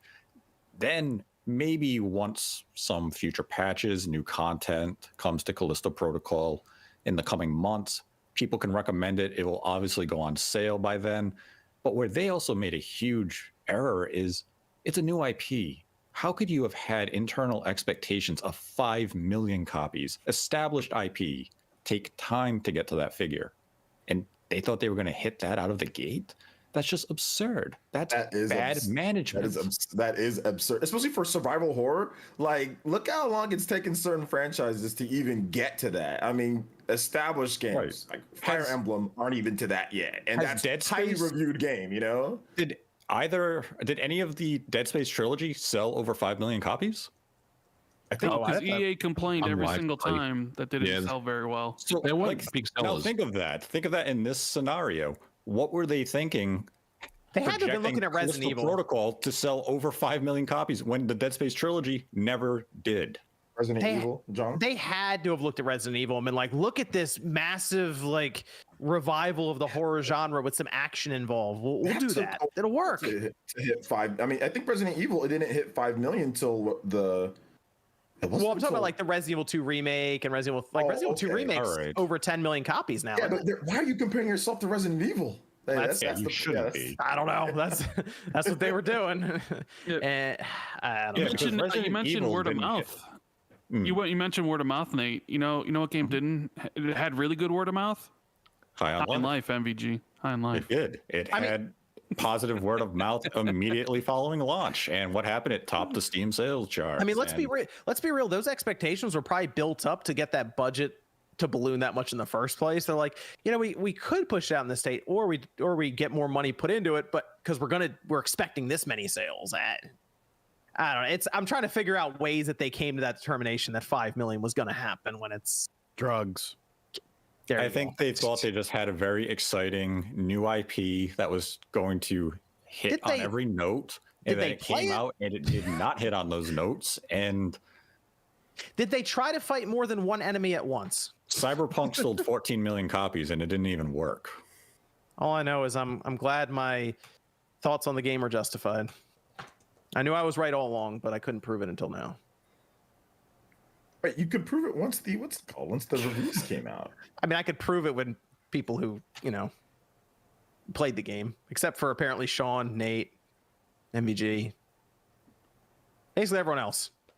Hey, Rand's here though. He's got my back on it. Yeah. Oh, okay. He's got my back. It's okay. It's just not up to the hype that people were putting it at. And also, obviously, the company was all the different Keeley shows and all the marketing. I wonder if they also felt since there wasn't a lot of games in the market, they felt that that game would do well because there wasn't much else to buy. I think that was a factor. I also think a factor was when they announced the game, EA did not have an answer to it. There was no Dead Space remake imminent following this release. It seemed as though it was going to have the genre and the market to itself, and then EA kind of comes in and says, yo, let's remake Dead Space 1 as quick as we can and kind of compete with this game. And they released You think Dead Space heard it, huh? Like everyone's like, we'll wait for Dead Space. It's cool. Heard it from me. Okay, let's say Callisto comes out, runaway critical success. Everyone's talking about it. 92 on Metacritic. Does it get close? Does it hit that expectation? 5 million by now? Close. Yeah. Yep. Close, but no. Okay. But closer, maybe another million and a half on top of the 2 million figure. It would be if it's a 90 something, it'd be in a lot better spot because people were looking for stuff to buy on their PS5. I mean, after Ragnarok and stuff like that. So visually, it does look really good. If you're trying to see what your PS5 can do or your Xbox, this is a game you can throw up there. But part of it too, they missed Black Friday too. Yeah, so that's also not good to launch it afterwards like that. Evan, we have Discord questions left. Who on this podcast has played Chain Echoes, and what are your thoughts on the game? OJ's probably played more of it than I have. I haven't had a chance to play as much of it, but I do want to show for the record that Sean made fun of me for including that in my December games to watch out for video. Go ahead, OJ. I'll still do it. Chain Echoes is phenomenal. It's a great game. Remember, guys? It's on Game Pass. Callisto Protocol, that bum ass game. Good Chain game. Echoes, 90-something rated. Made in the modern era. I've never heard of Chain Echoes. Aren't you RGT retro gaming too? No, fuck retro. Watch the channel. Don't you like TMNT? That's a retro inspired game too. That's good though. It's a good game. That's good. You never played it. Anyway, moving on to people that played the game. It's fantastic. Chain Echoes is a fantastic game. It's really good. From what I've played, it's just like 2 hours of it. It looks like a callback to the old school 16-bit era for JRPGs. If you like Chrono Trigger, Secret of Mana, games like that, this game's right up your alley. It's great. And like I said, the fact that it was only made by one dude is the most impressive thing. It's really good. And hey, like I said, it's on Game Pass. If you just want to try it, just go download it, see what you think. A lot of the people in my chat were like, I'm gonna try it out on Game Pass. And they're like, yo, thank you for letting me know about this game, because you can just play it right there on Game Pass. That's where Game Pass is awesome, to play a game like this that doesn't get that type of promotion, and it's just right there for you to download and play. This is a good one for the cloud as well, because it's just turn-based. So if you just want to fire it up now and just I'll try it and see what happens, and then you can go from there. So you don't have to install it. Game Pass is looking kind of dope now, because you got Persona coming out too. So you got Chain Echoes and you got Persona 3 and Persona 4 coming. So that changes Game Pass completely. They're filling. Hey, a lot of Persona on there. For RPG fans, it's pretty lit. Because Persona 3 and Persona 4 are two of the greatest RPGs of all time. So this changes everything. I was just saying, it looks kind of lit. That's all I said. Yeah, but don't forget Pentiment. Pentiment is great. That's what I've said. I've heard. Disrespect to Pentiment is just absurd. Where'd I say something wrong? I said it was there. Am I wrong? Is that a lying statement? It is a hidden gem. And I believe it won Game of the Year from some outlet. Who gave it Game of the Year? I don't remember who it was. Maybe Rand remembers. I can't remember the site though. I know what you're talking about. Comicbook.com, is that Screen Rant. Screen Rant. I think it was Screen Rant. Yeah, it was right? Screen Rant. They gave it. That was close. Good times. Hey, Josh Sawyer deserves more respect in this industry. He is an industry legend. He has crafted some of the best games in the modern era. I just heard of him right now. Well, you've been living under a rock then. My name's not Patrick. You guys are hyping up a flip book. Still got one more queue. One more Discord. Okay, here's the last Discord question, Evan. So just gonna read this one. Why does it seem every industry, specifically software development related, seem to have learned to work around the issues the pandemic brought, yet we still see games studios using COVID as an excuse for delays and bad quality work? It doesn't happen on other media anymore. Why is it still happening in the video game industry? It is happening in other media. Yeah. 2023 is the first year that we're going to start seeing the effects of more stuff coming out because of all the delays. There's more games this year. There's more movies this year. Everything is finally happening now. Bro, I can barely afford eggs. Okay. So I mean, some games take 6 years to make. So it's think about 6 years ago right now, and they were just like, you know what? Let's start developing that game. Bro, I gotta choose if I want to spend $70 on a game or $70 on freaking bacon. Okay. That's a lot. I mean, this is a tough choice. Would you rather have unlimited bacon and no games, or unlimited games and no bacon? Unlimited bacon, hands fucking down. If it's turkey bacon, yes. Sign me Hey, up. whoa! Hey, there's no stipulations. The question's bacon or games. Oh, okay, turkey bacon. Turkey bacon's its own separate thing. You can have turkey bacon whenever you want. I'm saying bacon, Jordan. Bacon. You're going full bacon. Full bacon. Got it, Kevin. Does this include Canadian bacon? No, don't be silly. I'm talking. It's regular bacon. Any other sub bacon? Talking Midwest bacon. See now you're making the question. You're overthinking it. You generalize. It's a simple question. There's No, different types of bacon. Right, but I'm talking just your classic bacon. All right. But if I'm from Canada, it's a different thing. Would be Canadian. Nate, are you from? But Canada? are you from Canada? What if I prefer Canadian bacon? But that's not the question. No one prefers Canadian bacon. I prefer turkey bacon. I do have one more thing very quickly I wanted to ask Rand about. It was one I threw in at the end because I knew he's coming on. He's the man with $1 million, right? Bacon or games, right? Big time. Bacon. Oh, okay. Oh my God, that's crazy. Rand's from the Midwest. He knows what's up. Yeah. A lot of bacon. Man with $1 million bacon. Ask me the question, John. Really into the achievements for Xbox, all of this, right, Rand? I can assume that was. Whoa, what happened? Whoa. Well, I mean, now he's got bacon. Go ahead, ask your question. Okay, so this was brought up by over on Twitter by Frederick, and I did get people talking a lot about the idea of achievements and trophies in general and how they've been for the last, I didn't say 10 to 15 years. I get 10 years or so. But they said achievements, trophies have been bad for gaming. It narrows games down, it disrupts and diverts attention, and it eats resources that could have made the game better. Now, they did go on to kind of, I guess, explain this a bit more, because on Twitter, you only have so many letters you can put into a tweet. But essentially, hey, achievements haven't really changed much, and it's kind of a one-size-fits-all setup for any game that comes out. Like you have so many achievements. There's a platinum, there's 1,000 gamer score, and you'll divvy up bronze, silver, gold trophies, or with Xbox, you come up with different increments of points that you give for tasks in the game. So you kind of go in knowing, okay, maybe there's a hard mode trophy, maybe there's 20 achievement points for getting the 10 tapes that are sprawled around this area, those sorts of things, right? And I did think about it a little bit because we have seen Sony do the PlayStation Stars stuff, but achievements and trophies have been kind of stagnant since they were introduced mostly. So is that something you've felt at all, Rand, with the million gamer score that you have? Yeah, of course, because when you go through the entire 360 gen and you pretty much see all the same achievement lists for, hey, collect all the collectibles or beat it on this difficulty or do these sort of things, and it was fun at first, experiencing new games or trying to play games differently. Eventually, like anything, it sort of loses its luster, I guess. And then you have companies take advantage of it. I'm sure you guys know about those really easy games on the PlayStation Store with all those stacks. Xbox has its own problem with some of these developers releasing just games you could get all the 1,000 gamer score in 5 minutes. It basically becomes so trivial, and it's more about like acquiring the points as it is about the games. I don't agree with the developer at all.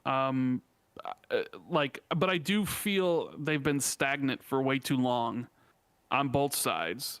Okay. And I'm not sure it could ever change, because what could you really do? How could you really change?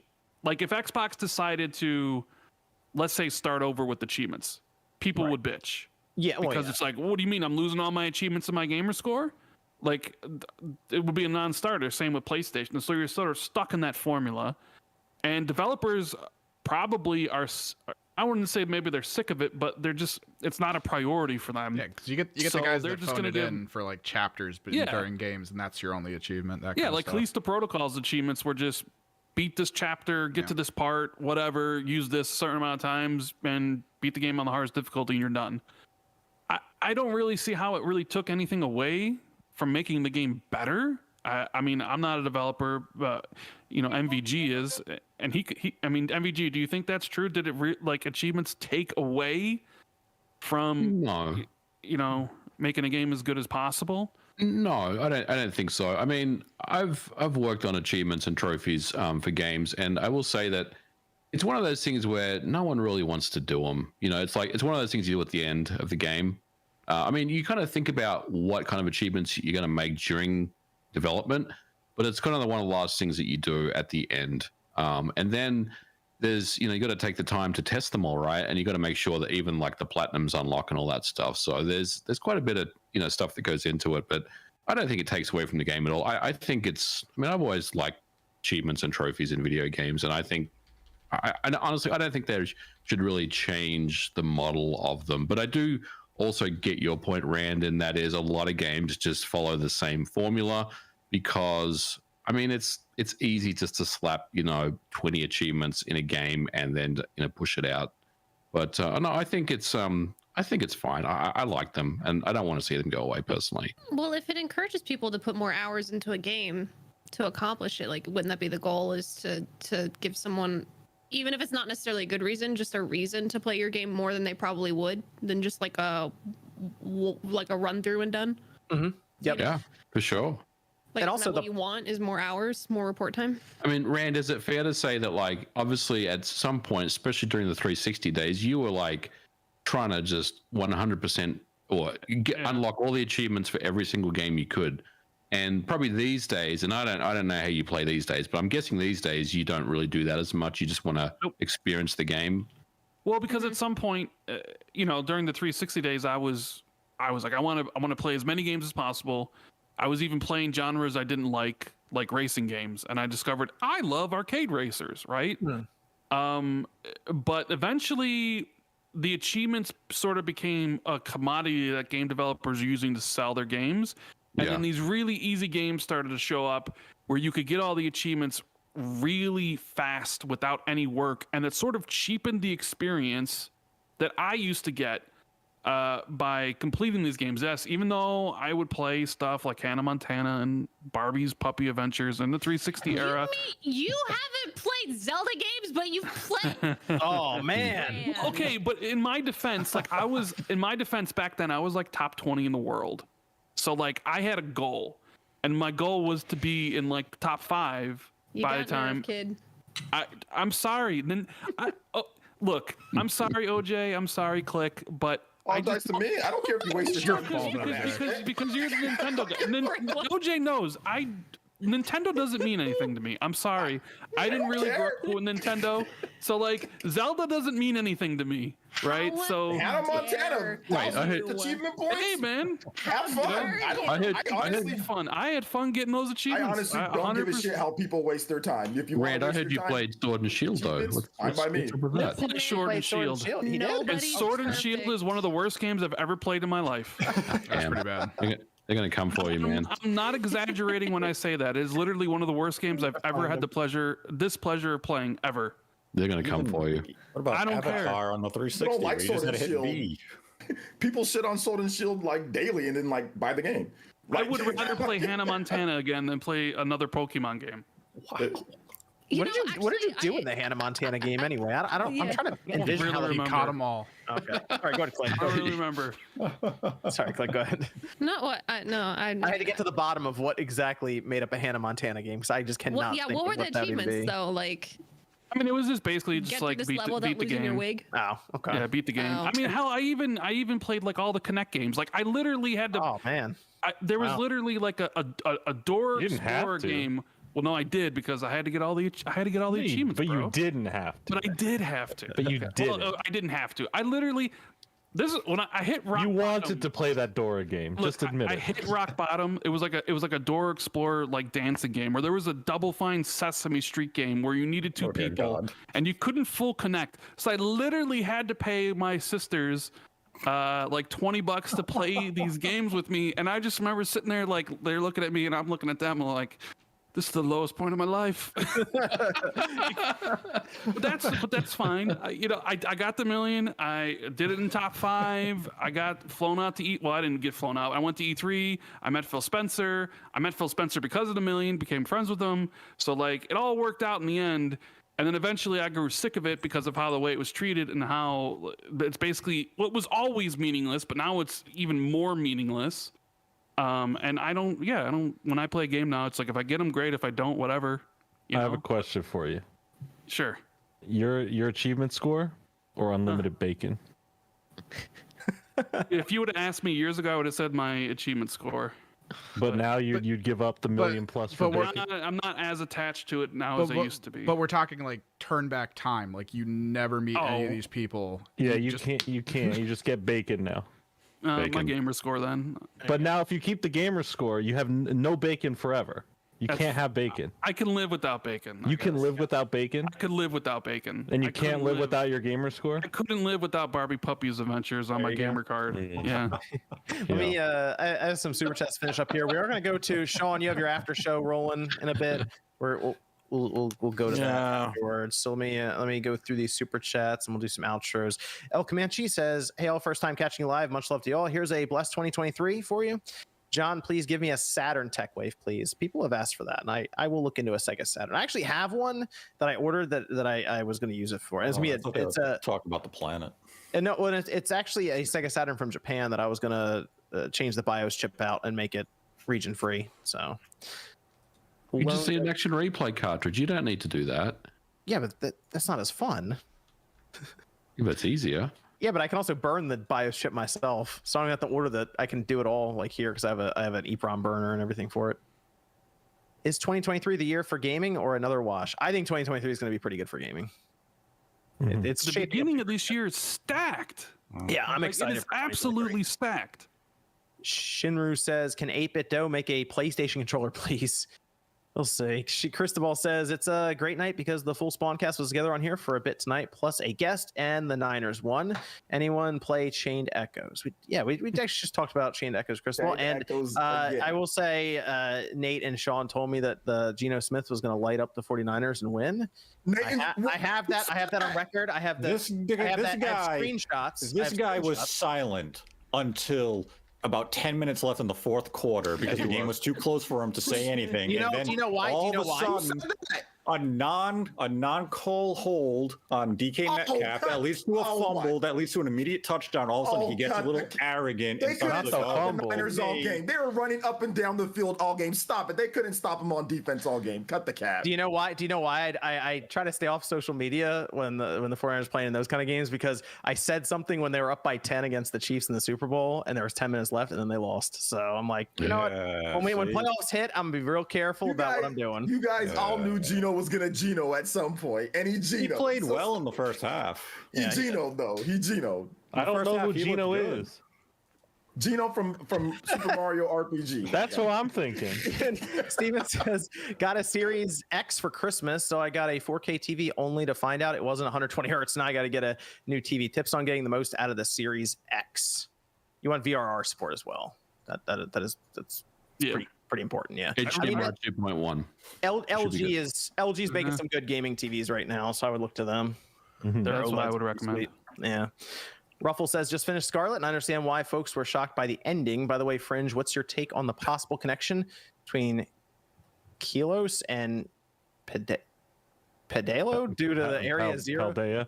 You know what? I see these words on the screen as I'm playing it. Kalos? And I don't. Yeah. Oh, they just said yeah, and I don't say it out loud. Kalos. Okay. Due to the Kilos. I was like, what? 3K years old guy. I don't know. It depends. I wasn't going to talk the about the end of Scarlet and Violet because Game Freak needs help. So I'm saying. Yeah, I don't have too many opinions on it. They got a bit out there towards the end of Scarlet and Violet, but it was different. It's different. I'll say that. Yeah, sure. It's shockingly interesting for Pokemon. I did not expect them to. Did voice acting come in at the end? Do that? No, you better believe it didn't. Rickett says Immortals Phoenix Rising better than recent Assassin's Creed. I don't know about that, but it's a good game. But yeah. I mean, they obviously there's a lot more money put into Valhalla. So Disruptor says I think Monsters. Ubisoft Star Wars game might be the game that would be the deciding factor in the company's future redemption or failure. I would say yes. The only you say Mandalorian. You say Mandalorian? I thought it was just an open world. The Ubisoft one. Star Wars 13's coming back. You leaking something, Nate? What's going on? Yeah, hold on, Nate. Yeah. Is it the Mandalorian? Idle Sloth, let's go. Yeah, sloth it, tweet it. I want to say it would, but it's not their IP. They need an original IP to go crazy to do well. Austin says, did you guys see that PS6 article that got out? I did not. I will look. I can't imagine there's a lot of substantial information in it, but I'll look. I haven't even played a PS5 game. Stovo says that the people are still waiting on RGT to do a playthrough of Quest 64, the greatest game ever made. Make it happen. I hate that game. South Coast says, please do not buy games at $70 release after a release is proving the patient gamers get rewarded the most. Also, Star Wolf and Star Fox 64 for the best boss fight. Then Retro says, great show, guys. As always, greets from Ire. Shout out especially to MVG for his great videos. Amiga, if you know, you know. I know, buddy. I know. Or Nor.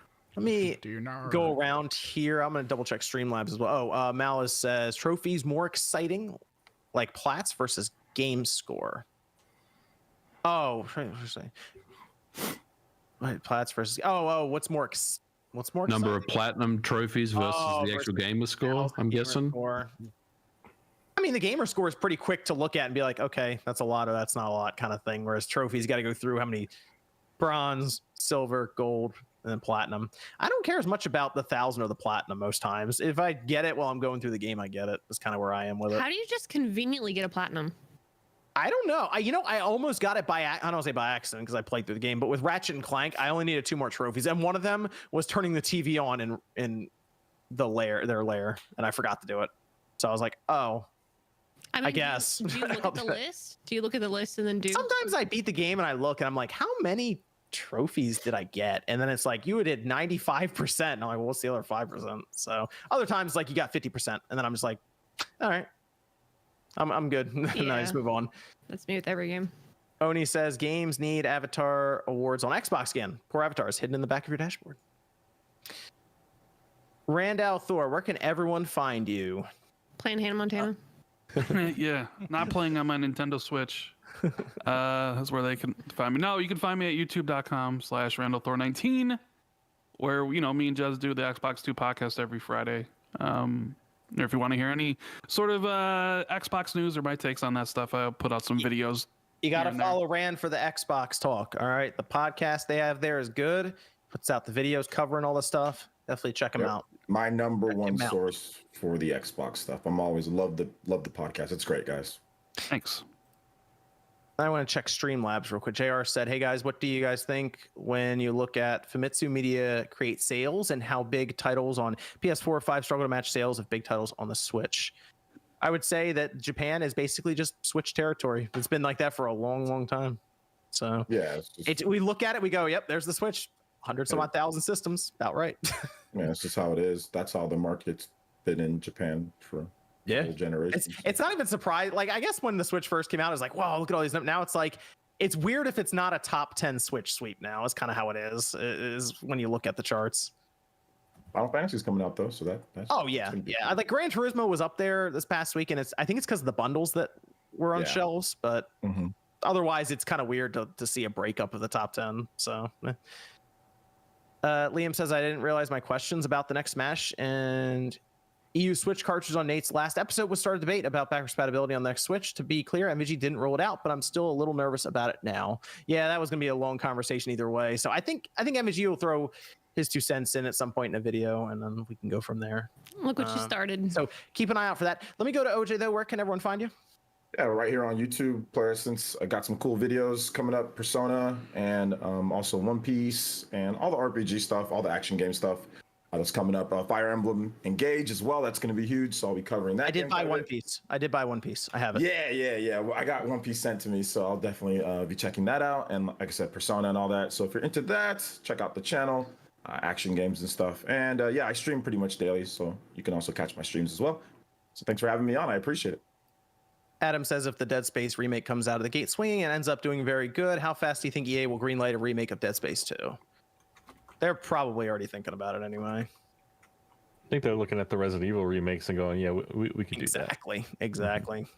Zach says, thanks for the stream. By the way, should I play the Last of Us game first before watching the series or what? I think you do either way. I mean, the series will be a lot easier. Just go through and binge while you're doing other things even, but it's gonna ruin it though. It's gonna ruin the game experience for you, kind of like, because like it follows it pretty close to the T, right? I guess kind of. Yeah. I always say do it in launch order. The game came out first. Yeah. Let me go to Click. Miss Click, where can everyone find you?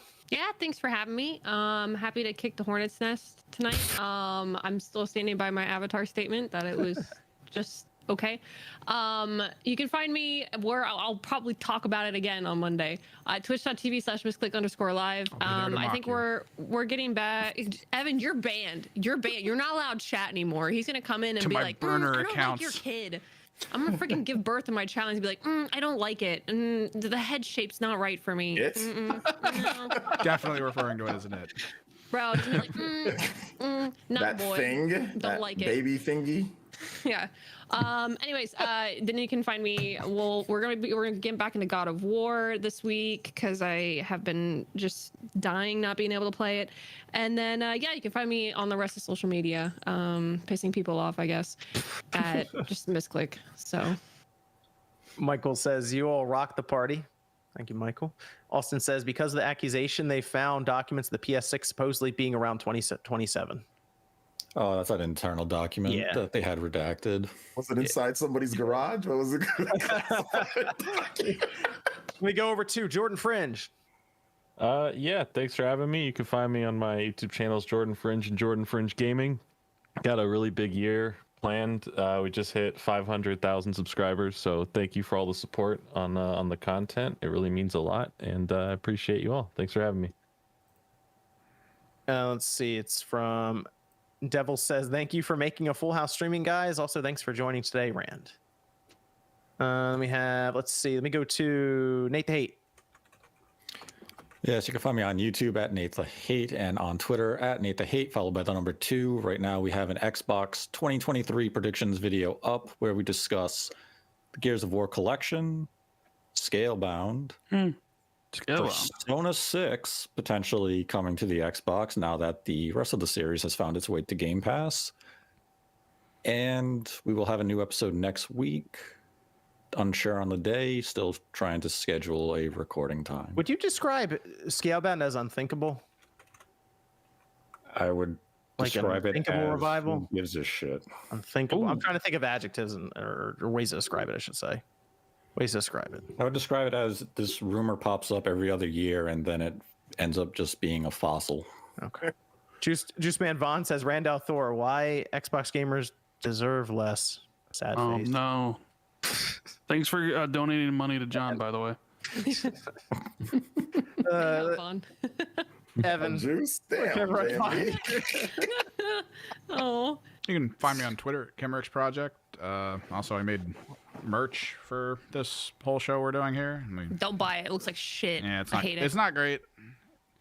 It's okay at best. The full art for it's on Twitter because I know people said the resolution was not great for the that stuff. And trying to resurrect my channel as a tabletop thing, but that probably happened Friday, so I'm not going to worry about it today. Okay. How come I'm God on the T-shirt? You say that, but there's a possibility that you're an AI programmed by MVG who has you on his phone.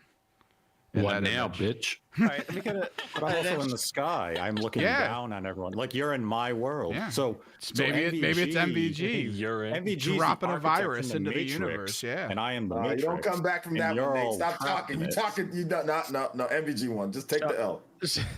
and then Sean, you're doing your after show. Where can everyone find you there? Yeah.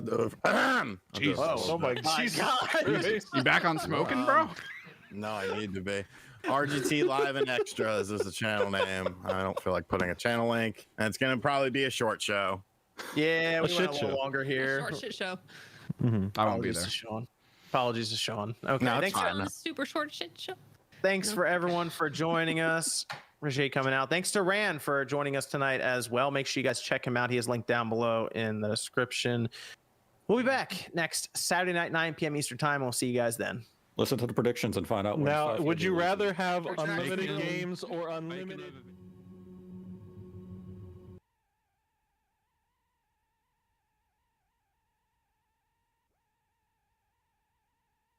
Ladies and gentlemen, welcome to Spawncast episode 289. We're missing MVG Max and Click. Click is still fighting through the Death Stranding moving situation, so I'm hoping she's back next week. She's been going through it, so make sure you stop by and send some well wishes on Twitter. But Max had a few things to do, and then MVG as well. But I believe MVG will be back next week to account for the Silent Hill stuff. Yeah, actually, that might be why he's not here. Never mind. I wouldn't show up. That's what I was saying. He would show up either. He said he didn't feel good. Yeah, I'm gonna didn't rest. feel I don't good feel from good. hell. You resting at fucking 6 p.m. Is that what's going on, buddy? He's a bit older, yeah. That's true.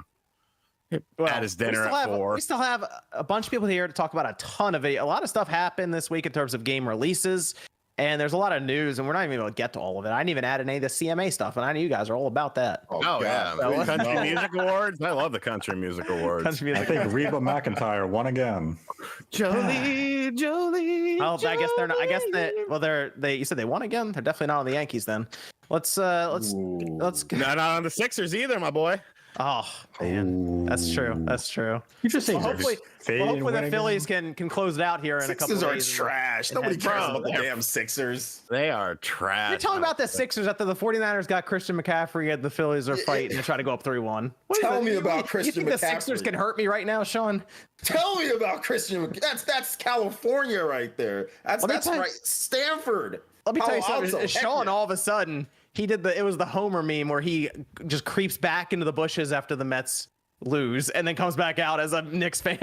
Okay, I've always been a Knicks fan. I said during the year I was watching some Mets games. I was like, who do I root for, the Mets or the Yankees? I was like, well, if the Mets win this game, I will root for them. I don't care. I don't care about baseball like that. Nate's I don't know. And Nate, you heard he was talking that trash with the Subway Series when the Mets swept them. Remember that? Yeah, he talked Because there was no trash football or and he basketball, never real took it down. sports. There was no fucking real sports on. You're really being loud about the Giants this year, man. You were kind of quiet about the Giants the past couple years. You've been No, you've been a bit quiet. Now all of a There sudden you're talking a lot now. There ain't been shit to talk about with the Giants. Let's go around here. We have Jordan Fringe with us tonight. Good to have Jordan here. Glad to be here. I feel like of all the games we have to talk about today, I am the only one who remembered this game was coming out because no one's talking about New Tales from the Borderlands, the sequel to the Telltale game, Tales from the Borderlands, and just because I'm pretty sure I'm the only one who played it here on the cast. It visually is a lot better than Tales from the Borderlands, but it suffers from the problems of Borderlands 3 with the really bad writing so far. The characters are a lot less memorable than the original game's characters, and I haven't beat it yet, obviously, but so far, not really digging the main characters and how their dialogue options are. Feels so like far. that would really hurt the solely narrative-driven experience. It's definitely been like, okay, that's a way to say things. I don't know. It's I haven't beaten it yet, but yeah, in case you forgot, hey, it's out. Because there was no promotion for it. It just showed up at my door and I was like, oh yeah, that's out. I had no idea it was coming out. Thank you, Jordan. I appreciate it. Thank Glad you. to be Thank you. Let me go over to Sean, RGC85. I will reveal that Sean does indeed have a Knicks room for people asking in the chat. He does. He doesn't watch any Knicks games in the Knicks room, though. There's a TV in there. He just it's doesn't not watch as nice of a TV. It's not as nice. But you know what? That TV probably has an app for NBA League Pass. So I got League Pass today, and I was like, okay, I'll download the app on this $2,000+ LG television I have. No, LG doesn't have the NBA TV app, so I'm having to go through my Xbox Series X to play it. But it probably has an app, so maybe I'll watch some games on there. How much was the League Pass? $100. Oh, wow, That's really? not bad, yeah. Because I was looking it up. I was like, man, there's all these games on tonight. Knicks don't play till Monday. I want to watch something. And it was like $100 for the whole season. I was like, God damn, sign me Do you up. buy it online? Do you just like... Yeah, you just go on NBALeaguePass.com or whatever the website is, and then you can put it on like any device, like your fucking phone, tablet, computer, I have to pick Xbox. that up. Yeah, dude, it's legit. No, it's been a good week. You know, some receipts were handed out. The Knicks won their home opener, and my car maintenance bill was less than I thought it was going to be. So I'm a happy boy. Okay. Good week. Good. We have OJ Player Essence holding up, of course, the pre-show. Pre-show was great. Broke a record, most viewers, so that was fun. Shout outs to everybody that came through for that. And yeah, it's been a very interesting week, you know, and I'm excited to talk some games. A lot of cool releases that came out, and because maybe I won't talk about it later. I don't know how much we're talking about Persona 5, but they are giving out records for it. Look at that. The vinyl for it. Wow. The freaking whole record. The music in Persona 5 is awesome. So everybody go play Persona 5. It doesn't matter what system you're playing it on. Go pick it up. It's on Xbox Game Pass. It is PS5. You don't get a free upgrade, but PS5. But yes, I just want to shill Persona 5 real quick because it's fantastic on any system. It's great on Switch too. So yeah, some stuff. Hashtag the game. Good stuff. We have Nate the Hate's here, walking in like Vince McMahon. Actually, two reasons. Well, I guess we can talk about them. But yeah, a lot of stuff happened this week that kind of lined up with a lot of stuff Nate's been saying. So shout out to Nate. Good to have him here. Yes, it's a good week. Silent Hill finally happened. Unfortunately, the Yankees continue to lose, so that kind of dampers the moment a bit because Aaron Boone is a terrible manager and he deserves to be fired at the conclusion of the ALCS, as well as Brian Cashman. Okay. Good stuff. And then we have Evan, and Evan will be able to have some say with the game release because I think he may have almost marathon that game. So did finish it at 4 a.m. Yes. That's how you know it's good. You finish it at 4 a.m. All right, very cool, very cool. So like I said, a bunch of games to go over. Game releases happened. We also had the Silent Hill reveal along with the showcase there that happened, and we had another look at Resident Evil 4 Remake, which looks awesome. We go over that, and we had the Bayonetta 3 controversy. I feel like it's wrapped up. So since we covered it when it was still kind of early on with bits of information here and there, I thought we'd wrap it up with all the info that's out there currently. Evan, do we want to start with a Discord question? With Nintendo still showing interest in Bomberman, think we'll get Bomberman 64 with online? Oh, wouldn't that be Konami, right?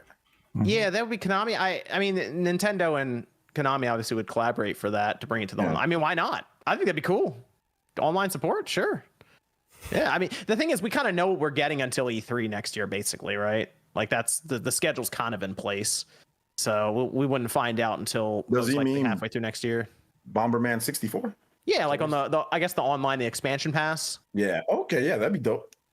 Yeah, I'm trying to figure out if they're just going to announce another batch of games at E3 basically next year, which would kind of line up with where their schedule is currently, because everyone basically assumes GoldenEye's happening next month at this point. So, you have another one for us, Evan? This one's a little specific. What do you guys do, not RGT, when you get stuck on an enemy in an RPG without clear indication of what to do to beat them? What do I do if it's open enough and it's an RPG? I just go and grind until I can overpower it. Yeah, you just grind until you overpower it. That's almost always the answer, is just level up. Yeah, I'll put on a podcast or something, or watch a show and just grind away until you're strong enough to destroy it by brute force. Even if there's some logical way of doing it, just brute force the thing. Yeah. That's me, though. That's what I'll do. I don't mind grinding in RPGs. I don't think it's bad. I like how they just left you out of that completely. Yeah, seriously. Yeah, I don't know what that was. I guess you said something. All right, that's fine. Let's see. What game do we want to start with? We'll start with Gotham Knights, just to get that out of the way, because it's the one I've played the least, even though I'm like 3.5 hours into it. It's also the one I've enjoyed well, no, I can't say that, because their Alan Wake came out as well. But Gotham Knights started it up. Alan Wake kind of saved that launch then a little bit, just a little. A little bit. I like I said, about 3.5 hours of Gotham Knights. It is horrendously average, unfortunately, but I will say something good about it. The opening cutscene was awesome, and it set up the story with Batman getting killed and all of this. That was actually pretty cool. Opening. I picked Red Hood to start. He is definitely like the heavy of the group. He's not as agile, I assume, as like Nightwing and Robin and Batgirl, but he lands. It it has the big crashing noise, and he's this big guy that walks around. Jason Todd. And the problem I have mostly with the game is the combat does not click at all. And maybe it's because I'm thinking of the old Batman games, like the Arkham style. It's just nothing flows together very well, and it's just slow. It's very slow. So when you do your chain attacks and you're trying to work stuff together, everything just feels like it's underwater, unfortunately. And part of that is probably the 30 frames, but I just think the combos don't run together very well. Like with Red Hood, you have ranged attack into melee. So instead of always shooting them with a gun, he will take the gun and punch you in the face with his gun. And it hasn't felt like it combos together well, unfortunately. The animations are cool. Like if you counter one, he'll grab them and basically power bomb them out of the air. So something like that looks cool. And then traversal around the town so far around Gotham has been, you basically can just shoot to any point you want with a grappling hook, and it's pretty forgiving, but I'd rather just be gliding everywhere if I could. It's unfortunate because then you get to the customization, and that's confusing with the menus where you're trying to build out your weapons and armor, and I haven't even been able to grasp exactly what I'm doing half the time. So the main loop that I'm in right now is go out, find bad guys, beat them up, collect magnifying glass symbols. It fills up a meter, and then you get a clue for your next part of the main story. And I think it's like rinse and repeat. That's 3.5 hours of my impressions on Gotham Knights. It has not. You haven't used anybody else? No, I just been using Red Hood. I'm like, I'll stick with one for now, and then I'll move to someone else in another play, I guess. You're gonna play through it again? I'm not. I haven't even tried to change. I'm like, I'll just roll Red Hood for a bit. See, to me, out of the four of them, I think he's the most interesting. His story and all this, because they even bring up it's guns Joker in a killed Batman him at one game. point and all this. But it's guns in a Batman game, so that's gotta be. It's funny. They try to explain it in his biography. He's like, he uses non-lethal bullets. Yeah. I'm like, not in the comics. Non-lethal bullets, great. I didn't understand. I didn't understand why they put him in there. It should have maybe been just maybe the three characters, just and then just focus on the gameplay a bit more or whatever. Because like 30, I don't think 30 frames ruins it, because Arkham Knight is 30 frames. Batman Arkham City, those are all 30 frames, and you can go play those right now, and it's still even on the Xbox 360, and it'll probably flow and be better than the rest of them. So the thing with this though that bothers me is the game. It looks good. It doesn't look like, wow, that this is crushing these systems. It has to be 30. It's like I don't feel like it looks that amazing to where it's like the systems are struggling to even do what it like. It sometimes it falls below 30. It's like 20, 25 at times. And it's Did you see the Digital Foundry on it? Yeah, the Series S apparently runs the best with it, which is strange. I haven't played any multiplayer co-op, mostly because I don't know anyone else who's playing the game. So, yeah, you might or get a review copy. You got a review copy? Oh No, no, he's I bought it. Yep, $70 by the way for this. That is kind of one of the Discord questions, seeing why something like Assassin's Creed Odyssey and Valhalla run at 60, but this can't achieve 60. Like that kind of stuff.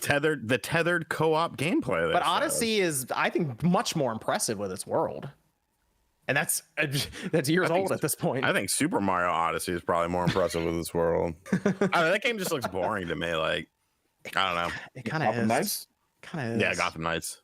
I mean, let's be real. You see a Batman game, you kind of just want to play as Batman. Yeah, I mean, I like Nightwing and I like Robin. Yeah. I loved using Nightwing and Robin in the previous games. Like I do like for like the challenge missions and like the online like leaderboards. I loved using them. Robin with like the staff is dope. But like, yeah, as like the main, like you want to have all the cool gadgets, you want to have like all the Batman stuff, you know?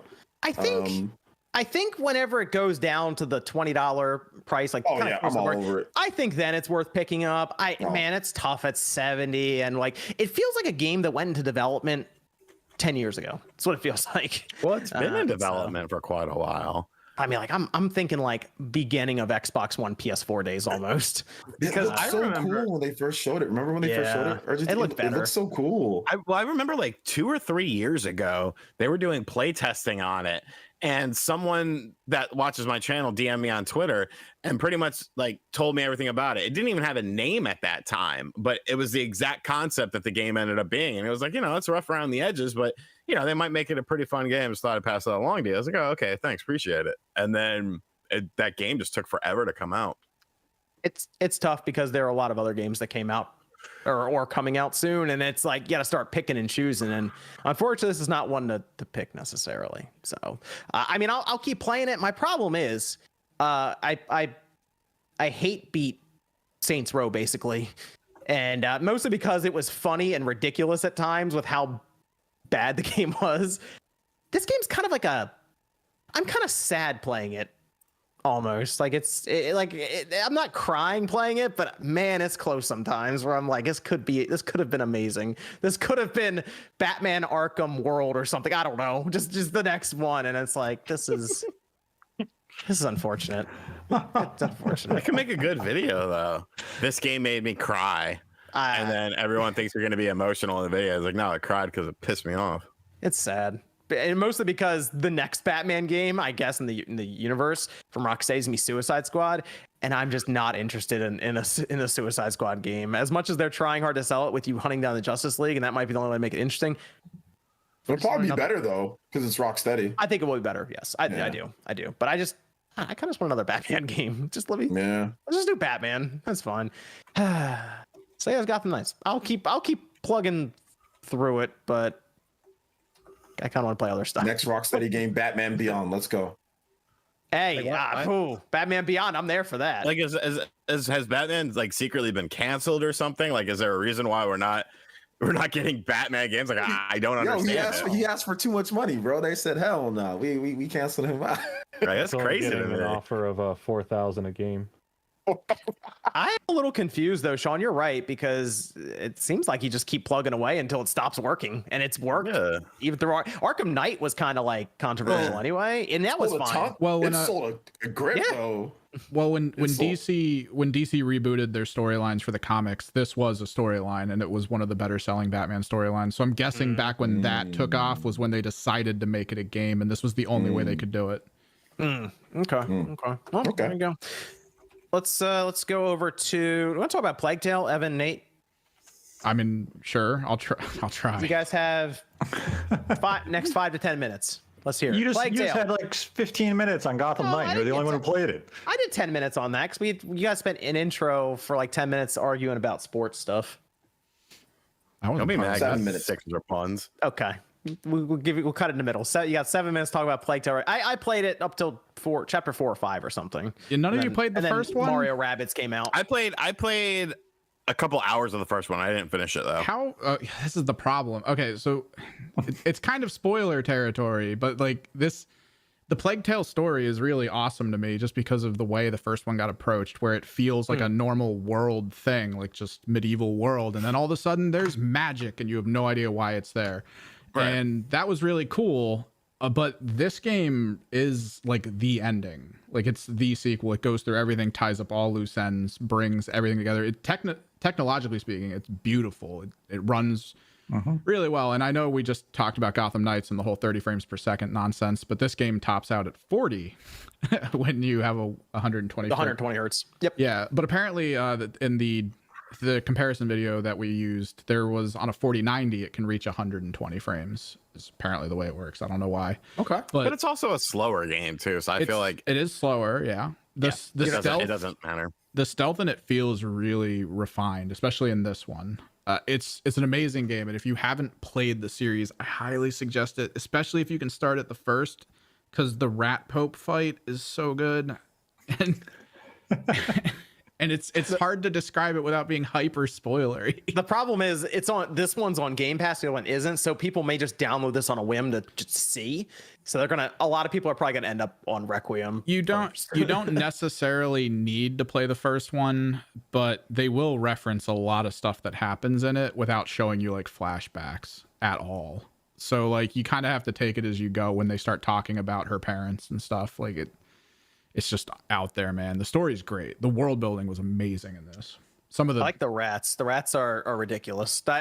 Just sometimes they'll get caught between two different sources of light, and they just kind of huddle up in one big tower and then they disintegrate. It's kind of funny. I don't know. You can usually catch them on the edge of rooms and they'll start tornadoing because they just get stuck on the walls. It's great. Visually speaking, Nate, how you feeling over there with the Xbox version? Because Evan, you're on PC. Yeah. You got that 3080. I know you're. I took a ton of screenshots and I posted them on my Twitter. You post them on Twitter? I have a whole thing on Twitter of like all the best scenes. Okay. So people curious, they need to go to your Twitter and check it out with the 3080 in full swing over there. But Nate and I, we were checking out on the Xbox. Nate, I will say, looks a bit soft on the Xbox. I know the resolution is lower than 4K, obviously. I mean, it's a little soft, but when you look at the environments, it's still a remarkably, it looks amazing. The characters at first looked almost a little out of place when you were looking at the environments, but that kind of fades once you get more into the game. But I mean, overall, from what I've played, I'm about halfway through the game, and I mean, it's a gem. The way they use the music is so foreboding. It just starts building up, and then the scene unleashes, and the music is paired well, and the rumble and the controller goes with it perfectly as well. Every facet of the game just seems though it was well designed to complement all these factors. And this is still a relatively small development team. And there's definitely compromises when you look at some of the visuals. So you can watch like an individual washing clothes, and there's no ripples in the water in their little barrel. If you can't walk through all of the rocks and trees and debris around you. It's still a very linear path. So in terms of interaction with the environment, it's very strict. Okay. But I mean, the story, as Evan was saying, the story is really engrossing. The stealth gameplay is expertly crafted. You approach all of these areas, and there's definitely one direction the game wants you to go in, but you still have options as how you're going to approach it. And the guards have good AI. And if you put it on hard, it's almost unfair because the guards will detect you almost immediately, almost like they have a magic eye. But you can easily play it on easy or normal and still get a quality experience. Yeah. So anyone with Game Pass, give the game a look. Even if it's not your style of game, try it out for a few chapters and see if it clicks. I never played the first one. I played this one, and I can't wait to finish it. For a lot of people who talk about like ease of access and trying to just get through the story, even in the settings, there's something called I think invincibility, where there's never a situation where when you're caught you'll die. It's usually just a quick animation of just like, I found you, and then you can try to run away again. So you can even set it so that you never have to worry about their sequence, because the health bar in this game is basically if you get spotted once, that's a warning. If you get spotted twice, you're dead, and then you have to start the section over. Yeah, she'll always counter that first catch where she'll either beat them with the slingshot, or if you have a knife, she'll stab them. Just and gut a some of the dude. accessibility options are you don't have to do any of the QTE events. You can choose just to hold down the button instead of mashing. So they definitely allow lots of options as how you want to approach the game and experience it. Okay, so you recommend it? It's a Yeah, big absolutely. recommendation. Okay. You're saying Game Pass, Evan? Did you bought it? I bought it day one. Steam or wherever it's on Steam. Yeah, on Steam. Moment I saw it, I was like, "Yep, I'm getting it." You recommend the pickup, the purchase as well? Okay. It's like what? It's like $40 or something new. Oh wow. Okay. Yeah, Yeah, great. check that.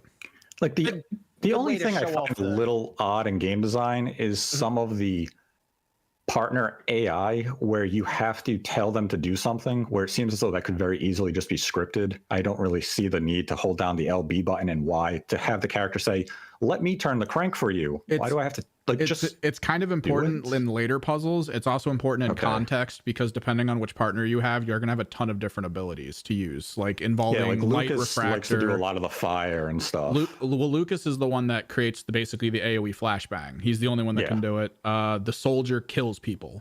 Like, he just kills people. You tell him to go and he'll go do it. And then the girl you meet, the pirate, has the light refractor, which turns into something different later on. Okay. Yeah, because some of the stuff with Lucas, I'm kind of saying like, "Oh, let me hold this for you while you go move the platform." You're telling me you're going to do it, so why do I have to hit these two buttons to prompt you to do it? You should just kind of take over instead of. But it's a 5-second nitpick in reality. Okay. So big recommend, and definitely on Game Pass, and even at the $50. 50, yeah, it's 50. Okay. Double checked. Okay. Very good. They went 9 minutes, by the way. You only gave them 7. There you That's go. because John was talking. We don't count him. Let's all right, Sean. Let's go to your big release of the week. Alan Wake came out on the Switch. Jesus Christ. That was a big game for you, wasn't it? Big game. Okay. Christ. Alan Wake is now out on the Switch. Alan Wake Remastered. Alan Wake Demastered. wait, no. That's got to be a demaster. This was an interesting one because it came out of nowhere. Which should have been randomly. that was the big red flag. That's what we were saying. Like, that game stealth drops. There's something wrong with it. There should have been some marketing if they were confident in it. There wasn't. And it showed up. It showed up for $23, but in Mexico, apparently in the eShop, they didn't alter the pricing to line up with the currency exchange. So it was actually $1.20. Well, it's 20. I think it's $23.99 on sale because it's a early release sale for like the first week, and then it goes up to $30. Interesting. Okay. Yeah. Yeah, I wouldn't buy. I wouldn't buy for $30 for that. Bro, it's. I mean, I don't necessarily think it's a hardware thing. I think it's just a shitty ass port, and they didn't know what the fuck. At that point, you should have just been like, you know what? Let's just try to bring the 360 version over and just try to do a one. I think because there's no signs of a remaster. It runs and looks worse than the 360 version, and there's no excuse for that. It's just, and Alan Wake is, it's a game that I never played it during its heyday. I played it like a year or two ago because I remember you guys kept telling me to play it. So it's still very fresh in my mind. Like, I remember everything I liked and didn't like about the game. I wanted to get to that scene where like the little concert happens or whatever, just to see how bad it would be on the Switch. But I was not subjecting myself to that because I was just like, no, bro, I'll fucking play it on my Xbox. Like, I own the physical edition of it. So yeah, just utter disappointment because it's a game that a lot of people should play. Like, it's actually a really interesting sort of take on the horror genre, but that's not the version to play. The resolution is incredibly low. I'm shocked at times. For some reason, there's like weird polygonal errors that are going on the mountains on the side when you're coming in on the boat, and it's a very strange situation with this. I mean, I took screenshots. I was like, know, I saw your screenshots, and when I was playing it, I was looking for it, and I was like, oh, it didn't happen for me. But I just, I mean, anytime any sort of combat happens, which, I mean, in the combat in the game, you kind of have to rely on the dodge and, positioning yourself well and shining your light. The frame rate it feels like it goes to like half of what it's trying to run at. It's just so damn choppy. It makes simple things that are simple in the original version of the game damn near impossible. And I think the most jarring thing has to be the transition from the cutscenes to the game, because it's literally like PS2 era shit where like PS2 would have like actual video and then you get a game like, oh, okay, it doesn't really match it.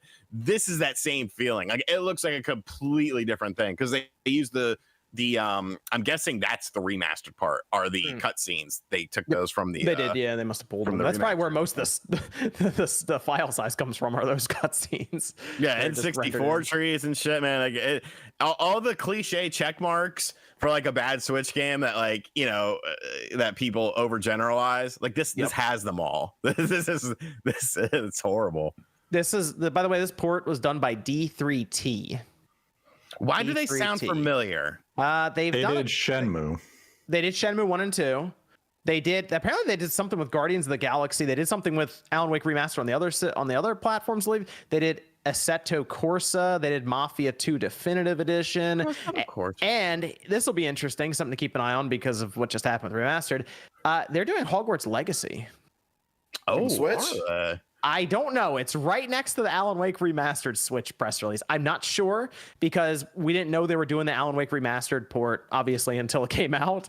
And then they put a Switch logo on their website with Alan Wake Remastered. So I'm just saying, keep an eye on that. But we they don't know much about Hogwarts Legacy on the Switch. So they did Sega Genesis Classics. Like that was pretty solid. It's a Sega Genesis games. But they collaborated on Burnout Paradise Remastered, Mafia, the original Mafia Definitive Edition. I guess they did the PC version of Guardians of the Galaxy, it looks like. And honestly, Shenmue 1 and 2, I thoroughly enjoy those things. So there's a chance they just showed up and were like, look, we're trying. This is what we have. What do you want to do? And they were like, drop it. And that was it. I don't know. It's the problem is we could say this is an optimization issue. Then Epic should have put some time and care into this project. They should have given it some resources to make the port quality. This was already a late port as it is, and now you're going to shadow drop it, where we never actually had a formal trailer outside of when it was announced with like an Alan Wake 2 update, and they just showed an individual playing Alan Wake on a Switch. That was all the footage we had up to this point, and you shadow drop it, basically a lure to get impulse buys by offering a sale and people saying, ooh, Alan Wake is on the Switch. I'm going to buy this because I've heard it's a good game, only for the port to be sub-quality.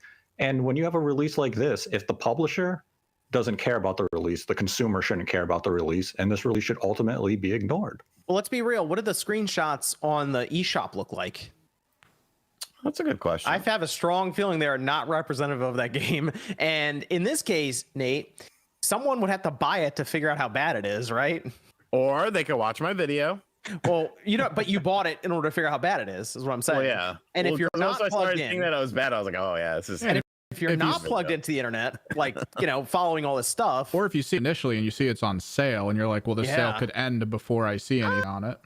I don't know. I don't like that. No, look at the pictures, John. Are they bad? They're shitty. Wireframe mountains in the background. Hey, you know what? They said, hey, look, here it is. It's what it is. So at least they put up fair screenshots on there. You go. Those are definitely the Switch, and those are like a good lighting situation. Here, I'll drop it in the chat there. But yeah, that's definitely the Switch game. And to Shadow of Nexus, I don't mean Remedy, I mean Epic. Epic published the Switch version, not Remedy. Okay, so Epic decided. Well, there you go. Not great. Unfortunately, it is unfortunate. Where's that? It's a fantastic game. If you can play it on any other platform, play it there. Do not give them money with the Switch version. 13 gigs too. What took up the 13? I guess you know what else is the cutscenes, the remastered cutscenes. Well, that's a shame. But there you go, Alan Wake. Don't buy it on the Switch. Can't recommend it. And also, I assume Digital Foundry is going to do something on it, and it's going to be, I'm sure, wild. So, real quick with the Discord queue. Speaking of Alan Wake on Switch, what is another terrible port you've played? WWE 2K18. Worst game ever. Rhyme was fucking atrocious. Arc was atrocious. They might be. I heard they might be fixing that though. That one. That's pending some videos. We'll see. Yeah, we'll see. I have a feeling there might be some people that will make a video on the update of Arc. What else was bad? I don't know. I can't think of it. Deadly Premonition. That That was actually a decent port of It what ran that at game 4 is. frames a second. Yeah, but it ran 2 when it originally came out. So Yeah. That was a shoddy game to begin with. It was I hope I infinite. can make a game so bad that when I port it somewhere else, people say, you know, Deadly it's Premonition 4 2. frames, but that's just how it is. It's fine. That's the joke. Deadly Premonition 2 was the problem. Alan Wake must be hilarious then. Gosh. Troll and I, that's another good one in the chat. I see that. But that wasn't a good game to begin with. Yeah, Bloodstained was a really rough port on the Bloodstained, Switch. Yep. All right. That's fine. We can move over to some news and then we'll come back and we'll talk about Mario Rabbit. Sparks of Hope. We had the Silent Hill showcase. It's this past week, and I have to give it to Konami. They showed up in force. Did they? I mean, I thought they were gonna do one game, and they came with more than one game. But how many games are they making, John? No. That's the thing, though. This is what I don't want Konami to make games. This is what I wanted. I was like, you know what, Konami, you're probably bad at making games now. Just let other people make them. No, that's fine. That's fair. That's fair. And technically, a bunch of their original art team is working on 2 right now, so they're kind of doing it, but in the capacity of just helping. So we have, let's see, they kicked it off with the big one. Silent Hill 2 is indeed getting a remake. We have no idea when it's coming out.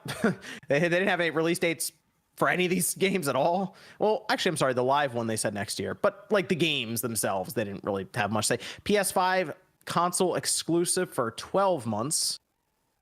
So, you know, the CMA, I'm sure, is like, that's a blind spot for them, I guess, right there. But 12 months for the PS5, and then it'll probably go to the Xbox, I assume, afterwards. But Silent Hill 2 Remake, I think it looked good. They didn't have any real gameplay, though. They just kind of showed off some cinematics, I assume in-engine stuff, and that was kind of it. I feel like that's probably enough for people who are fans of the game just to realize that something is happening. George, do you like any of the Silent Hill games, or do you not play them really? I like the Silent Hill games. I'm not like the biggest fan where I played every single release, but I think I'm excited that at least there's a bunch of stuff happening, for the franchise. Like, what's the last time this happened? 2012, when like an onslaught of just Silent Hill properties wouldn't stop coming out. Yeah, we had on like the Vita or something. I think was like the last one. I feel like the book one, storybook game. Yeah, it's been a while. Did you see the alleged leaked gameplay though? It was just like 1 or 2 animations for the combat in the game. I don't know how I felt about that. They're modernizing it over the shoulder gameplay. I'm curious how that's going to work for the quote unquote scary psychological stuff. Because when you think of that trailer that they showed, it looked beautiful. Yep, but there was no gameplay in there. That was the big thing. Where it's like, I kind of feel like the setup they had originally, where it was kind of a fixed camera, it really helped with a lot of the stuff they were trying to pull off to make it scary. I'm curious how the over-the-shoulder, more action-oriented look's gonna work for them. But I think it's just them trying to take cues of what the rest of the genre is doing, stuff like Evil Within, stuff like Resident Evil, and just trying to keep up with that. And if they think that's working for everyone else, they're going to try and replicate that as well. Then we had Silent Hill Townfall. This is from No Code and Annapurna. They didn't really say what it was at all. I feel like that's going to be like an interactive story type game. Okay, maybe episodic even. Yeah. Okay. And we had a movie, Return to Silent Hill. How we feel about this, Jordan? Do you watch Silent Hill movie? Yeah, I've seen both of them. Okay. The first one is all right. Like it's all right. It's all right. The second one is more stupid fun. Like the pyramid head scenes are just fun in that movie, and the nurses are kind of like creepy, but got that big battle scene at the end. Yeah, I wouldn't say it's the peak of cinema, but they're definitely something. I'd probably rather watch a Silent Hill movie than a majority of the Resident Evil movies. Apparently, J.J. Abrams is going to be involved in this. Great, so that means we're just going to get a bunch of questions with no answers. And that's the next one, Silent Hill Ascension. I'm sorry, this is Christoph Gans, director of the 2006 Silent Hill movie. Okay, well, that shows me a little something there. That could be cool. We'll see what they do with that. They announced this very early, by the way, as filming and casting are still going on. Oh, Still and that in always works, goes so great. Yeah. It sounds like it's going to be a while, but is the script finished? Apparently, Is the it's idea there? based on or something with I Silent thought they Hill said 2. it was supposed to be based around 2. Technically, the first Yeah. game was a blend of 1 and 2 in like a weird way. Okay. There you go. And then we had Silent Hill Ascension. This is the game that has J.J. Abrams involved, as well as the Dead by Daylight developer Behavior and DJ2 Entertainment. 2023 launch. I'm not really sure what this one is going to be. I think this is the one that's... It's like a stream. This is the live interactive real-time game. interactive Yeah. series. Yes. Okay. Yep. So this is one they said millions of people are going to be involved in this. I assume everyone who watches will be able to alter or affect the story. That's weird, bro. I don't know how that's going to happen. Do we vote on stuff or? Yeah, they kind of talked about it. You vote on ultimately like the direction, but it's still somewhat limited in scope. Like the developers do have a goal that they are shooting to. They talked about it a bit after the announcement where they went into detail of how they're approaching the overall design and how people are going to interact with it and be able to vote on the directions and such and decisions. Okay. Then we had it was a closeout, Silent Hill F. Once That's again, Silent I'm Hill not, 5, right? Is that I assume this is the next big Silent Hill game, right? Because it's they didn't really mention much else as to what it was other than just they had a weird like creepy cinematic with the person's like face falling down essentially.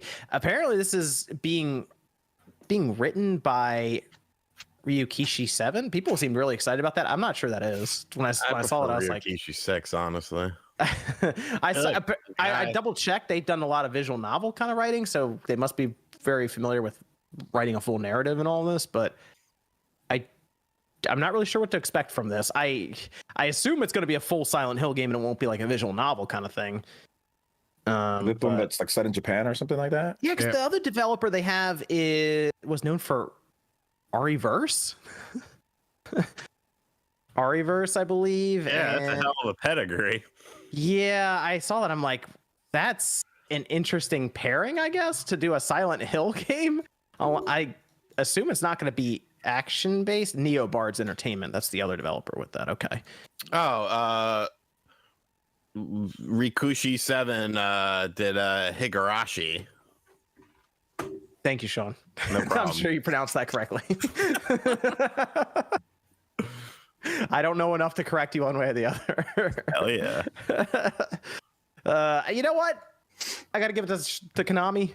Significantly better than I was expecting. There was no pachinko machine. There was no NFT. It was mostly games. There was a movie, but mostly games.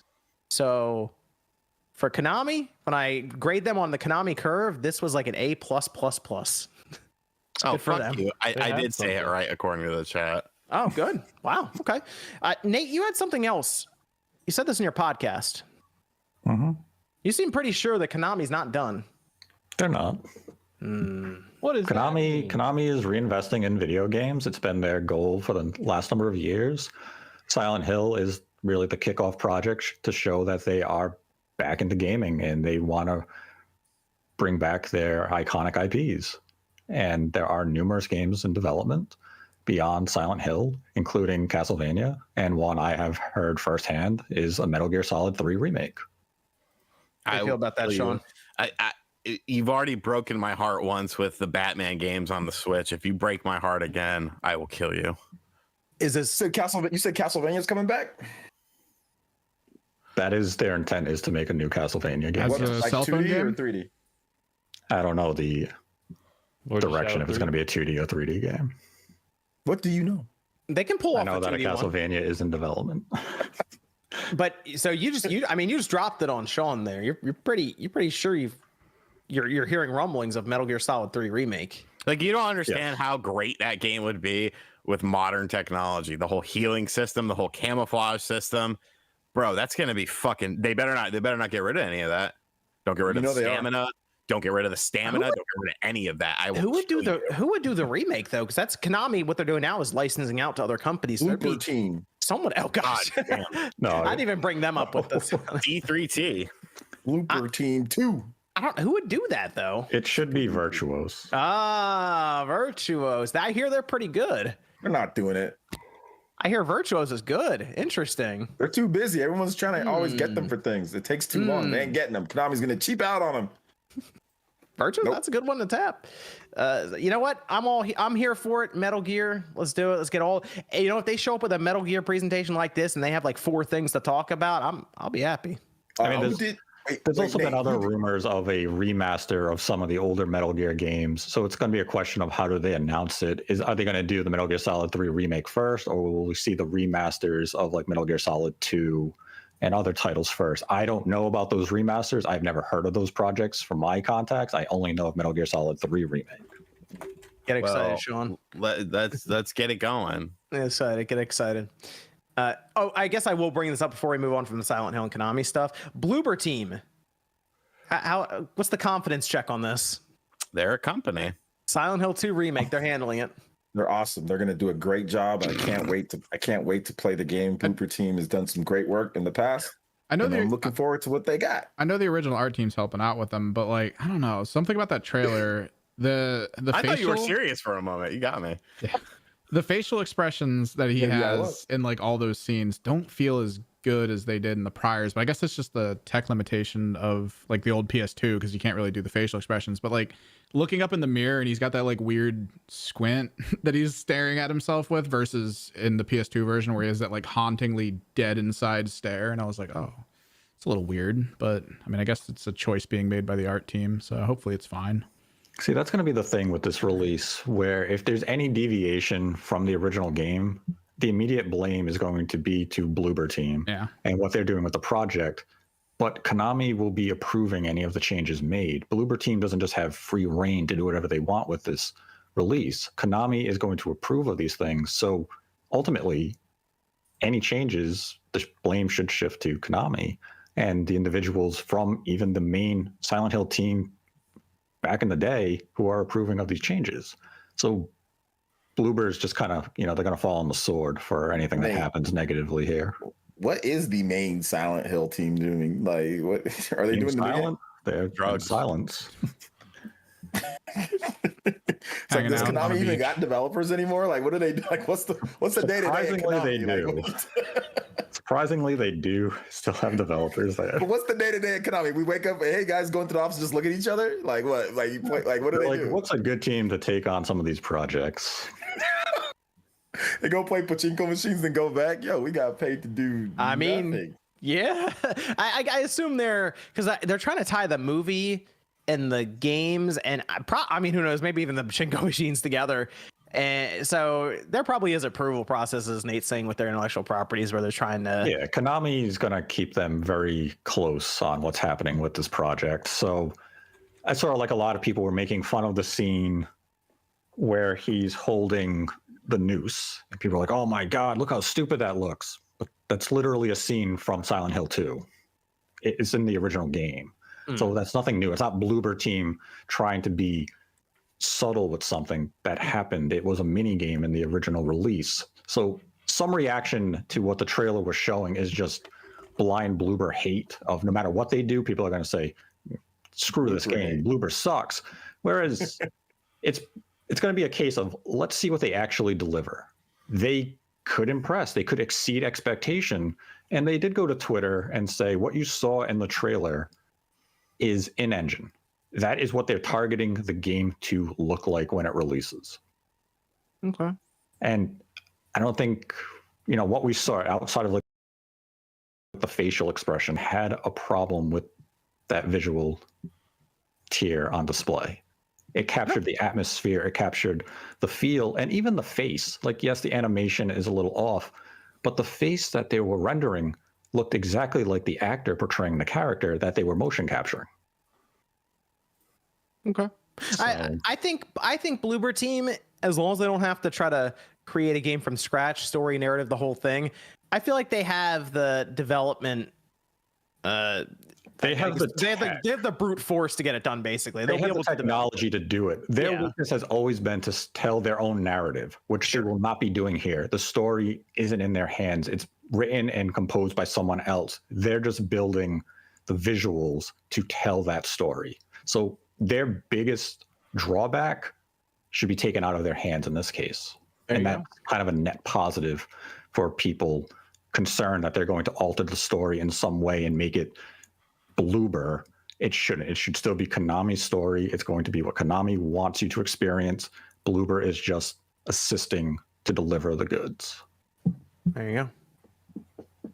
Let me go over here to the super chats. We have Emblem.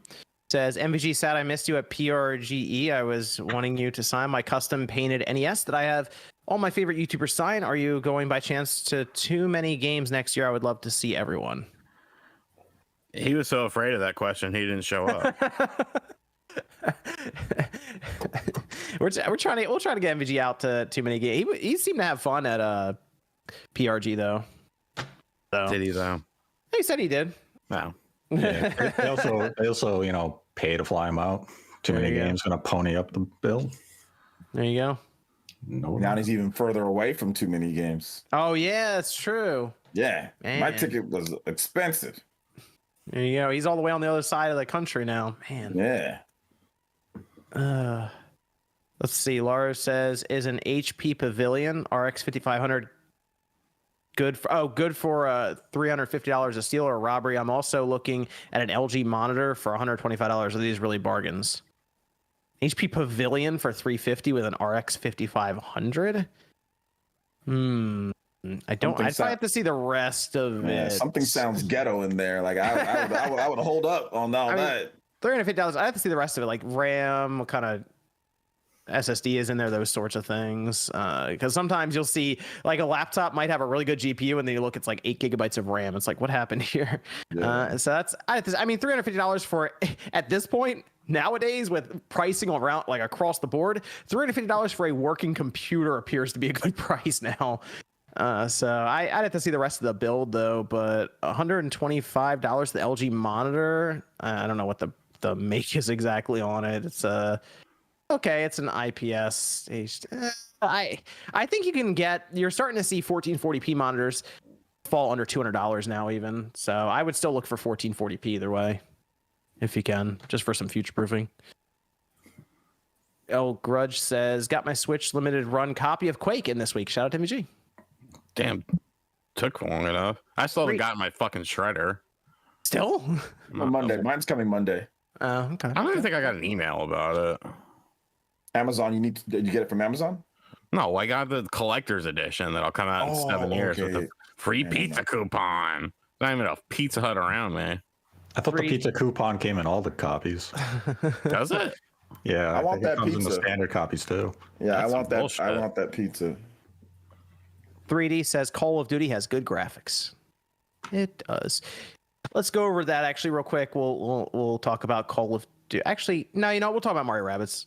I'll talk about Mario Rabbids. Well, played it.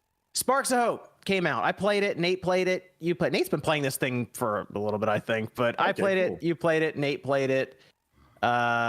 Sean didn't. Don't tell my secret. Sorry. He didn't play Sparks of Hope. My bad. Evan and Fledge. Jordan. Sparks. No. Okay. Cool.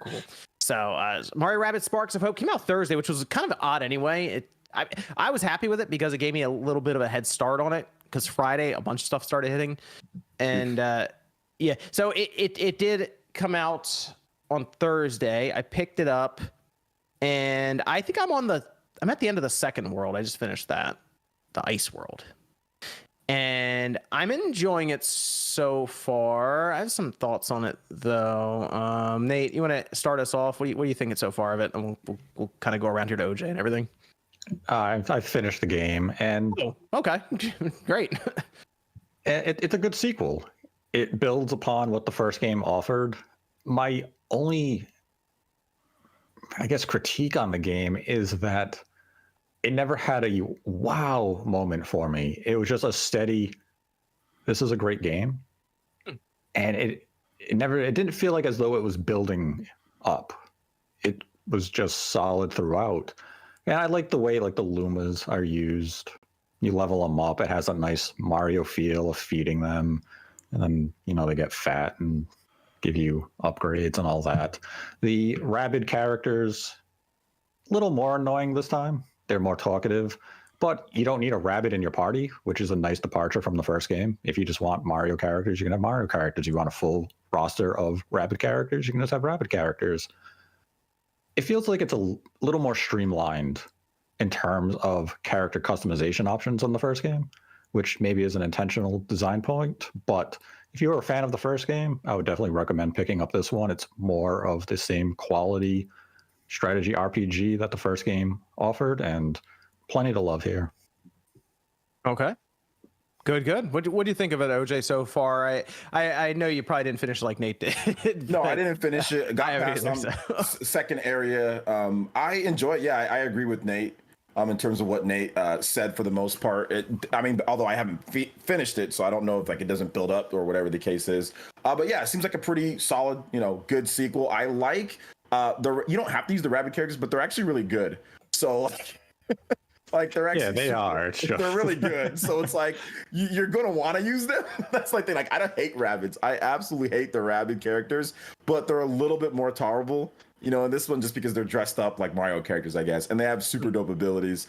Like the Rabid Mario, like up close, he's like unstoppable if you put him like with the cool like Luma and like you power him up and stuff. So it's pretty dope to kind of see the different abilities. I think that the change from like the grid to free movement was a very good addition to the game. I think that's going to help like with the streamlining process, and it also helps separate it from a Fire Emblem or XCOM or a game like that. And it reminds me kind of a little bit more of like a Valkyria Chronicles.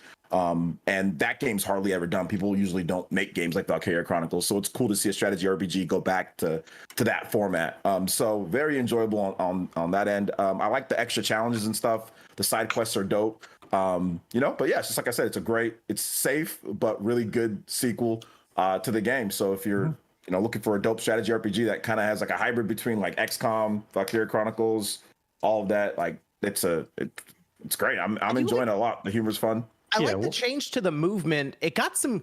I had to get used to it a little bit though. It was kind of weird at first, where they're like, "All right, here's the area, run around in this," because I'm used to just picking the character and then moving them to a certain grid, and like then they run to it. But I got used to it, and then you start chaining together the jumps and the slides as you build up your skill tree, and you're doing a lot of damage all at once, which was pretty cool. The only issue I've had so far, again early on in the game, is I don't know if there's any other progression that opens up. Like Nate, right now I have the skill tree, you have the sparks. I'm waiting for something else to open up. Like some other skill tree, let me give you an example. I thought the weapons would have been more involved with building up your characters, because in the first one they did at least affect some things. It appears that these are just skins that you get. Yeah, the weapons are more limited this time around in comparison to the first game. So I'm just that you basically earn coins by doing quests or different skirmishes on each world.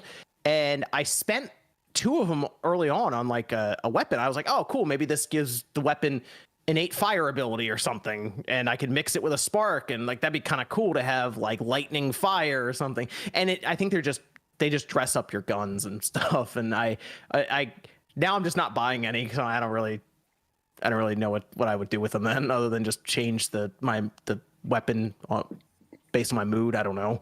But that was the only thing. I was like, I'm waiting for something else to open, a skill tree, a special power that I get, something. And I'm kind of thinking what I have right now is what I'm going to roll through the game with, like overall. One area where the game maybe could have been more clear is that maybe for older individuals like us, or people who are seasoned with this genre type, should have defaulted the game to hard mode.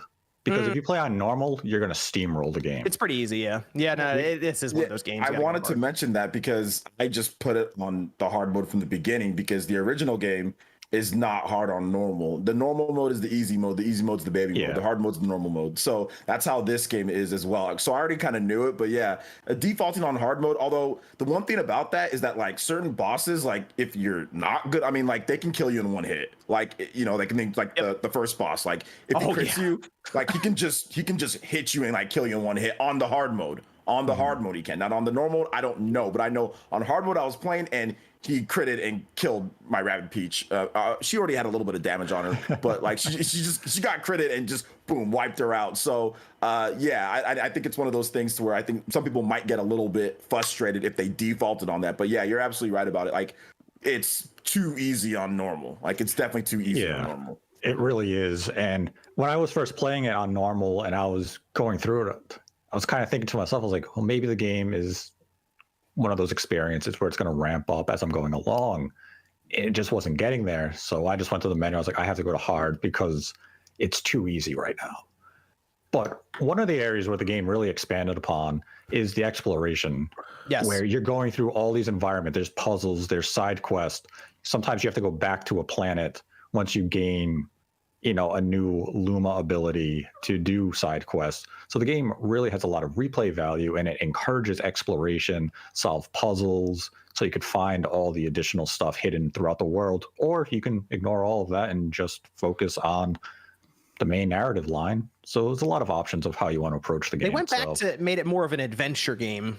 More than the first one is how I describe it. But I liked the visuals. They went more into that pastel kind of painting look. It's flatter than the first one, but it feels more colorful when you get outside of the first one you go to is just raining. It's just so dreary and boring looking, but after you clear it up, it brightens up and it looks fine there. But it's definitely a shift in kind of the art style a little bit too, from the first one. But yeah, you can change the difficulty too, like during before the mission. So if you're having trouble, if you're someone new that's picking it up and you're having trouble with the difficulty, or if you want to try to do a tougher battle and test it out, it's pretty easy just to shift the difficulty right there before each battle. So that's cool too. But yeah, I agree with what you guys were saying when it comes to the other stuff.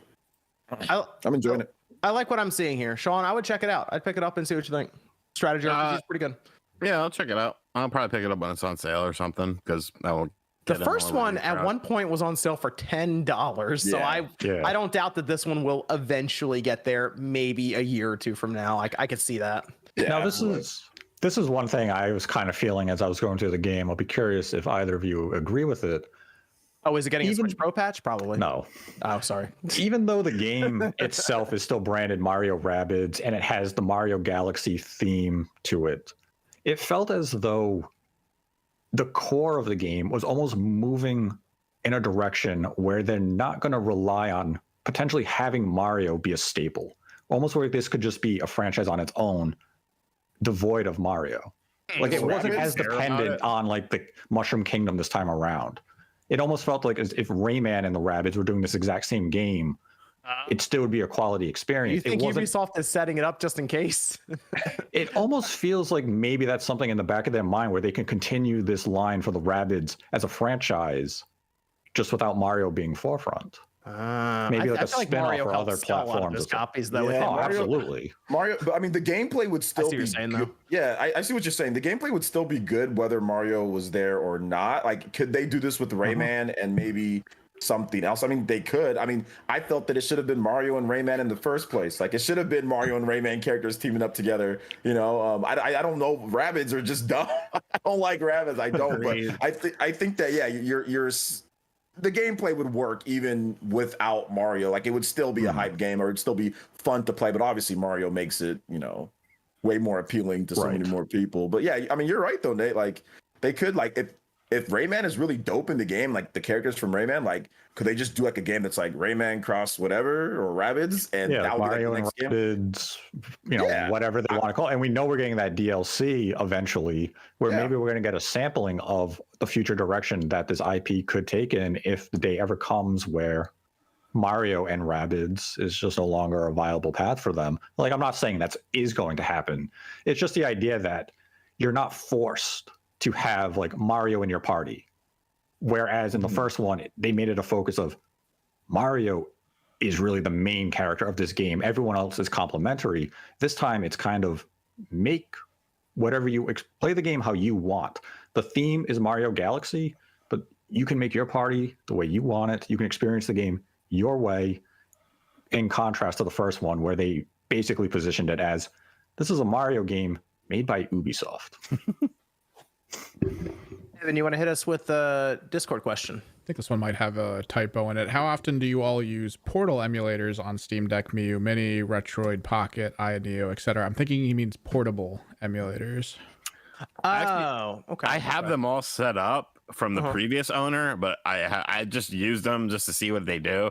I don't know. I feel like I have so many emulation devices already. It's like I just want to play the hardcore shit. Like I was fucking playing Spider-Man. Yeah, like I was playing Spider-Man today while my car was getting serviced, and I was just like, "This is fucking great." And then I got a free corn muffin. That was delicious.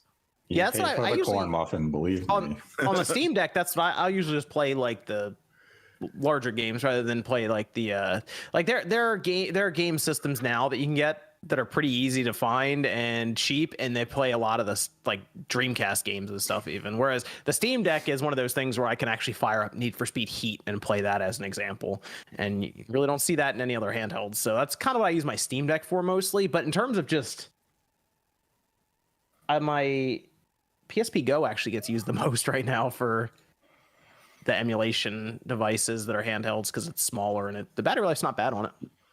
So. My PSP Go, the battery is the internal battery. Is it? It's not too. It's not too. Stop bad it! I'll just play. I'll play something else. I got a million other devices. I'll be fine. Man, I do want to play around more with the Neo Air that I have here. I'm gonna do a video on because it has an OLED screen. You could throw that Logitech and throw that away. I should do a video on it though. It sucks, dude. Well, I have an update. I'm getting that Razer. I'm getting that Razer. What's that, Jordan? I have an update to last week. I've officially purchased a Steam Deck. Okay, cool. When's it gonna be there? Hopefully, it says in the next 2 weeks. So. Oh, we'll have to get your first impressions on that. Yeah, I'm excited. In the podcast. I'm excited. I felt left out. Everyone else was having fun with their Steam Deck, and I'm like, I don't have one. I need to get one. It's time to get. It's time. It's a good entry. Sean is now a PC gamer. All right, I am. He's in. All right, it just took the Steam Deck to do it, but now he's playing as many PC games even as Evan, which is wild. Yeah, then we'll have a LAN party, and I'll bring my Steam Deck. You technically could. Yeah, you can. You have a dock, don't you? Yeah, we can play Dark Tide. I'm such a fucking idiot. Because I looked at Bob Wolf's video on the Steam Deck dock because I wanted to see if it was any better, and it's not, at least as of right now. But I was such an idiot that I wasn't comprehending that when I'm playing these games in docked mode, I need to adjust things. I need to adjust the screen resolution and stuff like that. But does it automatically do it? No, because each individual game has its own individual settings. It's not like just an easy thing. So like I was playing some game, like I was playing Spider-Man. I was like, this is like fucking dog shit. Like it shouldn't look this bad. And I was like, oh, after I watched this video, it kind of clicked for me. So now that $40 J6 deck or whatever the fuck it's called, it's actually good. I like it. Okay. Very good. Very good. You have another Discord question, Evan? What are your thoughts on Vampire Survivors as a Game of the Year contender? Anyone here play that, or was it like just me? I haven't played this game, dude. People say this game is legit. Like it's cool. The game. I do like it, but a lot of it's about like who's on the server with you, like what are you doing on that server with people. At this game real quick. First impressions. It's Vampire cool Survivors. It's isometric. It's similar to like a Diablo and stuff like that, but it also involves base building. There's like camps, and there's like NPC people that wander around and do stuff that are technically, I guess you would farm them for blood and stuff. Like it's a cool game. It's just, I don't know. It comes down to who you're playing with and against. This is not exactly what I was expecting when I typed in Vampire Survivors. Yeah, when I first started playing it, I was like, oh, I dropped the screenshot I dropped the screenshot in the Discord for Vampire Survivors. Oh, I'm thinking the wrong one. Damn. That's the right one, right? That game? Yeah. Okay. Okay. It looks kind of like a 16-bit kind of game almost. Yeah, chat's right. I was thinking V Rising for a second. I think my buddy played Vampire Survivors for like a day. I can't remember what else he did with it. All right, let me take a look at this. All right, I'll be get it on your Steam Deck. You can double. I'm not buying that. Is that a screenshot of the game? What the fuck is this bullshit? It's only $3.99. It's $4. First off, it came out early access 2021, so no, it's not. It can't be a candidate for 2022. Cheap minimalistic, be, right? Oh, our second go. A cheap minimalistic indie game is my game of the year. I mean, just my glasses. Get out of here. I'm sure it's a fine game, but it's a $4 game, like John said. It looks like there's a bunch of shit happening on the screen. This ADD ass generation with a 2-second attention span, they probably like that shit. I thought you were the PC ambassador over here. What happened? He turned real quick on everybody. Call them? Fucking ADD generation. Oh, I thought you said EBT. That would have been funnier though. Oh no. You said EBT. Bro, chill. Sean just turned on the whole PC community immediately. No, I've been playing Uncharted on my PC. Man, apparently you got to get this game. You're representing the PC crowd. You got to try Vampire Survivors. I'm good on that. There's a lot of games that have come out since it in the same vein that conceptually are better in some ways, so you can take a look around. It's overwhelmingly positive on Steam. It's kind of like whenever one of those new titles comes out, or the new concept thing comes out, like PUBG and stuff, and then all the games start coming out after it that refine it or change it. So which streamer made this a big game? See, look, people in the chat are saying you got to play it first, Sean, before you judge it. I mean, it looks fine. Like I'm watching the trailer for the game. I understand it's Gauntlet. See, I'm old. I remember a game called Gauntlet, which is this pretty much same premise. Like, I'm sure it's fine, but yeah, I think Brotato's the current one that people are talking about. Play right on your Steam Deck, Sean. There you go. I can't imagine. The Asmon Gold played it. There you go. Can't imagine the system requirements are very high. No. Penny can probably run on the Switch at this rate. Shit. You can run it on an old Nokia phone. You have another Discord question, Evan? What camera are you currently using for YouTube? That one. Don't use one. I have this one right now is a Sony A6400, I think, for the webcam usage. The main one I have is like a Panasonic GH5, and then I have a G7 as well, and then a G85. I don't know the name. A lot of Panasonic cameras, actually. I'm thinking about it. They work well. You have another Discord question, Evan?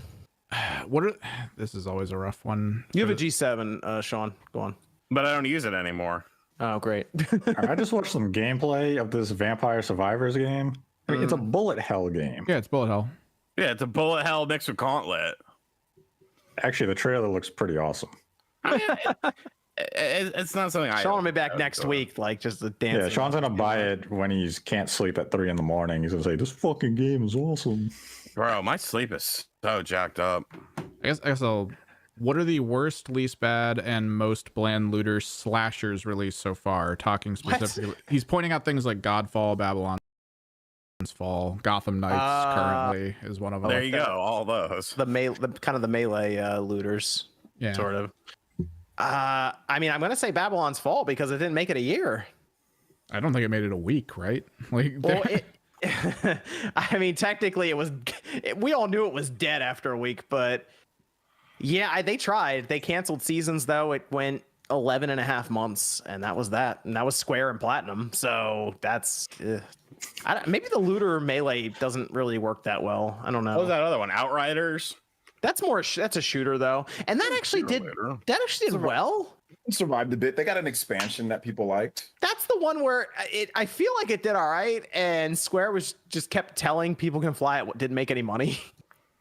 But they're the ones who have the numbers. So didn't the developers were like, yeah, we don't even know the numbers, and we're not even getting paid or something like that. Yeah, we trust them. We trust the publisher, the people who are telling us that it didn't make enough money to give us any money. Boycott them. Boycott. I'm calling for a boycott. Agreed. I did that passively. Most people did. You didn't announce it on Outriders? Wait, you didn't announce it on Twitter and tell everyone so they can join your cause? What? I played Outriders. They were giving out bags for that game, and I never got one, so fuck them. Let's talk about Call of Duty, Sean. Modern Warfare 2. People in the chat already said they like the campaign. I find the campaign to be boring. The campaign's good. I think it's boring. My gosh. I don't care about Hassan. Is Hassan here? Oh, Hassan was here. Oh, we got to find Hassan. We found Hassan. Oh, wait, he beat me up. Oh, wait, now we got to go look for Hassan again. It's like fucking put a tracker on his ass or something. Like, you're gonna find him pretty soon, Sean. It's actually pretty early on in the game that you do find him. But what part am I on? I'm on the part. I did the boat part, and now I'm Oh, I did the houses part where I was supposed to be shocked at that. That motherfucker pulled out his shit on me after we identified ourselves. That's on you, my brother. And so, I did that part, and then I found that went into that house where you got to clean out the house. I don't know. It's just, it feels very samey to me. Like, and people complain about fucking the Call of Duty or Halo, like, oh, you can't shoot the fruit or whatever. There's like nothing interactive in these. Like, you're in actual people's houses, and there's like a lamp, and I'm like meleeing the lamp, shooting the lamp. Nothing happens to the lamp. 2 liter of soda on one of the counters. I shot it, and it actually deflated, and soda came out. Yeah, but there's certain They're picky things and like choosy. There's like a bottle that I found that was just in a hallway that led to nowhere where a bunch of guys came out of. So I guess they were like hanging out in there, like playing poker or something, waiting for me to emerge from the boat dock so that they could come out of that door. And there was a singular bottle there that I shot, and you could do it. I mean, it's fine if you like Call of Duty campaigns. I've never liked them. I don't care about them. I like military shooters for the multiplayer. They're a guilty pleasure of mine. So the reason I like what they've done here is because they dropped the campaign before the multiplayer. So when they drop the game completely, you might get pulled away from the campaign to go play multiplayer with some friends or whatever, I kind of like the idea of I got a week, I'm going to play through the campaign, and then I'll just roll into the multiplayer. I kind of like that setup there for it. But Jordan, you liked Modern Warfare, the first one. The rebooted one we just had. You liked it. Yeah, we talked extensively, like the visuals in that game and how impressive. The ending scene, after credits scene, with Price talking with Laswell, and they start going over the documents and seeing all the people in there because they rebooted the series, and obviously fans of the first trilogy have favorite characters. Throughout that trilogy, they were getting killed off all over the place. The idea of this reboot is they're bringing them back. And I think that there was a lot of hype going to this one because after that post-credit scene, they're starting to name Ghost and Soap, and they reveal Gaz is there, and people got real hyped and they hit credits, and everyone's like, oh, really? Immediately in this, you're just Ghost. Immediately. It's like, here you are. You're going to start running with this. And then you get Soap involved, and they're doing that thing where they're going around between different characters, and they're introducing by like, oh, we need to go out here to this area. I know someone. And it pops in, and it's like, there's Soap, and they're like, so they're doing a lot of that cool stuff for people who liked the original trilogy or the trilogy of Call of Duty Modern Warfare. I really like what I'm seeing here. My only thing is, the stakes don't feel very high, and they're trying to convince me that they are right now. So I think they're leading up to that mid-game climax where something big is going to happen, because early on in the game, there's intercontinental missiles that are stolen by a terrorist group, and the way they did that is they kind of got around U.S. intelligence, so that failed. So now they're concerned that something big is going to happen, where terrorists have missiles that can hit any part of the U.S. And you're kind of going through. You have the set pieces, as Sean's saying, with the CQC, where you're going through the houses like that. That mission in the Modern Warfare that everyone remembers is really good. They kind of redid it like twice in this already. It's still good though. They did a ghillie suit mission. I finished that up, so that's involved. And there are some other cool set pieces that I don't want to ruin, but I'm waiting for that big thing to happen where you're right in front of a nuke that goes off. That was a really big moment a lot of people remember from the Modern Warfare. Or you're at the White House and it's crumbled and you're looking out and they got the flag up there and it like those kind of things. Or somehow they figured out restaurants. They figured out how to blow up the International Space Station somehow in that trilogy. I'm waiting for something like that to happen. So that's kind of where I am now. But I'm 10 missions in, and they're quick. They're 8 to 10 minutes. Very quick. So you're on and on and on. You're moving. They don't rest very long. So I like the path either. Well, yeah, they kind of, it's a narrative driven single player shooter. It's a shooting gallery with set pieces and characters that you may or may like. If you like the characters, you're going to like this game. The only thing I've seen on the campaign, because I've been very like I know I'm going to play it regardless, but I saw the pretty impressive visuals of just like, I don't know the context of it, but you're just walking in like first person in like in a town or a city. And it just visually looked pretty impressive, like photorealistic to like maybe not the people so much in their walking movements, but the land that you're walking through looked really good. So interestingly enough about this is they are using like the I think photogrammetry stuff, but there is an option you can turn off or leave on. It reserves 24 gigabytes of your drive, and what it does is it streams and downloads assets as you need them per area to bring in like super high quality textures. So yes, the game looks really good when it comes to the landscapes and everything that you're running into. It is very impressive stuff. So if you played the beta, the multiplayer, people were like, it doesn't look that great because they're turning down settings to keep that frame rate really high. No, this is like, they just went all out. It actually looks like that moment of, okay, this feels like they're shooting to use the PS5 and the Series X completely. So I like the campaign, what I've seen so far, but I also enjoy the characters, and they're bringing all of them back. And now we're on this big mission where everyone's coming together to save a person. So it's pretty cool. It's pretty cool. Don't listen to Sean. It's fun. And it's probably not going to be that long anyway. The Call of Duty campaigns are short. They're like 6 hours maybe. So enjoying it though. Enjoying it. Let's Evan, we got a Discord question over there. Just two things. One's someone shouting out me doing all this for the Spawncast and editing Newswave. The other is asking, where did I get my video editing experience from? Basically, you just have to look up, I guess, a list of commonly used terminology and then try to figure out what that does or how to do that for like ripple editing. I feel like we just messed around with the software until we figured it out. That's part of it, but then you still have to know like the refining stuff, like how to use constant power, when and why, like stuff like that for audio and clipping. And then program wise, if you're just looking to get into it to start, DaVinci's Resolve is usually a good way to go because it's free and it does basically everything. So that one's a solid one. Okay. Let me go. Yep. Okay, cool. I'll go back to some of the super chats here. Where did I leave off? I think someone was making fun of the Yankees. I gotta find that. 16-bit rival says it's always good to catch everyone live. It's late in the UK. Should voice actors be paid for the amount of work they do or the impact they make? I feel like the amount of work that they do, and it could be incentive driven if they make an impact. But who's to say what character is going to make an impact? How is the impact justified? I assume you're talking about a main character, but what about a side character? What if people like the side character more than the main character? Did they make more of an impact? It's a very there's a question. There's an answer, RGT. What? They should be paid what they feel that they're worth. And if you don't feel like you're worth that, then go do something else. Then find something else to do. You should be paid what you're worth. You should know your worth as a voice actor and don't do jobs that you feel that aren't paying you what you're worth. So there's not, I mean, I've seen a lot of people say there should be some set amount. Well, if it's a big game, they should get paid this. I'm like, no, that's not how any business works at all. They're not just going to, if it's a big game, what if the game doesn't sell well? What if the game is, some games make more than others. Money.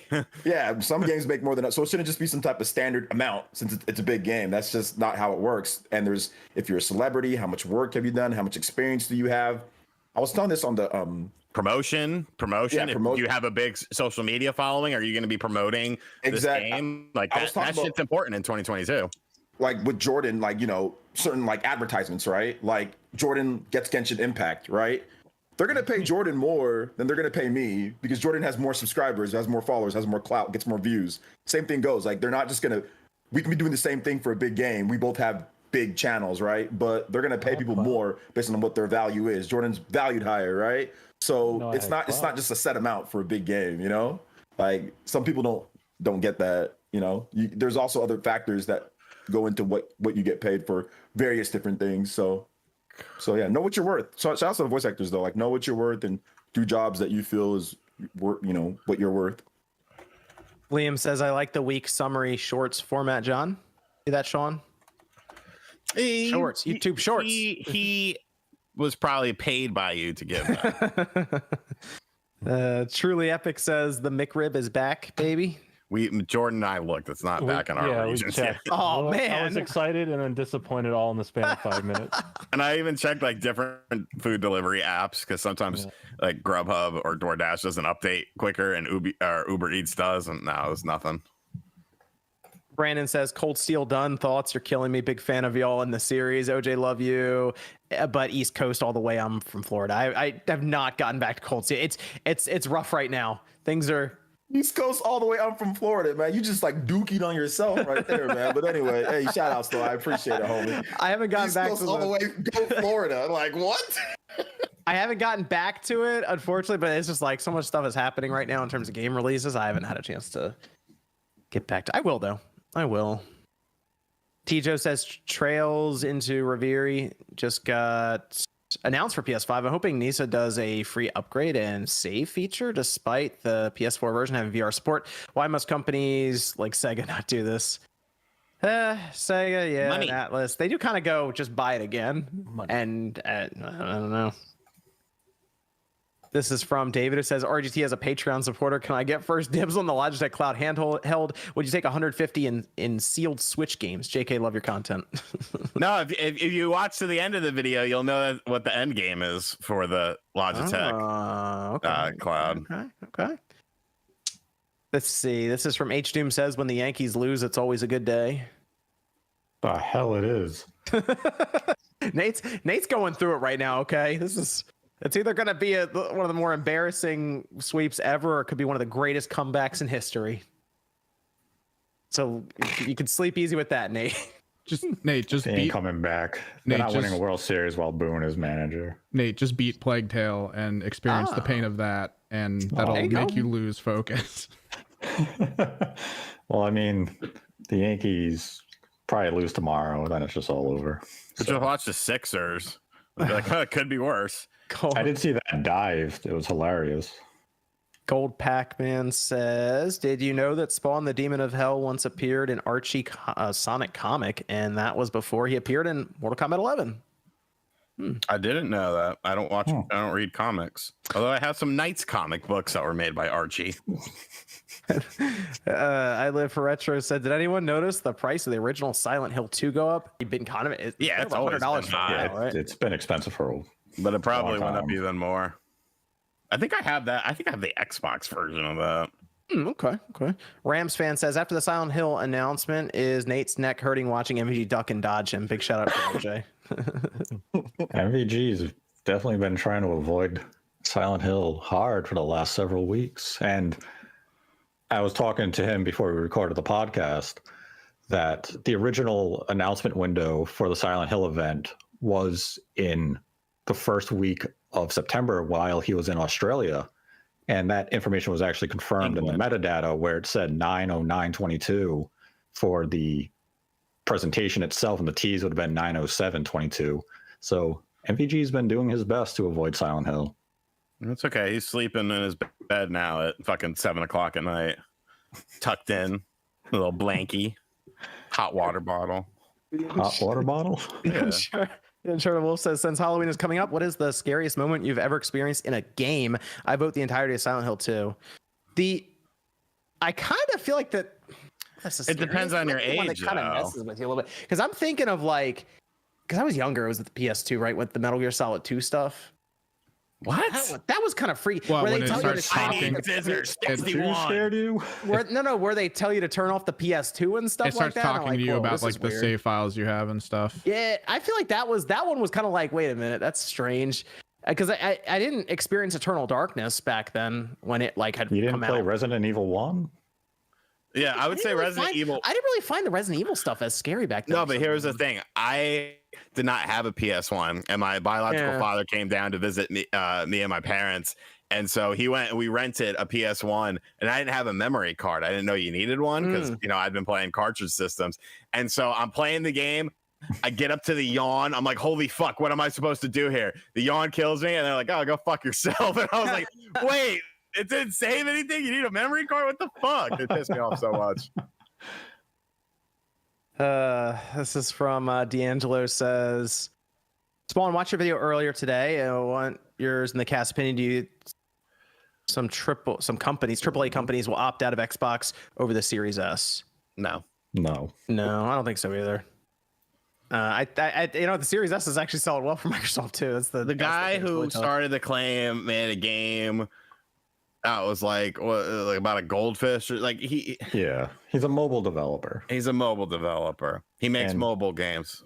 And his first release on the Series X released in such a poor state that none of the inputs on the controller would even register in the game. So I'm not going to take the opinion of a developer who can't release a basic mobile port on the Xbox seriously, when it just seems as though he might have an agenda against Microsoft and the Xbox. You kind of have to remember the term developer is not the same as it was back in the 90s. You know, the barrier of entry to develop games for anything has completely changed. Where like one jerk off can make like a fucking huge game. I don't know why I call him a jerk off. He might be a nice person, but like one individual can make like a whole game. And you know, look at like back on the Wii U, all those indie games that came out that nobody remembers that were made by like one person because nobody was making games for it.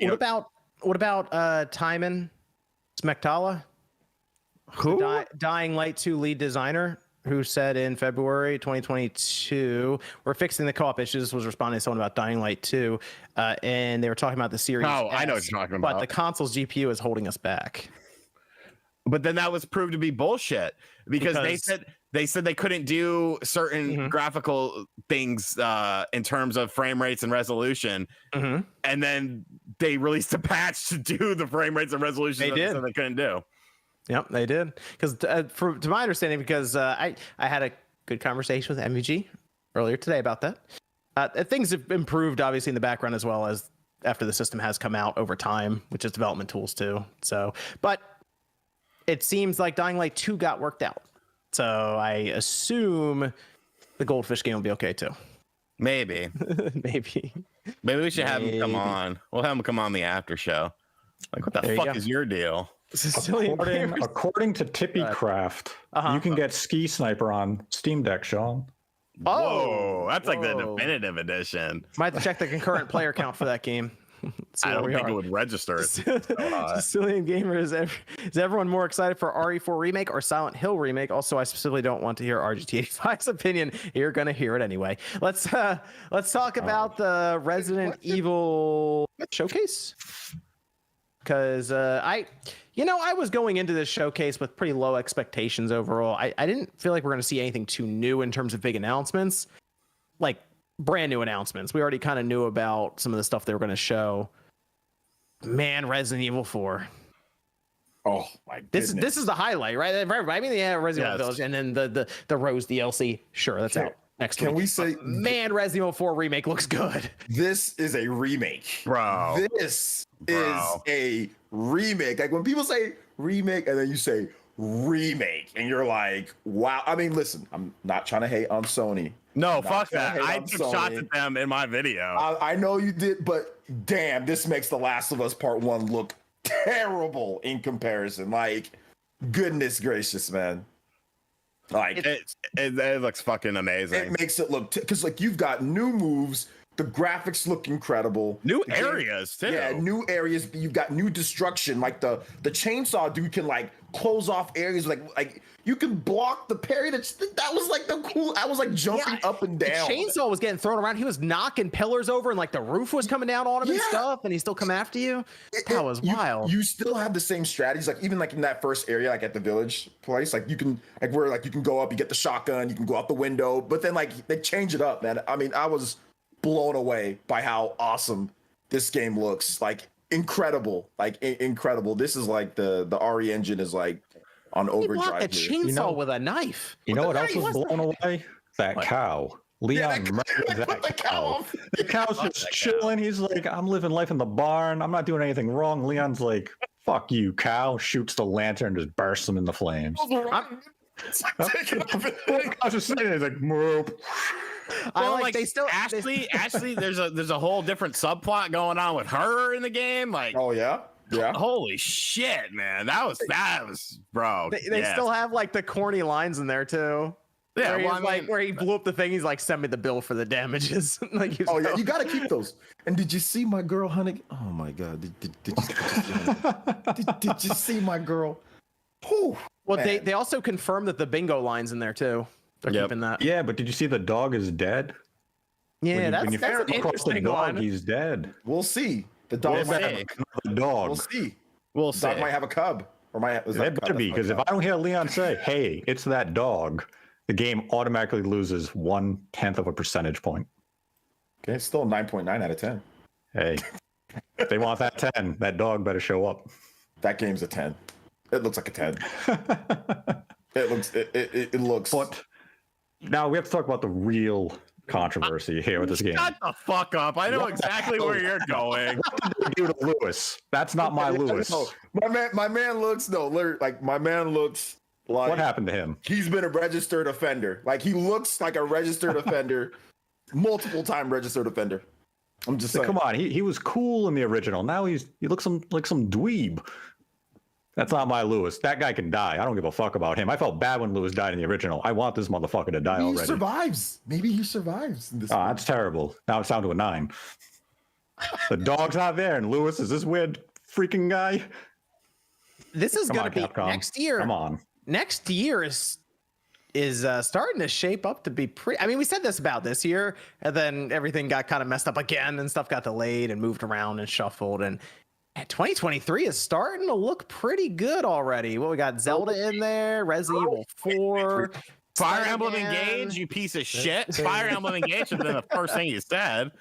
Dead Space. Dead Space. Spider-Man's going to be in there. Octopath Traveler 2 is Persona 3 and 4, and also One Piece Odyssey, which looks fantastic for One Piece. Can't be worse than the last one. We're on our way. Straw Hat fan. Yeah. Huge Straw Hat fan. That anime is the fans. The amount of fans for that anime is ridiculous. By the way, considering how many episodes there are. I said, hey, maybe I'll check it out. Someone was like, "There's 1,200 episodes." I was like, "Yeah, maybe someday." That was it. I know a YouTube channel that watches them though. He could catch you up to speed.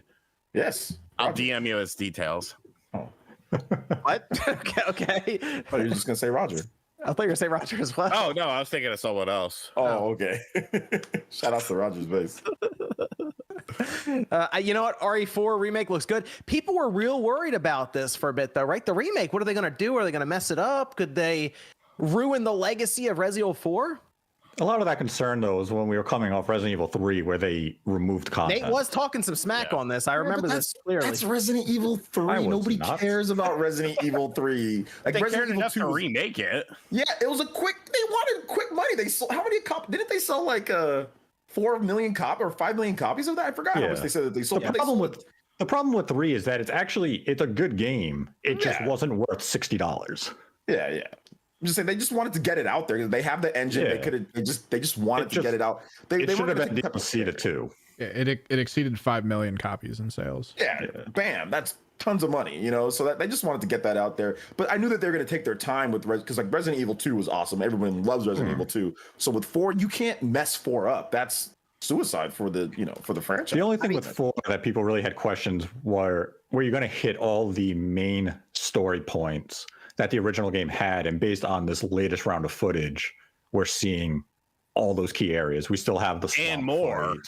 We're seeing that they are expanding upon it. So they're definitely looking to the original, paying respect to it, expanding upon it, and making this a more fuller, coherent game, while retaining that campy, weird one-liners that Leon's going to deliver. I mean, let's get real for a second here. Will this game be the best-selling Resident Evil game?